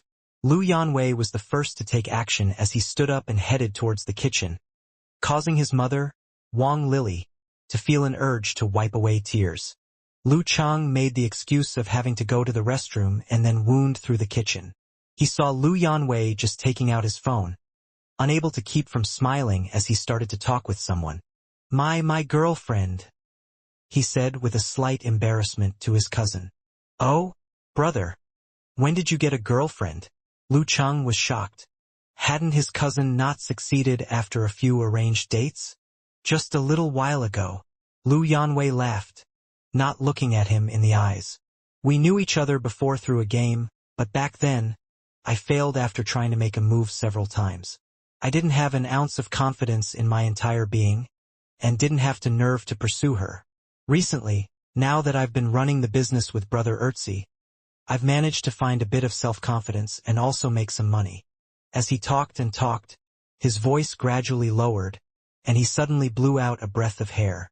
Full of hesitation, he said, "Chang, it's like I'm in a dream now and I'm not grounded. What do you think? If Brother Ertzi's business doesn't succeed or if I carelessly offend him, then wouldn't everything go back to the way it was before?" Lu Chang could see that he was worried about his personal gains and losses. As he considered it, he thought back to how he and Ku would only exchange a word or two every once in a while when they were classmates. Putting his own knowledge and personal experience together, he said, "Brother, you don't have to be so worried. The important thing from here on out is what you can learn from this experience. You see, one aspect of business is funding, the second is connections, and the third is vision. If you follow Brother Ertzi, you'll surely come into contact with lots of business people and have good dealings with them. Is this not accumulating your contacts? Afterwards, you can get a lot of rewards from this project and obtain vision. Even if in the future this doesn't succeed or you fall out with him, you'll become a better Lu Yanwei and you'll be able to find a way out." Lu Yanwei listened with concentration and his expression gradually relaxed, as if the myriad of issues on his mind were solved. After a period of silence, he laughed at himself. "Chang, how is it that I feel you're much more mature than I am? It's like you're the one that's the older brother." Just then, "I was about to call you older brother." Lu Chang pointed at himself and snickered. "Come on, go on then. Smartass." Lu Yanwei smiled and turned, taking some fruit from the fridge and starting to rinse and cut them. After dinner, Ertzi suggested that they should take a family photo since everyone was finally gathered together, and he could find a place with a digital printer. Lu Chang didn't feel one way or the other, so he stood to the side of Grandpa, completing the group photo. After taking the family photo, Ertzi again pulled Lu Chang towards him, saying that he wanted a photo with the favored fighter of the age. Since it was such a trivial thing, Lu Chang couldn't refuse. Taking a cue from his fairy, he pulled back a step and looked into the lens with a slight smile. After chatting idly for some time and taking the 3 Lu family members back home, Ertzi drove at high speed to Qingfu County. Entering his company, he turned on a computer and printed off the photos. Taking the photo of the entire family as well as the one with him and Lu Chang and examining them carefully for a moment, the smile on his face deepened. He rummaged up 2 photo frames and stuffed them inside. Then he put them on his desk, facing any guests that would come in. Just then, his cell phone rang. There was a call coming in. "Hello, Brother He. You're looking for me this late? I'm at the company, come over. We can talk face to face." Okay, I'll wait for you." As he put down his cell phone, the corner of Ertzi's mouth rose and he directed his gaze to the window, staring towards the chaotic environment below. After a half hour, there was the clamoring of footsteps. A mature, 30-something looking man in a Western suit pushed open the doors to Ertzi's office. He saw him sitting behind the desk, slowly twirling a pen with both hands. "President Lu, so refined," the man in the suit said with an aloof smile. At that moment, his gaze swept to the photo frames on top of the desk, seeing the 2 photos inside. "Lu, President Lu, you haven't shown your true colors." The man in the suit first was startled. Then the color slowly came back to his face. His aloof smile brightened. The corner of Ertzi's or Lu Yuanchang's mouth curled more distinctly.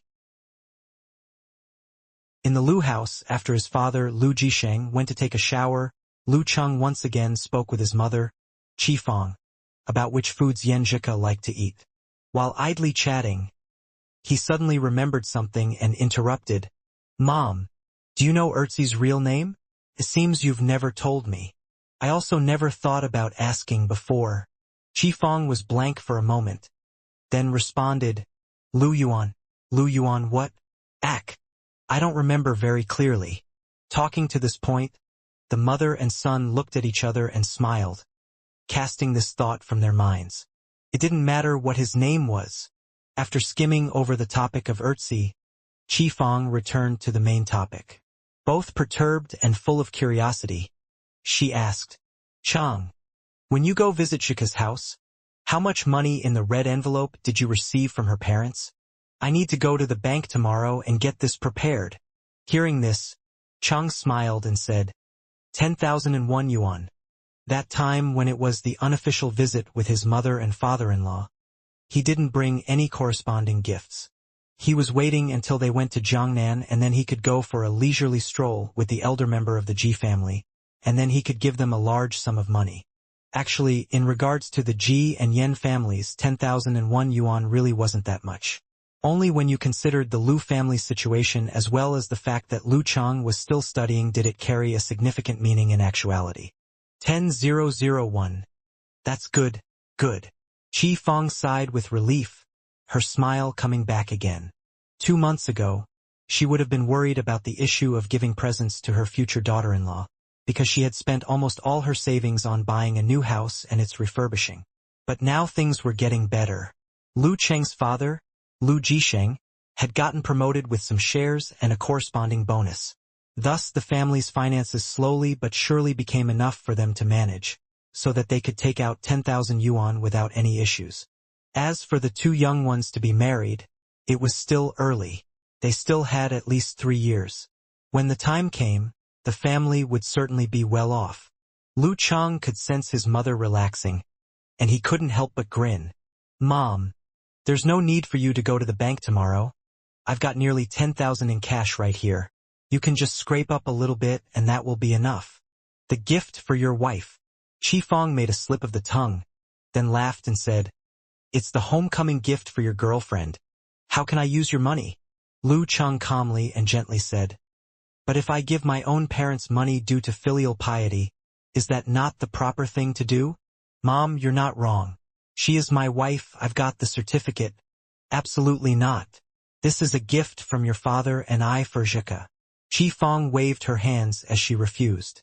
At this point, our family can handle this. Keep your cash for yourself to spend. Don't make her feel wronged. Okay. Lu Chang didn't persist. Anyway, in 2 days, he'd find another opportunity to give his mother the money. At this moment, Lu Jisheng came out of the shower, and the 3 family members talked at length about Yan Zhika's visit and meeting the in-laws as a television program played in the background. At last, Qi Fong clapped her hands together, deciding that tomorrow after she was done with the housekeeping, she would escort her husband to go buy a few nice items of clothing in order to avoid embarrassing her son. The stars were sparse and the moon was bright. As the night gradually became darker, Lu Chang finished washing up and lied on his bed, sharing with Yan Zhika all of the topics they had discussed, along with other amusing anecdotes, perfectly acting out the role of an enemy within his own family. After talking about this, he could feel the isolation and silence all around him. He sighed and smiled as he pressed the keyboard and said, This night is endless.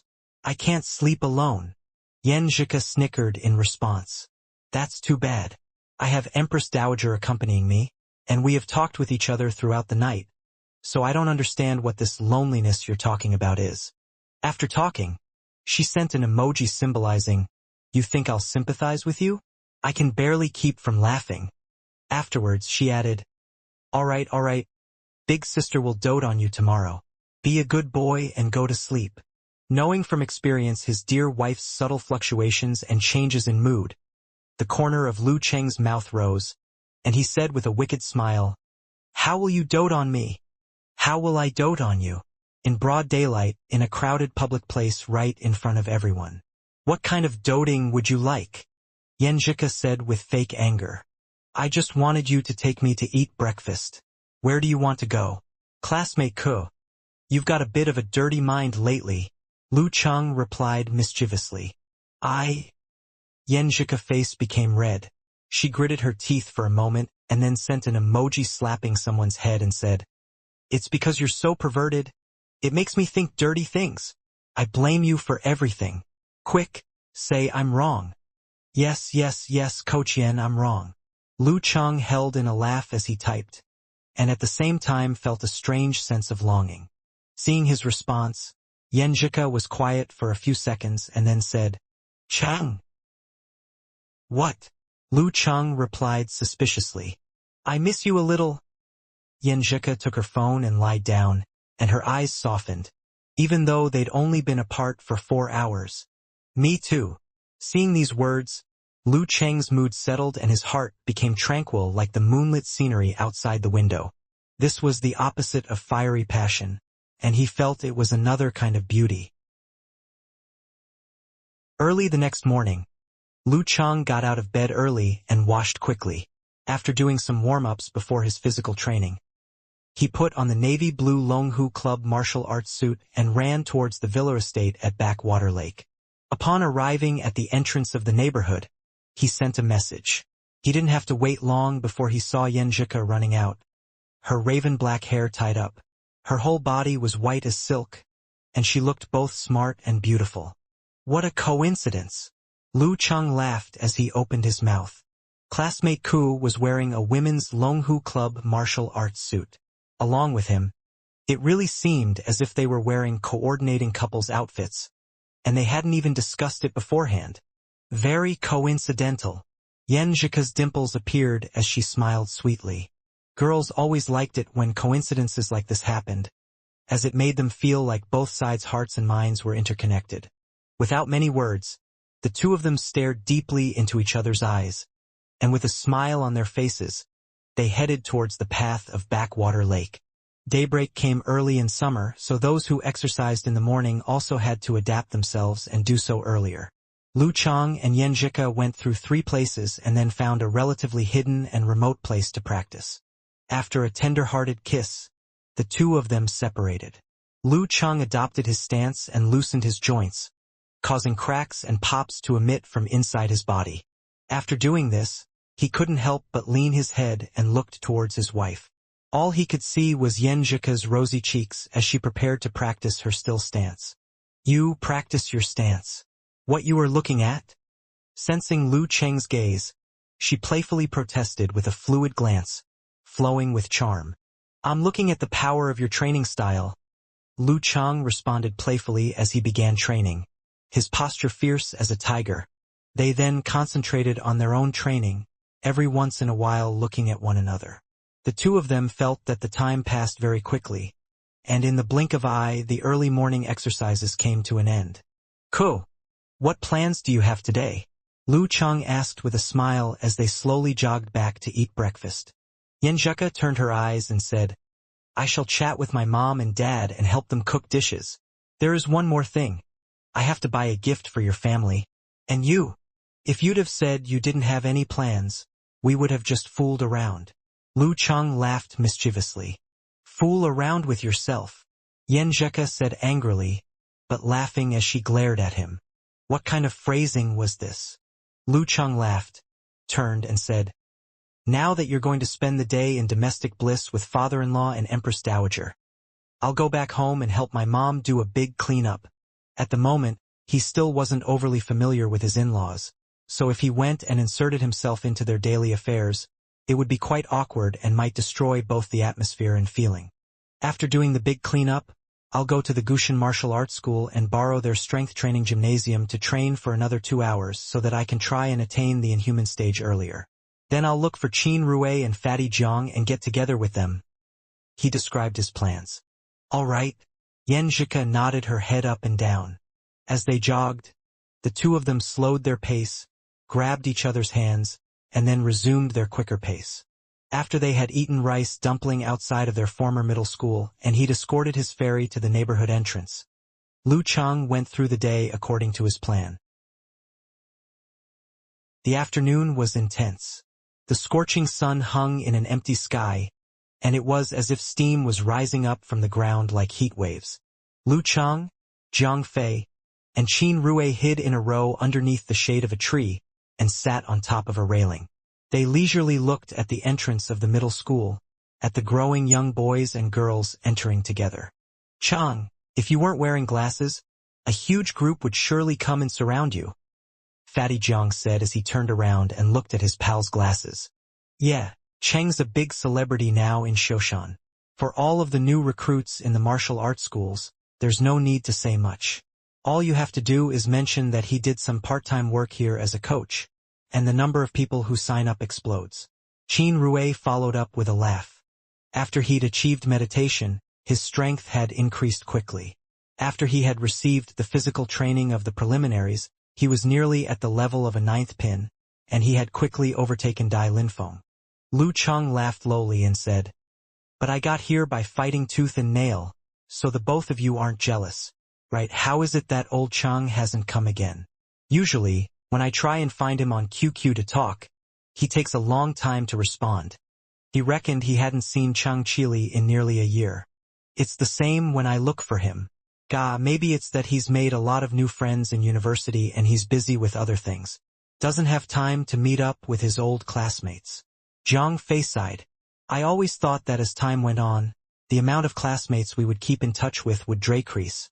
But the three of us and our friendship would be preserved for a long time. The next time that old Cheng will think of us will probably be when he sends his wedding invitations. I don't know whether I will or won't send him my own wedding invitation." Lu Cheng silently judged him, and was quite disappointed. When it came to friendship, if one person dropped contact, then they would quickly become like strangers. "There's not many other classmates who behave like this," Qin Rue joked. "I'm just making an analogy, merely wallowing in my anguish at old Cheng losing touch." Zhang Fei pointed at the entrance of the middle school. "I miss those years. Me, Cheng, and old Cheng would sit over there from time to time and stare at the entrance to see which pretty girls were worth appreciating. When it was almost time to get to class, we'd go inside. There was one time when we saw Yen Zhika, her long hair flowing, talking till now." He remembered that goddess Final Destination, and grievously looked at Lu Cheng as he said, "Forget it. I won't say anything. This really is a tragic story." "Ha ha." Lu Cheng laughed with his whole body. Qin Rue followed him by laughing. "I've heard that they've recently switched educational directors, and they've demanded that girls shall not keep their hair long. Damn, what a pervert." Zhang Fei cursed in agitation. While talking and laughing while telling stories about school, Qin Rue smugly said, "Cheng, what do you think the chances of me entering a professional 9th pin ranking event?" He had looked for Lu Cheng in the morning to ask for advice. "If you bear down and train hard for 3 months, the chances are high for the October ranking event," Lu Cheng answered without flattering or disparaging him. "All right." Qin Rue clasped the railing, his smile difficult to conceal. Zhang Fei heard all of this and then let out a sigh. "I feel like the two of you and I are in different worlds. I've just enrolled in school and still want to become a successful person. My dream is just to study for 2 years, follow the straight and narrow, and find a job where I won't be working hard until I'm old after graduating. After 2 more years, your requirements will be even lower," Lu Cheng teased. "Just having a job will be enough. Maybe—" "No, I need to pull myself together." Zhang Fei seemed as if he'd gotten a shot of adrenaline. He had once wanted to lose weight and persist in training, but after winter break, he didn't have many results, and eventually it became once a week. Usually, he'd just goof off and he kept his original body shape. As a result, as before, he didn't have a girlfriend. While Zhang Fei was muttering to himself, Lu Cheng's cell phone went off. He had a call coming in. "Hello, master?" He saw that it was Comrade Shi Jiangwo and quickly accepted the call. "Hey, you little brat, your visa to America is under handling," Geezer Shi coughed. "Are you busy today?" Lu Cheng responded in confusion. "No, I've got nothing going on. Why is master asking about this?" "Good. I've got that small thing for you to do.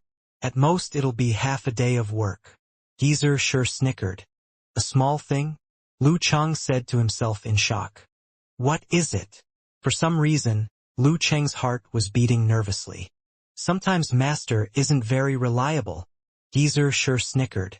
"The Ice God sect has a disciple called Li Zhenhua in Linbian who's run into some trouble. You're pretty close. Go over there and take care of it." Taking the high-speed rail to Linbian would take an hour and a half, so it really was only half a day worth of effort. Lu Cheng nodded and asked for more details. "Master, what trouble?" "It'd take a long time to tell you, brat. You don't appreciate this old fogey at all." Geezer Shi scolded. "Remember this phone number.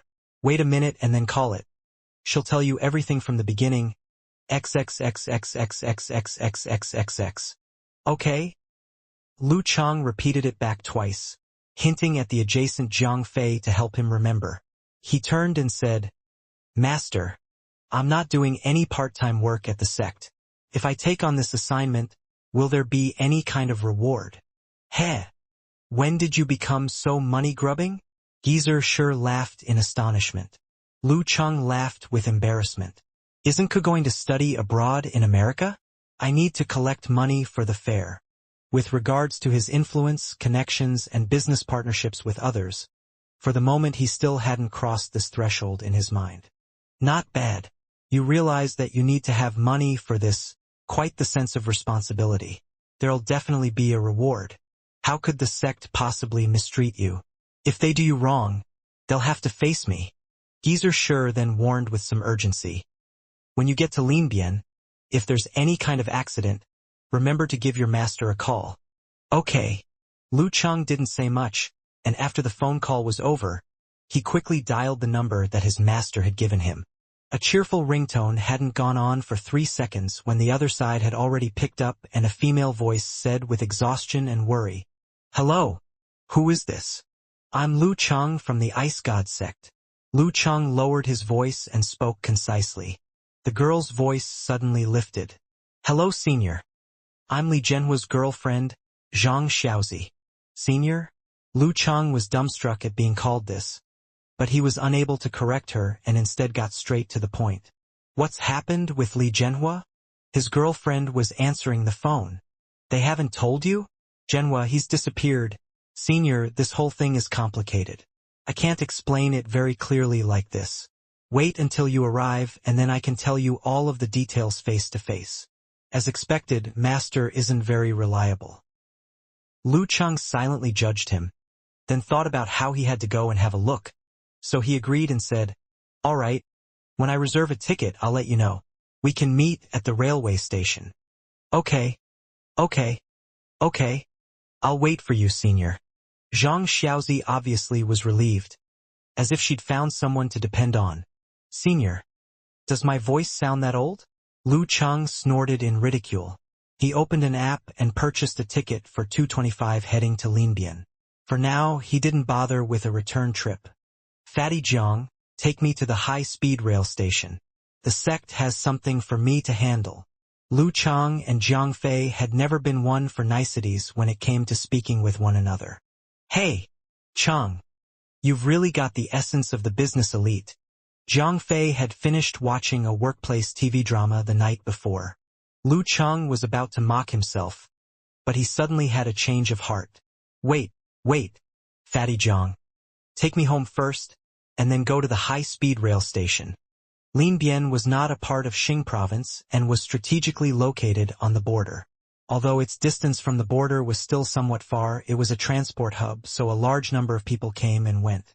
The public security situation wasn't the best, to the point where you could say it was somewhat in a state of disorder. Even in Shoshan, everyone occasionally would hear about a big case that had happened over there. On top of that, it was an area with many different ethnic groups, and the atmosphere was fairly tense. So even though he didn't plan on getting in a fight, it'd be best for him to get well prepared. As the car went along, Lu Cheng took out his phone and sent a message to Yen Zheka along with an emoji covering its face and sighing. "The better you are, the more work you get. I've been told by my master to go to Linbian and handle a younger disciple who's stirred up trouble. I'm the martial uncle of the disciple. If it were someone who had the same rank as me, that would be out of my reach." Yen Zheka responded quickly with a doge emoji. So sudden. Linbian is really unstable. Cheng, you need to be careful. Go and get your martial arts suit. And if you run into any kind of situation, don't hold back and make your well-being priority. She'd said so much in so little time, and at the end added, like a clever child sitting up straight, "I'm waiting for you to come back." When my dear wife speaks like this, I feel like nothing can stop me and I can come back successfully. Lu Cheng sent an excited emoji with a towel wrapped around its head. "I'm going to get my martial arts suit now." Upon arriving home, he picked out his other navy blue Longhu Club martial arts suit and changed into some exercise shoes that Wu Qinggui's company had custom-made for him. He tightened the cuffs, grabbed his phone and wallet, and walked out of the entrance with large strides. 208. He was dropped off by Jiang Fei at the high-speed rail station. 2:15. Lu Cheng passed through security and got on the train. 2:25. The train left on time, roaring towards the south. 3:52. The train stopped at Linbian station. Lu Cheng sent Yen Zhika a message and then followed everyone else out of the carriage. 3:59. His thick navy blue suit was steady as he strode like the wind towards the arrivals hall and found a statue of a white horse in the square in front of the station. This was the place he and Zhang Xiaozi had arranged to meet at. Sen, Senior? A 20-something girl with long, straight, flowing hair asked with uncertainty. Wearing t-shirt, short pants, and running shoes, she looked thin and comely in appearance. Zhang Xiaozi? Lu Cheng asked rhetorically. Yes, your senior Lu Cheng? Didn't they say an old master would be coming? Zhang Xiaozi asked half in astonishment and half in doubt. Due to this assumption, she had directly addressed him as senior. I can see that you're clearly not a disciple of the Ice God sect and don't follow university martial arts meetings or any other similar topics. As this thought swirled in his head, Lu Cheng calmly nodded. I started late, so my seniority is high. Not waiting for Zhang Xiaozi to ask any more questions, he looked towards the spot to queue up for taxis. Tidying up his martial arts suit cuffs, he said, Let's walk and talk. I don't want to waste time. Someone had disappeared. Every second counted. Yes, senior. Zhang Xiaozi quickened her step. As she walked beside Lu Cheng, she recounted everything with great speed. Lin Bian has a rich and powerful person called Si Jianting. He's colluded with a warlord from the war-torn southern area. He's opened quite a few casinos in that area and takes advantage of lots of people who go there for fun. People go there and lose to the point where they lose their entire family fortunes. Zhenhua's father was one of those people, and he killed himself right there inside the casino when Zhenhua was 13. Ever since, his family has been destitute. So he's gone to get revenge? Is there any proof? Lu Cheng asked as he didn't stop walking, getting to the heart of the matter. If there were no clues to support this kind of revenge, the sect normally wouldn't handle it. Yes. Zhang Xiaozi quickened her pace to a small run. He's been watching Si Jianting for 2 or 3 years. He said he'd found conclusive evidence, so he quickly came back to Linbian. He brought me along for fear that something might happen. If I saw anything that wasn't right, I was to notify the sect immediately. Then how did he disappear? Lu Cheng slowed down for a moment, as he wasn't eager to quickly approach the point to line up for taxis. There were a lot of ears around. Who knew whether any taxi driver knew people over there? Zhang Xiaozi panted and said, Last night. Zhenhua said he'd go explore Si Jianting's Linfu building to find that conclusive evidence. I saw him go in, but for the entire night, I didn't see him come out. I saw something that wasn't right, so according to what he told me, I immediately called the senior brother from the sect. Before I spoke to the sect, I applied some pressure to the provincial offices and made the local police department handle it. But none of them cared. They looked through once and didn't find anything. They looked at the surveillance footage and there weren't any images of Zhenhua entering. I clearly saw him go inside. I urged them again and again, but there was nothing. So I had to report to the sect, and they've sent you here. Even though Lu Cheng expected that he was quite a bit younger than her, under the circumstances, she was desperately grasping at straws and she didn't dare have the slightest change in her demeanor. Lu Cheng again quickened his pace and, lowering his voice, said, First, let's go to the Linfu building to have a look. You try and remember carefully. Think about if you've missed out any important details. We'll talk again when we get out of the car. Yes, senior. Zhang Xiaozi huffed and puffed as she walked. At 4:21, the car stopped at the Linfu building on the opposite side of the street. Dressed in the navy blue martial arts suit, Lu Cheng pushed open the doors and got out, surveying the 19-story building. Amongst the universally flat and old-fashioned Linbian, this was a landmark that had a real feeling of modernization to it. For the past few years, Si Jianting has always been tipping his toes in anything he can find, and he started to get involved in real estate. This was developed by him and a few other joint partners. Zhang Xiaozi gave an introduction. Her speech hadn't lagged when her eyes suddenly widened. She pointed across from them and said, "Si Jianting." Lu Cheng raised his eyes and glanced. All he could see was the silhouette of a hook-nosed half-century-old geezer with 7 or 8 bodyguards under his control crowded around him. He was walking towards the entrance of the Linfu building. As he glanced around, the expression in his eyes was sharp and ice-cold. So this was Si Jianting. In the car, Lu Cheng had seen pictures that Zhang Xiaozi had taken of him, but they hadn't said anything.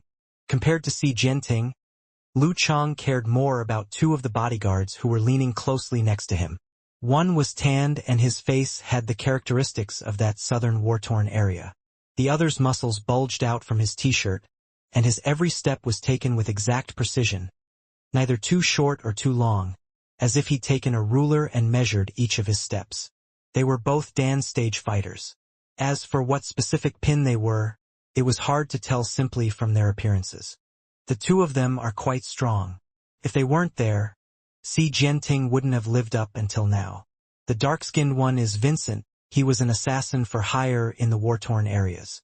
After he got injured, he was taken in by Si Jianting and became his confidant. When he was at his peak, it said he was close to the power of a 6th pin. That muscular one is Huang Qingda. He's actually not quite as good as Vincent, but he's also a fighter who's seen a lot of bloodshed in the war-torn areas.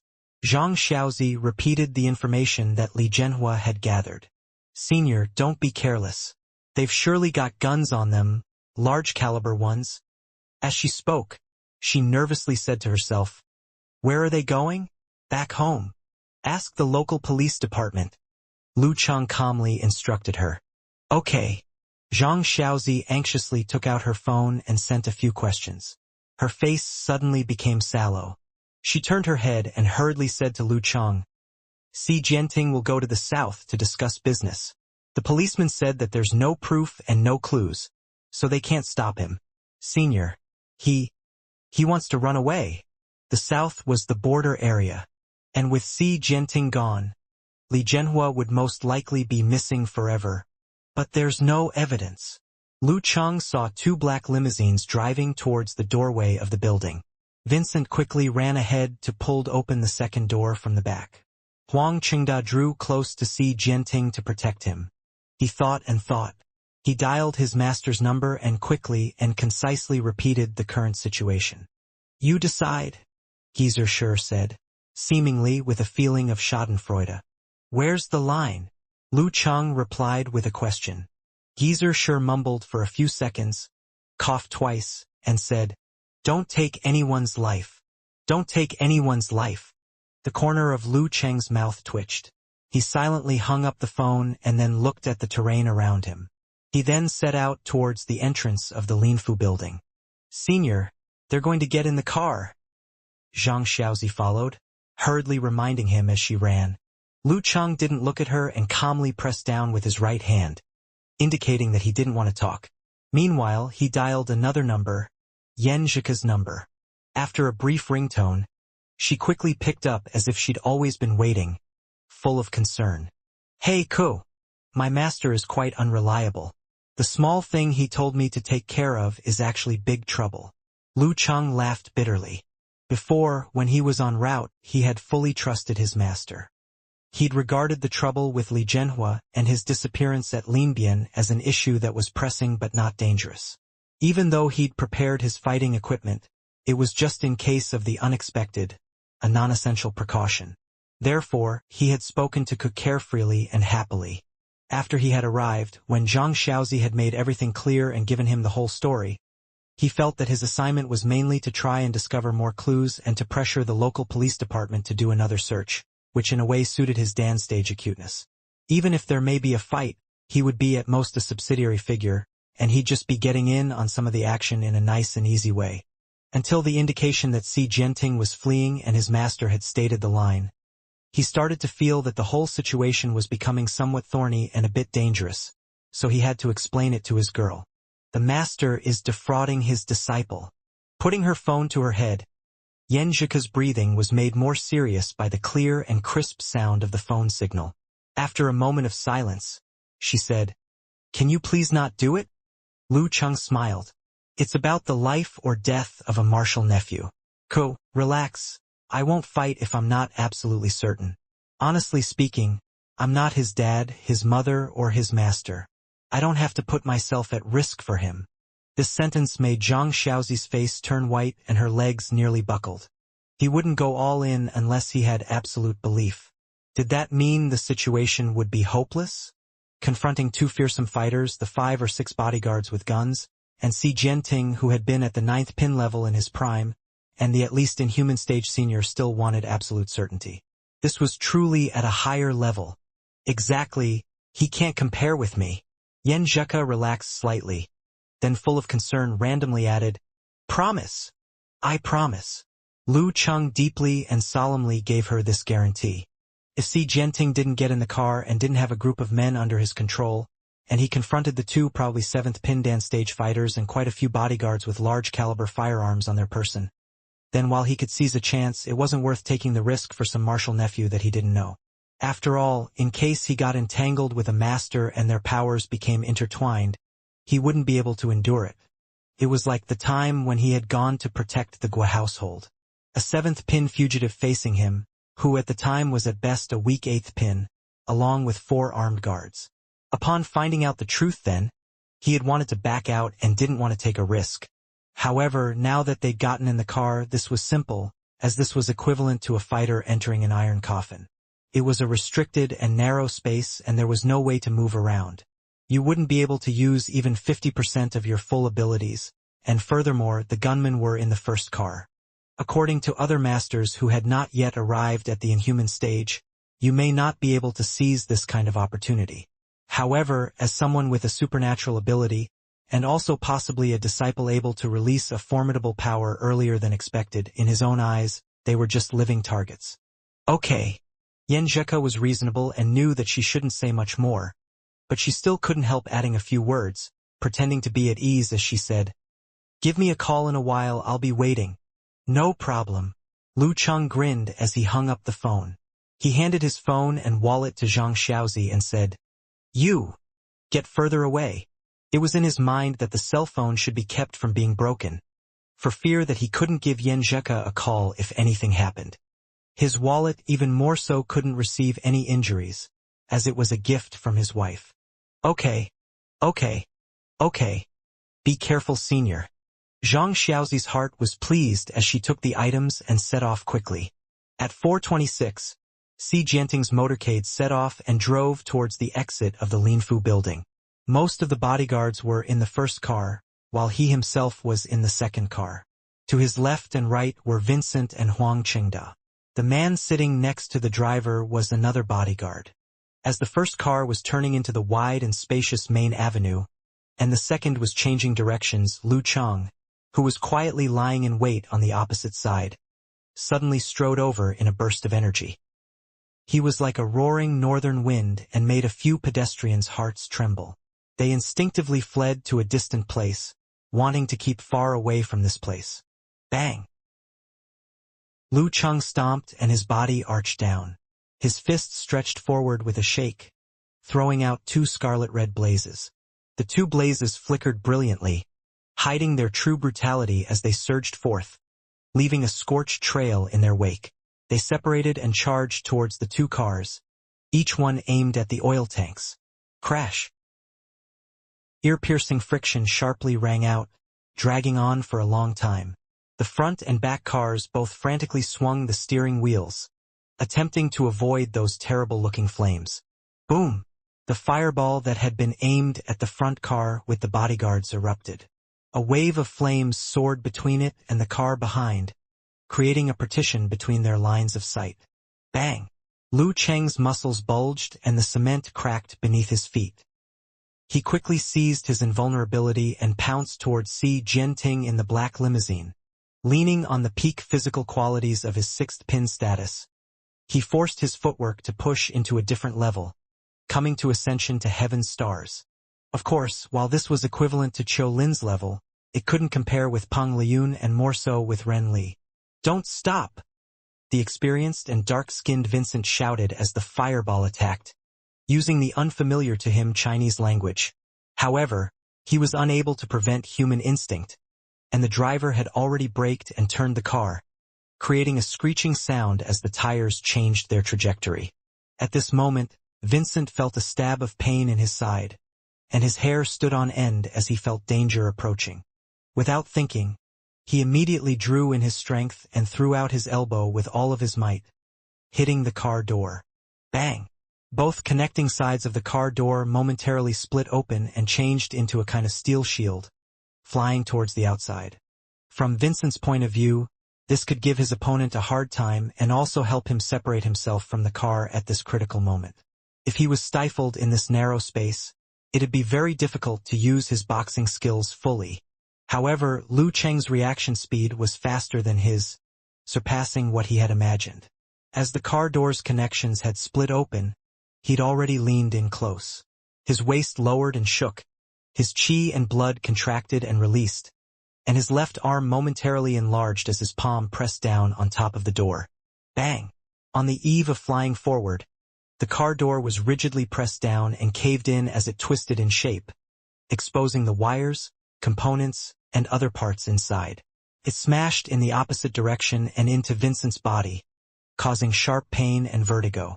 At that moment, Si Jianting, who had experienced these kinds of situations many times before, had keenly shrunk back to give himself space. He had already pulled the gun from Huang Qingda's hand and shot towards the deformed car door. Bang! As soon as he had attempted to pull the trigger, Lu Cheng had perceived it. He straightened his back and moved his legs backward, promptly freeing himself and landing on the roof in a flash. He dodged the bullets that had been fired. Additionally, the car had still not stopped and the bodyguards had not gotten out. Their line of sight was also obscured by the wave of fire. The passing traffic noticed that something was wrong, and they had promptly responded accordingly. Due to the location that Lu Cheng had chosen, they weren't too disturbed, to the point where some people wanted to stop their cars and enjoy the bustling scene. Bang! Lu Cheng's wrist trembled again and the scarlet-red fireballs changed shape, hurtling towards the roof at Huang Qingda's position, provoking a reaction from him. The fireball hurtled towards the sky like a bird, and it exploded with a bang. Seizing this opportunity, just as the bodyguard next to the driver reacted and began to come over, Lu Cheng pulled back and once again fell to the ground. Without delay, his left hand sent out a sparkling snow-white ray of freezing light, landing right in the middle of the confused and disoriented Vincent's head, who didn't have time to react or dodge. With a gasp, the outside of Vincent's head became congealed with a layer of ice crystals and thick frost, temporarily losing all feeling. Staggering his feet, Lu Cheng scrambled towards the back of the car, avoiding the gunfire from Huang Qingda and the bodyguards from the front seat. His body straightened, his hands interlocked, and his muscles bulged out in the wake of the power of his Dan. Crack! Lu Cheng's eyes opened furiously, and his feet extended out like spiders' webs. His arms lifted and rocked, and with an unrivaled power like moving a mountain, he flipped the black limousine on its side. Bang! Crash! As Huang Qingda and the bodyguards in the front seat twisted and turned, they were unable to aim at their target, and their bullets landed in the flower terrace beside them. While they were somewhat panicked and lacking the ability to shift places, Lu Cheng shook like a demon, arriving at Huang Qingda's car door. He kept away from directly facing the door, and by using both of his hands, shattered the deformed cracks. He gravely opened his mouth and said, "Army." As the vehicle twisted, Huang Qingda was aware of the danger, and he prepared to fire indiscriminately to the left and right, forcing the enemy to retreat. Afterwards, he took Si Jianting and removed him from the car, drawing him closer to the other bodyguards. However, his mind was still buzzing and humming, as if he was in a nightmare from his childhood. For a moment, he unexpectedly shivered in fear, unable to have any other kind of response. Just then, the snow-white ray of freezing light flew in through the crack, smashed into his face, and similarly congealed into a thick frost, making him lose all feeling. The effect of ice burning to the head was not much more than a severe warning, but it still packed enough of a punch to make one dizzy. Bang! Lu Cheng used his force, pulling off the door, but he didn't go inside. Bang! With a sinister look on his face, Xi Jianting opened fire, but the bullets hit empty air. Over by the other car, the bodyguards charged out. Some carried guns and others had knives. Bang, bang, bang. At the sound of Xi Jianting's gunfire, Lu Chang used his invulnerability and landed by Vincent's car door with one jump. Both of his hands shook, and he threw an ice-burning cold light towards the bodyguards from the front seat, who were dismayed and attempting to fire, as well as the unaware Xi Jianting. With two gasps, just the 2/9 pins were covered in white frost, temporarily becoming ice sculptures. Lu Chang stooped his body and first set out for Vincent. Regarding him as a weapon, he threw him at the other tightly packed bodyguards, making them either dodge or become bowling pins. Immediately afterward, he grasped once again, pulling out Xi Jianting and displaying him all around for a moment. Suddenly, the bodyguards ceased their efforts and didn't dare make a move again. Lu Chang pressed his hand towards Xi Jianting, who was still shivering with cold and had not fully regained consciousness. With a peaceful and calm tone of voice, he said to the bodyguards, "Are all of you still here? You've all got weapons on you and just had a firefight in the middle of the street. The police are going to be here any moment." These words made all of the bodyguards come back to their senses. Seeing that their boss had already been captured, they had no way to reverse the situation. They all stared at each other and immediately scattered like birds, making their getaway. All that remained were Vincent, Huang Qingda, and the bodyguards from the front seat who had still not recovered. Recalling the image he had in his mind of the classic villains, Lu Chang reached out his hand and helped the gradually coming his senses Xi Jianting by patting away the frost on his neckline.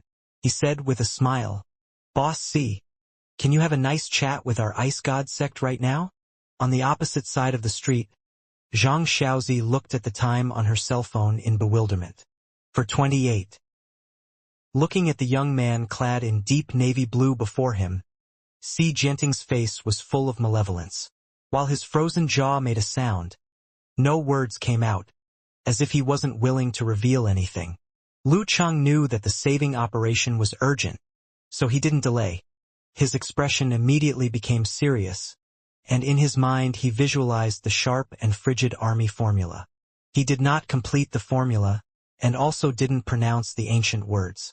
He only melded this battlefield vigor with his own terrifying energy and conformed all of this into his words, constricting Xi Jianting's spirit. "Where is Li Jianhua?" Lu Chang shouted gravely. Xi Jianting shivered mysteriously. His entire body shivered, but many years of experience dealing with blood and carnage in the war-torn areas had made him stronger and unwilling to admit defeat. Lu Chang narrowed his eyes, and he repeated it. "Where is Li Jianhua? Where is Li Jianhua?" The two sentences poured into his ears like thunder, and it was hard for Xi Jianting to keep his fear from showing. It was as if he'd gone back to the days of his youth when he'd been kept in the water prison of the warlord.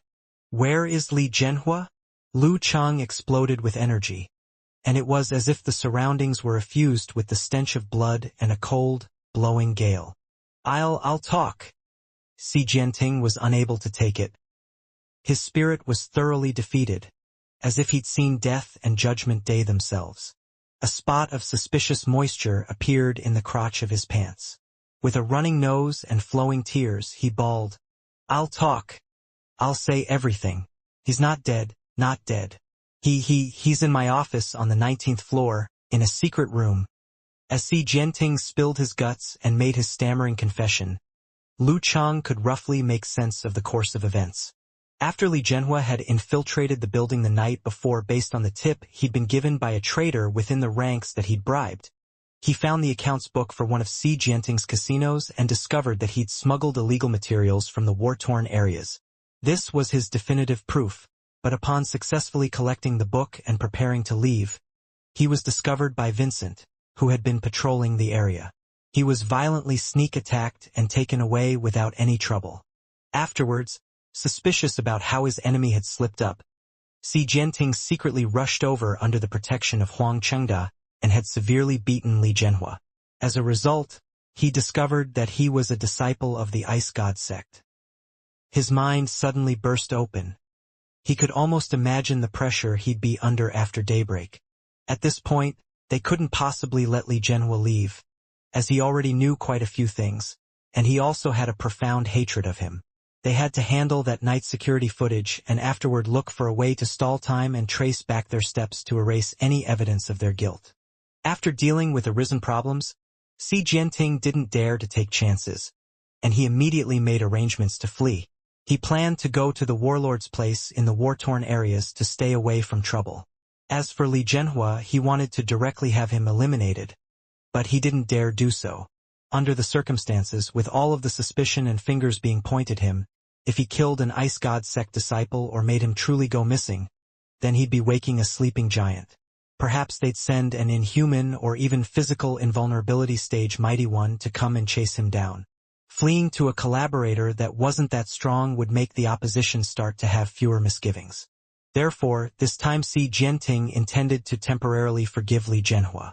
In any case, he'd already arranged to leave, destroyed what should be destroyed, and taken care of his property. Afterwards, he'd find another opportunity and create an accident.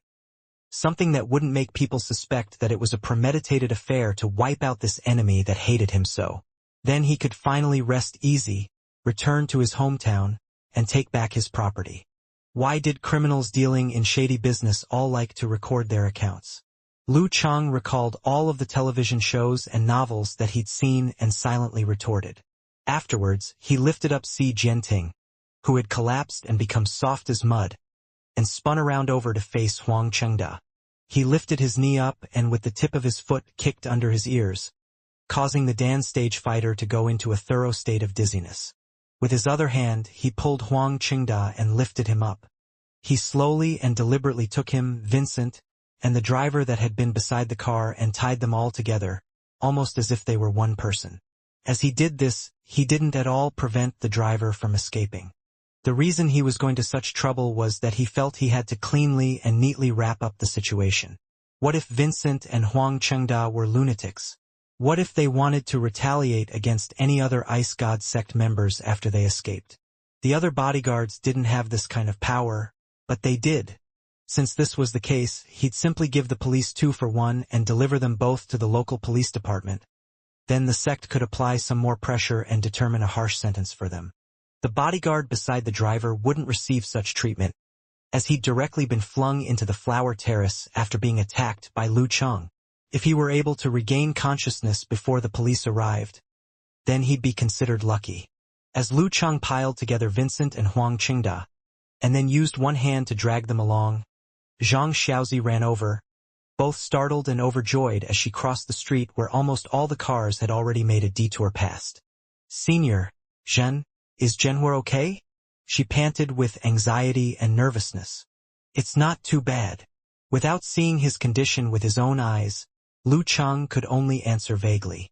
Zhang Xiaozi had already come to believe him from the bottom of her heart, and a brilliant smile emerged after she heard what had been said.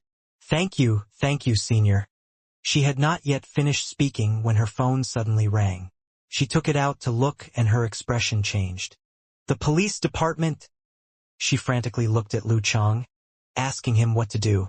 This was obviously because after someone had called the police, they'd guessed that the Ice God sect was making a move and immediately contacted Zhang Xiaozi, who was responsible for communicating with them. Lu Chang thought for 2 seconds, then composed himself and with a leisurely smile said, "Just tell them these 5 words. There have been no fatalities." "Yes, senior." Zhang Xiaozi immediately regained her own sense of judgment and hurriedly answered the call.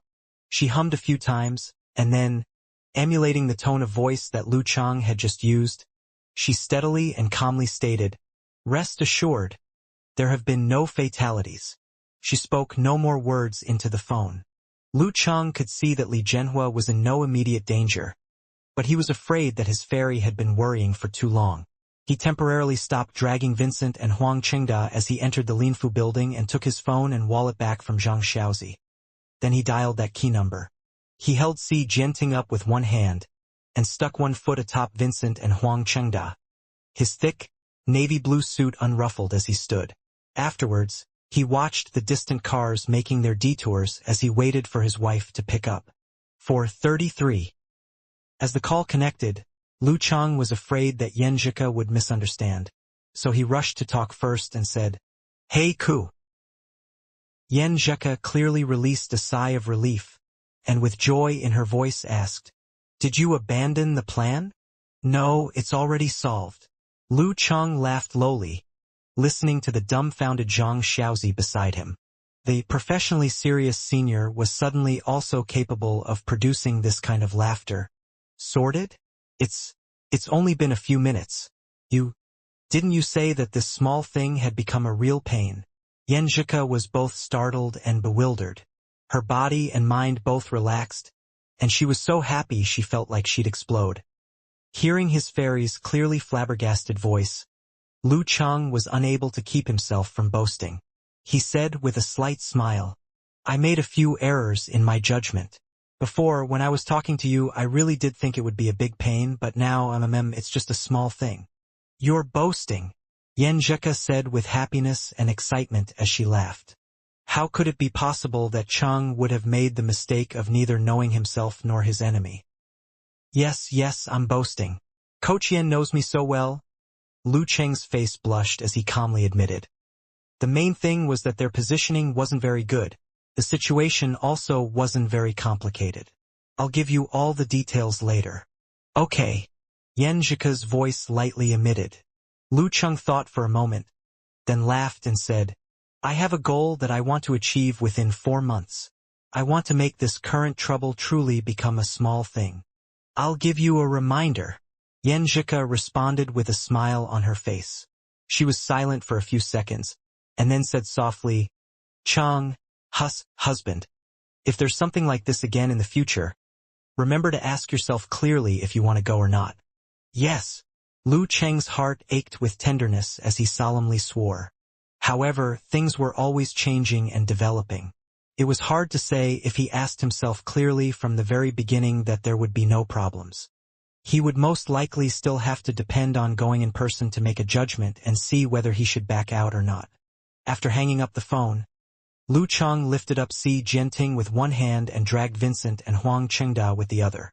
In the Linfu building, a group of people stood with fear and panic in their eyes as he calmly and quietly stepped into the special elevator, arriving at the 19th floor. According to Si Jianting's confession, he had Zhang Xiaozi open the secret room. They saw a young man covered in bruises and cuts curled up on the ground, unconscious. "Jianhua." Zhang Xiaozi threw herself to the ground. Lu Chang again tied Si Jianting, Vincent, and Huang Chengda together and threw them to the side of the sofa used for receiving customers. He then proceeded to step into the secret room, inspecting Li Jianhua's injuries. "There's nothing life-threatening," he determined, and instructed Zhang Xiaozi. "Give the police department a call. Make them bring an ambulance with them." "Okay, senior." Zhang Xiaozi sighed with relief, her heart settling as she began to dial the number. Lu Chang then gave his master a report, allowing the sect to deal with the follow-up. 4:37. The sounds of police cars and ambulance sirens arose simultaneously. 4:40. Outside of Si Jianting's office, the sound of footsteps rang out, and a group of police officers charged in. They saw a young man sitting on the sofa in a navy blue martial arts suit, his head down as he played with his phone with a calm demeanor and casual posture.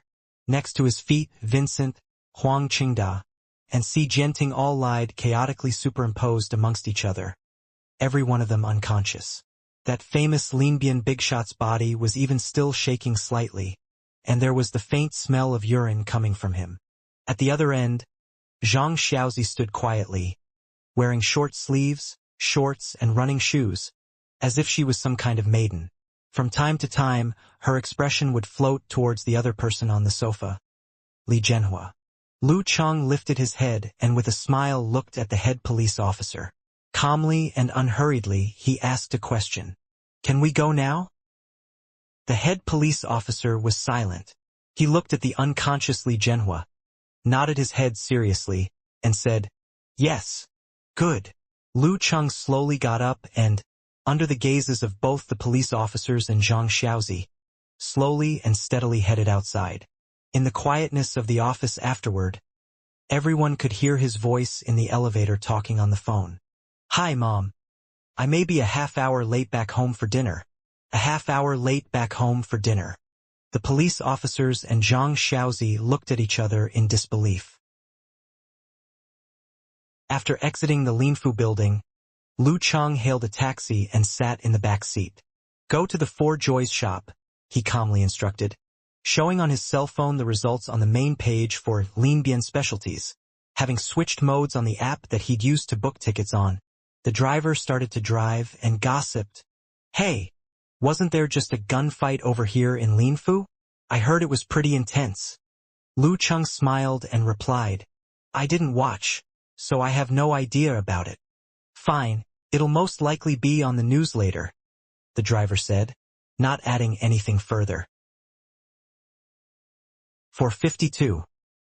At the Four Joys shop, Lu Cheng earnestly selected 2 boxes of fragrant pies and 2 jars of matsutake sauce. He then went next door and bought a few mangosteens and other local fruits. 519. He arrived at the high-speed rail station and again got a call from Geezer Shi. "You did all right handling this today," Shi Jiangwo complimented, and in the end stated, "Remember, you can't always necessarily proceed according to what your expectations are. Today was to teach you to hone your ability to respond to unexpected changes. As these and other aspects improve, when you run into any unexpected changes afterward, you won't get flustered, and you won't fall into danger." True, Lu Cheng suddenly realized, feeling that he'd misunderstood his master, and he'd been unreasonable in silently judging him. As he hung up the phone, he suddenly had doubts and whispered, could it be that that speech just now was merely Master concealing the fact that he'd been unreliable, and he was just making an excuse after the fact for his defrauding me? This seems like his style. 535. The high-speed train set off. Lu Cheng leaned back in his chair comfortably, playing on his phone. At 7:25 in the Linbian hospital, Li Zhenhua regained consciousness. After seeing Zhang Xiaozi next to him, he anxiously asked, "Have they caught Si Jianting?" "They've caught him. A young senior from your teacher's school came and handled it," Zhang Xiaozi answered honestly. Li Zhenhua immediately let out a sigh of relief, and his expression was absent-minded for a moment. After a few seconds, he recuperated, and then whispered the 2 words, "Young senior." "And where's senior?" he asked. "Gone, he left in the afternoon," Zhang Xiaozi explained in detail. When did senior come?" Li Zhenhua asked without thinking. Zhang Xiaozi's tone suddenly became quite strange. "Also in the afternoon." 7:29. The path of Backwater Lake. At the entrance of the neighborhood villa. Wearing short sleeves and a long skirt, Yan Zhika skipped over. She turned her head to look at Lu Cheng, and both happily and suspiciously asked, "Have you not gone back to eat yet? What are you up to coming and looking for me first?" Lu Cheng lifted up the fragrant pies, matsutake sauce, and southern fruits that were in his hands, and with a mischievous smile said, "To give you some Lin Bian specialties."